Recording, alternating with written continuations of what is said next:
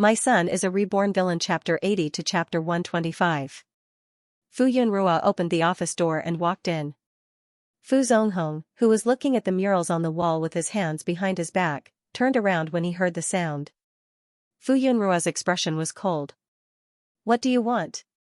Fu Zonghong's first reaction was to get angry, but he still remembered the purpose of his visit. He suppressed his anger and said, "Is this how you talk to your father? If you want to be filial, go look for your precious daughter. You're all grown up now, aren't you? You've been back in the capital for so long, but you haven't come home even once. Do you still see me as your father? Chairman Fu, you must be joking. I come home every day." As for the home he was talking about, was there still a place for her? "I'm here to inform you to bring Wenwen home. Let's see what you've taught Wenwen." Fu Zonghong was extremely displeased. Fu Yunrua frowned. "When did you look for Wenwen? You didn't say anything in front of Wenwen, did you? When did that happen? That little girl, Wenwen, didn't mention it to her? Uncle Gua and Xingnan wouldn't hide it from her. They probably didn't know. Was that the time when you came back late to pick up Wenwen?" Fu Zonghong Rua said unhappily, "You didn't bring the child back, but I can't bring him home? Wenwen is a child of the Fu family. I'm here today to inform you that if you want to make a scene, don't bring the child along. I'll bring Wenwen home and teach him personally." Fu Yunrua scoffed. The child's biological father hadn't jumped out to snatch the child away, but he was the first to do so. How shameless was he? Teach you? Raise him to be like you, who can't tell right from wrong, who's blind and blinded, and who's led by the nose by women. Fu Zonghong slammed the table hard. What are you talking about? Did I say anything wrong? Fu Yunrua wasn't afraid at all. She walked to the office chair and sat down with an indifferent expression. "I don't want to quarrel with you. Let's get straight to the point." Fu Yunrua signaled him to sit down. She calmly said, "In your heart, what kind of person am I? Stupid? Vicious? Narrow-minded? Your good wife and stepdaughter are kind and weak women who can only be bullied by me." Fu Zonghong snorted through his nostrils. He looked at Fu Yun and did not say anything. It was obvious that this was what he thought. Fu Yun was not disappointed. After so many years, his views were already deeply ingrained. "Do you still remember what I was like before you remarried? Was I against you remarrying from the beginning? Do you still remember the original intention of remarrying?" Fu Yun recalled what her father had said to her in her distant memories. "You said that you wanted to find someone to take good care of me. Because of what you said, I agreed in the end. Have you forgotten that I didn't object to your remarrying from the beginning? I didn't object to your remarrying. I objected to the mother and daughter. Why do you think that it's all my fault and not their fault? Ask yourself, do you really think that she took good care of me?" Fu Yunrua arched her eyebrows. "I'm the first wife's daughter. Ever since I was young, I've become the perfect foil for her daughter's gentleness, kindness, and purity. She's multi-talented. In your eyes, in the circle, I'm labeled as vicious, violent, idiotic, and brainless. Look at how well she's taking care of me. Do you really not know anything? You're an old fox who can develop the Fu family so well and succeed in the business world. Are you really so muddle-headed when it comes to family matters? No, you know everything, right? Because your heart is already biased. In your heart, your wife is a gentle and understanding flower and a filial, considerate, and obedient stepdaughter. They are much more important than your biological daughter, so you let them be and pretended that you didn't know anything. After a day of work, you only want to see family harmony when you come home. They can make you relax and let you enjoy the happiness of being with your family, but I only know how to cry and make you upset." Fu Zonghong was furious. "I'm biased? If I'm biased, why would I let you inherit the Fu Corporation?" Fu Yunrua's gaze was clear. "Yes, I'm still the only successor of the Fu Corporation. Most of the family assets are still mine, so what's wrong with me giving in to them? What's wrong with suffering a little to maintain family harmony? That's what you think deep down in your heart, right?" Fu Zonghong suddenly stood up and the office chair that he pushed away made an ear-piercing sound. "Fu Yunrua. Chairman Fu, don't be so angry. I still have a lot of things to say. Forget it. Fu Yunrua was uninterested. I've already said what I wanted to say. Last year's incident on the internet was known by the entire internet. You're the only one who kept your eyes closed and didn't want to expose it. With your ability, you can still find the video online. You can also read more of the netizens' analysis. I think it's quite interesting. She thought for a while and said, or maybe you've already seen it and just think that I'm slandering you. If that's the case, I have nothing to say. There was a saying that made sense. You can never wake up a person who pretends to be asleep. You don't have to think about hitting on Wen. His surname is Fu, but the Fu in my name is not the Fu in Fu Zonghong. It has nothing to do with the Fu family. I won't let Wen become the next me. If you want to hit on Wen again, don't blame me. Before Fu Yunrua could finish her words, the office door was suddenly pushed open. Uncle Guo walked in heavily and stared at Fu Zonghong with an unfriendly expression. You still want to hit on Wen? You're dreaming. If you dare to touch Wen, I'll fight you to the death. You're not even as old as me, but you're already dim-witted. Ruoro is such a good daughter, yet you don't know how to cherish her. There are many people who want her to be their daughter and dote on her. Who do you think you are? If you dare to let your wife and daughter bully Ruoro again, I'll beat all of you up. If a beating isn't enough, I'll beat you up every time I see you. Fu Yunrua was afraid that Uncle Guo's anger would affect his health, so she quickly stood up and walked over to calm him down. Uncle Guo, that's enough. With all of you protecting me, who would dare to bully me now? I've said everything that needs to be said. Let's go. Fu Yunrua supported Uncle Guo and was about to leave the office. Before leaving, she looked at Fu Zonghong. I've said all that I have to say. Chairman Fu, you're on your own now. Also, look after your precious daughter. Oh, and your precious wife. Don't let them always come in front of me. If you don't jump around in front of me, I don't know how good my life will be.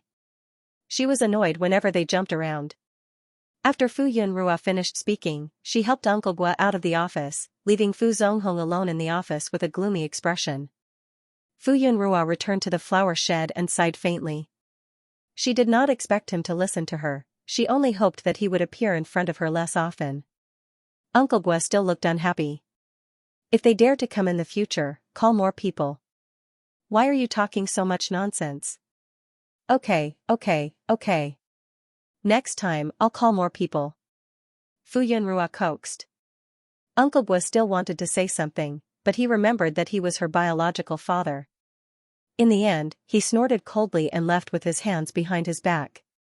Fu Yunrua held her forehead and smiled helplessly. She did not stay in the flower shed for long before it was time to pick up Wen. Fu Yunrua and Xianxia left the flower garden. At this time, Fu Zonghong had already left. He got the car to drive directly to the kindergarten and watched from afar as Fu Yunrua left happily after picking up Wen. He looked at the bright and innocent smile on Fu Yunrua's face and realized for the first time that she was not aggressive in front of others. He sat for a long time before instructing, "Let's go back." His voice sounded much more tired. When he returned to the Fu family, Fu Zonghong did not see Feng wanting and went straight to the study. He sat in the study and slowly recalled how Fu Yunrua looked when she was young. As Wen looked too much like Fu Yunrua, when he thought of Wen, memories of Fu Yunrua when she was young slowly surfaced. At that time, Fu Yunrua was about the same age. She was very obedient and soft. Every day, he would go home early from work just to spend more time with his daughter. Fu Zonghong inadvertently looked at the desk. There were 2 photo frames on the right side. One was a photo of him, Feng Wanting, and his daughter. He remembered that the one on the desk was. Suddenly, there was a knock on the door. Feng Wanting Rua came in with a cup of hot tea. Old Gao said that you were back, so I came to take a look. Feng Wanting Rua walked over and smiled at Wan. Fu Zonghong responded. I made a cup of black tea for you personally. Feng Wanting Rua placed the teacup on his right side and then stood behind him to massage his shoulders. What's wrong? You don't look very happy. Fu Zonghong's eyebrows slowly relaxed. When he heard that, he snorted coldly. It's all because of that rebellious girl. I put down my pride and personally invited her back, but she refused. Take it slow. As the saying goes, only when you raise a child do you realize your parents' kindness. Yunrua will understand you. By the way, where's the photo of Yunrua that I put here? He remembered that the photo on his desk was a photo of Yunrua when she was young. It had not been touched for many years. Fang wanting Rua's smile froze. Then, she rebuked, it's all because of you. You said that you would get angry when you see Yunrua. I was afraid that you would smash the photo frame, so I put it away. Okay. That was true. She left home without a word and did not leave any news. If he got angry, he might really smash the photo frame. However, at this moment, he suddenly remembered Fu Yunrua's harsh words. Ask yourself honestly, did she really take good care of me? At that time, Fu Zonghong was still young. There were many young ladies in the social circle who were interested in marrying him. Fu Zonghong's father had chosen Feng Wanting because she was docile and had no background. For the sake of his only daughter, he was unwilling to marry a young lady from an aristocratic family. He was afraid that she would suffer in the future. But when did it start to change? Ever since Yunrua kept crying and throwing tantrums at Mother Feng, telling them to get lost. She kept lying that they bullied her. However, Feng Wanting did not explain herself. She only apologized sadly. Later, he installed surveillance cameras. In the footage, Feng Wanting did take good care of her, but his daughter refused to accept it and kept throwing tantrums. Instead, she was the one who bullied Feng Shuirua. He gradually became impatient. Every time Feng Wanting comforted him gently, he would get angrier and angrier at his daughter's immaturity. Later on, he would scold her. In the end, the father and daughter would quarrel whenever they saw each other. When did it start to change? Fu Zonghong's father looked at Feng Wanting. At that moment, his gaze was extremely unfamiliar. Mother Feng's heart skipped a beat. Old Fu? She took a closer look. His gaze was no different from usual. Did she see wrongly? Fu Zonghong patted her hand. You can leave first. I still have work to do. Okay. Feng Wanting responded. Then she turned around and left, closing the door considerately. She did not know why, but she felt uneasy. After Feng Wanting left, Fu Zonghong did not go back to work.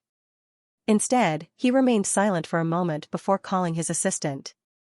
Send me all the news about Yunrua and Shuirua that was all over the internet last year. The other side seemed to be stunned for a moment before replying, yes. Fu Zonghong hung up the phone with an inexplicable expression. Was he really wrong? He, who had never been interested in the entertainment industry, clumsily began to search for information about Fu Yun. Fu Zonghong felt as if he was meeting his daughter for the first time. After all these years, no one around him had ever said that she was a good person. Not many people her age were willing to be friends with her. Those negative comments really made him feel embarrassed. However, after leaving their circle, there were actually so many people who liked her. Fu Zonghong found her previous live broadcast videos. Did she have such a peaceful side to her? He only felt that it was strange. At night, his assistant sorted out the relevant information and sent it to Fu Zonghong. Those paragraphs of description were like heavy hammers hitting his head, making him feel dizzy. So all these years, she had always misunderstood? Impossible. How could Wan Ping and Shuirua do that under his watch? Had he been wrong all these years? He comforted himself. The news on the internet was a mess and all fake. How could they know the truth? However, in the end, there was still a crack in his heart. The next day, Fu Zonghong was resting at home. As he walked around the house, he suddenly remembered Fu Yun's words. Erase my traces. He could not help but pay attention to the traces in the house. He realized that he did not know when, but there was no trace of Yunrua's belongings in the house. And in his life, there were traces of him and Wan Ping everywhere. Fu Zonghong looked at a painting hanging on the wall by the stairs.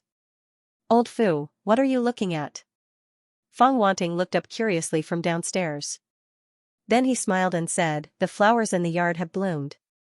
Do you want to come and take a look? Fu Zonghong was silent for a moment, then he walked down. If Fu Yun did not know anything about what had happened at the Fu family's old mansion, she would have a lot of things to do. There was a big business at the flower bed. As the customer was an insider, Fu Yun went to handle it personally. When it was time for the holidays, Wen, who had already signed a contract with the crew, had to go to the set to film. This movie was a sci-fi film, and it was mainly done in post-production. Many scenes were completed in the studio, so they did not go to other cities to shoot exterior scenes. Fu Yunrua and Wen arrived at the set under the lead of Siyu and Yuan Xian. Because Wen was the youngest actress in the crew, she became everyone's favorite. Everyone, from the main cast and director to the extras, liked her very much. She's 100 times cuter in real life. So cute. I also want such a cute son. Wen, do you like biscuits? I made it myself. Wen. One way they expressed their love was to feed her with snacks. As long as Wen was on the set, he would not stop eating snacks and milk tea. Fu Yunrua felt that if he stayed any longer, his chubby little face would become even rounder. Fu Yunrua stayed at the side and watched Wen shoot her first scene. The surroundings were green screens, and the background would only be added in the post-production when the computer special effects were done. The actors filmed the so-called dangerous and exciting scenes seriously. It was quite comical and awkward to watch at such a scene, but the actors were very professional and did not laugh many times. In this set, Fu Yunrua saw many veteran actors. Because of Siyu as the male lead and the joint investment of Apple Entertainment and the official company, this set became a place where all the big and small actors in the industry would fight to get in. There were many choices, so naturally, they chose the best. Wen's first scene was with the actor's mother. At the beginning, it was a parting of life and death. In the end, the child was entrusted to the male lead. Fu Yunrua saw that Wen's acting was quite good. She could not tell if it was good or bad, but from the director's nod of approval, she could tell that he acted very well. Although he did not pass in one take, he was praised by so many people, which meant that he was very talented. Fu Yunrua thought that Wen had really inherited someone's acting talent. After filming a scene, Wen ran over with sparkling eyes, asking for praise. "Mom, how was my acting?" Fu Yunrua flattered, "Wen is really amazing. You acted very well." "It was great." Wen beamed and could not help but giggle. Siyu Rua's eyebrows relaxed and his tone was full of pride. Wen is really amazing. After analyzing the scene with him, she could act so well. She was indeed like him. Not long after, the director walked over and kept praising, Wen is really smart. I have never seen such a smart child. In time, she will definitely be able to achieve Siyu's achievements. Originally, a 3 or 4-year-old child was at the age where they were ignorant and had a lot of questions. They might not even know much about words. The director initially wanted an 8 or 9-year-old child to act, but he did not expect Wen to give him such a big surprise. Fu Yunrua sounded humble, but she was very proud in her heart. "Miss Fu, are you interested in making a cameo appearance?" The director knew that Fu Yunrua's fame was not lower than that of an A-list actress. The director was very excited and felt that this was a very good idea. Fu Yunrua was stunned for a moment before she waved her hand and rejected. "Thank you for your kindness. I don't know how to act, so I won't embarrass myself. It's very simple. You will be able to do it after a little teaching." The director felt that since Wen was so talented, Fu Yunrua should not be too bad either. She would definitely be able to do it after a little teaching. Siyu said, "If you are interested, you can give it a try." Fu Yunrua shook her head. She did not want to develop in the entertainment industry, so there was no need for that. The director tried to persuade her, but when he saw that Fu Yunrua did not change her mind, he was disappointed and could only give up regretfully. There were many things to do in the production team, so the director quickly got busy with other things. There were still Yunrua's scenes, but it was not his turn yet. The mother and son sat on a small stool and watched the production team excitedly as they filmed. They only left at night. The filming location was not far from their house. They only needed to drive for 40 to 50 minutes. Yunrua was in high spirits the entire day filming and watching. When she got home, she was already sound asleep. After getting out of the car, Xian told them to rest early and to pick them up early the next morning. The car left immediately. Siyu carried Wenwenrua and walked into the house with Fuyanrua. Wenwen obediently lay on Siyu's shoulder and slept soundly. Fuyanrua asked Siyu to put Wenwenrua in the room to sleep and then left quietly. "Thank you." Fuyanrua thanked her politely. Siyu did not seem to feel Fuyanrua's deliberate alienation and said casually, "You're welcome." Then there was a moment of silence. After a while, Siyu looked at Fuyanrua and said, "Let's talk?" Talk about what? What was there to talk about between them? Fuyun had a bad premonition in her heart. Just as she was about to find an excuse to avoid the talk, Siyu seemed to know what she was thinking and said directly, "Regarding Wenwen, I'm sure you already know that he..." Fuyun quickly interrupted, "Wait." She looked around vigilantly and guiltily. When she saw that there was no one around, she said, "Let's find a place to talk." If someone accidentally overheard them, they would not be able to hide it. There were many places in the house where they could talk. They did not go too far and went directly to the study next door. Fuyun closed the door and made sure that no one would barge in. Only then did she feel relieved. When Siyu saw Fuyun's reaction, he found it funny and a smile flashed across his eyes. "You already know, right?" Fuyun's gaze was a little evasive. What? "I don't know." Siyu did not allow her to evade and said firmly, "You know." Fuyun was enlightened and blurted out, "You deliberately let me hear it that day?" Siyu admitted frankly, "Yes." He did let her hear it on purpose. Siyu did not look for her for so many days because he wanted to give her time to think about it and settle her thoughts. He knew human nature very well. If he told Fuyun such a shocking thing in person, she would be in a mess that day and the conversation would be unpleasant. Siyu was also worried that she would misunderstand, so he simply told her in this way to give her time to calm down. Siyu originally wanted to give her more time to think it through, but she had been avoiding him for the past 2 days. Siyu felt that he could not wait any longer and decided to lay his cards on the table. Fuyun was speechless. She opened her mouth and tried to use her luck. In the end, she could not say anything and only said gloomily, "I don't want to know at all. Sorry, this is selfish of me. I want to accompany you, and take care of you with a legitimate identity." Fuyun was speechless.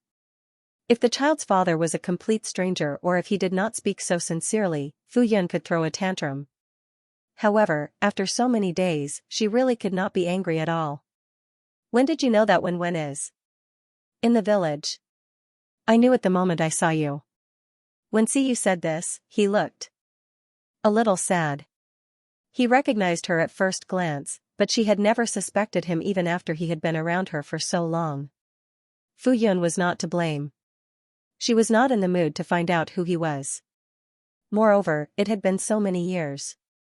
"So you approached us back then because you wanted to snatch Wenwen away?" After Fuyun was shocked by this melodramatic plot, her first reaction was that Siyu wanted to snatch Wenwen away from her.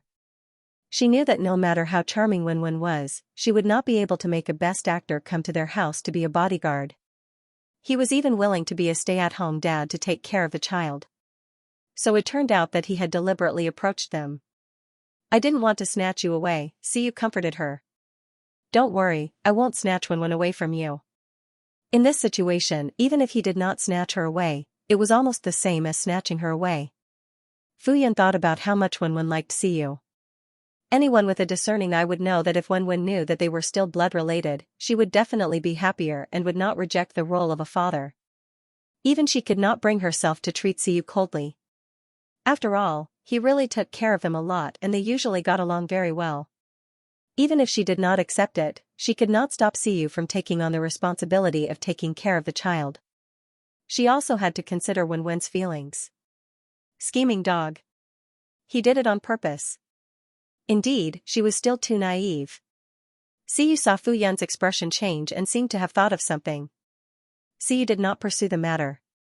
Instead, he said, "Although I really want to reunite with Wenwen as soon as possible, you are the child's mother. I respect your decision."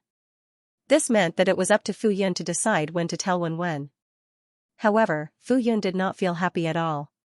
She did not know how to tell Wenwen about this. Although the little guy sometimes liked to play around like other children, he was like a little demon. Furthermore, she did not know where his hostility came from. In any case, he did not like the identity of a father. Fu Yun swore that she had never said anything to slander the identity of a father. However, Wen was very repulsed. Fu Yun also thought that someone in the village might have said something bad to Wen, causing him to have such an understanding.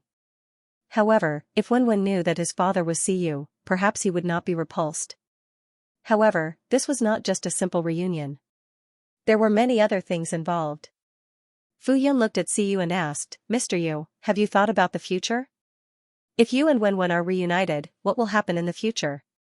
You will have to marry and have children, right? At that time, won't Wen's identity be awkward?"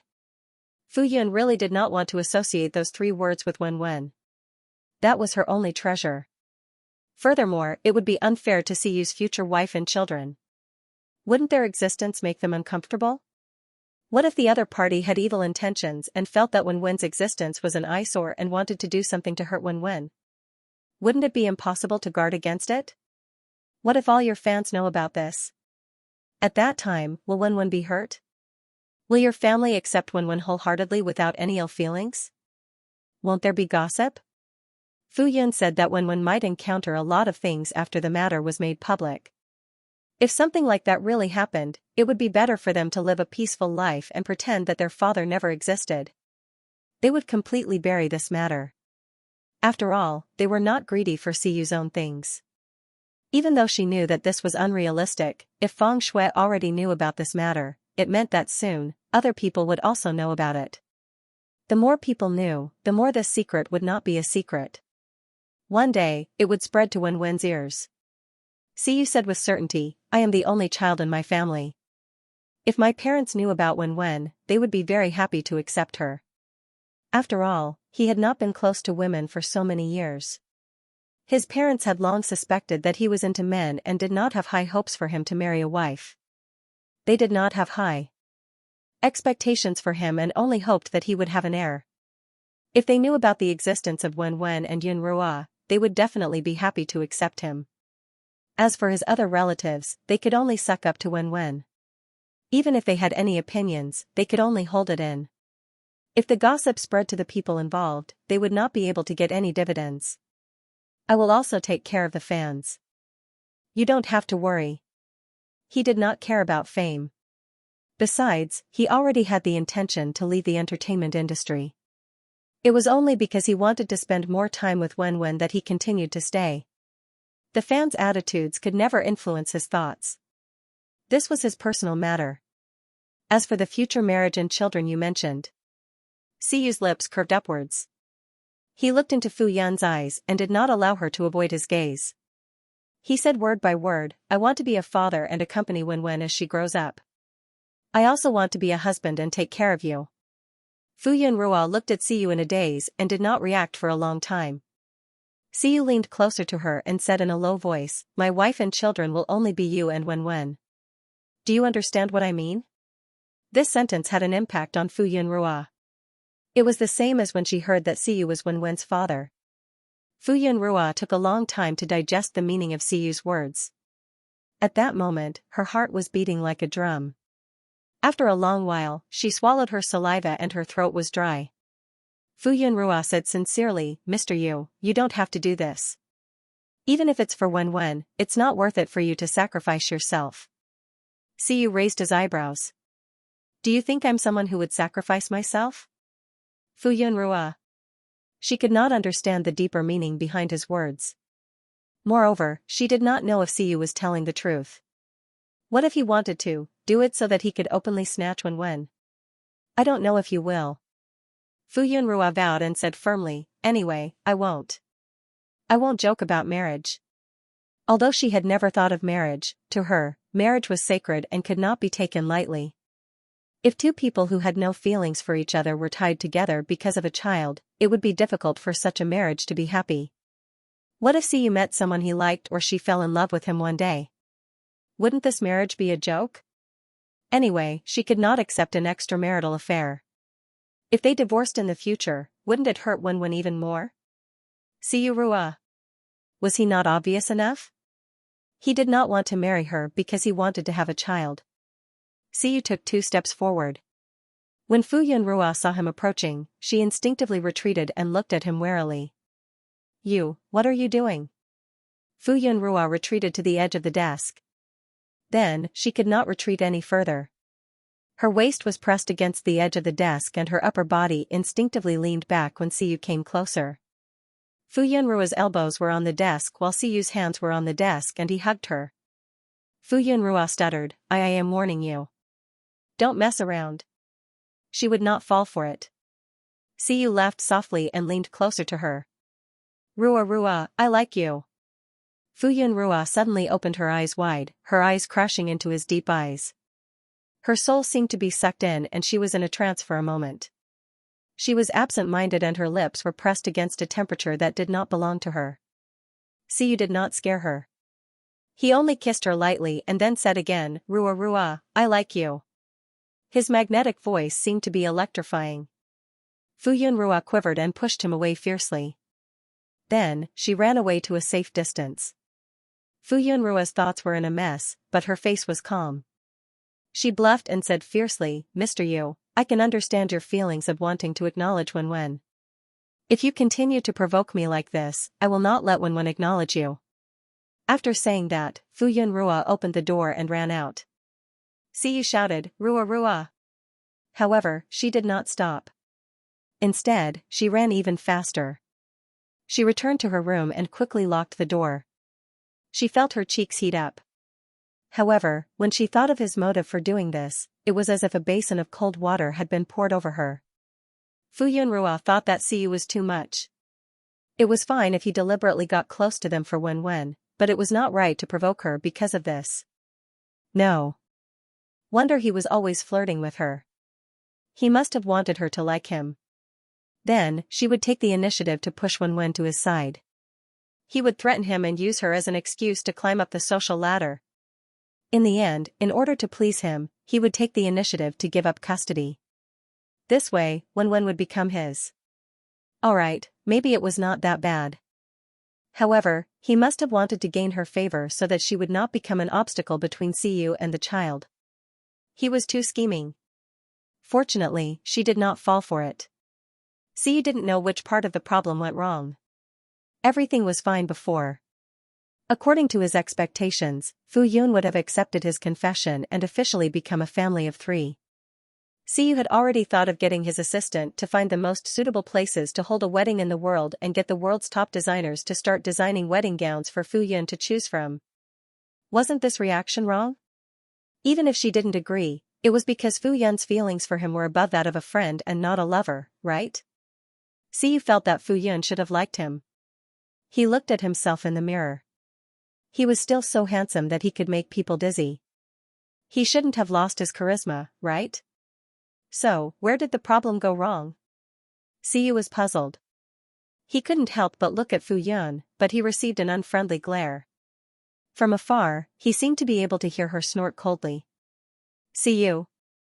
Wen didn't know about the quarrel between the adults. Every day after he finished filming his scenes, he would happily run to Fu Yun's side. After hearing Fu Yun's praise, he would run to the director's side in satisfaction and sit on a small stool. He would seriously watch the veteran actors perform. The adults looked at his serious expression and his spirited eyes, which made their hearts soften. The director would explain to him from time to time. The little guy looked up at him with his chubby, white, and tender face. From time to time, he would look at him with his big, sparkling eyes. It made the director feel as if he had been injected with chicken blood. He didn't care if Wen understood him or not. Wen watched and listened attentively. The opportunity to observe the acting skills of veteran actors was hard to come by. Back then, when he made a name for himself, most of these popular celebrities had retired. He didn't have the opportunity to work together and observe them up close. Especially Siyu, he had the most scenes. Every time it was time for him to act, Wen would be excited and his eyes would sparkle. Watching an actor's performance on screen was on a completely different level from watching it live. Wen's acting skills were slowly honed after being in the entertainment industry for 20 years. Many of her specious experiences were based on years of intuition. Now that there were so many veteran actors, just a few words of advice from them would be enough to enlighten him. At this moment, there was a commotion outside the set. Two young men wearing thin vests came in with several large bags. A delicate-looking young lady walked in with a smile and said, "Our Miss Ruashiwe heard that Director Mo is filming here. What a coincidence. Our Miss is in the production team next door, so she specially asked us to send some gifts to everyone. I hope you don't mind." "It's Xianxia's pastries," someone exclaimed. The crowd was in an uproar. Xianxia's pastries were famous for being expensive, but they were equally famous for their deliciousness. Most people wouldn't be willing to spend about half a year's worth of savings to buy a box of pastries. Even if the rich wanted to buy it, they would have to line up and make an appointment to buy it. It was really generous of them to send 4 bags at once. Fu Yun raised an eyebrow. Did they do a favor to the production team next door? But she didn't say anything. Those ordinary extras and crew members were obviously very tempted by the rare delicacies, but how could those in the entertainment industry not pay attention to the gossip in the entertainment industry? They all had a good impression of Wen and her son, especially with the big Buddha, Cu. Even if they were tempted, no one went up to talk to them. Instead, they just watched from the side. Yuan Xian happened to be in the production team. Seeing this, he said directly, "Look at your Miss Shuerua. She's really kind. She's not in the same production team, but she's so worried to send gifts. It's as if the big shots in our production team are insensible." Everyone in the industry knew that Siyu and Feng Shui had already shed all pretense of cordiality, so Yuan Xian's words were extremely rude. When some celebrities heard this, regardless of their status, they felt extremely uncomfortable. Great manager Yuan was right. It was as if they didn't know how to do things. They were in the same production team, but no one would be so generous to treat the production team members to something good. Only Fu Yun wanted them to take care of Wen and specially bought 2 days' worth of drinks for her. This Feng Shuerua really stretched her hand too far. Feng Shui's assistant panicked for a moment, but then she calmed down and said, "How could that be? Our miss is just feeling that fate brought us together. She also regrets that she can't work with everyone. How can our small production team afford to hire someone like Best Actress Feng?" The person who said this was Feng Shui's nemesis, Xiao Wanning. She was an important supporting female character in this production team. Therefore, she didn't have any scruples when she spoke. Anyway, she had already offended them. She didn't care about adding another incident. The others didn't have that much confidence. At most, they remained silent. Although there were rumors that Feng Shui had been banned, a centipede wouldn't fall down even if it was dead. She still had the Cheng family behind her, so not many people would dare to openly ridicule her. Before the other party was completely suppressed, no one would be stupid enough to offend her. Although they wouldn't do it openly, they might do it secretly. The assistant felt wronged and puzzled after being humiliated by the big manager and big shot celebrity. She couldn't help but look at the people around her. They all avoided her gaze. She didn't understand. This wasn't the first time they had sent things to the production team next door. When had they not accepted it happily before? Why couldn't they accept it this time? At this moment, Yuan Xian received a call. "Okay, send it in directly." After he hung up, he said to the crowd, "What a coincidence. RCU told me 2 days ago to make an appointment for pastries and drinks from Yunxian. See, they've already been delivered." As soon as Yuan Xian finished speaking, several young men in uniforms walked in, each carrying 2 large bags. Someone recognized them as Yunxian's staff. 5 or 6 people came in at once, and it took them 3 trips to and fro before all the things were delivered. They looked at the table full of bags and were so shocked that they couldn't close their mouths for a long time. Compared to the 4 big bags that Feng Shui had asked people to send, it was really a small number. The production team screamed with joy. Among the things sent over, there were not only pastries, but also drinks for everyone. Everyone was so lively that it was as if they were celebrating the new year. "Thank you, Brother Yu. Ah, Brother Yu, you're the best. Brother Yu loves you." The assistant was instantly left out. She watched as people crowded around, and from time to time, she could hear exclamations. Her face turned green and white, and in the end, she left with her people. Now, she didn't know how to explain it to Miss Shuirua. The assistant returned to the production team next door with a bitter face. Feng Shui was sitting in her exclusive dressing room. How is it? Feng Shui was now the female lead in a TV production that the Chang family and the company had invested in. Today's filming location was Siyu's film and television set. Although she still had resources, she knew that she could only be the female lead in a production that the Chang family had invested in. Other excellent resources had already been rejected. If she didn't have any more works to release, she would fade into the crowd. Feng Shui was a little flustered. She had never thought that she would have a day like this. Her agent had been going around trying to talk to her about resources, but she hadn't been able to get any. Therefore, after knowing that there was a heavyweight production team next door, Feng Shui thought of her previous methods to win people's hearts. She thought that Director Mo had once expressed his admiration for her in public. This time, she had asked her assistant to go over and remind Director Mo of her. Then, he would naturally connect with her and she would be able to hint that she was willing to be a special guest in their production team. However, when she saw her assistant's ugly expression and the bags of things, Feng Shui's expression changed. The assistant said without confidence, they didn't take. Seeing Feng Shui's cold expression, the assistant hurriedly explained, Siyu also ordered Xianxia's pastries and drinks. The table was filled with pastries and drinks. Naturally, they didn't like what we gave them. They even mocked us. In order to prove that it wasn't her fault, the assistant hurriedly described everything that had happened to Feng Shui in detail. She even exaggerated the facts. Feng Shui's expression turned cold and she said, I understand. You can leave now. Oh. The assistant replied. She didn't leave immediately but said carefully, then those. She was referring to the pastries that hadn't been sent out. Take them out and distribute them to everyone. The assistant's eyes lit up. She hurriedly agreed and quickly left. Feng Shui was the only one left in the lounge. She angrily swept the cosmetics on the table and gritted her teeth. See you. And Xianxia. She had relied on the Chang family and the Fu family to buy 20 boxes. How could Siyu buy so many? Feng Shui suddenly thought of a problem that she had neglected before. Could it be that Siyu didn't come from an ordinary family? Who on earth was he? Siyu's production team had no idea what was going on in the production team next door, and they didn't want to know either. Everyone was glowing as if they were celebrating the new year. Siyu's best actor was really rich. Everyone had a drink and a portion of pastries.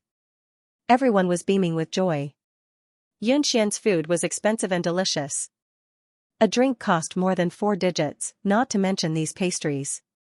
However, the price was not in vain at all. These were simply the most delicious things they had ever eaten. Wen had also eaten Yunxian's food before. Now that she saw it, she missed it very much and couldn't help but eat until her belly was round. Siyu's smile was natural. Seeing that both mother and son liked it, she said, let's go to Yunxian some other day. Some drinks and pastries are not convenient to be sent out. Eating them in the shop is the freshest and most delicious. Wen had a greedy look on her face as she held her stomach and hurriedly nodded in agreement. The exquisite taste lingered between her lips and teeth. Fu Yun was also a little moved. However, when she met Siyu's smiling eyes, Fu Yun remembered that day. Fu Yun said politely, Mr. Yu, you don't have to spend money. I'll take Wen to the shop to try it. Fu Yun saw Wen's greedy look and felt a little guilty. After coming to the capital, Fu Yun didn't have much time to take Wen out to eat, drink, and play. Perhaps on the weekends, she could take Wen around to broaden her horizons. Siyu smiled. It's no trouble. It's my honor. Wen looked at the two adults. He tilted his head. Did Mom and Uncle Yu quarrel? Wen decisively hugged Fu Yun. She raised her fair little chubby face and said cutely, yes, I'll go with Mom. If Mom quarreled with someone else, he would undoubtedly stand on Mom's side. See you. Little brat, I doted on you for nothing. Fu Yun was very happy to be coaxed. She glanced at Siyu and couldn't help but look at her proudly. Look, her son was on her side. See, you laughed. Yes, this brat was still useful. He could coax Ruo. At around 4 in the afternoon, Fu Yun and Wenwen left the set on time to go home. Considering that Wenwen was a child, his scenes were mostly arranged for the day. He rarely filmed at night. However, when the car drove out of the studio's underground garage, they were stopped by someone. Fu Yun initially thought that they were stopped by fans or reporters. She was nervous, but when she took a closer look, it wasn't the case at all. Wenwen moved his little body and tried to stand up under the restraint of the seatbelt. Mom, it's that woman. Fu Yun pressed his little body down. What woman?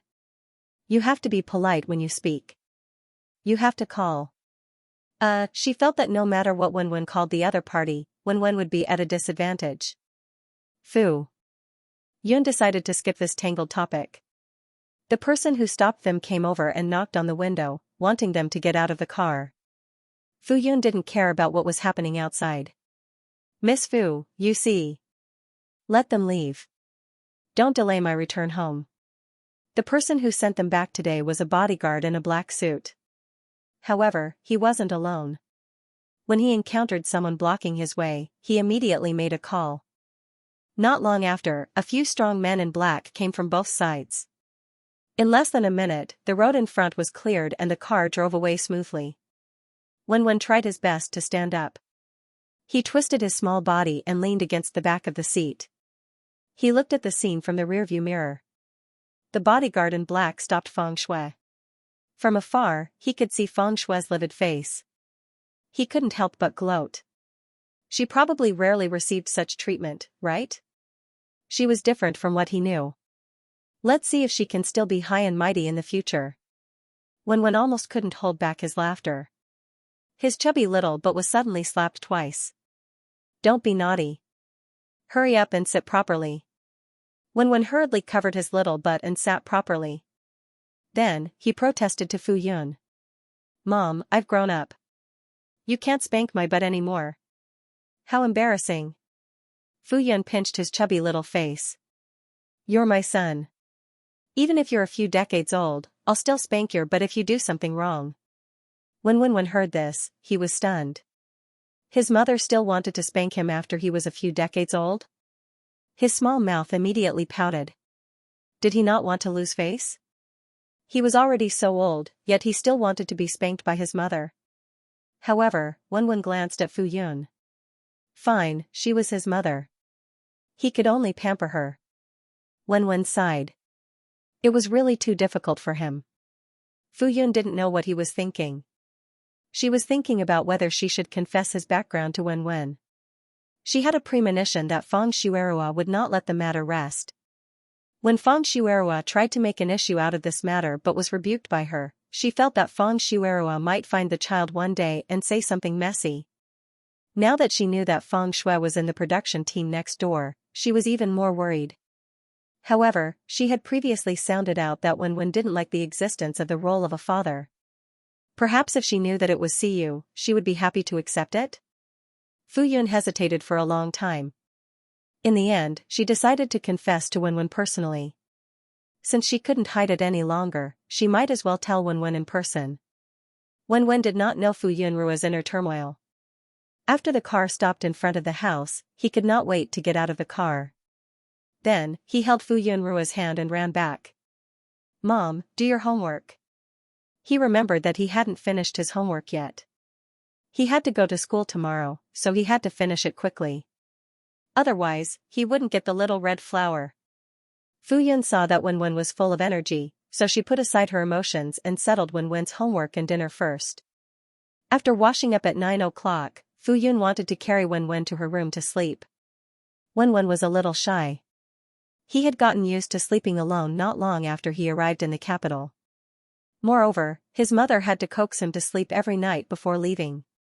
Now that his mother wanted to be with him, his little face turned red, but he still happily accepted it. He missed his mother too. Lying on his mother's fragrant and soft bed, Wenwen couldn't help but roll around. Today, Wenwen was wearing a set of little raccoon pajamas. From afar, he looked like a chubby little raccoon rolling around on the bed.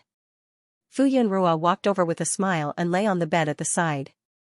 Then, she pulled the rolling Wenwen into her arms. Wenwen immediately lay down obediently at the side. From time to time, he would turn his head to look at Fu Yunrua and then laugh happily. Fu Yunrua was also infected by his happy mood. She couldn't help but ask, "Why are you so happy?" Wenwen twisted his little body. His little face was rosy as he said honestly, "I'm happy." Fu Yunrua played with Wenwen for a while before saying hesitantly, "Wenwen, Mom has something to tell you." Wenwen's eyes lit up. "What is it?" Wenwen thought to himself. Was his mother going to emphasize to him again that he shouldn't have any contact with Feng Shuirua? He didn't want to, but they had all taken the initiative to look for him. He didn't know when he could completely ban Feng Shuirua. Wenwen felt that as long as the Chang family and the Fu family protected her, it would be very difficult to ban her. Unless there was serious negative news about her, her company and the Chang family wouldn't give up on her so easily. Wenwen was short and couldn't do anything now. His mother didn't know how to use those tricks, so he could only let them jump around. Sigh. Forget it. As long as he could protect his mother, he could take the rest slowly. Fu Yunrua's heartbeat unconsciously quickened. In the end, she steeled her heart and said, "See you as your biological father." She struggled for a long time before finally saying this. "Oh, it wasn't about that woman, Feng Shuirua?" Wenwen heaved a sigh of relief. Then, he realized what Fu Yunrua had said. He knew every word, but why couldn't he understand the combination? Wenwen stared blankly at Fu Yunrua. "This matter is quite complicated. It's not that your father doesn't want you anymore. He didn't know about your existence in the past, but ever since he recognized you, he has been paying attention to you." "See Rua? Father?" Wenwen had never thought that there would be a day when these two words would be equivalent. How was this possible? The idol he had admired for so many years was his biological father? Fu Yunrua's voice was still rambling on. In Wenwen's ears, it sounded far and near, drifting erratically. His eyes were staring straight ahead. His little mind was a mess, and he couldn't think at all. Except for that night's incident, Fu Yunrua told Wenwen everything. From an objective point of view, he didn't smear Siyu's name. After all, they didn't have much of a conflict. Fu Yunrua thought that Wenwen would be very happy after he reacted. After talking for a long time, he finally noticed that Wenwen was unusually silent. "Wenwen, are you unhappy?" Could it be that he still hadn't digested this explosive news? "Mom, April Fool's Day is over." Wenwen's little expression was calm. "I'm sorry, Wenwen. Mom only found out about this not too long ago. I definitely didn't mean to hide it from you, but what Mom said is the truth." Wenwen blinked. After a long time, his brain finally worked. "Mom, does Uncle Yu want to be my stepfather? You're afraid that I won't accept it, so you told me that he's my biological father?" Wenwen felt that this matter was too ridiculous. How could Siyu be his biological father? This was simply the biggest joke of the century. It was impossible. Anyone could be his biological father, but Siyu couldn't be his biological father. How was this possible? The most reasonable explanation Wenwen could think of was that his mother wanted to find him a stepfather while he was still young. She was afraid that he would be estranged from the newly formed family, so she said that he was their biological father. "It's okay. I don't mind you finding me a stepfather, as long as he can take care of you for the rest of your life," Wenwen said seriously with a serious face. "As long as you like it, I can accept it. So, don't use this absurd matter to deceive him." Fu Yunrua. How could she explain clearly that he was a biological father and not a stepfather? Wenwen's words were reasonable, and Fu Yun was almost led into a ditch.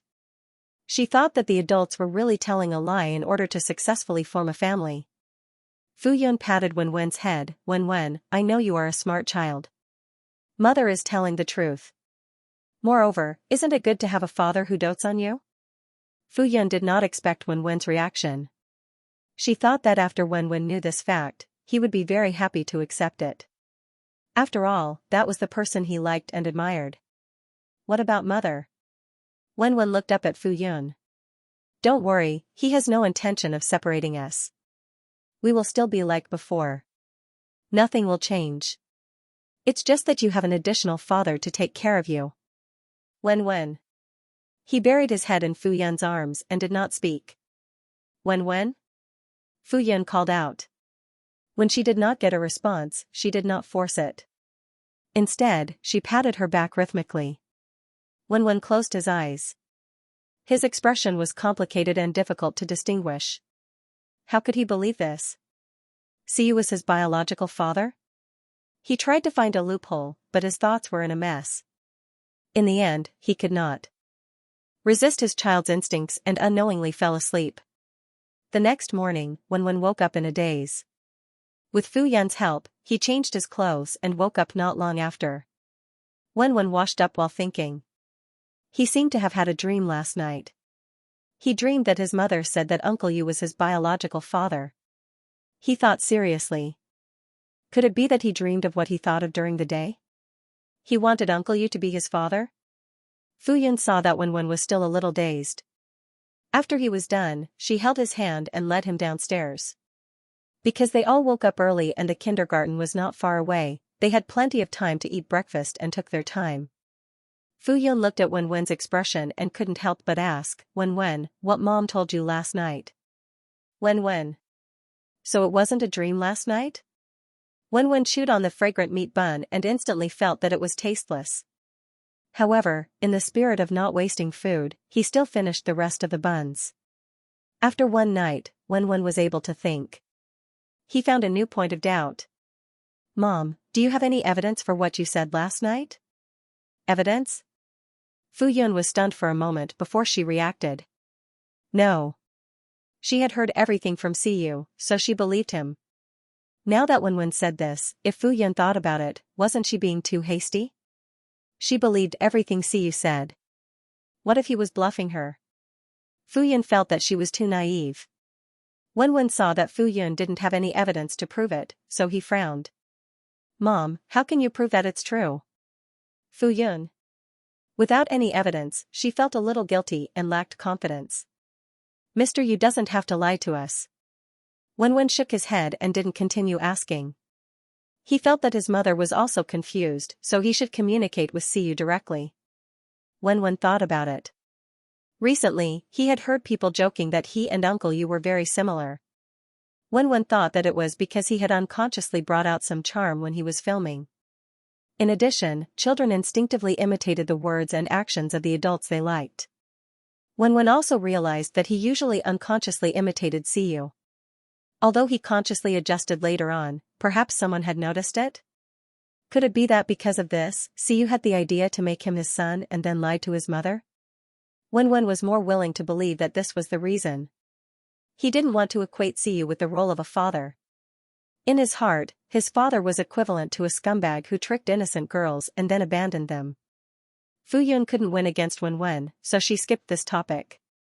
She felt that it was better to let Siyu show evidence first. Otherwise, the little guy wouldn't be able to believe it. Fu Yun saw that Wen had finished eating, so she took her small bag and went to school with Wen. When they walked out of the house, they coincidentally met Siyu again. This time, it was rare that Wen didn't take the initiative to greet him warmly. Instead, he turned his head and left the other party with the back of his head. Even if he didn't want to believe it, it still affected him.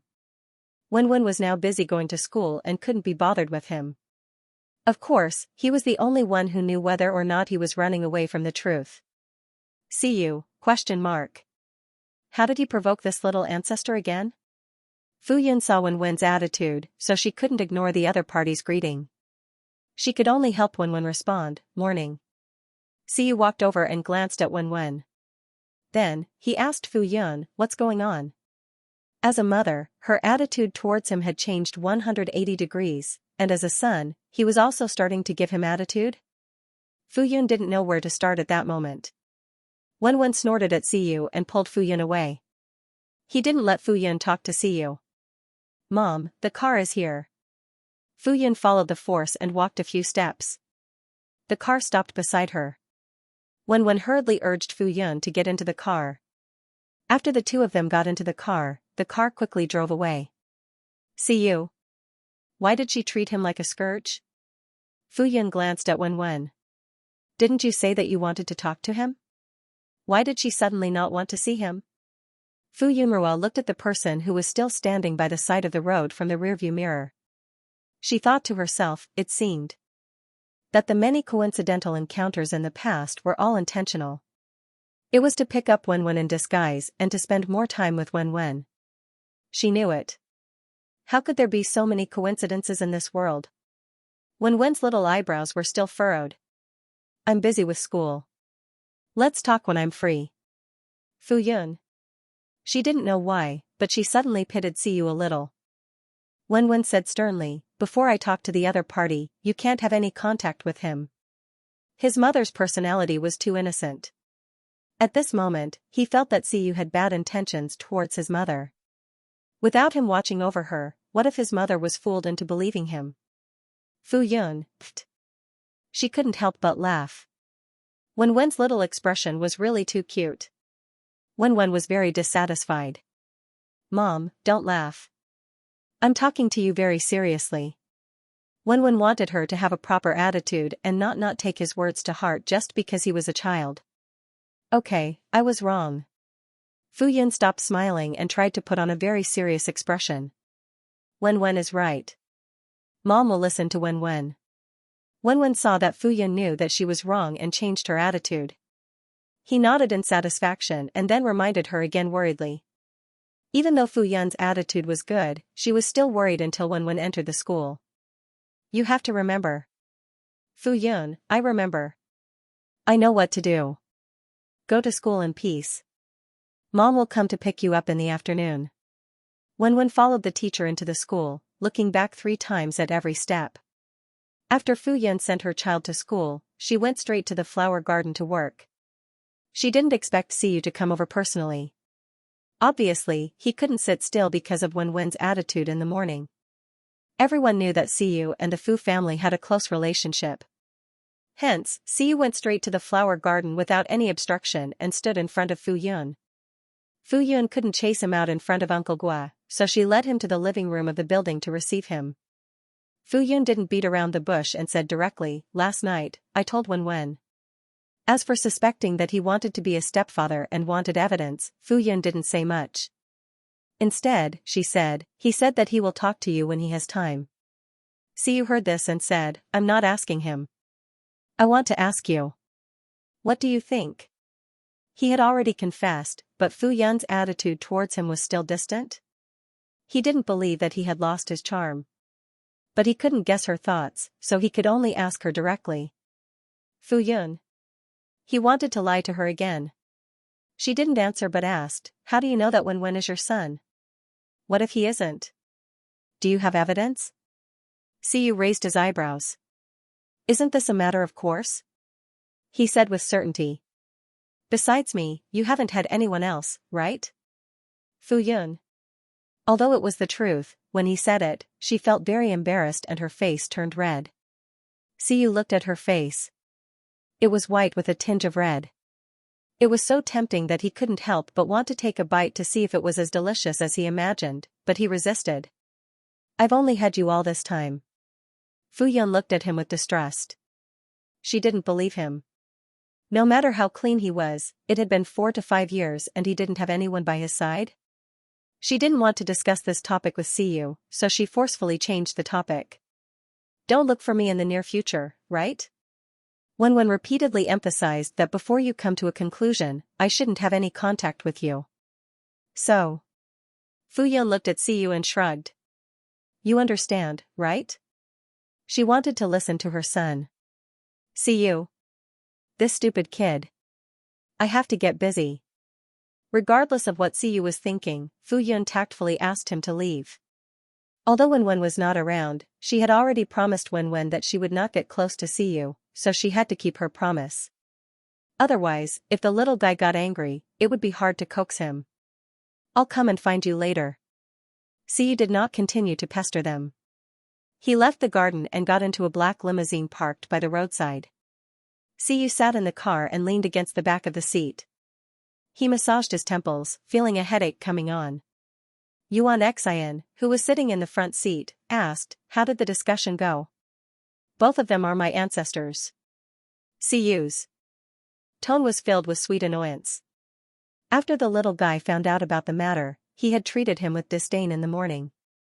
This was also beyond Cuy's expectations. This was not what he had expected. Wasn't Wen happy to accept it? Even if he was uncomfortable, it would only last for a day or two. He would coax him and it would be over. Who knew that he would reject him so much? He could even feel the little guy's hostility towards him. Were this mother and son pair born to be his nemesis? Didn't you ask for it? Xianxia gloated. He was so happy that he could eat 3 more bowls of rice when he saw Ciyu, who had always been good at strategizing, stumble again and again. Finally, there was someone who could deal with this wretched man. Xianxia was in a good mood. He happily whistled as he drove to the set. Ciyu frowned. Xianxia was too arrogant. Hence, he said, you don't have this month's bonus. The whistling stopped abruptly. Xianxia cursed silently. Wretched man. Ciyu did not care about Xianxia's thoughts.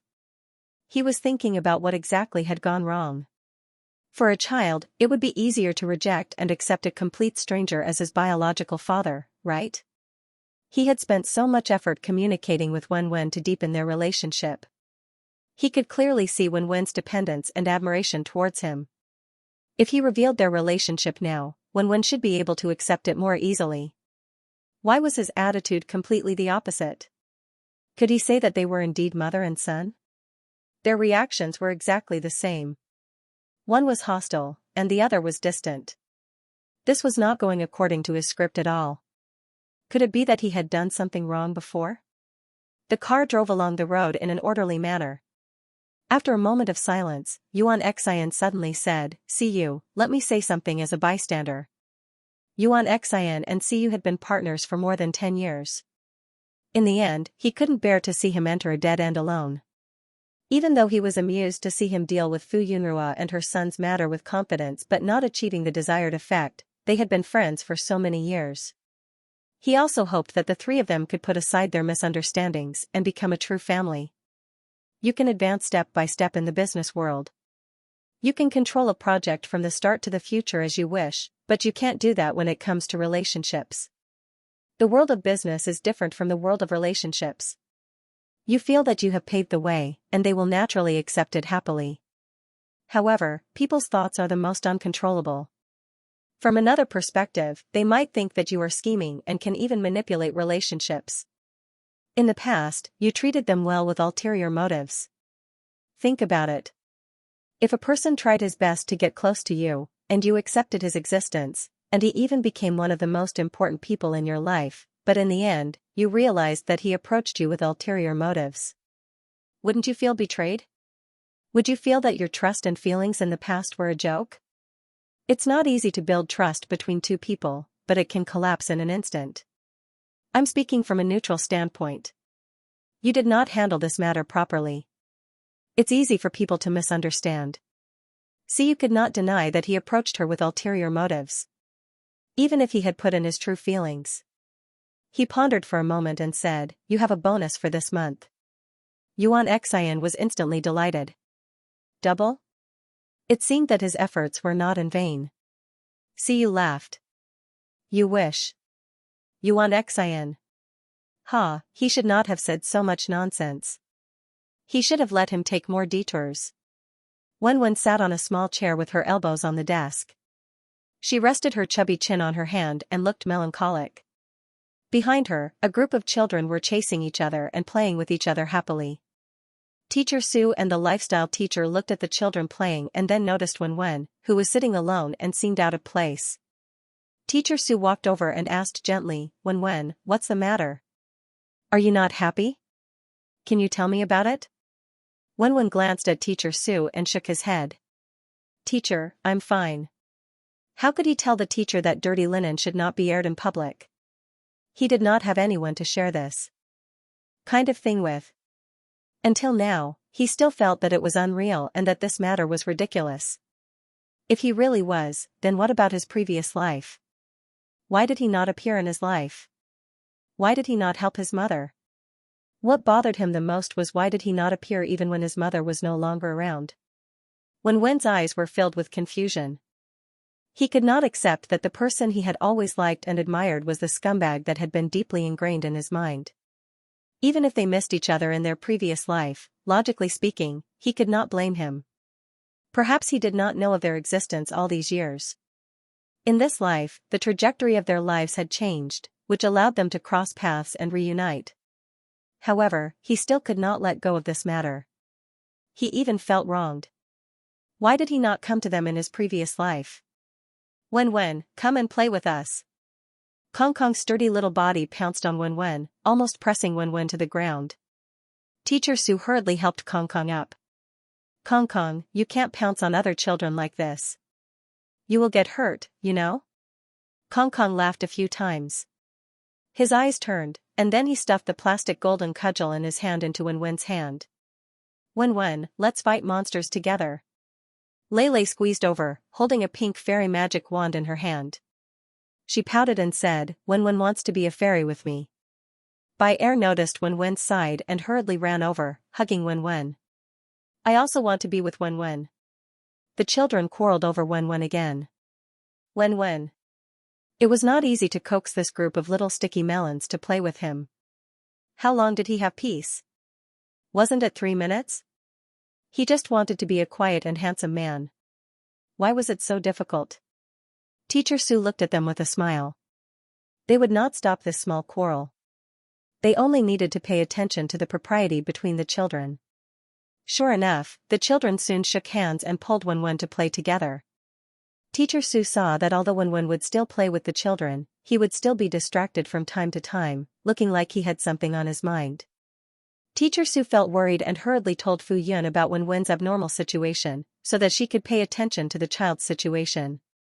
Wenwen was not in high spirits. After playing for a while, he left his friends behind and sat at the side to watch them play.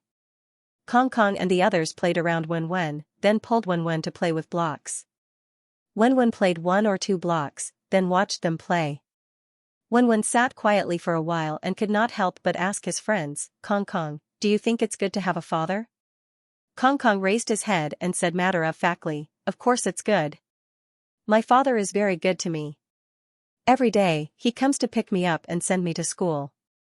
At night, he tells me stories to coax me before I sleep. He even buys me a lot of toys. He was often beaten, but he was used to it. Being beaten on the butt did not hurt at all. Wenwen recalled Kong Kong's father. He was tall and strong. If Kong Kong did not say so, he would not be able to tell that their family's male family was the main family and female family. Lei said enviously, your father is so good? My father is not good. He often goes on business trips. I can't see my father for a long time. I also want a father who can tell me stories. Dodo pouted with tears in her eyes. My father doesn't tell me stories, and he doesn't buy me toys. Kong Kong's father was so good. Kong Kong, I'll give you my father. Can you give me your father? Lei blinked, his big black eyes watery. I want it too. Baiduer sniffed and blinked at Kong Kong with Bambi's eyes. I can't give my father to you. Kong Kong thought about it and said generously, I can lend him to you, but remember to return it to me. Lei and Dodo cheered, and the 3 children hugged each other. Wenwen was speechless. She felt that if Kong Kong really asked his father, there would be a lot of bamboo shoots fried with meat. Wenwen, is your father not good to you? I'll lend my father to you too. Kong Kong did not forget his favorite good friend. Wenwen was very touched, and then he refused. No need. He did not want a father at all, and he did not have a father. Kong Kong felt that Wenwen was shy. He patted his small chest and said, yes, Lei, Dodo, and the rest have agreed. After thinking about it, Kong Kong was rarely shy. He tugged at the corner of his shirt and said shyly, you can lend your mother to me too. Wenwen's mother was so gentle and beautiful. He did not mind if his father exchanged with Wenwen's mother. Wenwen. I refuse. He did not want to share his mother with others at all. Kong Kong opened his mouth and stared blankly at Wenwen, as if he was frightened by his sudden loud voice. After a while, tears welled up in his eyes. Wah wah wah. You're fierce to me. You don't love me anymore. When. As soon as they heard crying, the other children did not say anything and immediately howled. When. The classroom was suddenly in chaos. In the end, it was Wen who coaxed Kong Kong. Kong Kong grabbed Wen's clothes and did not let go. He was even sobbing. Lei was also on the other side of Wen, her small hands grabbing Wen's clothes. His back was occupied by Baido and another delicate little boy's voice, and they stuck together tightly. Wen felt that he was almost out of breath. He looked up at the ceiling, his expression saying that he had nothing to live for. Why did he have to start this topic? He should not have asked. Wouldn't it be better if he just stayed quiet and did not talk? It was really too difficult for him. After Fu Yun sent Siyu away, she was not in the mood to work. She almost knocked over a pot of orchid because she was absent-minded. Then, she was rudely chased out of the flower shed by Uncle Gua, who was afraid that she would do something to his precious baby. Fu Yun could only go outside to see if there was anything she needed help with. It was still early, and the flowers in the flower bed were in full bloom. They even attracted butterflies, adding a touch of light to the flower bed. Fu Yun walked around outside and saw that there was a photography studio here taking wedding photos for customers. They signed a contract with a photography studio and officially fulfilled the contract. Today, there was a pair of newlyweds who came to take photos. Fu Yun looked at the bride in a white wedding dress from afar. She smiled very happily as she took photos with the groom. Suddenly, a hint of envy appeared in her heart. Ever since she came here and met Wen, she had never thought that there would be a day when she would put on a wedding dress. A figure suddenly flashed across her mind. Fu Yun suddenly shook her head and threw that figure away. Seriously, she was too affected by him. This was impossible. Yun. Just as she was in a daze, the bride noticed Fu Yun's existence. She lifted her skirt and ran towards her happily, while Sina nervously ran beside her. The bride stood in front of her, excited and nervous. Yun, I'm your fan. Fu Yun revealed a smile. Thank you for your love. Then, she said sincerely, congratulations. Happy wedding. May you be together for 100 years. Thank you. Thank you. The bride was so excited that her face turned red. The bride stood in front of Fu Yun. She seemed to have a lot to say, but her mind seemed to be blank. She could not say what she wanted to say. Fu Yun said, "Do you want an autograph?" Yes. I don't have a pen and paper now. Can I give it to you after I sign it? The bride nodded repeatedly. She had no objections at all. Then, she asked carefully, "Can I take a photo with you?" My pleasure. In the end, Fu Yun Rua and the bride took a lot of photos with the help of professional photographers. If it wasn't for the bridegroom who was about to cry, the bride would have continued to take photos with Fu Yun Rua. Fu Yun did not dare to stay any longer and quickly left. When the bride saw the photo with her idol in the camera, she laughed.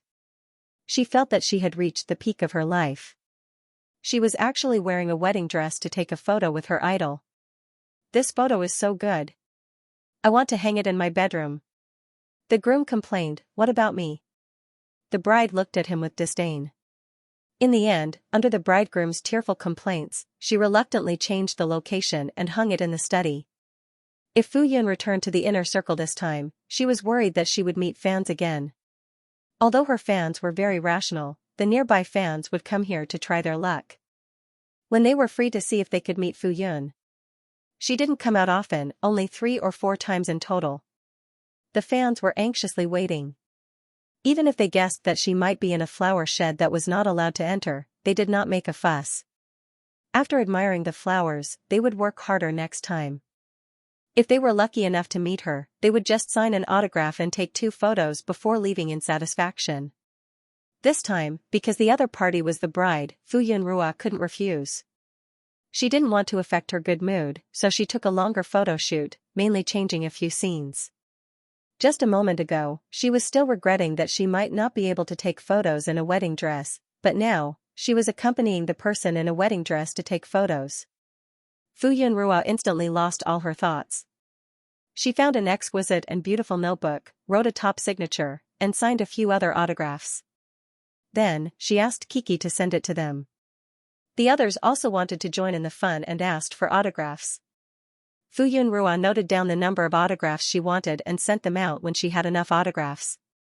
As she would meet fans from time to time, Fu Yunrua bought a few notebooks specially used for autographs. After that, she didn't go out and continued to take care of the flowers and plants. When she received the message from her teacher, she finally got rid of all distracting thoughts and focused on work. After Fu Yunrua thanked her teacher, she didn't have the mood to work and went to the school gate early to wait.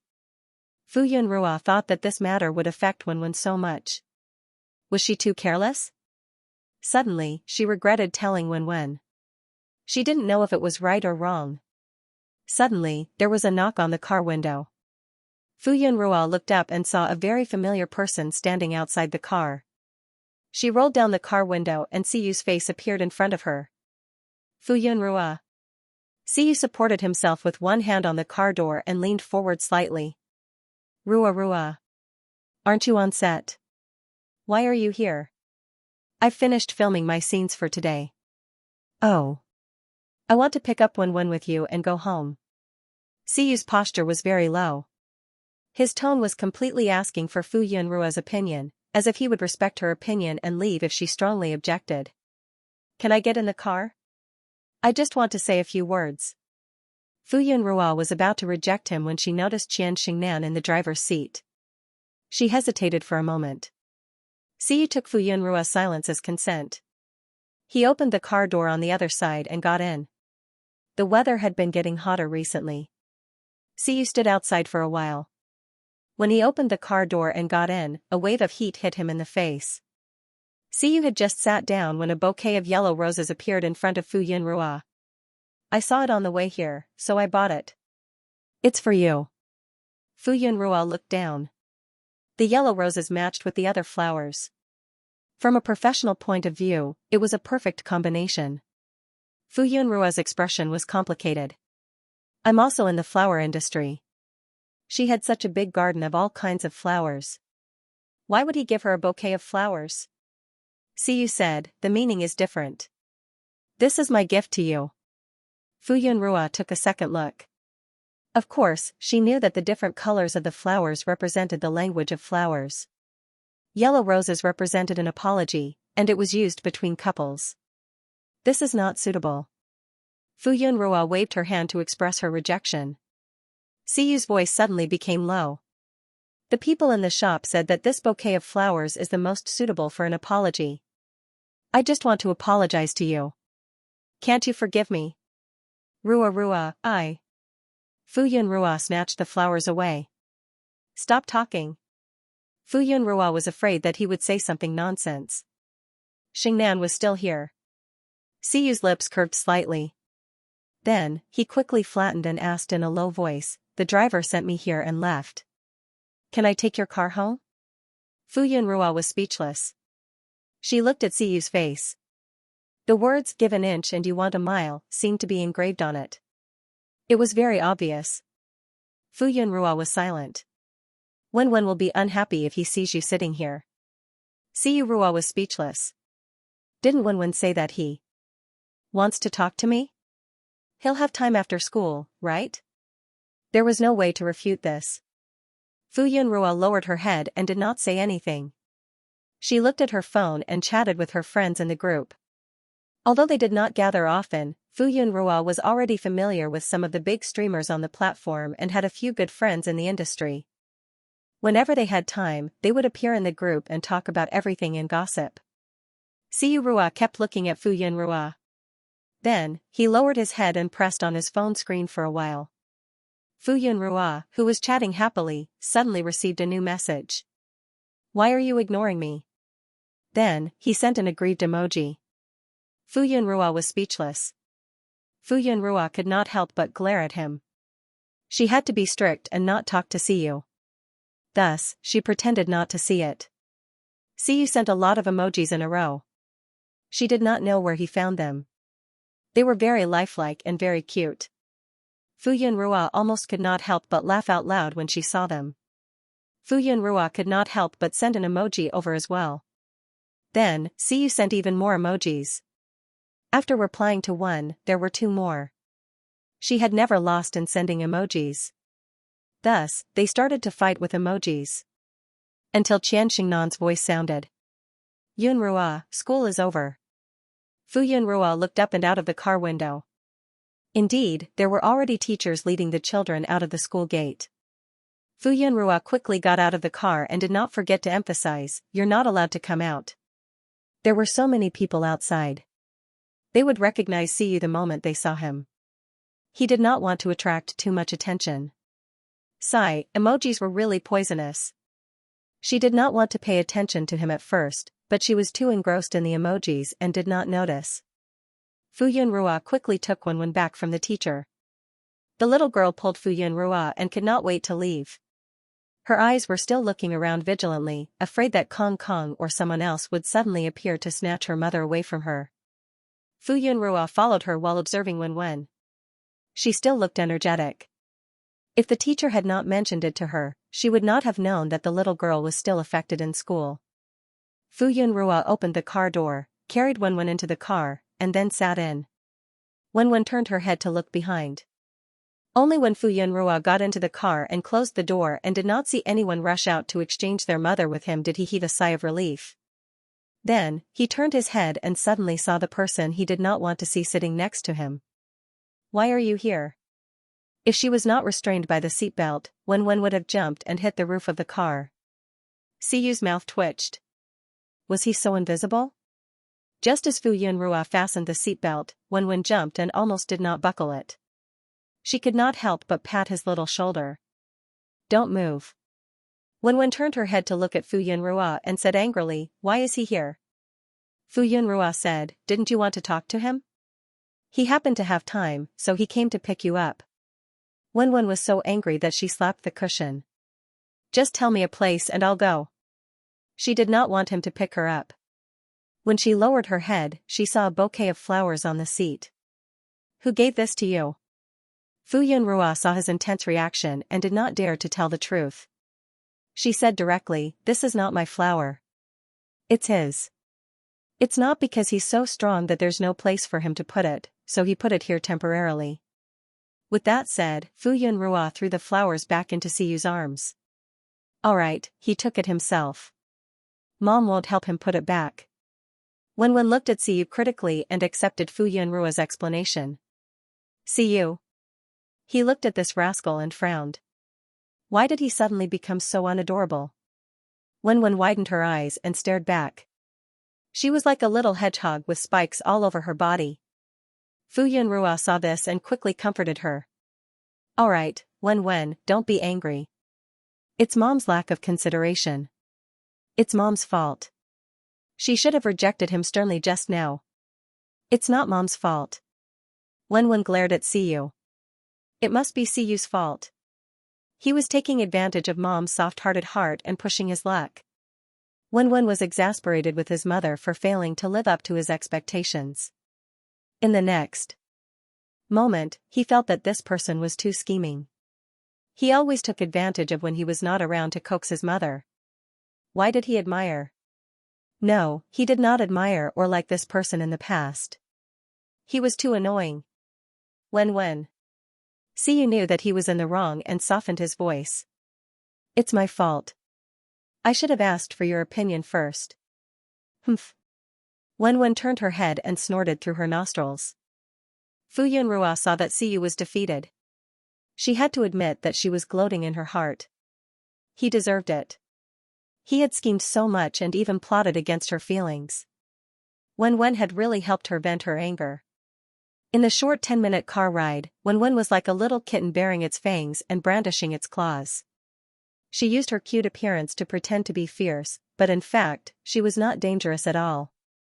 In order to prevent the little kitten's fur from exploding, the target of the fierceness had to pretend to be afraid. As soon as the car stopped in front of the house, Wen immediately pushed Fu Yun into the house and looked at Siyu vigilantly from time to time. Fu Yun looked at the two of them and followed Wen into the house. Wen reminded her worriedly, "Mom, you can't come out and eavesdrop. This is a negotiation between us men. You can't eavesdrop. Fu Yun laughed and said, okay. I won't eavesdrop. Fu Yun took advantage of the situation and entered the house. She looked behind the door and thought that Siyu should be able to coax Wenwen, right? Fu Yun was actually very curious about what Wenwen would say to Siyu. However, since she had already promised not to eavesdrop, she resisted the urge to peek at the door. Instead, she went back into the house and started cooking dinner. Wenwen put his hands on his hips. His hands were so chubby that they could not reach his waist. Hence, he changed his posture and looked up at Siyu. If you have something to say it here. Siyu looked around and raised his eyebrows. Are you sure? Wenwen hesitated for a moment. There were people and cars on the roadside, so it was indeed not a good place to talk. Hence, he said reluctantly, let's go to your house. He took the lead and walked forward aggressively with his short legs. Siyu carried the flowers that she did not give out and walked behind him. Wenwen walked to the front door and looked up at the door that was not much different from his house. Siyu walked past him to open the door and walked in. Wenwen was very angry. In the past, she was very happy that they were fated to be neighbors. Now that she thought about it, he must have done it on purpose. He must have thought that the pavilion closest to the water would benefit first. He must have heard that they were moving here and secretly bought the house next door to create a coincidence. Wenwen walked in aggressively as if she was going to the battlefield. Due to the hot weather in the courtyard, Siyu got Wenwen's approval and moved the negotiation location inside the house. Wenwen was originally sitting on the sofa, but his small body did not look imposing, so he took off his shoes and stood on the sofa. At least the height difference was not that obvious. Siyu sat across Wenwen. There were a few plates of her favorite desserts on the table. Siyu had even made her a cup of nutritious fruit juice. Are you hungry? They're all your favorites. Quick, try them. Siyu's house was always stocked with sugar-free but delicious snacks. She was just waiting for Wenwen to come over. Wenwen was disdainful. Was he someone who could be bought off so easily? Siyu didn't say much. The little girl was like a firecracker, ready to explode at the slightest provocation. He said gently, Wenwen, what do you want to talk to me about? What evidence do you have to prove that I'm your son? Wenwen's eyebrows were tightly knitted. He picked out the details. My mother didn't know you in the past. He had reasons and evidence. Perhaps Siyu was taking the opportunity to trick his mother. He must have taken a liking to his mother, so he was using this opportunity to make use of him. There's a reason behind this. You'll know when you grow up. The child was still young, so Siyu didn't want to talk to him about adult matters. After all, he still wanted to save face. I'm not a child anymore. Wenwen was unhappy. Adults always liked to use this sentence to brush off children. He wouldn't be so easily fooled. His mother had been vague about some things last night, so he didn't know enough details. Thinking of this, Wenwen was once again annoyed at himself for not suspecting his own background. If he had found out that he had a relationship with the Fong family, or the Fu family, he would have been able to find some clues. But now, it was too late to say anything. Siyu comforted him. It's very complicated. You're still a child, so you don't understand. When you grow up, you'll know. I don't mean to lie to you. Wenwen lowered his head and looked at his small body. In the end, he didn't pursue the matter. Even if they didn't say anything, he could guess.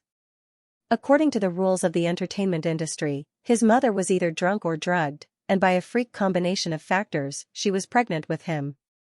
Otherwise, how else could it be explained that his mother couldn't recognize Siyu, but Siyu could recognize his mother? He had pursued the matter just to confirm. His guess was ultimately just a guess. If you still don't believe me. Siyu thought for a moment and said, we can do a paternity test. A paternity test can be fake. Don't think that he was young. He knew a lot. Siyu. Then what proof do you want?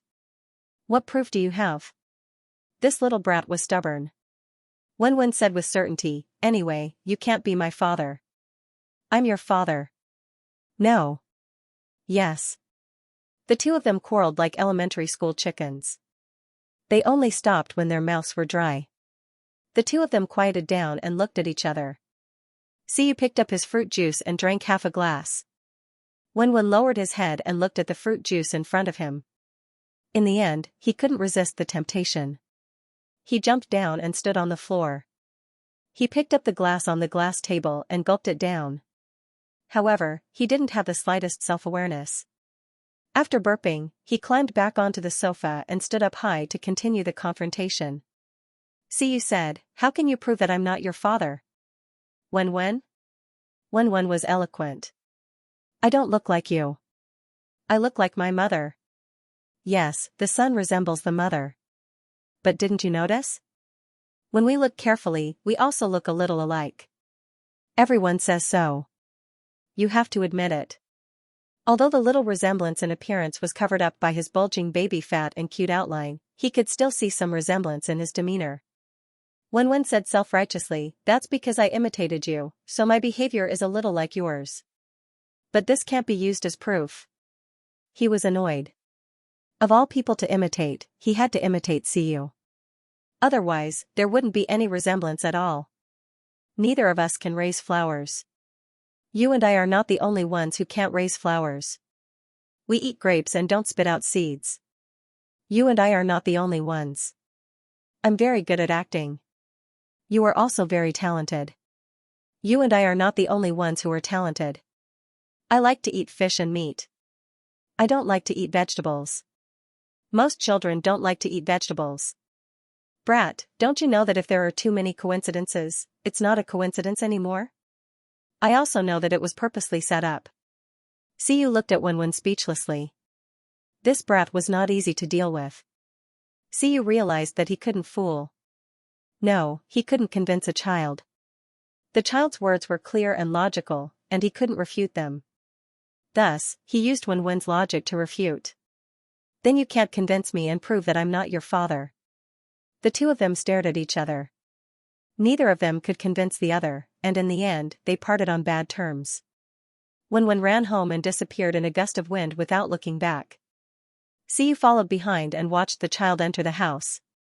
After the door closed, he turned and went back into the house. Siyu sat on the sofa and stretched his limbs casually.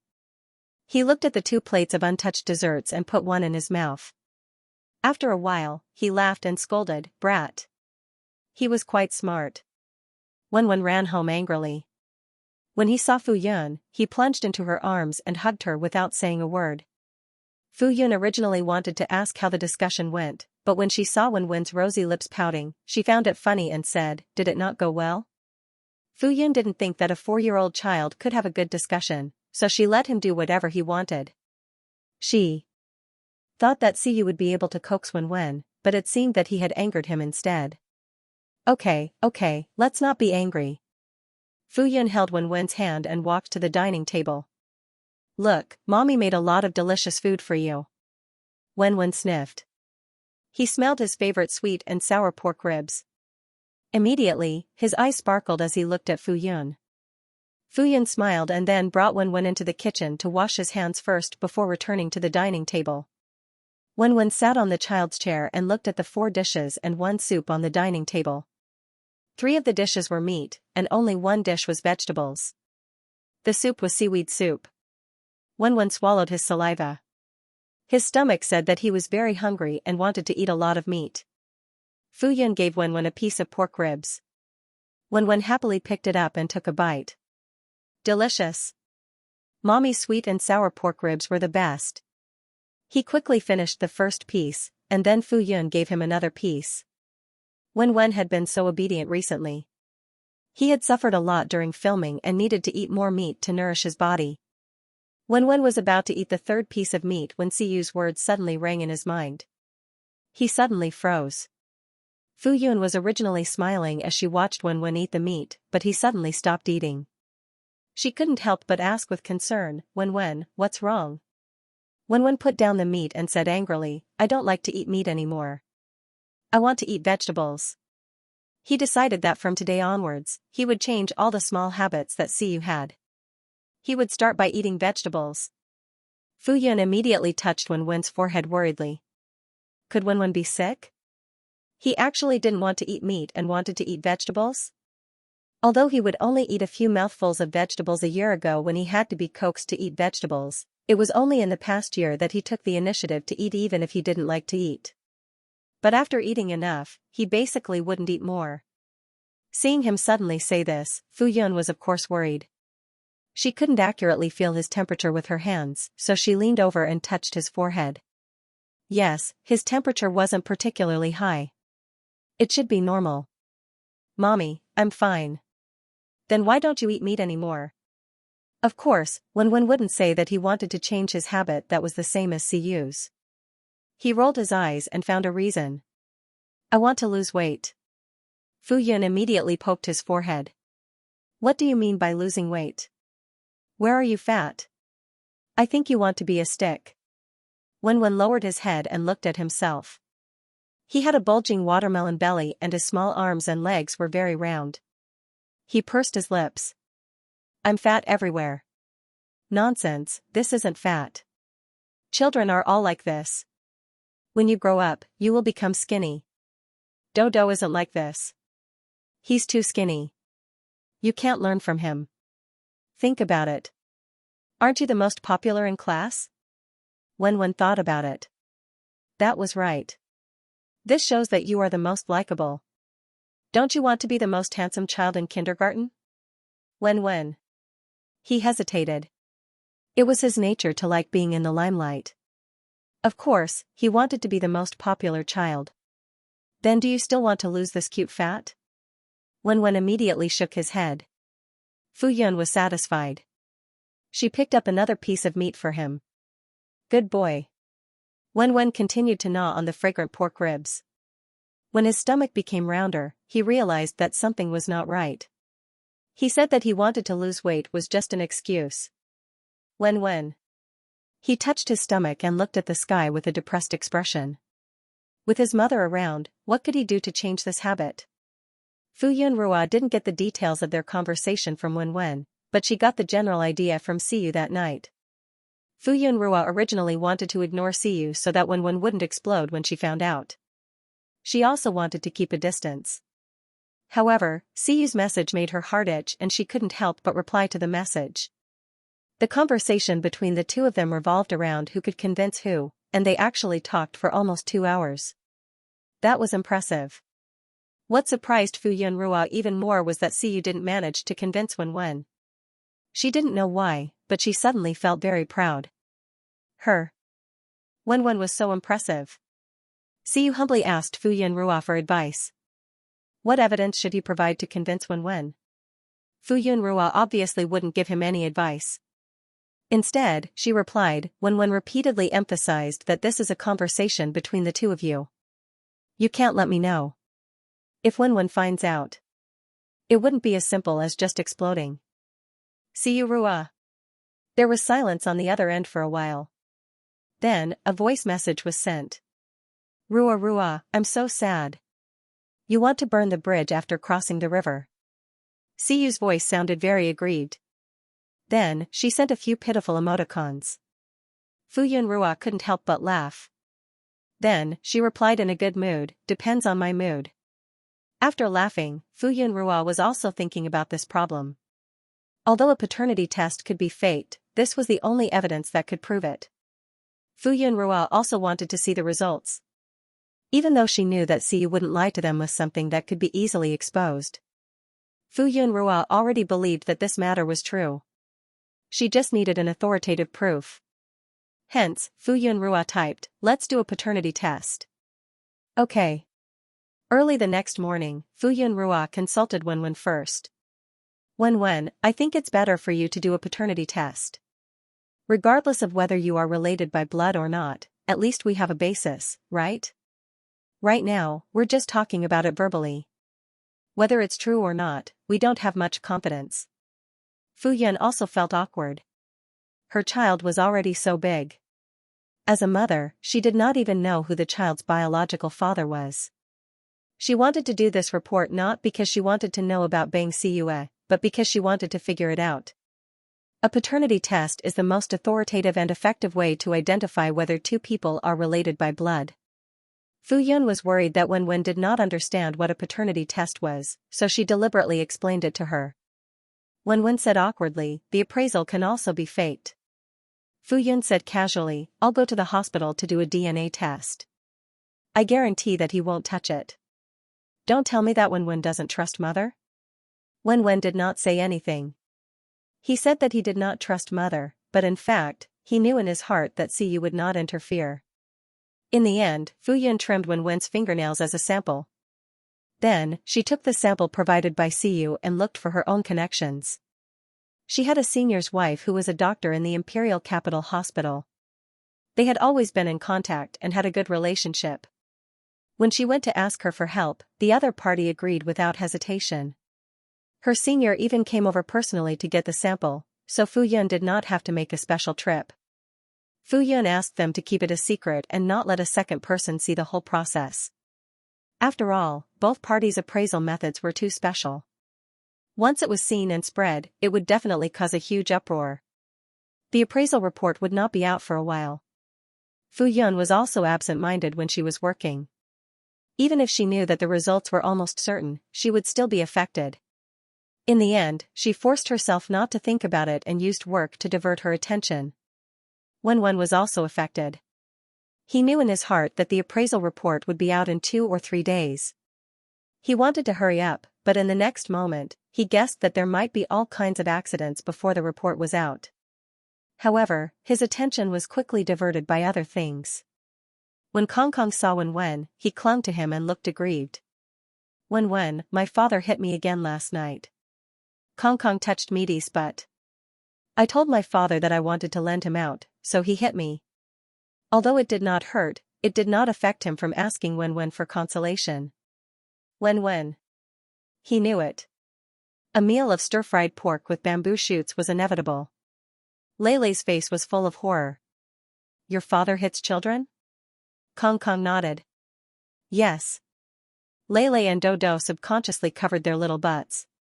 Although their father did not spend much time with them and would not tell them stories, he would not hit them. Kong said resolutely, "I won't lend him to you. It won't be good if he hits you. Just hit me alone." The two of them hurriedly nodded. They did not want him anymore. Kong looked at Wen. His little expression was even more aggrieved, and he almost cried. "Wen, although I really want to exchange fathers with you, if father hits you, I'll bear it alone. I'm not afraid of being hit." Wen did not say anything. She touched his head with her little hand. Yes, it was better for her to bear the burden of her own father. Wen hoped that time would pass slowly, but it seemed that it had sped up during the day. School ended in an instant. He did not want his mother to see what was on his mind, so he pretended not to care. Fu Yun had already seen through it, but she pretended not to see it. She would make him busy so that she did not have time to think and order him to help with this and that. At 8:30 p.m., Aunt May made a video call. Ever since Fu Yun and the others came to the capital, they still maintained a video call with Aunt May once a week. However, if Fu Yun called a lot, Aunt May and Uncle May were afraid of disturbing them, so they rarely took the initiative to call. Unless it was at a fixed time, if Fu Yun did not call in time, they would take the initiative to call. This time, Aunt May took the initiative to call. Fu Yun was surprised and quickly answered the call. "Aunt May." Rua, are you busy?" "No." When Wen heard Grandma May's voice, she quickly grabbed Fu Yun's hand and stood on her tiptoes to take a look. Fu Yun fixed his phone on the low table in the living room and sat in front of the camera with Wen in his arms. Wen saw Grandma May's face and also appeared on camera. Only then did she calm down. Grandma May Wen's voice sounded like it was mixed with sugar. Aunt May smiled like a flower. "Hey, Wen, have you been good recently? Have you listened to Mom?" "I've been good. Grandma May, I miss you and Grandpa May so much." He also missed his underlings. "Oh my God. We miss you too." The grandmother and granddaughter talked to each other for a long time before reluctantly stopping the topic. Fu Yun noticed Aunt May's expression. She did not look sad. Instead, she looked happy. It must be something good for her to take the initiative to contact him this time. Sure enough, after a while, Aunt May spoke. Rua Rua, I have good news for you. Aunt May beamed. She was in high spirits when there was good news. She looked a few years younger. Fuyun asked curiously, what's the good news? Our village and the surrounding villages have been included in the plan to build beautiful villages. We will be building villas together. Fuyun said happily, this is great news. And you don't have to worry about the quality. Everyone in our village will be watching. If the materials used are not good, we will not comply. After all, they were using their village's homestead. Whether it was new or old, they would all be demolished for the entire village's planning. There were a lot of wrangling involved in this, but it was temporarily settled. The entire village had signed the letter of intent. What we mean is, Rua Rua, do you want one too? Everyone in our village treats you as a villager. If we allocate it to you for free, some people might feel uncomfortable. However, if you give the village some money, no one will have any objections. Friendship was one thing. When it came to benefits, Uncle May and Aunt May had to take the interests of the villagers into consideration. They could not be biased. Otherwise, the village would have objections. If it was just them, they would be happy to allocate a villa to Fuyun. However, not everyone in the village treated Fuyun so well that they did not care about their own interests. Sure. Aunt May, I'm willing. You have to help me say that I want it. The homestead in the village was not for sale. Fuyun had lived there for so many years, but she could not buy a house that belonged to her. She did not expect that there would be an opportunity this time. Fuyun naturally did not hesitate. Aunt May, I can't make things difficult for you. I'm already very happy to be able to become a part of the village. I'll give you as much as you want. Fuyun said happily, can I give you 200,000 yuan first? Help me settle it first. I'll make up for the lack of money later. Her savings had just been cleared before the end of the year. Although she had made a lot of profits this year, she had to pay off the loan, Wenwen's tuition fees, and other miscellaneous expenses. She did not have much cash saved, so she could only take out this little. Fuyun did not want to miss this opportunity, so she could only ask Uncle May and Aunt May to help settle it first. When Aunt May heard this, she immediately said, why do you need so much? Just give the village 50,000 yuan. Fuyun was stunned. She could buy a villa with 50,000 yuan? The houses in the countryside are not worth much. 50,000 yuan is already a lot. If it were not for the sake of blocking the mouths of those gossiping people, she could have given less. In order to prevent Fuyun from hearing any gossip in the future, she specially mentioned a little more. Those who had a homestead in the village would be given a house for free. Only Fuyun would pay a huge sum of money, but no one would say anything when the time came. Fuyun said worriedly, Aunt May, you can't specially reduce the price for me. It should be as much as it should be. Uncle May was the village chief. If his prestige decreased because of her, she would feel very guilty. I really didn't reduce it. You know the prices here. 50,000 yuan is already very expensive. Fuyun thought about it. Indeed, the prices there were very cheap. It was not easy for ordinary people to save 4,000 to 5,000 yuan a year. The main reason was that there were no channels to earn money. She had lived in the capital for a long time and was affected by the high prices here. She did not expect that the situation there was different from the big cities. 200,000 yuan was not even enough for the down payment of a house in the big cities, let alone a villa. With this thought in mind, Fuyun did not say anything. Aunt May, then I'll transfer you 100,000 yuan first. I'll have to trouble you and Uncle May to help me. It would be best if we could be neighbors. Don't worry, we also hope to live closer. Aunt May, how are the two of you? You have to remember to do a full body checkup every year. Fuyun reminded them worriedly. The elderly in the countryside basically did not have the concept of a full body checkup. They would only go to the clinic for minor illnesses and pains. In the eyes of the older generation, if their bodies could not take it, they would not go to the hospital, let alone go to the hospital for a full body checkup if they were not sick or in pain. However, regardless of whether they were young or old, it was good to go for a full body checkup every year. If they accidentally contracted any illness, they could be found and treated as soon as possible. Got it. Your Uncle May and I will remember to go. Aunt May had been instilled with so much by Fu Yun, how could she not take it seriously? You have to take good care of yourselves in the capital. Aunt May nagged. Fu Yun and Wen nodded repeatedly and responded from time to time. Then, they chatted about each other's recent situation. It was almost 9:30 p.m. before she reluctantly hung up the phone. Fu Yun said happily, "We are going to have our own house in Xianxia village." When they were in Xianxia village, they had always lived in Aunt May's old house. Although they were already very familiar with it and treated it as their other home, it was still rented and not their own. Now that they had something that completely belonged to their family, the meaning was different. Every time Fu Yun and Aunt May communicated, Aunt May would mention the changes in their hometown to her. Before she left, she heard that an inspection team had gone to their place to investigate. It was said that because the air quality there was excellent and contained some factors that were very good for the human body, they wanted to develop a 5S level leisure and retirement resort. Later on, good news came one after another. For example, they wanted to build an airport, investors and the government cooperated to promote the project, and many places were being planned. No matter how long it would take to realize it, as long as the project was not abandoned halfway, she could afford to wait for 20 to 30 years. Wen was also very happy. He could go back often in the future. That place was going to be their home. The results of the appraisal report came earlier than Fu Yun had expected. The next afternoon, her senior brother personally sent the appraisal report over. Your senior sister-in-law personally handled the entire process. She didn't let a second person handle it, and the result is here.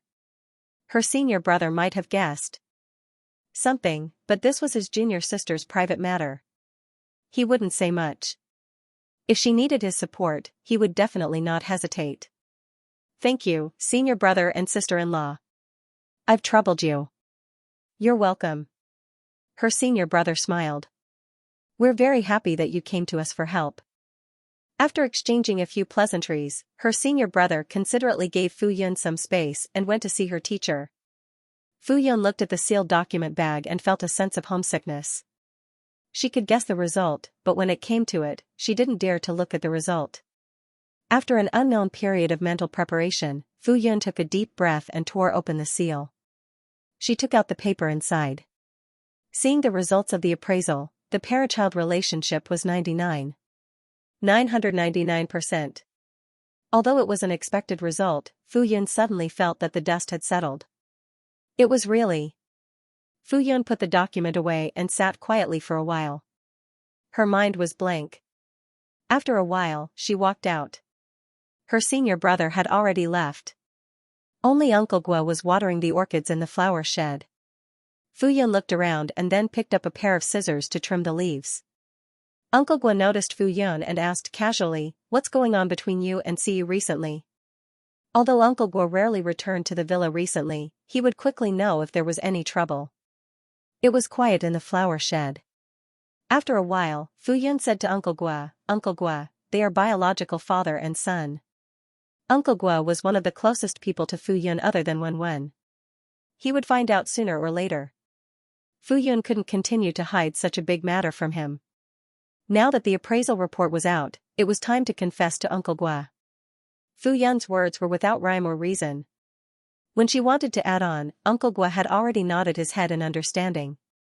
Fu Yun saw that he wasn't surprised at all and asked doubtfully, "Uncle Guo, you already knew? You already knew? When did you find out? How did he know?" Fu Yun's face was full of question marks. Uncle Guo said, "I didn't know. He just had such a guess previously. If a man inexplicably got close to an orphan and a widow and treated the mother and son well wholeheartedly, and this person obviously didn't have any improper thoughts about the adult at that time, eliminating this possibility, it meant that he had ulterior motives towards the child. And those who had ulterior motives towards an unfamiliar child, other than human traffickers, were related to the child by blood. Isn't this very obvious? Fu Yun. She was too naive at that time and didn't think too much. And she couldn't say why Uncle Guo didn't remind her. She felt that Uncle Guo would definitely scold her for being stupid. Uncle Guo frowned and asked, "What's his plan now? Does he want the child back?" Fu Yun shook her head. The child still belongs to me, but he wants to exercise his rights and obligations as a father and raise the child with me. If it weren't for the fact that you didn't have any intention of snatching the child from her, Fu Yun wouldn't be so calm. What about you? Don't you intend to be responsible for you? Fu Yun quickly waved her hand. He doesn't need to be responsible. It was hard to tell the elders that it was a mistake and no one needed to be responsible for anyone. If they didn't have a child, then it would be a love affair. Uncle Gua frowned unhappily. He was so attentive to his Ruoro just now. Was it just for the child?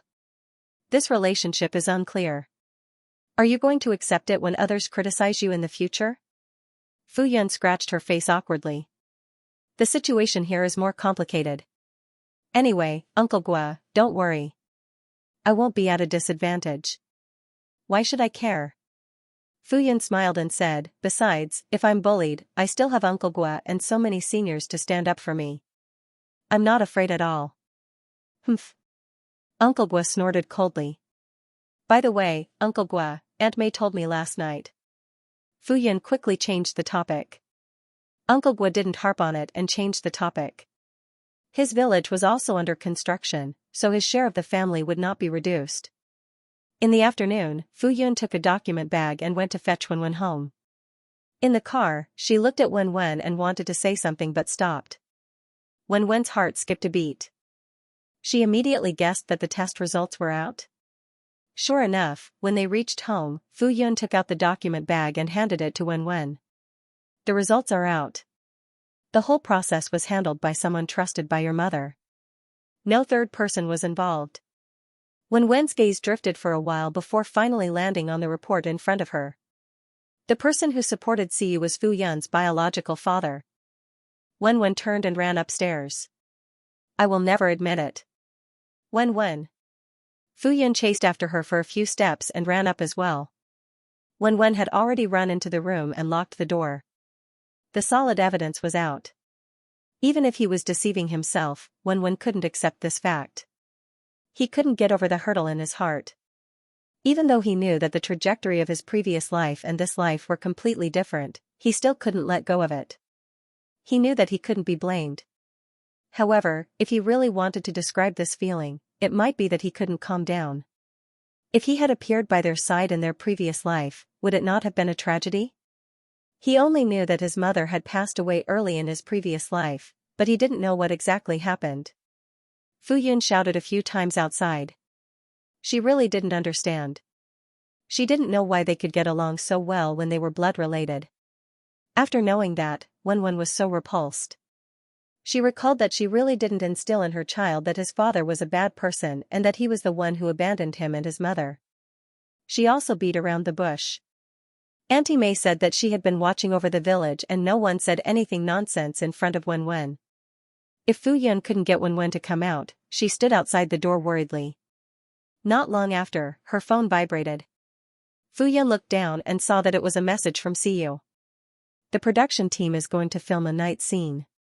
I won't be going back tonight. Fu Yun. What did it have to do with her whether he came back or not? He was just living next door. Even if he didn't come back for a week, she might not know. Moreover, they didn't have anything to do with each other. Why did he have to report his schedule to her? Could it be that he sent the wrong message? Hence, Fu Yun reminded him, did you send the wrong message? No. Fu Yun looked at the document in her hand and thought for a while. She said, the test report is out. He was one of the parties involved. Since the results were out, he had to know about it. There was silence on the other side and there was no reply. Fu Yun didn't care. Seeing that Wenwen was still inside and didn't come out, she decided to use her trump card. Boo-hoo. Wenwen, are you not going to see Mommy? Mommy is so sad, boo-hoo. Fu Yun had just cried for less than 40 seconds when the door was immediately opened. Mommy, don't cry. I didn't see Mommy. Fu Yun Rua quickly hugged Wenwen, who was extremely anxious. Wenwen took a closer look. There were no tears in Fu Yun's eyes. He had been deceived.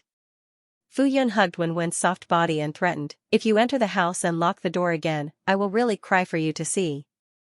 Wenwen. Mommy is too evil. Fu Yun carried Wen and walked to the first floor. Wen hugged Fu Yun's neck and didn't move. He knew that he was quite heavy. If he moved, what if his mother hugged him tightly and the two of them fell? Fu Yun carried him to the sofa and sat him down. She tapped his little nose and said, "Don't run around." Wen didn't say anything. He was going to throw a tantrum. Xianxia was already preparing dinner in the kitchen. Fu Yun took care of Wen and went into the kitchen to help. Tonight's dinner was relatively simple and was ready very quickly. Fu Yun called Wen, who was sitting at the small desk and doing homework, to have dinner. Just as she scooped the rice, she heard the doorbell ring. Fu Yun put down the bowl. "I'll go and take a look." Wen looked over warily. Her big eyes clearly said, "Is it Xiyu? Don't open it."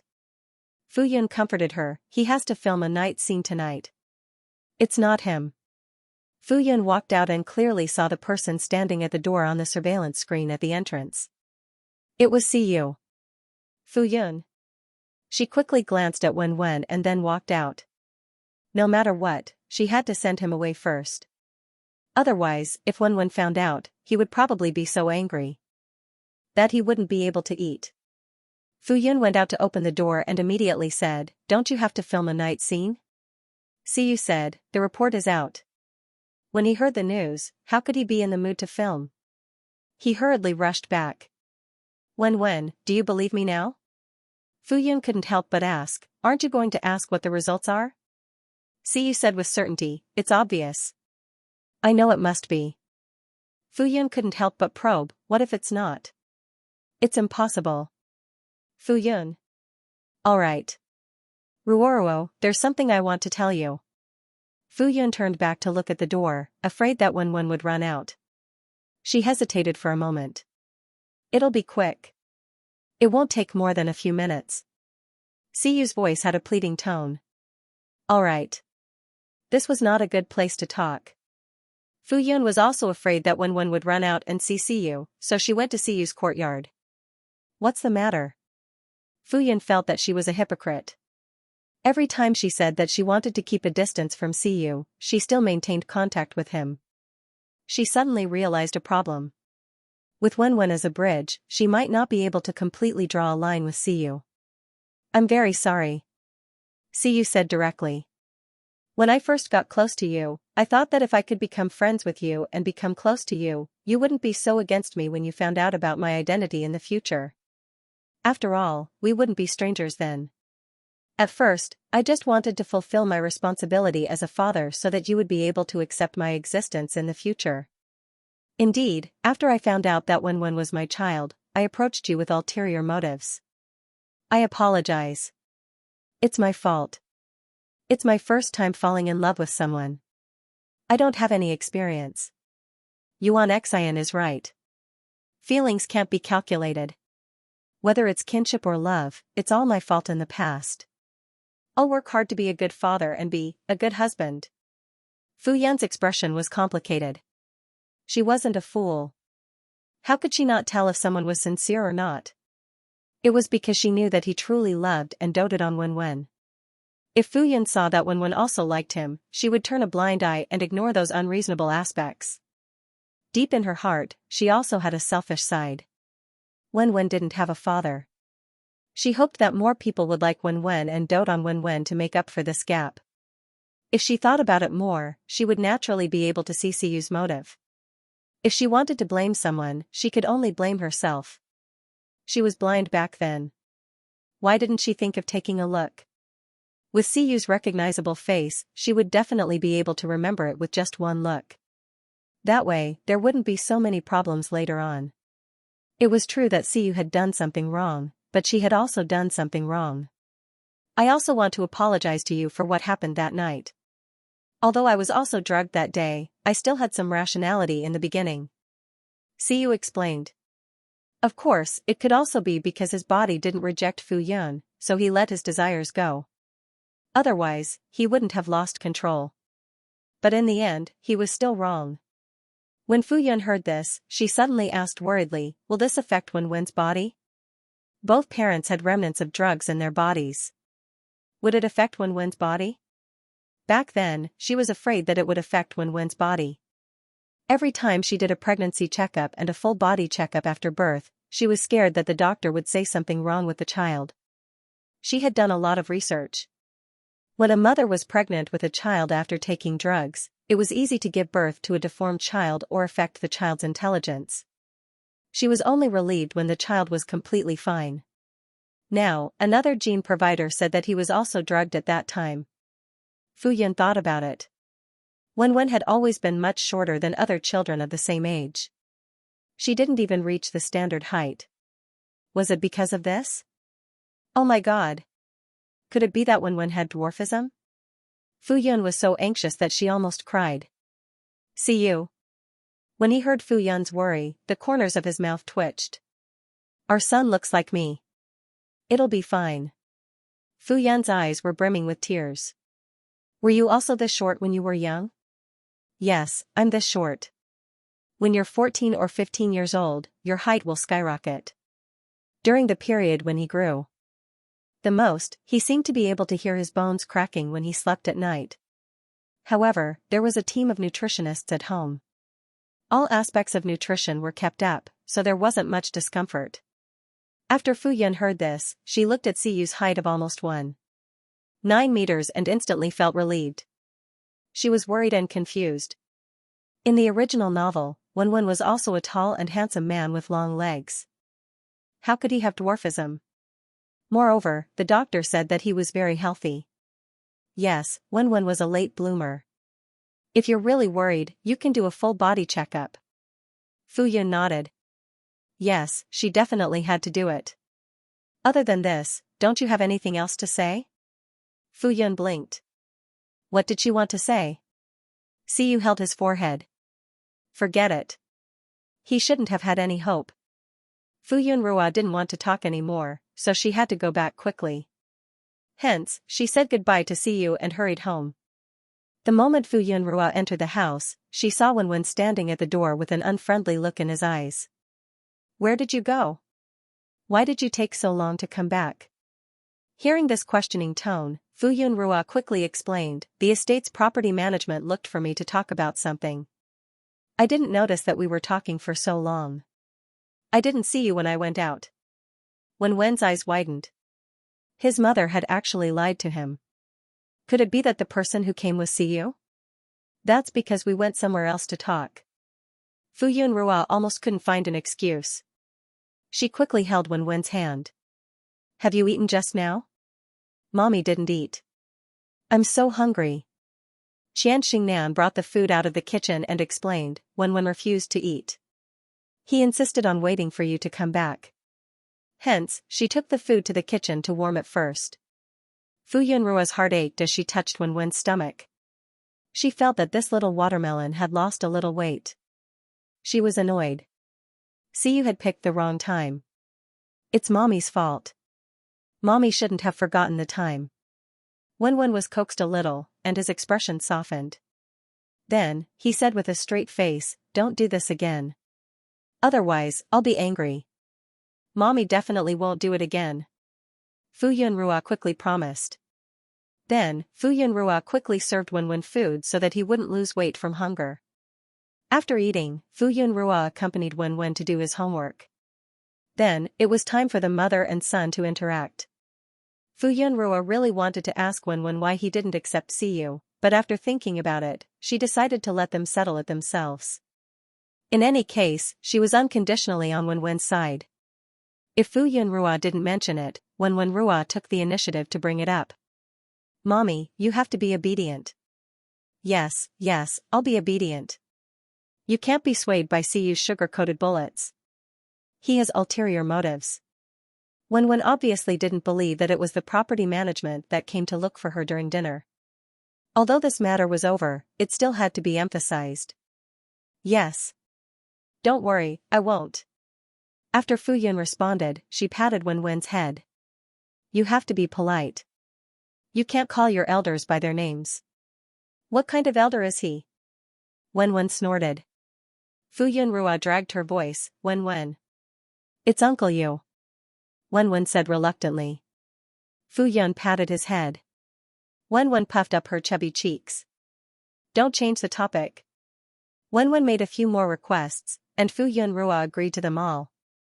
Seeing that Fu Yunrua's attitude was good, he ended the topic in satisfaction. Early the next morning, Wen and Fu Yunrua went out to school. Siyu was already fully armed and prepared to send Wen to school. Wen didn't even want to say anything. She quickly pulled Fu Yunrua into the car. Siyu also drove his own car and followed behind. After arriving at the school gate, he also watched Wen enter the school before leaving. It was like this for a few days. Wen had an opinion. Why was this person everywhere? What's wrong with that guy? Wen's little eyebrows were tightly knitted together. Fu Yunrua looked at the car behind her, which was still quite a distance away. She said hesitantly, he wants to send you to and from school? Although Siyu had been following them, the distance was not close. She felt that it was okay. If she didn't pay special attention, she could pretend that she didn't exist. However, Wen was very sensitive. From a distance, she could recognize Siyu's car with a blurry vision. Wen said proudly, do I need him to send me? It was unnecessary and a waste of time. Humph.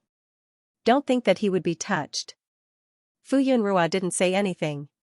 She had already decided that between the two of them, she wouldn't say anything that needed to be said. Wen turned to look at Fu Yunrua.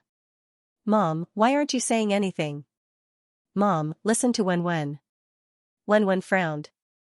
Fu Yunrua couldn't help but touch his eyebrows. You're frowning at such a young age. It's easy for you to age quickly. You'll become a little old man in the future. Wen's little hand also touched it. Just as he relaxed, he subconsciously frowned again and said helplessly, I'm too worried. These two people didn't let him be at ease. Fu Yunrua held back her laughter when she saw his serious expression. Little children shouldn't worry so much. Otherwise, you won't grow tall. Height was Wen's obsession, especially when he secretly measured his height every week. There was basically no sign of him growing taller. It was worrying. When Wen heard this, he immediately stopped talking. What if he really couldn't grow tall because he was thinking too much? Wen decided to pretend that he didn't see it, as long as it didn't appear in front of him. The next day, Fu Yunrua woke Wen up early in the morning and changed him into a cool and stylish set of clothes. Mom, where are we going? Wen's little head shook. Could it be that they were going to the flower garden? To the set. Fu Yunrua said, the director said that there are still some scenes that need to be filmed. Wen was suddenly struck by lightning. Going to the set meant seeing Siyu? I'm not going. When Fu Yunrua heard this, her face became serious. Wen, do you want to break the contract? Wen lowered his head and didn't say anything. He didn't want to face Siyu. We signed a contract with the set. If you say that you don't want to film before you finish filming, it's considered breaking the contract. We have to compensate the set 10 times. Do you want to be a person who doesn't keep his word? Wen thought about his high salary. How happy he was at first, but now that he thought about the compensation for breaking the contract, he was very disappointed. He couldn't afford it. Wen could only agree aggrievedly. All right. Wen followed Fu Yun to the set and received a warm welcome once again. The movie was halfway through filming and many of the supporting actors had already finished filming their scenes. Although there were fewer people in the set, it was still very lively. After Wen was surrounded by a circle of people expressing their love and longing for him, director Mo called him over. There was even a small stool for Wen beside him. Director Mo smiled and said, Wen, how's school going? Did the teacher praise you? As he was still a child, the adults spoke to him in a childish tone. Wen could feel their warmth and kindness, so he patiently answered them one by one. He felt that he was speaking in a serious manner and was controlling his natural cuteness. However, for some reason, when the adults heard him speak, if they could see it, they could see that their little hearts were constantly emerging from their bodies. When Wen saw that Siyu was filming, he immediately turned his head and showed his disdain for Siyu. As the favorite of the crew, everyone paid a lot of attention to Wen. When they noticed his abnormal attitude towards Siyu, they secretly paid more attention to him. They thought that Siyu must have angered their precious Wenwen. They just wanted to see when Siyu would coax Wenwen. Director Mo naturally noticed Wenwen's mood and lowered his voice to ask, "How did Uncle Siyu anger our precious Wenwen?" In the past, Wenwen's eyes would always sparkle whenever he saw Siyu and the other veteran actors acting. These old guys liked Wenwen so much because of his cute appearance and his pure passion for acting. They had been in this industry for decades and it was not easy to find such a good seedling. They couldn't help but want to take good care of him and let him grow up well. They looked forward to the day when he would shine brightly and stand at the top of the world. Wenwen subconsciously puffed up his face and said, "No." Wenwen decided not to watch Siyu's acting anymore. She was determined not to learn from him. Director Mo chuckled and said, "Let Grandpa help you vent your anger." Director Mo suddenly shouted, "There are still some problems with the scene just now. Let's do it again." When. The others were puzzled, but they quickly got into position. Then, they res-hot the scene from before. When heard the word cut, she quickly tugged at Director Mo's clothes. His face turned red. "Grandpa Mo, you can't do this." They had already finished filming. How could they deliberately cause trouble? Director Mo chuckled and carried Wenwen up to look at the footage that had just been shot. "Do you feel better than before?" Wenwen actually felt that there wasn't much of a difference between the two times and that it was already considered excellent. If she had to nitpick, the overall effect of the second time was slightly better. After Siyu finished filming, he walked towards them. Wenwen jumped up and ran away. His short legs moved so quickly that they couldn't keep an eye on him even when they shouted. Director Mo saw this and couldn't help but laugh. He teased, "Even the great best actor has a day when you're avoided like a snake or scorpion." Siyu smiled nonchalantly. They were outsiders and wouldn't understand. Siyu looked at Wenwen, who had run to Fu Yun's side. The moment the little guy went to Fu Yun's side, he stuck to her and looked up at her with his little mouth. It was obvious that he was complaining. "You have to coax him well." Siyu smiled and responded. He didn't go over to look for the mother and son. Instead, he chatted casually with Director Mo. "What are your plans for the next drama? Or are you going to take a break again?" Everyone in the industry was familiar with Siyu's habits. He filmed 1 or 2 dramas a year and would take a long break after each one. People with looks and ability were willful. No matter how low-key they usually were, they still had top-notch resources. Every time they appeared in public, they would be the most popular one. "We'll see." Siyu didn't give a definite answer. However, Director Mo saw hope. "An old friend of mine has been planning a drama. See if it's to your liking." His old friend had also wanted Siyu to be the male lead. When he found out that Siyu had snatched the role away from him this year and that there was little hope for him to take on a second drama, his old friend had scolded him countless times. "Director Mo, you must be joking. The one you recommend will definitely be the best." Siyu smiled and changed the topic. "But I'll have to look at the arrangements on my side." "Understood. I'll ask my old friend to send the script to you on Xian. You can take a look at it when you have time and think about it before replying." "Okay." Director Mo didn't let his old friend down. He instantly heaved a sigh of relief and laughed. Wenwen hugged Fu Yunrua's thigh and acted coquettishly for a while. When she inadvertently turned her head and saw Siyu and Director Mo chatting happily, she sulked. Fu Yunrua naturally saw Wenwen's mood. The little guy really didn't mean what he said. He obviously cared a lot, but he was one-sidedly throwing a tantrum. However, she didn't say anything. Instead, she took out a box of exquisite and cute pastries in the shape of small animals. "Sister Xia specially made these for you." Wenwen's eyes were filled with curiosity. It seemed to be quite delicious. Fu Yunrua picked up a piece and brought it to Wenwen's lips. He opened his mouth and swallowed it in one gulp. "Is it delicious?" Wenwen nodded. "It's delicious. Why else would people say that good food was the best way to eliminate a person's troubles?" Wenwen was fed for a while and quickly became happy. After that, Wenwen filmed a few more scenes and was fed by the young brothers and sisters in the crew. After a day, her stomach became round. The filming of this movie had been going very smoothly. Wenwen's scenes had all been filmed today, and the production crew had specially organized a banquet for Wenwen. Many people expressed that they couldn't bear to part with Wenwen. Many of them might not have the chance to work with Wenwen again, so they took the opportunity to give Wenwen many gifts. Fuyun and Wenwen couldn't refuse even if they wanted to. After a while, they received a lot of gifts that they couldn't even hug. Fuyun saw that there was basically nothing valuable, mainly homemade snacks and other things, so she didn't insist on rejecting their intentions. Director Mo also couldn't bear to part with this little guy. I have an old friend who is preparing to film a Xianxia movie series. Is Wenwen interested in being the child of the male lead? Although his old friend wanted a 7 or 8-year-old child, wasn't that like him? He was afraid that a 4 or 5-year-old child wouldn't know how to act. Seeing such a clever child like Wenwen, he would definitely be as reluctant to let go as he was. Wenwen looked over curiously, her eyes full of interest. Director, you're not being kind. I also want to film with Wenwen. Recommend me too.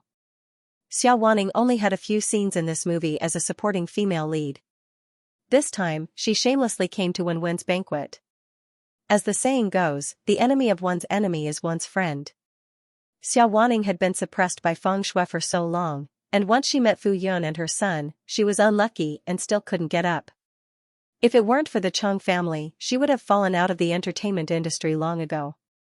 Moreover, she heard that recently, if the head of the Chung family wasn't very satisfied with Feng Shui, it was uncertain whether that marriage could be maintained. Therefore, Xia Wanning felt that she was lucky to be friends with them. She was now an A-list movie queen and was very familiar with Director Mo. Therefore, when she joked, Director Mo not only didn't get angry, but also laughed and said, "How can I leave you out?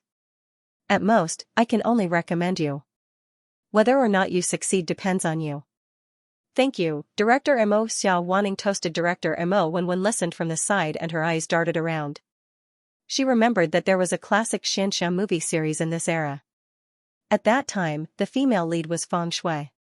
Because of that Xianxia drama, her fame rose to another level. If the female lead was still her. Wenwen blinked and asked curiously, "Is the female lead Sister Xia?" Xia Wanning said happily, "Thank you for your kind words. I won't let baby Wenwen down and try my best to succeed in the audition." Experience 2. A villain takes revenge from dawn to dusk. Xia Wanning almost couldn't help but hug Wenwen. She's so cute. Why don't I give birth to a baby too? But what if I can't give birth to such a cute baby? What's the audition like? Wenwen asked curiously. See, you had a chance to interrupt. I'll bring you there to take a look. Wenwen glanced at Siyu, then turned her head away. What did it have to do with him? Siyu. Yuan Xian smiled. I'll bring Wenwen there to take a look. Wenwen immediately turned his head and smiled. His little chubby face trembled. Thank you, Uncle Yuan. Little brat. Director Mo patted Wenwen's head. You have to grow up well. Wenwen said, I'll grow up quickly. He nodded heavily. After the audition, Fu Yunrua and Wenwen took the car home. The little guy was happy about something. From time to time, he would laugh like a little mouse who had stolen oil. Fu Yunrua asked curiously, What are you laughing about? It's a secret. Of course, Wenwen wouldn't tell her. He finally had a chance to take revenge. He was happy. Fu Yunrua tapped his forehead and said sadly, Wenwen, you're hiding secrets from your mother. Wenwen Rua said seriously, I've grown up and I'm a boy. There are some things that you girls don't understand. I can't tell you in the future. You have to get used to it. Fu Yunrua. He's so mischievous. Daughters are the most considerate. Why didn't she give birth to a little jacket? Since Wenwen was curious about the audition, Yuan Xian decided on the role of the male lead in the Xianxia movie and discussed with the director to let the little guy go to the audition. The director naturally agreed to such a small matter. It was just a child. As long as he did not cause trouble at the audition, it was fine for him to come and take a look. Wenwen was very happy to hear Yuan Xian's words. He had asked around and found out that the female lead had not been decided yet. She had to go through the audition. He just had to think of a way to make her fail the audition. At first, not many people were optimistic about this Xianxia movie, but in the end, it became a dark horse. Compared to the previous sci-fi movie, this Xianxia movie attracted an unexpected audience and successfully created a series. Wen did not want Feng Shui to have another chance. Being kind to the enemy was being cruel to oneself. Because of this, Wen happily followed Yuan Xian to the audition after getting Fu Yunrua's permission. Fu Yunrua originally wanted to go with Wen, but coincidentally, someone asked her to talk about a collaboration that day. Thus, they met downstairs at the audition office. After the discussion, they went to find Wen and went home together. When Wen arrived at the audition, he suddenly saw Siyu in the limelight. His happy face immediately fell. Why is he here? He was simply haunting him. Was he the male lead of this movie? That was not right. He remembered that he was a little famous young man. Although he was the male lead, he did not have many scenes. After all, this was a Xianxia movie with a female lead. Siyu raised his eyebrows. I am the investor of this movie. Naturally, I have to come and see how the audition goes. Wen was speechless. He did not remember if he had invested in this movie. He did not want to be in the same room as Siyu, but he was afraid that if he was not there, Feng Shui would succeed in the audition. Wen was conflicted for a long time. In the end, she sat down on the stool beside Siyu with a dark expression. This small high stool was obviously specially made for him. If he didn't sit here, there would be no place to sit. If he sat on the other chairs, only the back of his head could be seen. Moreover, he was worried that there was something particular about these seats, so he could only obediently sit on the arranged seat. They weren't in the middle, so they weren't the examiners. However, Siyu's presence attracted the attention of the other examiners. Wen snorted coldly in his heart. One day, he would be the most popular child wherever he went. Siyu did not know that Wen was so ambitious that she wanted to surpass him. He took out 2 candies from his pocket and said, "These are delicious candies. Try them." The colorful candy wrapping the delicate and small candy looked very attractive at first glance. Wen turned his head away, disdainful. He was not someone who was so easy to please. Siyu opened one of the candies and put it in his mouth. If you don't want it, I'll eat it all. Wen was even more annoyed. He was already so old, yet he was still eating candies. Shameless. Siyu looked at Wen's angry side profile. Her baby fat was even rounder because she was angry. He couldn't help but press on it with his finger. Hiss. It was soft and smooth. It felt great to the touch. Wen turned her head in shock and quickly covered her face. You're teasing me. How dare you poke my face? Wen frowned and said fiercely, we're not friends anymore. Pfft. Siyu did not know whether to laugh or cry. He wanted to rub her little head, but her peach blossom eyes, which resembled Fu Yun's, stared at him defensively. Siyu regretfully gave up on that idea. What do you mean by teasing? Can you use that word here? Also, when did we sever ties? Why didn't I know about it? We severed ties a long time ago. Wen snorted coldly. Siyu was speechless. The director, who looked like a Maitreya Buddha, chuckled and said, Siyu, it's been so long and you still haven't managed to coax the little kid. There were no secrets in the entertainment industry. The news that Siyu had somehow angered Wen had already spread throughout the industry. Everyone was happy to see Siyu suffer. Siyu shrugged. Little kids are a little hard to coax. Wen was angry. He had not coaxed her at all. He made it sound as if he had a big temper. Ioyo, look at you. You've angered the little kid. It's even harder to coax her now, the Maitreya Buddha said with a chuckle. No wonder Siyu always liked to tease this little kid. She was so cute when she was angry. It's my fault. Siyu admitted his mistake decisively. However, it seemed like he would do it again. If Wen had not wanted to watch the audition, she would have left long ago. Siyu was so annoying. Before long, the audition room was set up. The director saw that everyone was present and announced the start of the audition. Everyone quieted down instantly. Wen immediately perked up and looked at the slightly ajar door with bright eyes. The audition this time was basically for a few important roles. Otherwise, there would not have been so many people of status participating in the audition. The first audition was for the second female lead. The person auditioning for the role was a very familiar young actress. It was a good start. This young actress' acting skills were not bad. Many of the examiners secretly nodded their heads. Wen thought to herself that the audition from 20 years ago was no different from 20 years later. Although Xianxia movies were unpopular, there were internal rumors that CU and Apple Entertainment had invested heavily in and supported the production team. Therefore, regardless of whether the celebrity agents were optimistic about the theme or not, those who had connections wanted to audition. Even if the movie failed, it would be great if they could get to know that person.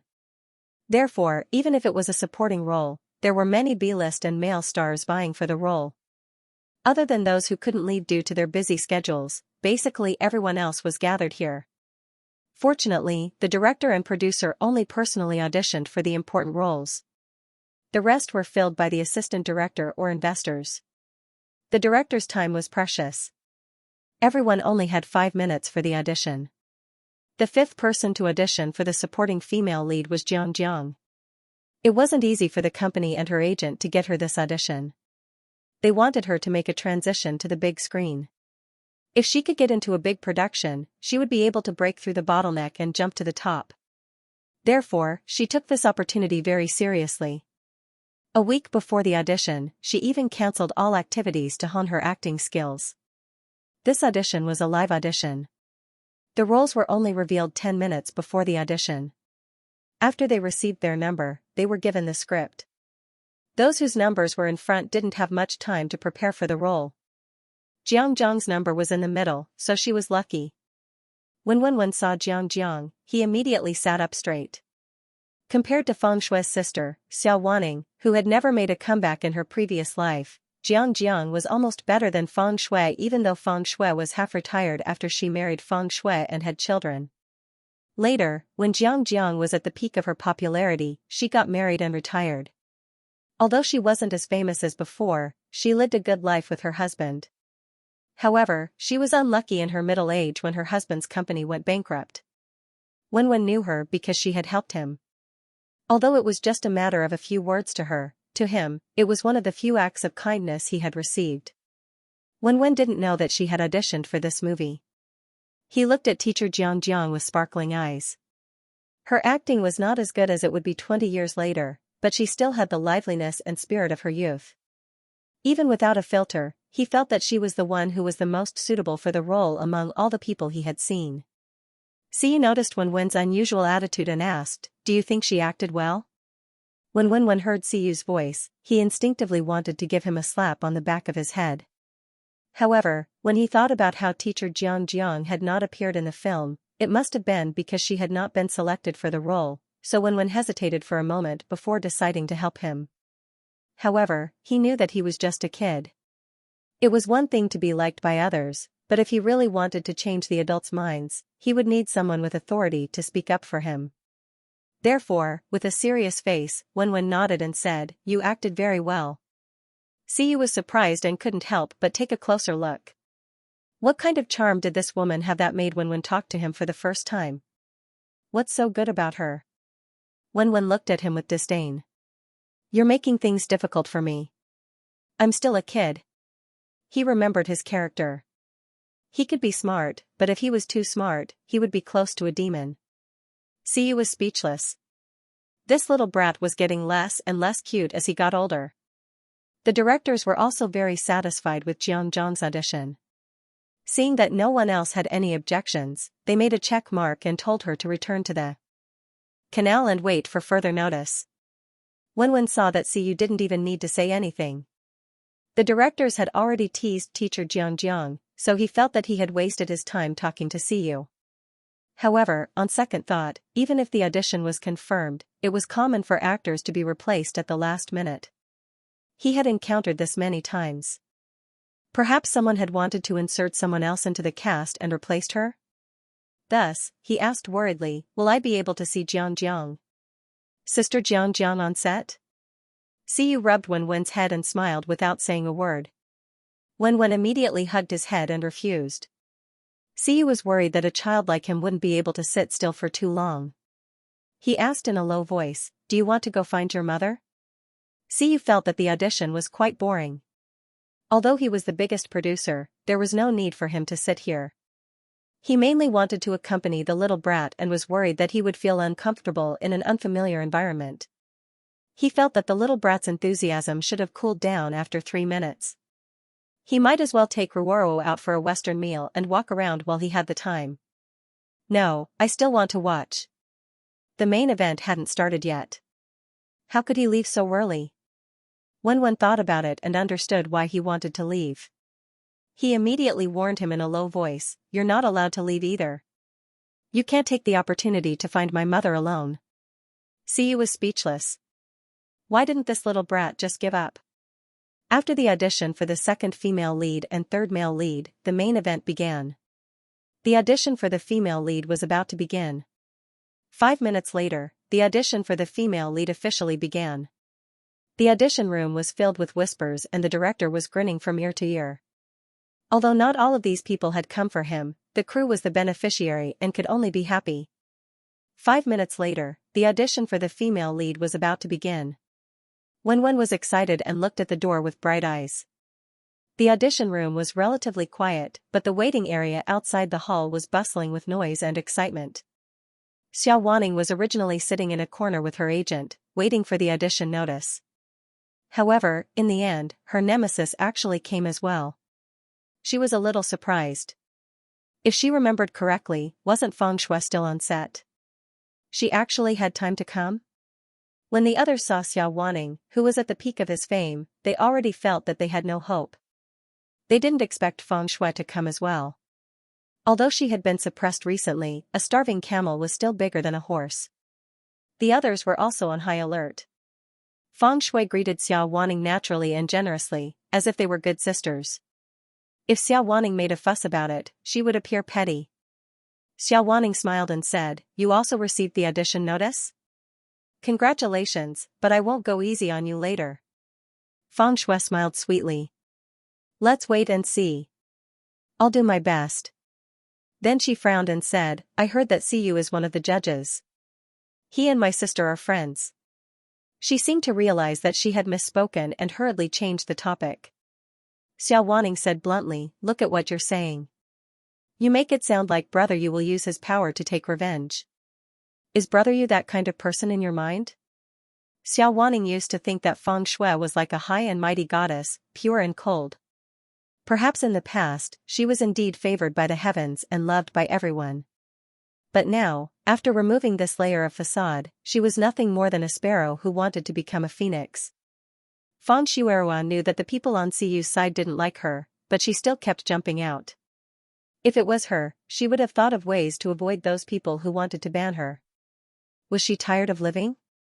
Did she think that her acting skills were good enough for Siyu to overlook his prejudice and choose her? Or was it more to her liking that she wasn't chosen? She could pretend to be a victim while Siyu used his fame to take revenge? If that was the case, it would be too disgusting. Xiaowaning had originally wanted to mock her until she was too ashamed to continue waiting for the audition, so that Siyu wouldn't feel bad seeing her. However, no matter what she said, Feng Shuerua had an attitude of accepting everything. She was only short of pointing at her nose and mocking her. The more she said, the more the people around her looked at her with a strange attitude. Xiaowaning reacted and immediately shut her mouth. Her expression was a little ugly. She looked like a villain who had succeeded. The waiting room was very quiet. Soon, it was time for the female lead's audition. The two of them had indeed been rivals for many years. The audition took place one after the other, with Xiaowaning taking the lead. The audition scenes that the crew gave to the actresses who came for the audition were all the same. There was only a brief description of the scene, and it was up to the actresses to interpret it. Xiaowaning's acting skills were very good. She portrayed the heroine's change from being innocent to being betrayed by her close friend. The examiners were very satisfied with her performance. Among the 5 or 6 actresses in the audition, she was the one who acted the best. However, Xiaowaning's flamboyant and bright appearance didn't fit the role of the female lead. This was a point that the directors considered, but this could be made up for with makeup. If there wasn't anyone more outstanding, then she would be chosen. Xia Wanning could feel that the directors were satisfied with her. Although they didn't make a decision on the spot, she felt that with Siyu and Wenwen around, her chances of getting the role were very high. Thus, she walked out in a good mood. Although Wenwen was more familiar with Xia Wanning and Sister Xia usually took care of her, to be fair, her character didn't match the character set in the script. If she didn't do well, it would be easy for her to fall out of character. No matter how selfish Wenwen was, she couldn't say that she should replace Feng Shui as the female lead. The next person to enter was Feng Shui. The moment she entered, the director's eyes lit up. Her innocent and harmless temperament was very much like the early stages of the female lead they were looking for. If Feng Shui could become the best actress, besides having a good background, she also had acting skills. Although she was slightly inferior to Xia Wanning, her appearance and temperament were very suitable, which was enough to add points. When Wenwen saw Feng Shui, she looked as if she was facing a formidable enemy. When she saw that the director and the others couldn't control their joy, she was obviously very satisfied with Feng Shui. Wenwen said innocently, "Sister, aren't you the female lead in a big production? Can you be two female leads at the same time?" Her eyes expressed some confusion appropriately. Feng Shui's expression didn't change. Instead, her smile deepened, as if she was very happy that Wenwen was paying attention to her. Thus, she said, "The production team is almost done with filming. If you have the honor, you can come to the production team." Wenwen blinked and tilted her head in confusion. Filming a TV series takes less time than filming a movie? Their last film production team took 2 months to complete filming, but that was because it was a movie. The duration couldn't be compared to a TV series, and it was also a sci-fi film. The focus was on the special effects at the end. Feng Shui's production team started filming later than theirs. If it was a Xianxia drama, it would take at least 4 to 5 months, right? She had almost finished filming the female lead in a month. When the director heard their conversation, his excitement instantly cooled down. As a director, he hated it when important actors and actresses were competing for roles. Now that he had regained his rationality, he suddenly realized that Feng Shui wasn't a good choice. He wasn't blind. The news of Feng Shui being the female lead in a Xianxia drama had been hyped up for a few days. It would take at least 3 to 4 months to complete filming. There was no way she could catch up with their production team. Although they were still in the midst of casting, everything else was ready. All they needed was the actors and actresses. With big investments like CU and Apple Entertainment, they didn't have to worry about anything. Most importantly, Feng Shui's reputation wasn't very good. Furthermore, she was almost blacklisted.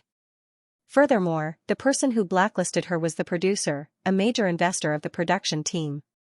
The director turned his head to the side and met Siyu's deep eyes. That seemed to be smiling yet not smiling. He suddenly quivered and straightened his back. How depressed was he to have the idea of marrying her? The director coughed softly with an unfathomable look on his face. After the assistant director finished discussing with the others, he said calmly, "We'll inform you of the results in 3 days." The assistant director saw the director's indifferent attitude and hurriedly tried to smooth things over. He said warmly, "You acted very well. We will consider it carefully." Feng Shui thanked him gently and glanced at Siyu before she left. Siyu, on the other hand, kept looking at the child beside her. It was as if she didn't notice. Feng Shui lowered her eyes and left with a smile. After that, other people came to audition for the female lead.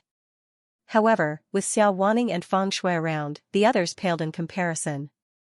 The casting process also started between the two of them.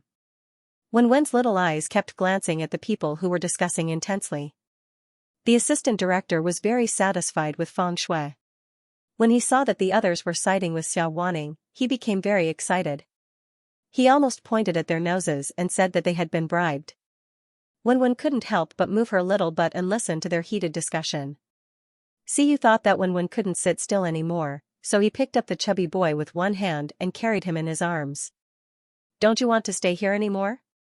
Let's go out then." Wenwen, who had suddenly jumped into the air and instinctively hugged Siyu's arm in fear of falling, was confused. He was listening to the crucial part of the conversation. How could he leave? Siyu had already opened the door and walked out. He said, "Don't worry. I won't let the person you hate appear in front of you." Wen, who had wanted to break free, immediately quieted down. How could he forget that Siyu had always hated feng shui? He definitely wouldn't let her come to his set. Wen said awkwardly, "Put me down. I can walk by myself." Siyu looked down at Wen and put her down. As soon as Wen's feet touched the ground, she immediately ran out. However, as soon as she turned the corner, she bumped into someone who was walking towards her. "Ah!" A delicate voice rang out. Before Wen could react, the person he bumped into fell to the ground with a cry of surprise. Wen reacted quickly. She took 2 steps back and squatted on the ground. She looked at the person in front of her with an aggrieved expression on her chubby face and tears in her dark eyes. Before the other party could say anything, Wen looked timid and said in a sobbing tone, "Why are you blocking my way?" Wen thought to himself that he was a professional at following other people's paths and leaving them with no way out. Feng Shui, who was sitting on the ground with tears in her eyes and a pained expression on her face, was speechless. Siyu bent down and helped Wen up. He asked with concern, "Are you hurt anywhere? Does it hurt?" Wen glanced timidly in a certain direction and said meekly, "My butt hurts." "Yeah, I fell down just now." Siyu placed his large hand on her butt and rubbed it. It was bouncy and soft, so he couldn't help but rub it a few more times. Siyu said righteously, "It won't hurt anymore if I rub it more." Wen was speechless. The big jerk took advantage of her. She had proof. "Don't pinch my butt." Wen's face turned red as she covered her butt with her hands to protect her chastity. Siyu said righteously, "Nonsense. I'm just rubbing your butt to relieve the pain." Wen said, "It doesn't hurt anymore. It doesn't hurt anymore." Siyu saw that Wen was about to explode. He was afraid that he would provoke her further, so he stopped. Siyu carried Wen and spoke as if there was no one else around. He walked over a pile of rubble on the ground and headed for the elevator. Feng Shui saw this and hurriedly stood up and chased after him. "Siyu. Wait, I have something to say to you." Siyu turned a deaf ear to her and only stopped when she was right in front of him. Siyu frowned as a look of displeasure flashed across his eyes. He thought that he had already made his stance clear, but there were always people who were self-centered and annoying. Should he stop probing and nibbling away at her and speed up? Feng Shui didn't have the slightest awareness that she was being disliked. She tucked her hair behind her ear, revealing her fair and elegant face. She raised her head. Her pair of watery eyes were misty. Her fragile neck was exposed to the air, as if it would be snapped by someone with a pinch. Wen looked as if he was facing a formidable enemy. His entire body tensed up as he glared at Feng Shui unkindly. He could tell that this woman was trying to seduce Siyu. Wen was furious. He could tell that Feng Shui was addicted to stealing her mother's man. It was fine that she stole her mother's fiancé because he was a scumbag. They were a match made in heaven. She had let go of her mother, but now she was trying to steal her away. Men instinctively wanted to protect and possess women who looked weak and harmless, innocent and beautiful. Would Siyu be seduced by her? Wen turned around aggressively and met Siyu's gaze. He could see the eagerness in his eyes. Siyu looked at Wen's trembling side profile and his fingers started to move. He really wanted to pinch and poke. Although the little guy was sometimes very infuriating, he was adorable from head to toe. Wen immediately became vigilant and subconsciously covered her face. When he saw Siyu's expression, he felt as though his face was about to be trampled on again. He was too familiar with this expression. Every time Siyu showed this expression, his handsome face would suffer. Wen warned, "Don't pinch." What if she pinched his handsome face too much and made it unattractive? Siyu looked at him innocently. "You've wronged me." He was just thinking about it. He hadn't done anything yet. Wen hee men. Who would believe his nonsense? Feng Shui, who had been ignored once again, was speechless. She winked at the blind man. "Siyu." Feng Shui was indignant and called out again. Siyu finally got to play with his son. His son had forgotten to throw a tantrum with him. He was even more annoyed that he was being disturbed again. What are you trying to say? Siyu's gaze was indifferent. What do I have to do for you to let me go? I really like acting. Are you really going to listen to my sister's orders and kill me? Feng Shui's eyes were as clear as water as she looked at Siyu. Her gaze was weak but stubborn. Wen immediately came over with an unfriendly look. Siyu said, you must have misunderstood something. Ruoro doesn't work in the entertainment industry and doesn't pay attention to your affairs. She doesn't know anything. I'm a good citizen. Why would I kill someone? Furthermore, I'm just a mediocre best actor with no background. How would I have the ability to kill the daughter of the Fu family and the fiancé of the Cheng family's eldest young master? Aren't you the ones who kill people? It was just that those without a background had disappeared without a trace, while those with a background couldn't do anything about it. They could only watch as others continued to shine on the stage. Siyu hadn't been calculated with Feng Shui in the past, but that didn't mean that he didn't know what she had done in the past. Many people had ended up badly because they didn't get along with her. What he was doing now was just paying back 1% of what she had done to others in the past. At least he hadn't hurt anyone physically or mentally. Feng Shui bit her lower lip. Did you hear something from someone that made you misunderstand me? I've never done anything to hurt anyone. It's none of my business whether you've done it or not. I don't care. I thought that you would at least know your place. Now it seems that I overestimated you. You know that I hate you, yet you keep trying to make your presence known in front of me.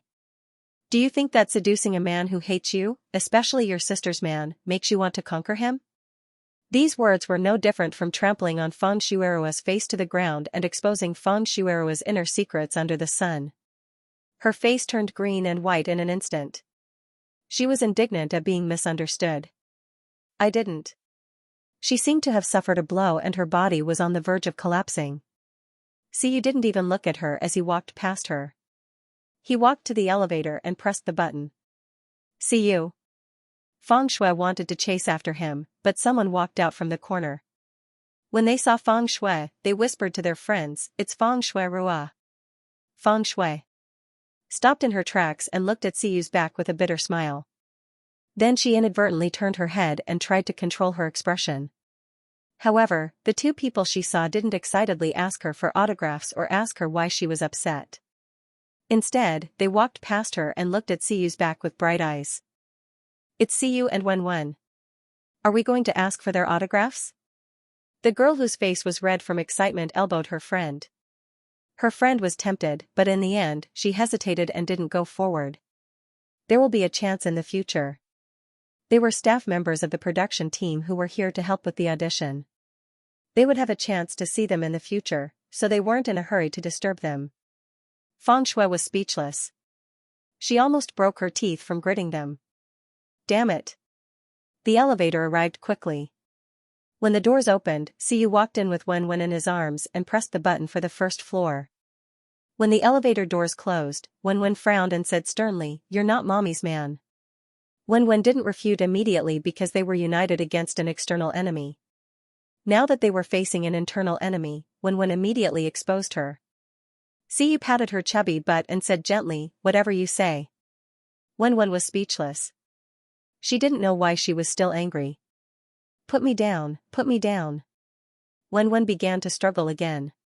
Siyu put the child down and said, "When you see Mommy later, don't tell her about this, okay?" Wen snorted. He knew even if she didn't tell him, he wouldn't let Mommy worry about this. When the two of them walked out of the elevator, Wen looked around. Do you know where Mommy is? Siyu waved his phone. Your mommy told me. Wen stared at him. Why would Mommy care about you? Mommy had promised not to contact Siyu. Could she have contacted him behind his back again? Siyu smiled but didn't say anything. He looked down at the angry child and thought to himself, that's because I have a hostage in my hands. Siyu walked out of the elevator with Wen. The two of them wore the same hat and pulled down the brim. If one didn't look closely, one wouldn't be able to see their faces clearly. Siyu even put on a pair of sunglasses and walked out of the glass door quietly. At this moment, Fu Yun was also in trouble. She had arranged to meet her business partner at a cafe downstairs. They had a pleasant discussion and had a cup of coffee while they were there. However, not long after, an annoying person came out and ruined her good mood. Chang Zhuyu wasn't having a good time either. His family's investment had failed and they had lost a large sum of money. Fortunately, they had a strong family background and managed to fill the hole and get through this crisis smoothly. However, the Chang family had also suffered a blow. The Chang family had been doing well for so many years, but this was the first time they had encountered such trouble. He couldn't help but spend a lot of energy on his work. When he looked back, he realized that the woman he cherished had suffered a lot. And all these grievances were caused by Fu Yunrua, this vicious woman. Chang Zhiyu asked his subordinates to find out Fu Yunrua's whereabouts. He came over aggressively and was ready to settle the score with her. Fu Yunrua, you vicious woman. When Chang Zhiyu saw Fu Yunrua chatting happily with a young man, he was even more disdainful of Fu Yunrua. This woman was really fickle. Not only did she seduce a man, she even had an ambiguous relationship with another man. These men were simply blind. It was as if they had never seen a woman before. They even took a fancy to a woman like Fu Yunrua. When Fu Yunrua saw Chang Zhiyu, she immediately rolled her eyes. These people were really persistent. They came one after another.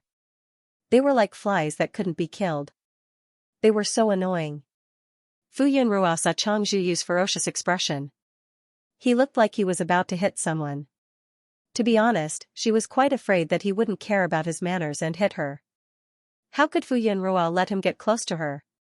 When he was still 3 steps away from her, she immediately splashed the unfinished coffee on his face. You. Before Chang Zhiyu could finish his sentence, the black coffee splashed on his face.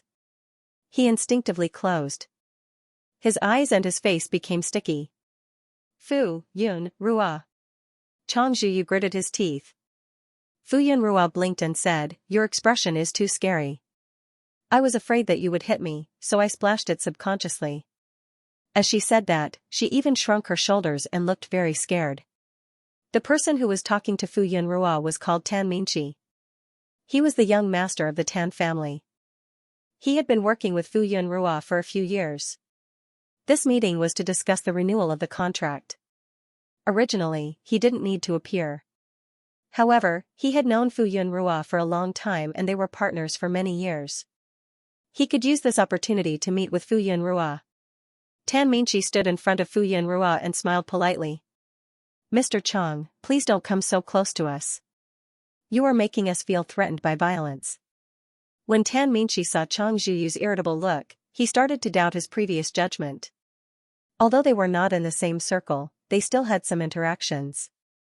He used to have a good impression of Chang Zhiyu, but looking at him now, he was totally ungentlemanly. It was as if he had bipolar disorder. He was so irritable that he looked like he was going to hit someone at any time. Tan Minchi stood beside Fu Yunrua and expressed his understanding of why she splashed the coffee. Chang Zhiyu did look scary just now. It was normal for girls to be afraid. Tan Minchi said tactfully, "Mr. Chang, do you need to tidy up your appearance first?" Chang Zhiyu wiped his face. Even his hands were sticky and uncomfortable. He looked at the cafe again. There were already people looking at him. Chang Zhiyu didn't want to be surrounded by people.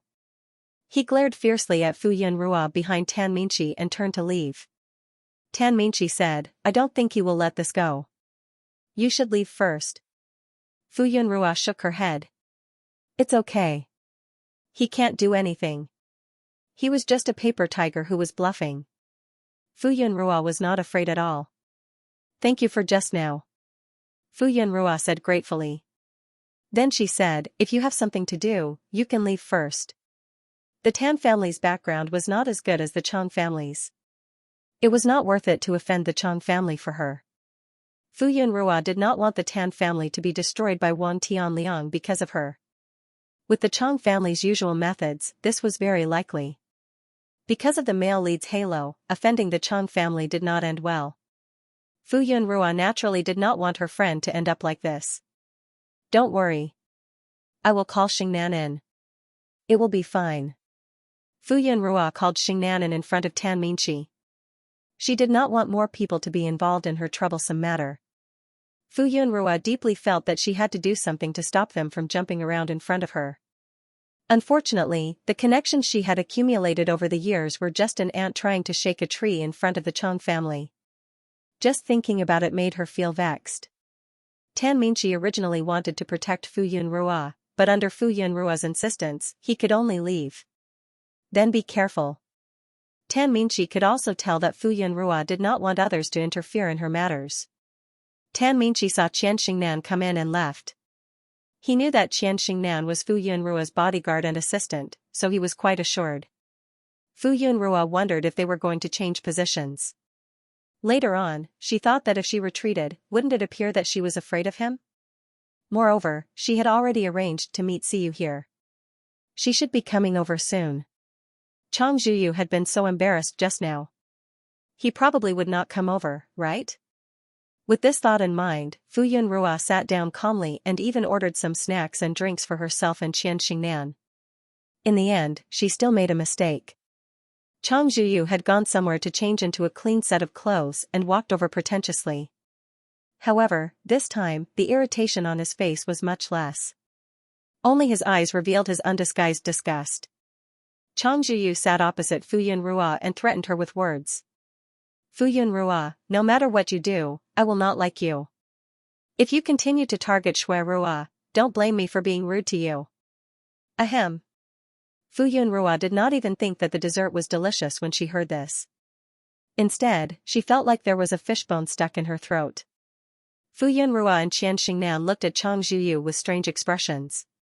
How? Did I give you the wrong impression that I? Fu Yunrua could not say it out loud. How could this person be so shameless? He actually thought that she liked him? Even if she liked Siyu, she would not like him. At the thought of Siyu, Fu Yunrua's face froze. She quickly threw this scary thought out of her mind. Chang Zhuyu, on the other hand, was looking at her expression. I only have Shuer in my heart. I wish the two of you a blissful marriage. Chang Zhuyu choked and continued, the only person I have ever loved is Shuer. Even if you. The two of you love each other. You are a match made in heaven. Fu Yunrua was as sincere as she could be. No matter how much you do for me, I will only hate you more. Shuer is so gentle and kind. Can't you be more forgiving? Why must you hurt an innocent person? Fu Yunrua was speechless. Hello, Mr. Chang, are you there? Can you hear me? Chang Zhuyo's tone was warning. Fu Yunrua. Fu Yunrua smiled. So you can hear me. Can you listen to me for a while? Chang Zhuyo's face turned pale. Speak. Fu Yunrua's tone was sincere and her attitude was sincere. I have already let it go because I realized that we are not from the same world. It was really hurtful and heartbreaking for me to barge into your world. I have already accepted reality. You and Feng Shui are a match made in heaven. The two of you are from the same world. Whoever wants to separate the two of you should be struck by lightning and die a horrible death. I sincerely wish that the two of you will be together forever and never be separated. Fu Yunrua was extremely sincere. She did not want to have any entanglements with these people. The people from their country had a suffocating IQ and EQ. They were self-centered and only knew how to talk to themselves. Fu Yunrua, who had been stamped as a fan, was simply disgusted. If it were not for the fact that most of her friends and family were in the capital, she would never have stepped into the capital. Chang Zhuyo's expression softened. It's good that you have this awareness.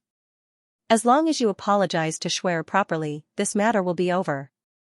I won't pursue the matter further. Also, tell your fans not to harm Shuer maliciously. You two are good sisters, Chang Zhuyu said with a magnanimous look on his face. Fu Yunrua's expression immediately changed. She chuckled and pointed outside the glass window. Look at the sky outside. Chang Zhuyu turned his head to look. The sun was high in the sky and it was bright and scorching.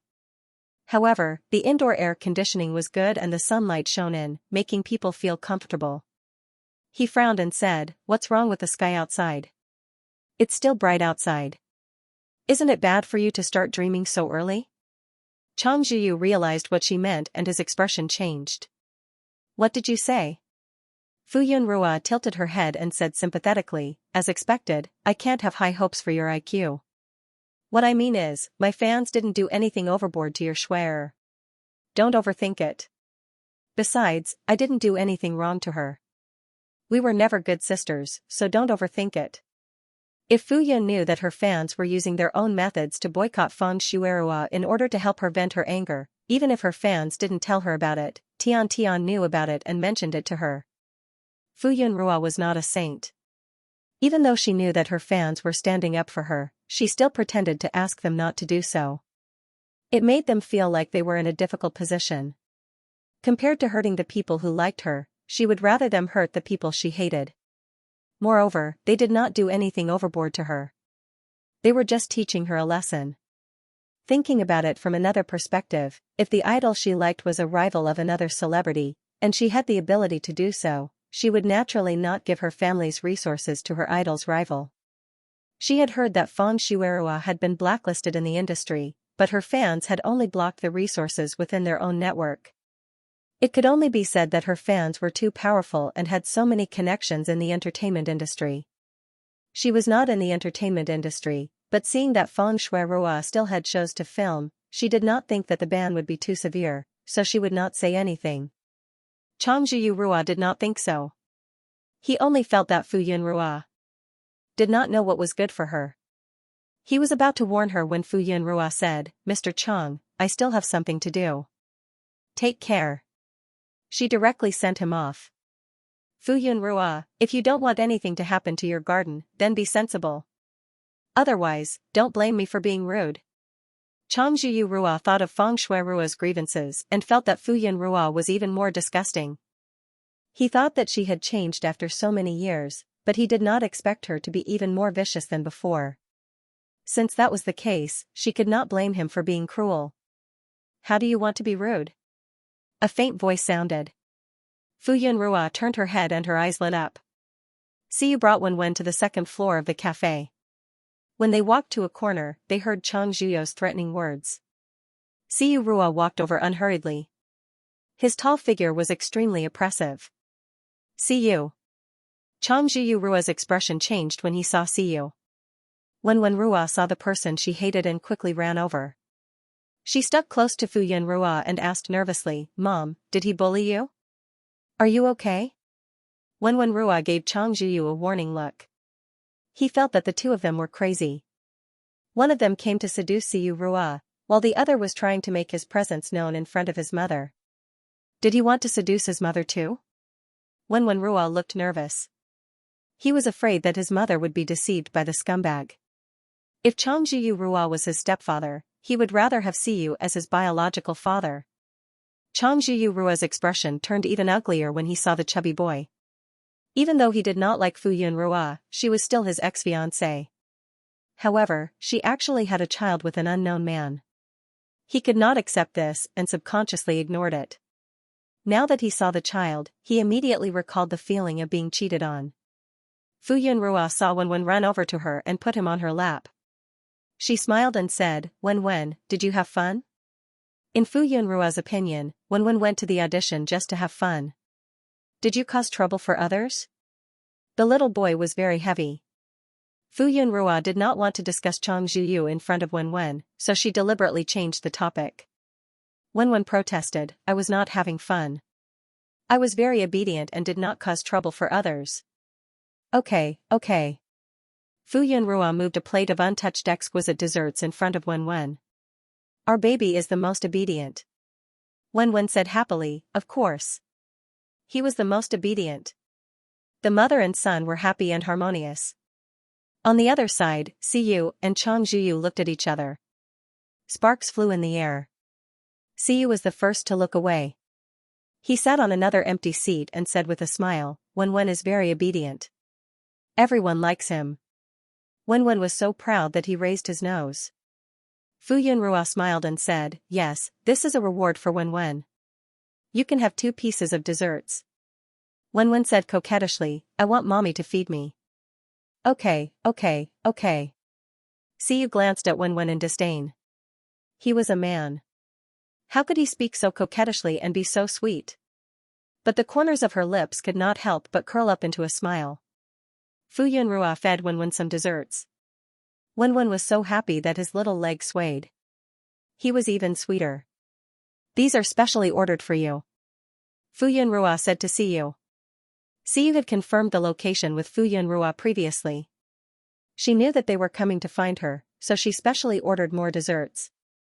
Siyu looked at the desserts and sealed drinks. He smiled and said, "Thank you." "You're welcome." The atmosphere here was happy and harmonious. Chang Zhuyu seemed out of place. It was as if he did not exist. "You guys." Chang Zhuyu's words attracted a few pairs of eyes. Siyu looked surprised. "Why are you still here?" "Chang Zhuyu." Siyu asked, "Are you here to pick up your fiancé?" Chang Zhuyu was stunned. Siyu pointed at the building opposite them. "Your fiancé was unlucky. She fell while walking. You guys are indeed telepathic. You came specially to pick her up." When Chang Zhuyu heard this, he did not care about anything else. He hurried out to look for Feng Shuirua. After Chang Zhuyu left, Fu Yunrua immediately felt the air freshen up. She felt relaxed. She heaved an exaggerated sigh of relief. "He's finally gone." Wenwen said sternly, "Mommy, if these people come to bother you again, let me know. I will help you chase them away." Fu Yunrua rubbed his smooth face and said happily, "Okay, Mommy will depend on Wenwen to protect her." At this moment, a waiter in a suit came over and said respectfully, "Mr. C, Ms. Fu, there are reporters gathered outside. It seems that news of you being here has been leaked." Fu Yunrua and Siyu looked at each other. Siyu said, "Let's go." Fu Yunrua nodded. Wenwen jumped down from Fu Yunrua's lap. Fu Yunrua stood up and felt that her legs were a little numb. She stood for a while before she felt better. This cafe was frequented by celebrities, so they were very familiar with dealing with unexpected situations. They did not stay for long before they left quietly through the side door. After they were safe from the reporters, Fu Yunrua said goodbye to Siyu. "Thank you for taking care of Wenwen. We still have something to do, so we'll take our leave first." Fu Yunrua thought that it was still early and she could bring Wenwen out for a walk. They could have a big meal at night before going home. They had not gone out to eat good food together for a long time. However, Siyu did not play by the rules. He raised his eyebrows and sighed. "I feel that I've been thrown away after being used up." Fu Yunrua. "It's not that she didn't." Wenwen said arrogantly, "We're going to do our own things." He was not embarrassed at all. Siyu looked at Wenwen from the corner of his eyes. This rascal was not cute again. Siyu looked at Fu Yunrua. His acting skills were off the charts at this moment. His eyes were disappointed and pitiful. Fu Yunrua could not bear to see him like this. She felt that she was too heartless to abandon him and almost agreed to come with him. However, she lowered her head and looked at Wenwen, who was like a fighting rooster. She said with difficulty, "I'll listen to Wenwen." "Okay, let's leave it to this father and son pair." Wenwen was proud of himself. His mother would listen to him. Siyu squatted down.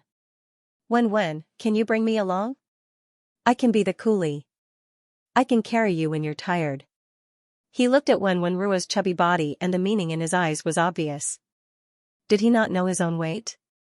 Did he want his mother to carry him when he was tired? Wenwen was furious. He was looking down on his body. This was all baby fat. He was not fat. "Okay. You can be the coolie." He wanted Siyu to carry him the whole time. He wanted him to die of exhaustion. How dare he despise him for being fat? Fu Yunrua. She held her forehead weakly and did not know where to start. As they were all public figures, they did not go to crowded places to play. It was Siyu who brought them to more secluded and fun places. Wenwen sat on Siyu's arm and hugged a toy gun that increased his weight. He ordered Siyu to walk around nonstop and look at this and that. Well, she felt that something was not right, but she could not figure it out at the moment. Forget it, who cares? Let's torment Siyu first before thinking about it. Fu Yunrua looked at the two of them from behind and thought that Wen would definitely explode when he realized what had happened. Forget it. Anyway, he had agreed to it himself. She would just appease him and let this matter pass. Wen tormented Siyu, who was willing to work hard without complaint. He was also very tired. When he went back at night, he could not even open his eyes. He was half asleep when he took a shower and asked Fu Yunrua to help him take a shower. The next day, when he woke up energized, Wenrua realized what had happened the day before and immediately exploded. He had actually fallen into Siyu's trap so easily. Siyu was paying attention to him again. Wenrua went downstairs angrily. When he saw Fu Yunrua, he said unhappily, "Mom, you didn't even remind me yesterday." Fu Yunrua casually apologized, "Well, it's Mom's fault." She saw that Wenrua was having a good time. However, she could not say this out loud. Otherwise, she would explode even more. After being comforted by Fu Yunrua for a while, Wenrua sat at the dining table awkwardly. Alright, he forgave his mother. Next time, he would definitely not bother with Siyu again. The Xianxia film crew quickly decided on the cast. The female lead that Wenrua was most concerned about was not Feng Shuirua or Xia Wanning, but an unknown newcomer. He heard that she was very clever, so the director and investors were very satisfied. After Wenrua confirmed that there would not be any changes, he stopped paying attention to her. The new film crew had not started yet, so his life returned to normal. He went to kindergarten obediently every day. Wenrua began to miss his peaceful life. He knew that after the sci-fi film was broadcast, he would officially be a child star. When that time came, no matter where he was, his life would not be so peaceful anymore. As he thought of this, he looked at Kong Kong and the others with a tolerant gaze. Yes, he had to cherish these children. Time spun, and soon, it was time for the kindergarten's final exams. During this period, Wenrua studied hard and did not dare to put his thoughts on other things. Even if he had an extra life's memory, he could not stand at the top of the IQ pyramid and look down on these kindergarten children. If he was not careful, he would be surpassed. Children nowadays were too amazing. There was one exam where he actually scored 99 points and had a mark deducted. Many children in the class had scored 200 points and did not get the little red flower reward. To Wenrua, it was a dark history. He did not dare to be careless anymore. Every time he took an exam, he would pay 120% attention, afraid that he would not get 200 points. It was really too difficult for him. Recently, he had been focusing most of his attention on filming and did not pay much attention to his studies. He had to spend even more effort on it. He was also worried that if his grades deteriorated, his mother would not let him film anymore. Fortunately, there was a good reward in the end. Wen scored full marks in all his subjects. Although there were a few people in the class who scored full marks and were tied for first place, he was still first place. He was so happy. In order to reward Wen for his good results, Fu Yunrua even promised to bring him to the water park to play. After that, Wen officially entered his first summer vacation. He was excited for a few days. He had gone to all the fun places in the capital. Fu Yunrua was still thinking about whether to bring him to other cities to play, but Wen was unwilling to go. He had to be considerate of his mother. It was very tiring to go out to play. It was better to stay at home. His mother went to the flower garden every day to work, so it was not as tiring as bringing him out to play. Fu Yunrua saw that he was unwilling to go to other places, so she did not insist. She could also take this opportunity to run her livestream career well. Wen played in the flower garden. He felt as if he had returned to the days in the past.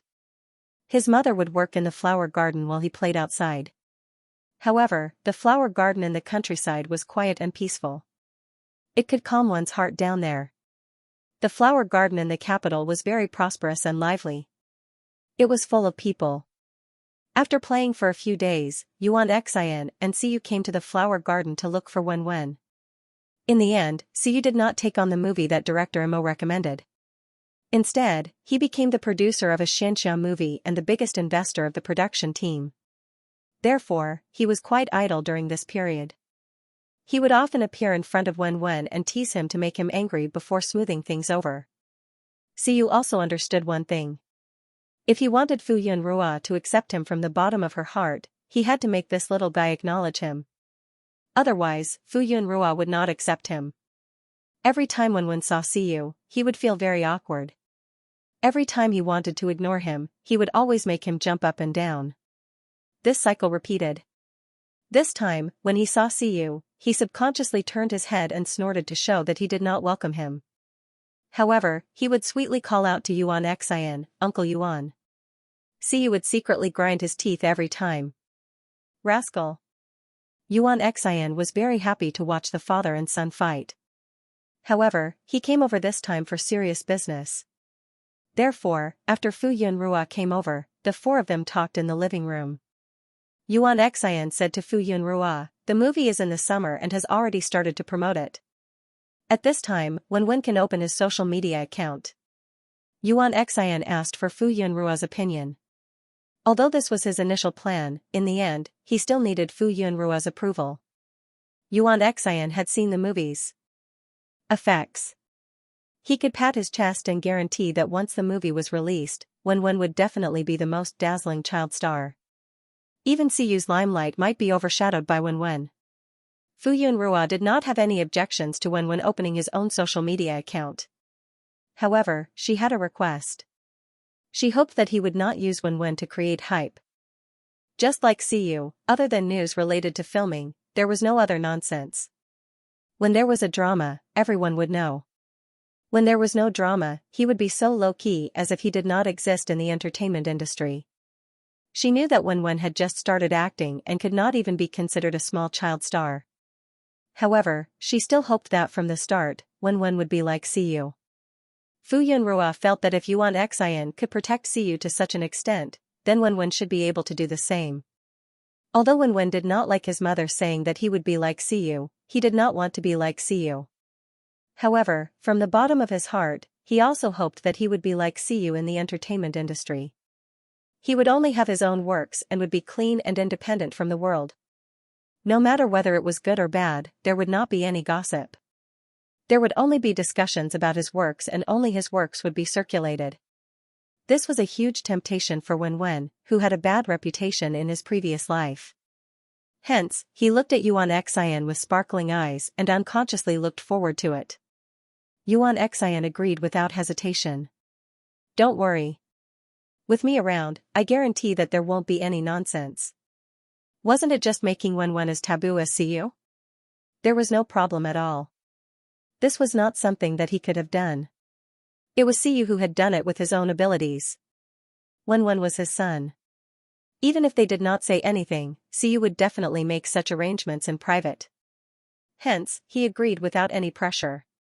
Fu Yunrua could not help but smile and thank him profusely. Wen was also very grateful. "Thank you, Uncle Yuan." "You're welcome. It's what I should do." Yuan Xian smiled and waved his hand. He completely ignored Siyu's death stare behind him and took all the credit for his hard work. After the discussion, Yuan Xian discussed with his team and asked the public relations team to keep an eye on the situation online. He took out a new phone and registered Wen's social media account. Yuan Xian registered the two biggest social media accounts for Wen. One was the Panda platform forum that Fu Yunrua was on, and the other was Weibo. Fu Yunrua looked at it and immediately followed Wen's account. She even set up a special account. Siyu's speed was not slow at all. He became the second follower. Wen watched Yuan Xian's actions and jumped excitedly at the side. He reached out and wanted to snatch the phone. "Uncle Yuan, I want to follow Mom first. Let me do it. Let me do it." How could Yuan Xian disagree? He smiled and handed the phone to Wen. Wen immediately opened Fu Yunrua's account and set a special account. Siyu reminded him from the side, "Follow me too." Wen pretended not to hear. He did not follow Siyu. He did not hear or see anything. Yuan Xian watched him follow Fu Yunrua and ask for the phone.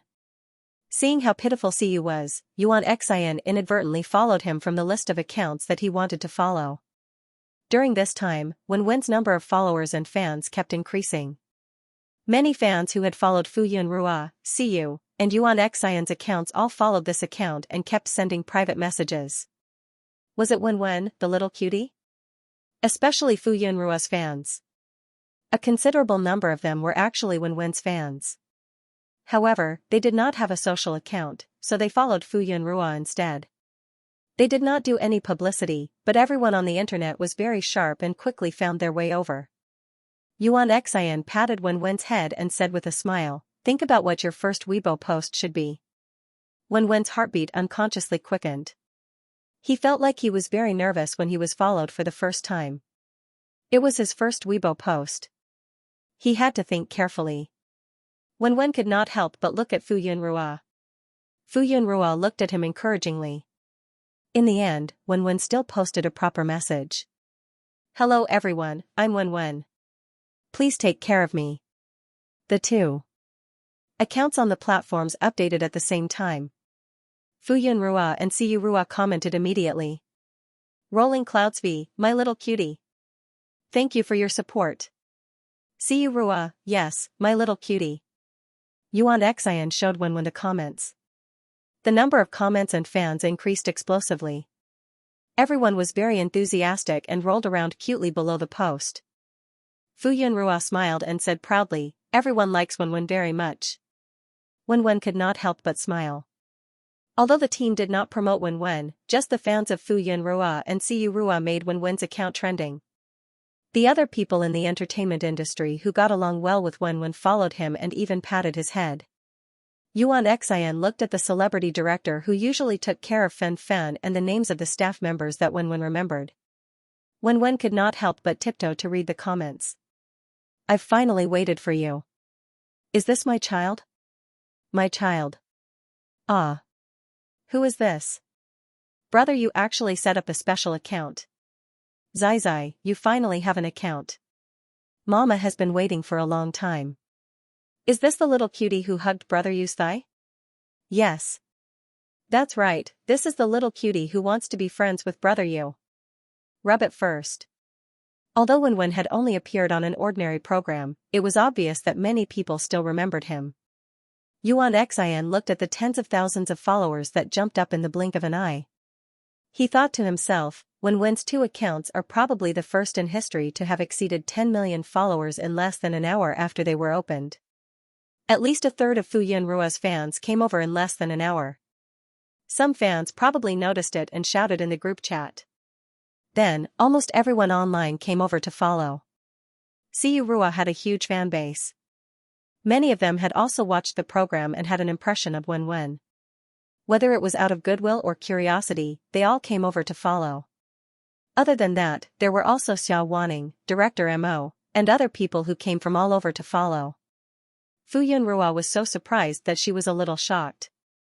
She had always known that Wenwen was very popular, but wasn't this too exaggerated? This was the first time she had seen it. In just an hour, the number of fans had exceeded 10 million? Did these people live on the platform? Brother Yuan couldn't have bought powder, right? Fu Yunrua's gaze was a little suspicious. Yuan Xian swore to the heavens that he definitely did not buy fans. It was all real data. Fu Yunrua looked at the hundreds of thousands of comments and flipped through them a few times. There were many familiar IDs. The fans on her side accounted for half of the comments in the comment section. Fu Yunrua looked at her 50 million fans.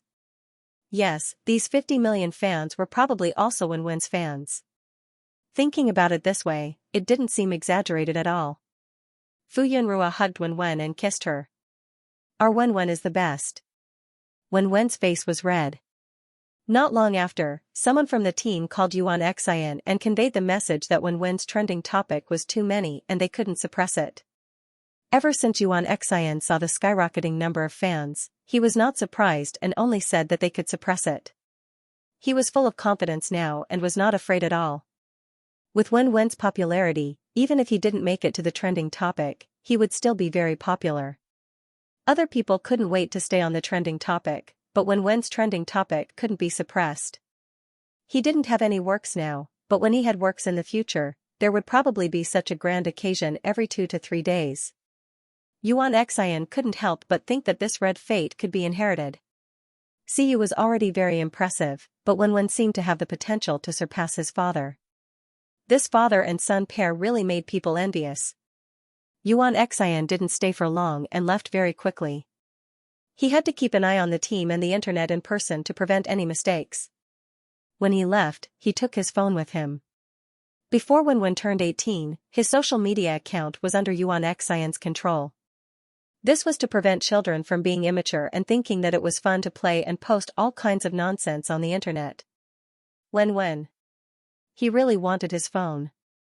He really wanted his account. However, even Fu Yunrua didn't stand on Wenwen's side. Wenwen could only watch as Xian took his phone and account away. He wanted. Fu Yun comforted him, "When you grow up, the account will belong to you." Wenwen was secretly sad. He felt that he was not comforted at all. The account of tens of millions of fans did not belong to him yet. He was very sad that he had lost it. He was no longer a child. He had self-control and would never spout nonsense on the internet. Unfortunately, no one believed him. Fu Yun saw that he was in low spirits, so she asked him to read the comments on her phone. She skimmed through the comments. There were no sour words. They were all good comments, so it was fine for Wenwen to read more. Wenwen took the phone and was overjoyed. He hurriedly read the comments one by one seriously. Compared to his previous life, every time he posted something on social media, the comments section would be filled with bloodshed. His fans were basically beaten up in the end. The comments now were very warm. If his die-hard fans in his previous life saw this, they might be very gratified. Perhaps they had seen it now. No, most of his fans in his previous life might still be drinking milk and going to school. Some might not even be born yet. Wenwen suddenly could not help but laugh. Perhaps he was still going to school with his die-hard fans in his previous life. Fu Yun saw that Wenwen was reading seriously, and her expression softened. Xiyu saw a hot comment under the trending search. A netizen had taken a screenshot of his and Fu Yun's conversation and put it together. "Cloud rolling clouds, my little cutie. Thank you for your support. Xiyu, yes, my little cutie. I seem to have discovered something." There were a bunch of replies under the hot comment. It was very lively. "Warning, your account is gone. Your account is gone. Do you think we don't want to? But reality doesn't allow it. Let's see when this account is gone." In the end, after a few hundred comments, this comment was still there. Xiyu's fans suddenly realized something and quickly formed a group. The number of people kept increasing. The 2,000 people group was filled in an instant. However, the chat was quiet and no one spoke. After a while, someone asked tentatively, "So, we really hit the jackpot?" "Probably. Sisters, I just went to test the waters and posted some gossip about Brother Yu and a female artist. How is it?" It was deleted in 3 seconds. Then they looked at the comments that were still high up in the trending section and sighed meaningfully. The fans couldn't be blamed for thinking the wrong way. Some of them had been following Xiyu since its debut. Over the past 10 years, what had they not encountered? Any comments that attempted to create a scandal with Xiyu, or any netizens who tried to couple Xiyu online, were quickly deleted. Most of the time, they couldn't even be posted. Their fans were quiet and didn't cause any trouble. Compared to the fans of other celebrities who openly declared their love lines, these small moons were miserable. They had to be secretive even if they wanted to declare their love lines. Even if there were fans who fell into the trap later on, the older fans would still explain and quietly abide by the rules. Those who didn't listen to the rules and caused trouble were removed from the fan list. From the beginning, the team had regulated their fan group to not create any scandals. They also knew that Xiyu didn't have any gossip to begin with. This was because the company spent a lot of money on PR every year to deal with these matters. They secretly guessed that Xiyu might be a relative of the big boss of Apple Entertainment. However, they didn't get any confirmation, so they just let it go. It was easy to be a fan of a celebrity who didn't cause trouble. However, they didn't have the chance to fight all year round. Occasionally, they would see fans of other celebrities fighting over their idol online.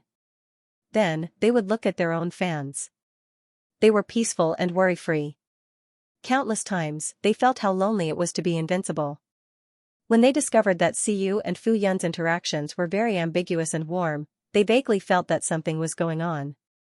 However, after so many years of habit, they didn't dare to say anything even if they could tell. Now, they actually found out that when they tried to pair Siyu and Fu Yun together and tried to form a CP, they weren't blocked or deleted. What did this mean?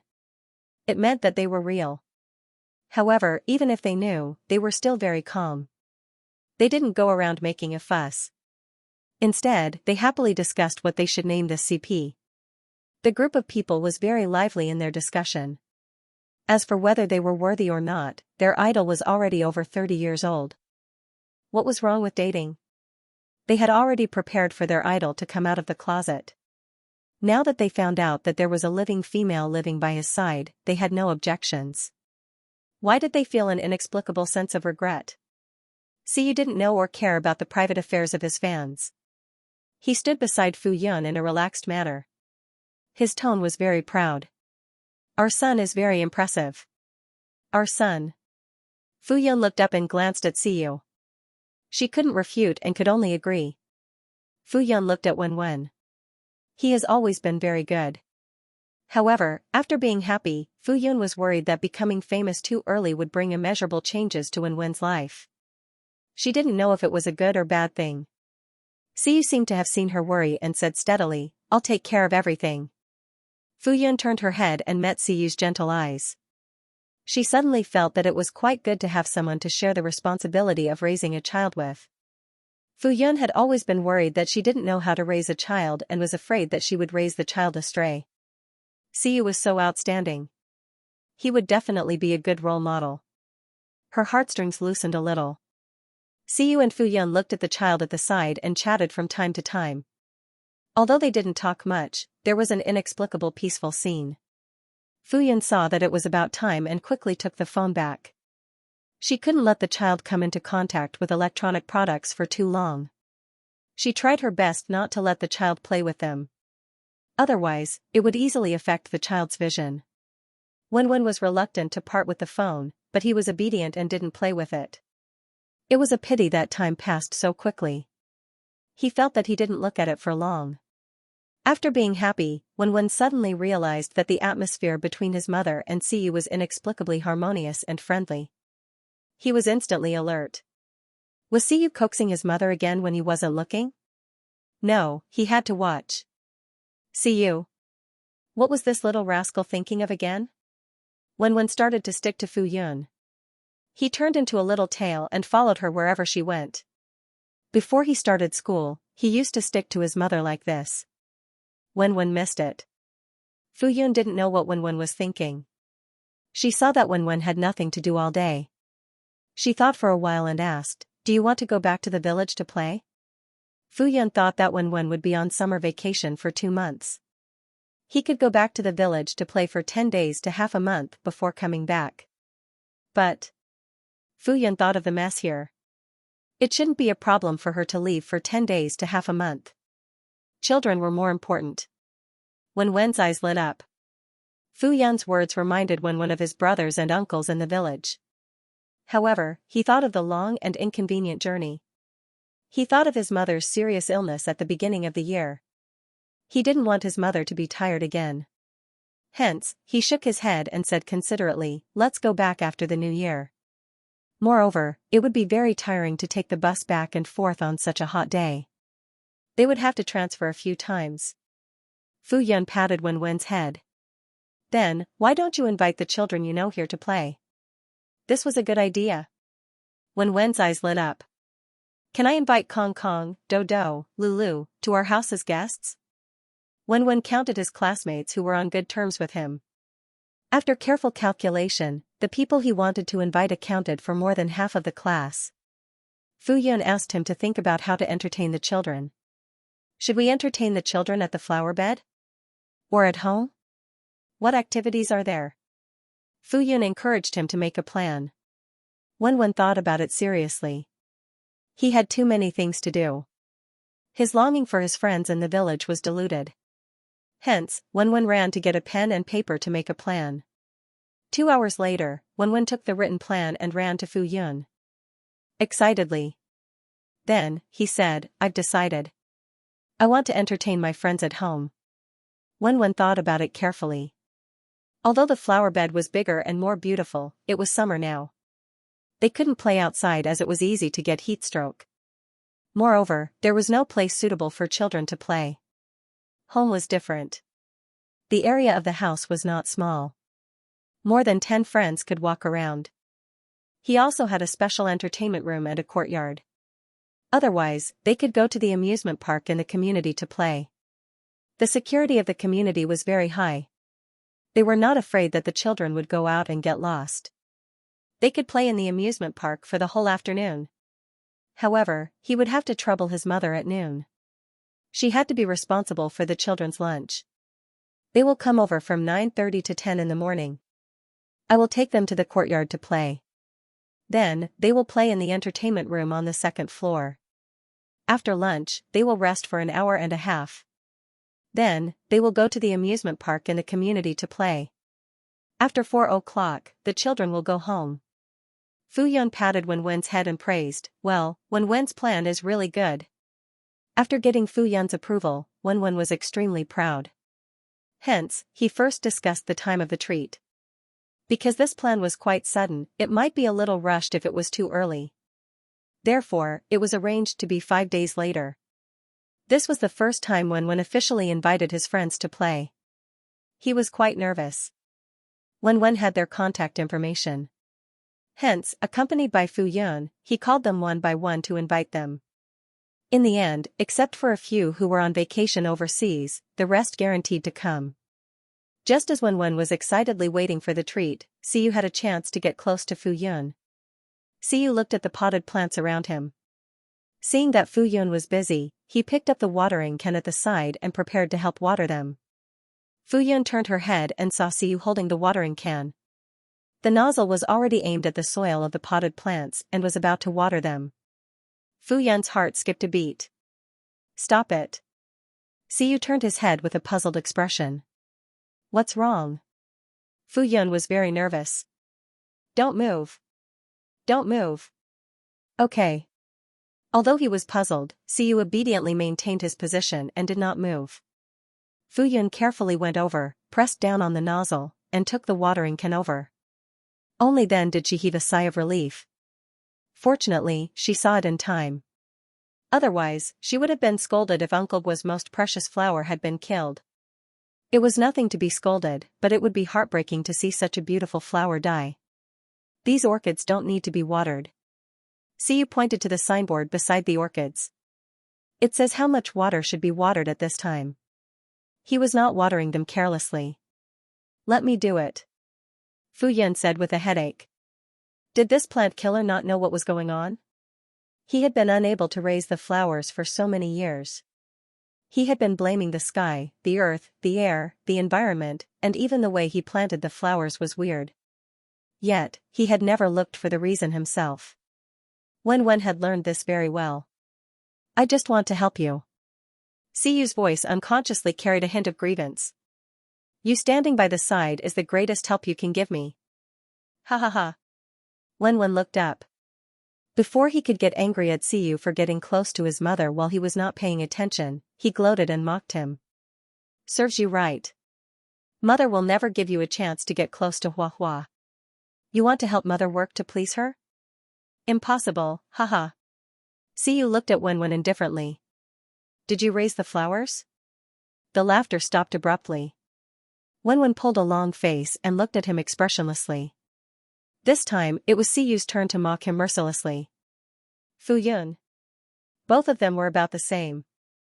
Let's not talk about each other. Was it really good to hurt each other like this? Wenwen could not win against Siyu, but he was still a child. Thus, he ran to Fu Yun's side and hugged her thigh. Mother, he bullied me. That's right, he could still complain. He's too annoying. Let's not bother about him, okay? Wenwen acted cute and coquettishly. Fu Yun immediately felt dizzy and agreed to anything. Wenwen looked at her proudly. See you secretly. gritted his teeth. He looked at Wenwen, who was acting cute, and suddenly said, Wenwen should start learning. Why don't I hire a few tutors? Originally, Siyu thought that he should wait until the child was 5 years old before starting his lessons. That way, he could relax for a year. Now, he felt that the child was still too free. Siyu came to the flower bed every day to report, but he did not have the chance to get close to Fu Yun. Wenwen protected Fu Yun like she was protecting her own child. He did not even have the chance to get close to her. Thus, Siyu and Fu Yun discussed the child's learning during the summer vacation. When Fu Yun heard this, she was instantly attracted. What tutor?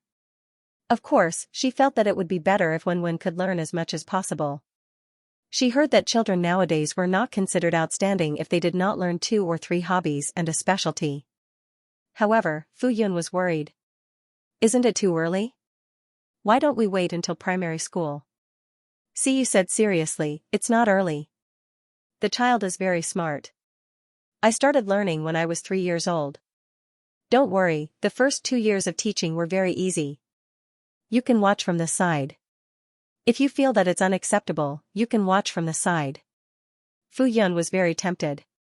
Siyu said, doesn't Wenwen like to act? Learning some musical instruments and dancing will be very useful for his development. Fu Yun nodded in agreement. This was the big boss of the entertainment industry. He was the most qualified to speak. Every word of his experience was worth 1,000 gold. Fu Yun almost wanted to take notes. Fu Yun could not help but be curious. What are you good at? Siyu said, piano, violin. I know a little about the saxophone. I don't have any specialty. It's mainly to nurture an elegant artistic temperament and learn the ability to appreciate music. He had always been the one to appreciate other people's music. Other than in front of his family, he had never played music for anyone. No one could make him take the initiative to show his skills. But now, there was one. Siyu smiled at Fu Yun and said, when I have time, I'll play the piano for you. Fu Yun smiled and did not respond. Instead, she lowered her head to ask for Wenwen's opinion. What musical instrument do you like to learn?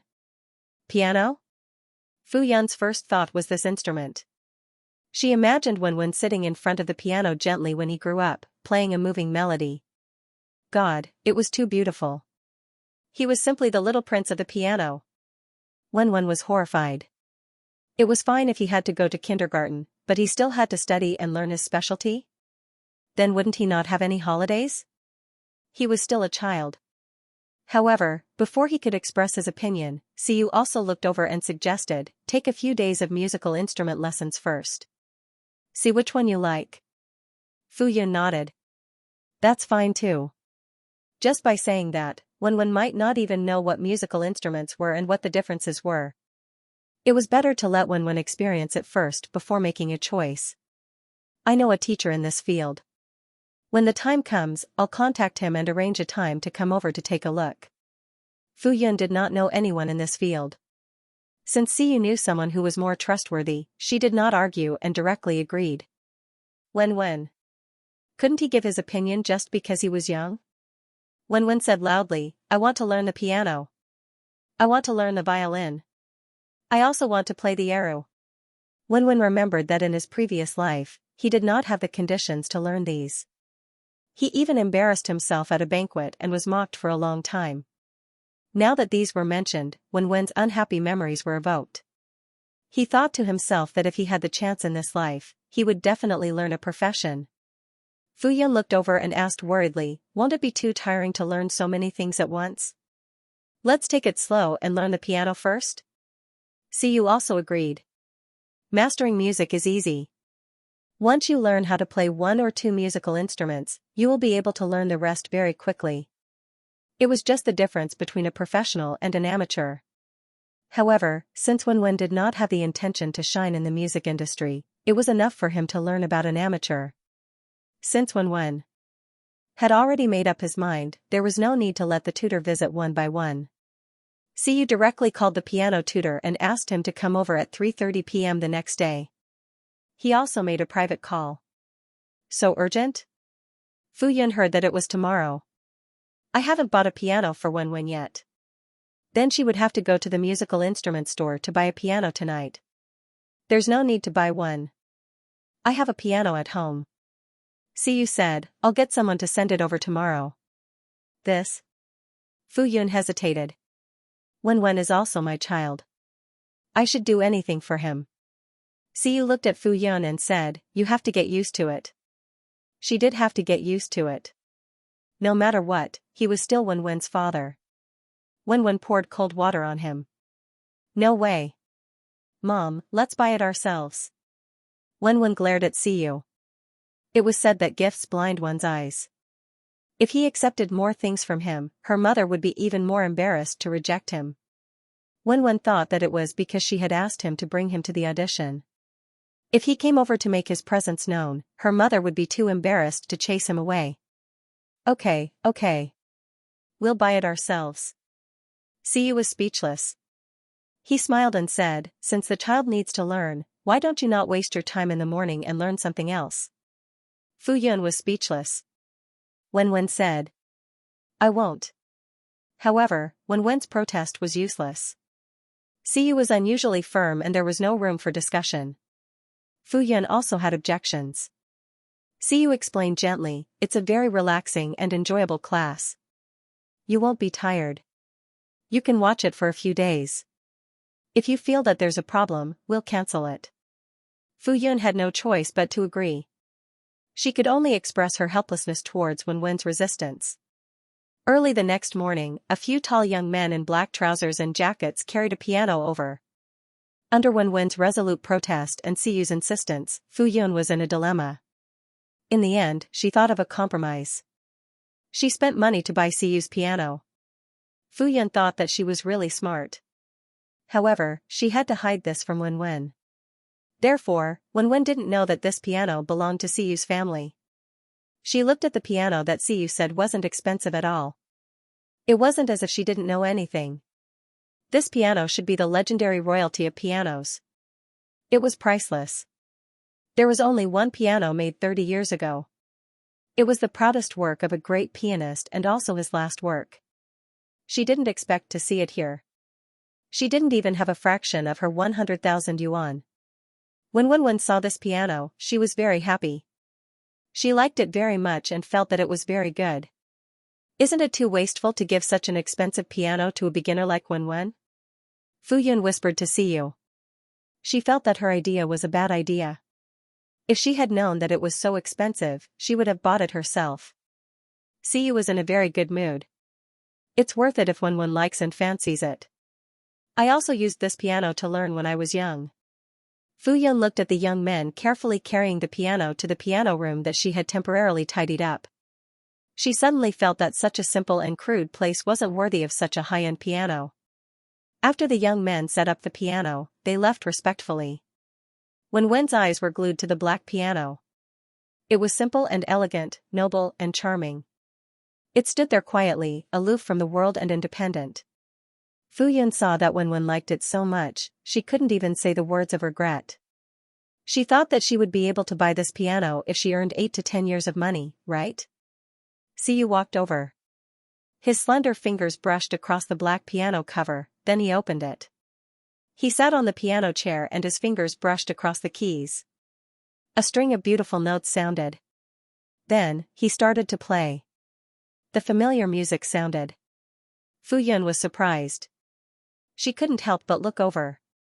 It was a very classic song, for Alice.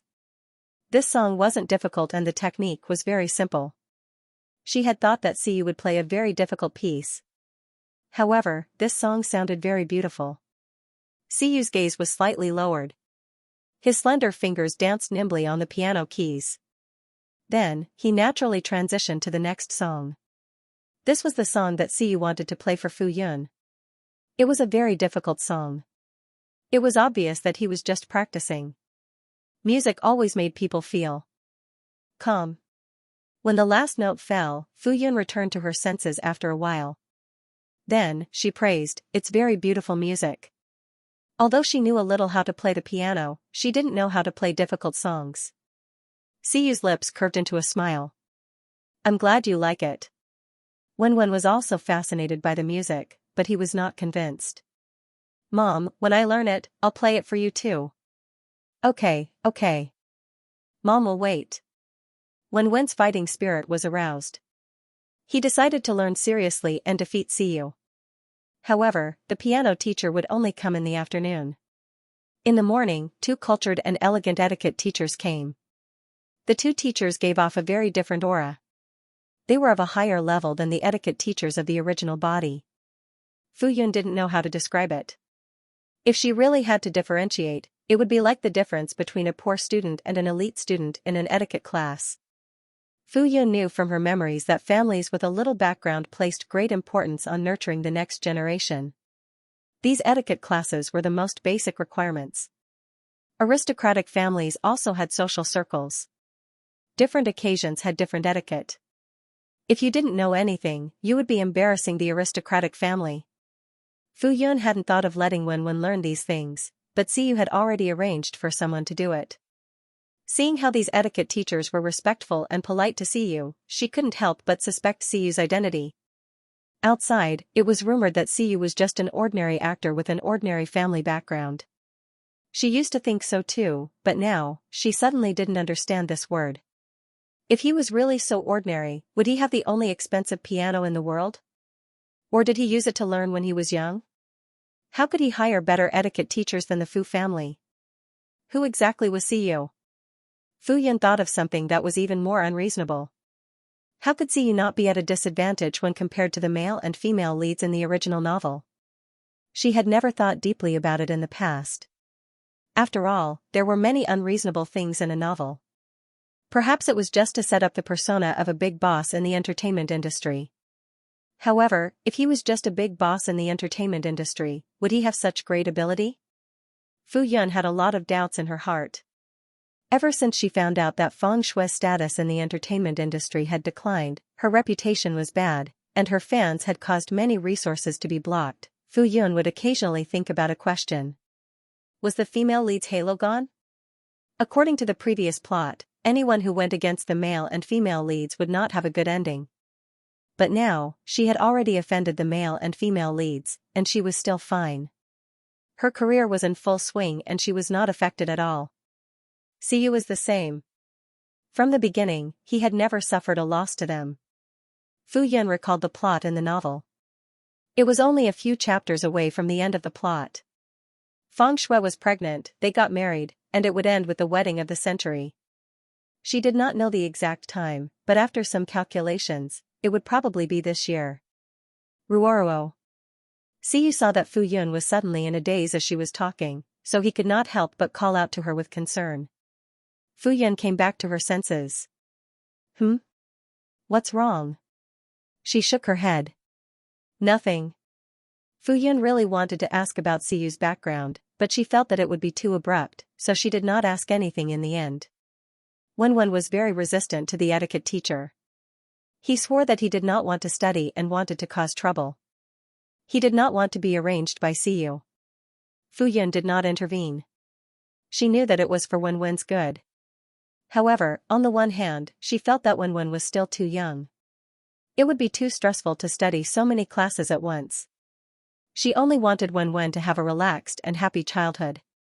If he was really unwilling, it would not be too late for him to be more sensible in a year or two. However, these two teachers were very resourceful. Within 2 days, they had piqued Wen's interest and made him take the initiative to learn. The teachers didn't ask Wen to remember. They just spent 2 hours teaching her every day. Under the influence of what they saw and heard, the etiquette habits slowly integrated into her bones unconsciously. Because there were no requirements, he just lectured every day. There were also many vivid examples, just like listening to a story. Occasionally, he would make a demonstration for fun. Wen followed him and imitated him excitedly. It was indeed easy for her to learn. As for the effect, she did not see any results in just a few days, but she did not know if it was Fu Yun's illusion, but she felt that Wen's temperament and demeanor looked a little different. When Fu Yun saw this, she had no more objections. She tried to recall the etiquette teacher of the Fu family from the depths of her memory. Compared to this, she was simply trash. Learning the piano was also a very pleasant process. Wen's brain worked quickly and he learned quickly. At first, he felt that 2 hours of learning a day was too short and wanted to learn more. If it wasn't for Fu Yun's restriction of time, he would have wanted to sit in front of the piano for the entire day. Fu Yun looked at Wen, who was learning enthusiastically every day. He did not look reluctant at all. She thought for a moment. Could this be the legendary fragrance? Soon, it was the day that Wen invited the children over as guests. Fu Yun had dressed up the house very early in the morning and even made many small animal pastries in advance. As it was summer now, Fu Yun made many summer sweets and consulted a nutritionist to prepare a suitable lunch for the children. This nutritionist was introduced by Siyu and was very professional. Fu Yun was even more curious about Siyu's identity. She began to recall which powerful and influential tycoons in the country had the surname Si. She felt that the Fu family was already at a high position and knew which low-key aristocratic families there were, even though they did not interact with each other. However, she did not have any impression of them. Could it be that they were overseas? Fu Yun really could not guess, so she suppressed her doubts in her heart. On the day of the banquet, Wen was dressed like a little prince and stood at the door to welcome the guests.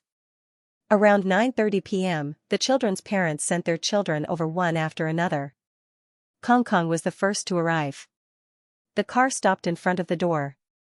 As soon as the car door opened, Kong jumped out of the car with a cool robot in her hand. When she saw Wen, she rushed over excitedly. Wen. Kong rushed in front of Wen and happily handed over the robot in her hand. This is my favorite toy. It's for you. Thank you. Wen took it and thanked her happily. I like it very much. Kong was even happier when she saw that Wen liked it very much. She even went forward to hug him. Kong's parents walked over, and Wen greeted them politely. Hello, uncle and auntie. Fu Yun also greeted the children's parents. She could not help but take another look at Kong's mother. She was more familiar with Kong's father, who fetched them every day, but it was her first time meeting Kong's mother. She was not the elite woman she had imagined. Instead, Wen was gentle and not aggressive. Hello, Wen's mother. I've heard a lot about you. Hello, Kong's mother. The adults greeted each other warmly and politely. Kong had already pulled Wen into the house eagerly. It was his first time at Wen's house, so he was looking forward to it and excited. As Siyu had not been accepted yet, he could not welcome the guests as a parent. He could only help as a friend like Tian and Xianxia. And even if he went to help, he could not show his face in front of the children's parents. Who knew how many of the parents knew Siyu? If they were his fans, the scene would be too beautiful. Therefore, Siyu could only come over after all the parents had left. He was very depressed in his heart, but he had to pretend that he did not care. The children's parents saw that Wen's parents were well prepared, and there were also a few adults who were paying attention to the children at all times. They were very relieved and did not stay for long before leaving. They agreed to come back in the afternoon to pick up the children. They received more than 10 little guests one after another. The house was already very lively, and the children's noisy and happy voices could be heard outside. Wen acted like a little host. He brought the group of children to visit his house and then ate the pastries that his mother had made. Fu Yun had already confirmed with every parent that there was nothing that the children did not eat or were allergic to. She carefully avoided them so the children could eat to their heart's content. After tasting his mother's cooking, Wen brought them to play games and toys. Fortunately, the children were very obedient to Wen, so it was very easy to bring them around. Fu Yun, Siyu, and Tian did not participate, but they kept watching the little guests from the side. They watched to avoid any accidents and dangers, and if there was anything that they needed, they would help to solve in time. At noon, the nutritionist and chef introduced by Siyu cooked a sumptuous children's meal together. They took care of every child's taste, and the children ate until their stomachs were round and round. They were very happy. After digesting their food in the playroom for a while, Wen led the children to take an afternoon nap in the big room. Fu Yun bought many comfortable and cute small sleeping bags, and the floor was covered with soft blankets. The children were very curious and happily lay in the sleeping bags to take an afternoon nap. Wen also slept with them. After the children woke up, they went to the entertainment room in the neighborhood to play. When it was time to leave, they were still so happy that they did not want to go home. It was not until 5:30 that all the reluctant children were safely sent to their parents. The liveliness at home seemed to still be there, and Fu Yun's mind seemed to still be echoing with the children's screams and playful sounds. Fu Yun, Wen, and Tian collapsed on the sofa, not wanting to move at all. Fu Yun finally heaved a sigh of relief. Although the children were very worry-free and did not cry or throw tantrums, there were so many children, and she had to be very careful at all times. It was very tiring. If this happened a few more times, it would be too scary. I really admire those kindergarten teachers. The children were obedient and were like little angels, but when they played, they were like Sun Wukong. Tian sighed. It was really tiring to take care of children. The children's energy seemed to be endless. It was really too scary. Fu Yun agreed very much. She felt that she had to thank the teachers properly. They were really too great. Fu Yun now felt that her entire body had been hollowed out, and she did not even want to move a finger. But seeing how happy Wen was, she felt that no matter how tired she was, it was worth it. Wen took the initiative to hug Fu Yun and kissed her twice on the face. Thank you, Mom. It's been hard on you. Fu Yun's face bloomed with a smile, and she could not help but kiss back twice. She said happily, You're welcome. Wen is very good. Wen chuckled. However, he felt that it was enough to treat them like this once. The next time he invited the children, 1 or 2 or 3 would be enough. It was too tiring to invite too many children. Siyu poured a glass of fruit juice for each of them, and then cleaned up the mess. To be honest, Siyu did the most work, especially when it came to physical work. He basically did it all. Fu Yun mainly comforted the children and guided them to pay attention to safety when they were playing. Those decorations had to be removed, so many children were running up and down, sweeping and mopping the floor. There was also a pile of trash that had to be thrown out. Fu Yun and the others lay down for a while, and they cleaned up together. There was strength in numbers, and they quickly cleaned up the house. No matter what, today's banquet ended successfully. After that, many parents asked her about the dishes for lunch. Many children still wanted to eat after eating, and they clamored at home to eat more. After Fu Yun asked the chef, she sent the dishes and recipe over. After this, her relationship with the parents became much closer. Everyone even set up a parents group to exchange their thoughts on raising children. In the end, the nutritionist and chef stayed. Children had to be raised carefully, and the diet had to be adjusted according to their physical condition. For Wen's sake, Fu Yun was easily persuaded to compromise. The nutritionist said that the child's weight had exceeded the standard, and she needed to be careful. Fu Yun looked at Wen's small round body. The little girl's skin was fair and tender, and she looked cute. Her chubby body was even more adorable. She originally thought that this was very good, but the professionals said that she had to control her weight, so she had to control it. As for the chef, Siyu said that Fu Yun was already very busy every day, so there was no need to spend so much time on 3 meals. She hired a professional chef to cook sumptuous, nutritious, and delicious food. The nutritionist and chef did not live at home, and they could not afford to.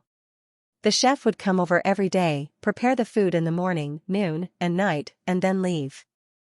Siyu arranged for them to live in a residence near the district, so it was very convenient for them to come over every day.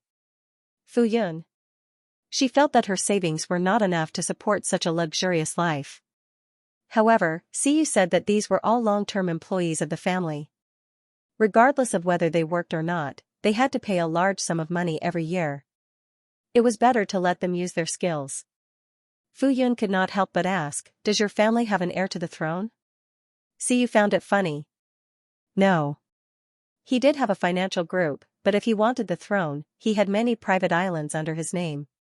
It was about right to be the owner of an island.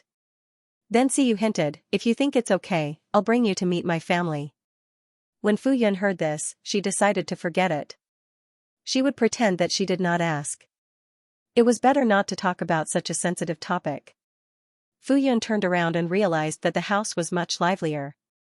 There was a piano teacher, an etiquette teacher, and even a chef and nutritionist. These teachers all revolved around Wen. Other than the chef, they could benefit from it. Because of this, she could not refuse firmly. Wen had to study, so she rarely went to the garden.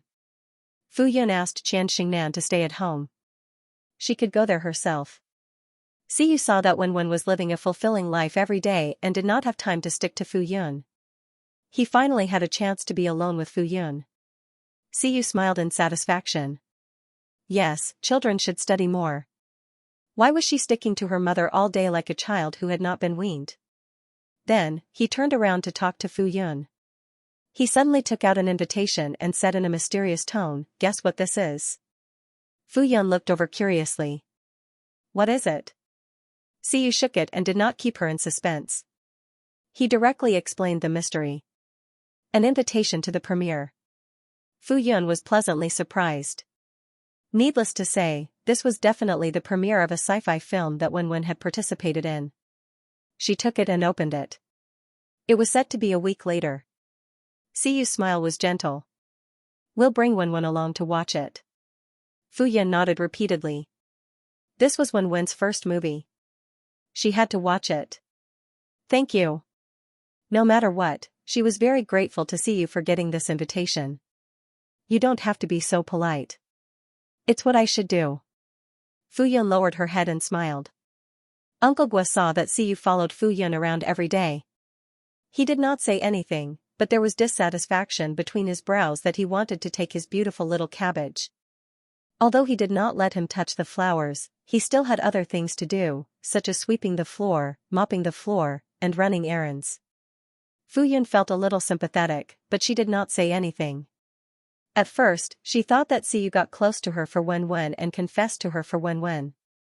However, after a long time, she could tell that even if Xiyu's motives were not pure, he did have some feelings for her.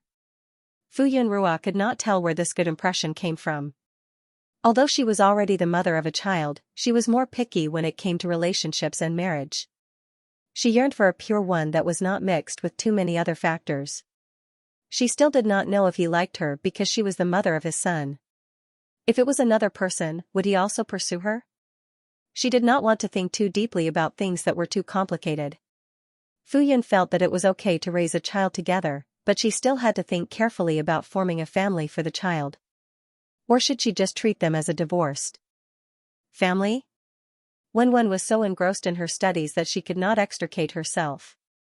A few days later, when Xian came over to talk about serious matters, her eyes were still in a daze. Xian said, "Have you forgotten that the Xianxia film crew is about to start filming?" Wen. He really had forgotten. However, when Xian mentioned it, Wen asked happily, "Has filming already started? Am I going to join the crew?" "Yes, you have to go tomorrow afternoon." This time, there were many outdoor scenes and it was far from home. It was definitely not possible to go back and forth every day like last time, so Wen had to stay at the hotel there for a period of time. "I have already booked a suite and specially came over to inform you. I will pick you up at 2 o'clock tomorrow afternoon." Wen played the role of the male lead when he was young. As a character who did not appear much in the movie, filming for a week was enough. Moreover, because he appeared in the early stages of the movie, he joined the crew relatively early. Fu Yun also forgot about this matter. When she heard Brother Yuan's words, she also started to prepare her luggage. She was going to follow them. After being happy, Fu Yun suddenly thought, isn't the premiere 3 days later? Wouldn't that be a coincidence? Fu Yun did not want to miss the premiere. Premiere?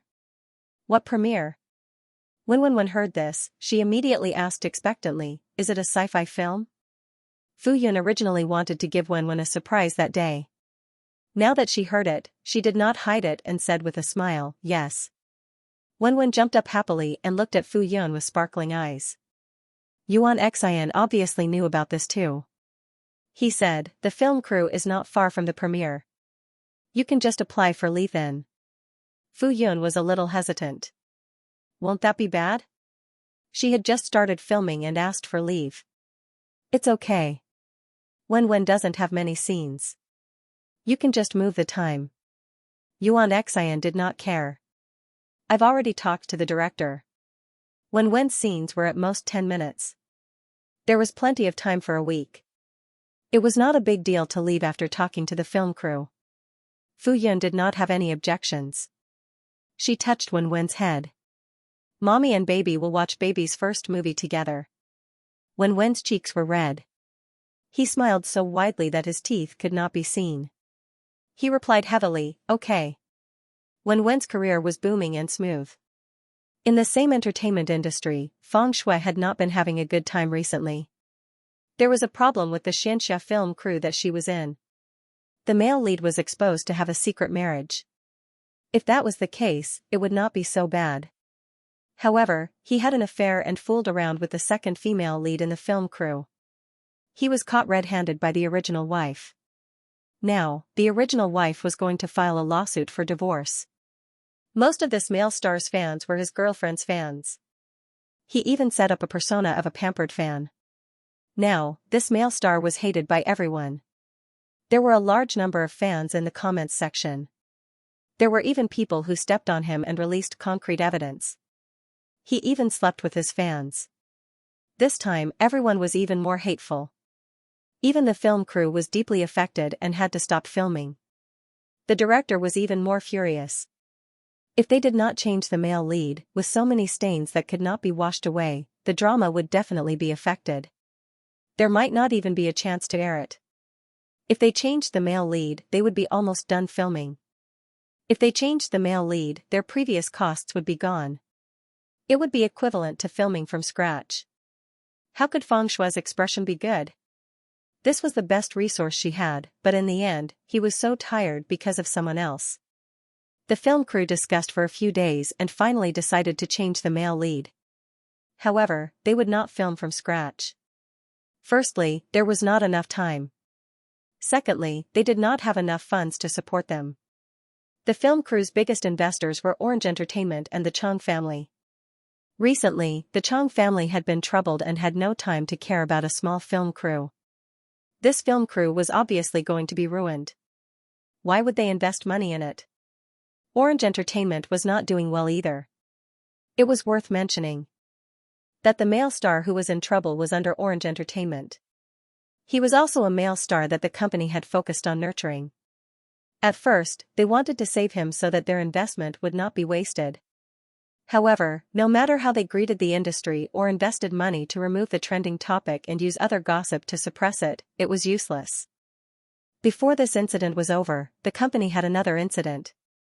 The young actresses that they had focused on recently left collectively. There were also female stars who had been famous for a long time who were poached by other companies. The artists of Orange Entertainment had been dissatisfied with the company's unfair resource allocation for a long time. A year ago, all the resources were given to Feng Shui. No matter how dissatisfied they were, they could only smile politely. After all, she had a strong background, so they could only hold back their opinions. This also led to the female artists in the company who wanted to make a name for themselves and had the ability to act could only find their own way. Otherwise, they could only remain silent and unknown. It was only when Feng Shui's reputation fell that they saw the hope of making a name for themselves. In the end, even though the company had already hinted that they would train them, they still had to make way for Feng Shui. Originally, the female lead of the Xianxia film crew had already been decided to be one of the young actresses in the company. She was about to make a name for herself, but because of Feng Shui's words, she had to give up the role. This also disappointed the female artists who had seen hope. They realized that as long as Feng Shui was around, they would never be able to make a name for themselves. Therefore, when other entertainment companies came to poach them, offered generous conditions, and promised that the company would pay for the breach of contract, they did not hesitate and immediately agreed. With all these things piled up, the company's higher-ups were in a terrible fix. They could barely take care of themselves, so how could they care about the crew? The company's higher-ups suddenly realized that almost half of the people in the company, whether they were unknown or slightly famous, had left. A considerable number of them had expired their contracts and did not renew them. When they looked at their resumes, they found that they were all slightly talented, but they did not have the opportunity to make a name for themselves. Once these people left, they did not even have enough talent to nurture. The company suffered a great loss. How could the company's higher-ups not be angry? Even though the Chang family was one of the company's biggest shareholders, they were still held accountable. After all, the other shareholders knew that if the young master of the Chang family had not used the company's resources to support his fiancée, the company would not have faced such a situation. When it came to their own interests, they were extremely clear-headed. In the past, why did they think that if Feng Shui could reach the same heights as Siyu, the company would become a giant in the entertainment industry? If they could not suppress these trivial matters, the crew would be greatly affected. Even if they tried to save them, they would not be able to come back. They could only feel the heartache of the loss of investment. Therefore, the crew had been abandoned. The director's way of saving himself was to terminate the contract with the male lead. He did not want to reshoot the film and replace the male lead with an unknown newcomer. Any slightly famous male star cherished his reputation and did not want to be involved with the crew. Therefore, on the other hand, the crew had been abandoned. If Feng Shui wanted to use the crew to stand in the entertainment industry again, it was impossible. Now that the company's higher-ups were even more dissatisfied with her, she could no longer have better resources. She was really banned. When she realized this, Feng Shui suddenly panicked and did not know what to do. In the past, when the Fu family and the Chang family were around, even if Feng Shui was angry that some resources were rejected, she would not be too affected. Because she knew that she would not be driven into a corner. But now, the Chang family had just suffered a great loss. They had no choice but to give an explanation to the shareholders. Moreover, Feng Shuirua also realized that the elders of the Chang family were criticizing her. Feng Shui thought for a moment and asked the driver to take her back to the Fu family. When Feng Shui returned home, Fu Zonghong and Feng Wanting were both at home. The sky was about to turn dark. The street lamps and the lights in the house were already on. The bright chandelier made the furnishings in the house look white. Fu Zonghong was sitting on the sofa watching an educational channel. The only sound in the empty living room was the sound of the TV channel. Feng Wanting was in the kitchen cooking dinner with the auntie. "Uncle." Feng Shui walked to the other side of the sofa and sat down. "You're back," Fu Zonghong replied. "Where's Mom?" Feng Shui looked around and heard some movement in the kitchen. "In the kitchen," Fu Zonghong replied. He did not say anything else and continued to focus on the TV. Feng Shui's face was a little bitter. She watched for a while and really did not understand what was so interesting about this childish children's show. However, since Fu Zonghong did not take the initiative to talk to her, she did not say anything. "I'll go help Mom." She then got up and walked to the kitchen. Feng Shui saw Feng Wanting and felt wronged. "Mom." The auntie hurriedly greeted her. "Miss, you're back." Feng Wanting saw that Feng Shui was still unhappy when she came back. She did not say anything and just asked her to help. She chatted with the auntie affectionately. "This soup is a little bland. Old Fu's appetite hasn't been very good recently. Madam really cares about Sir." The auntie smiled. Feng Wanting had a faint smile on her face. "Old Fu doesn't take care of himself, so I have to take care of him from the side. Sir and Madam are really loving." Feng Wanting smiled. "What's there to be loving? We're already an old married couple." 6 dishes and 1 soup were all ready. Feng Wanting instructed Feng Shui to carry out the dishes. She also carried out a plate of colorful stir-fried vegetables. "Old Fu, it's time for dinner." Fu Zonghong responded. He picked up the remote control and pressed the pause button.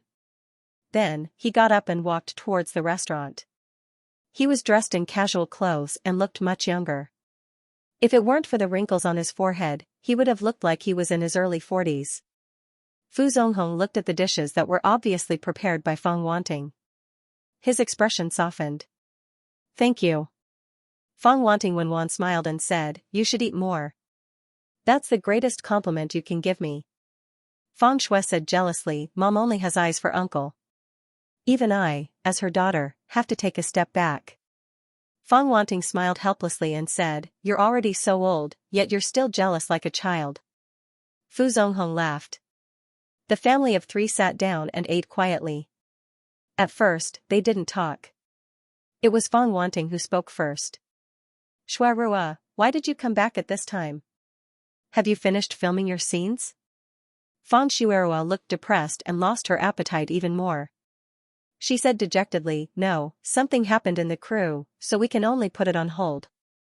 The male lead of the crew has been changed, and several important supporting actresses have been terminated. Fang Wanting frowned. Haven't you been filming for a long time? Isn't it a waste of time? Fu Zonghong said unhappily, a man who cheats on a girl and has an affair should be banned. How can anyone like such a person? There are so many messy people in the entertainment industry. Fang Shui couldn't help but be surprised. She didn't expect her uncle to know about this.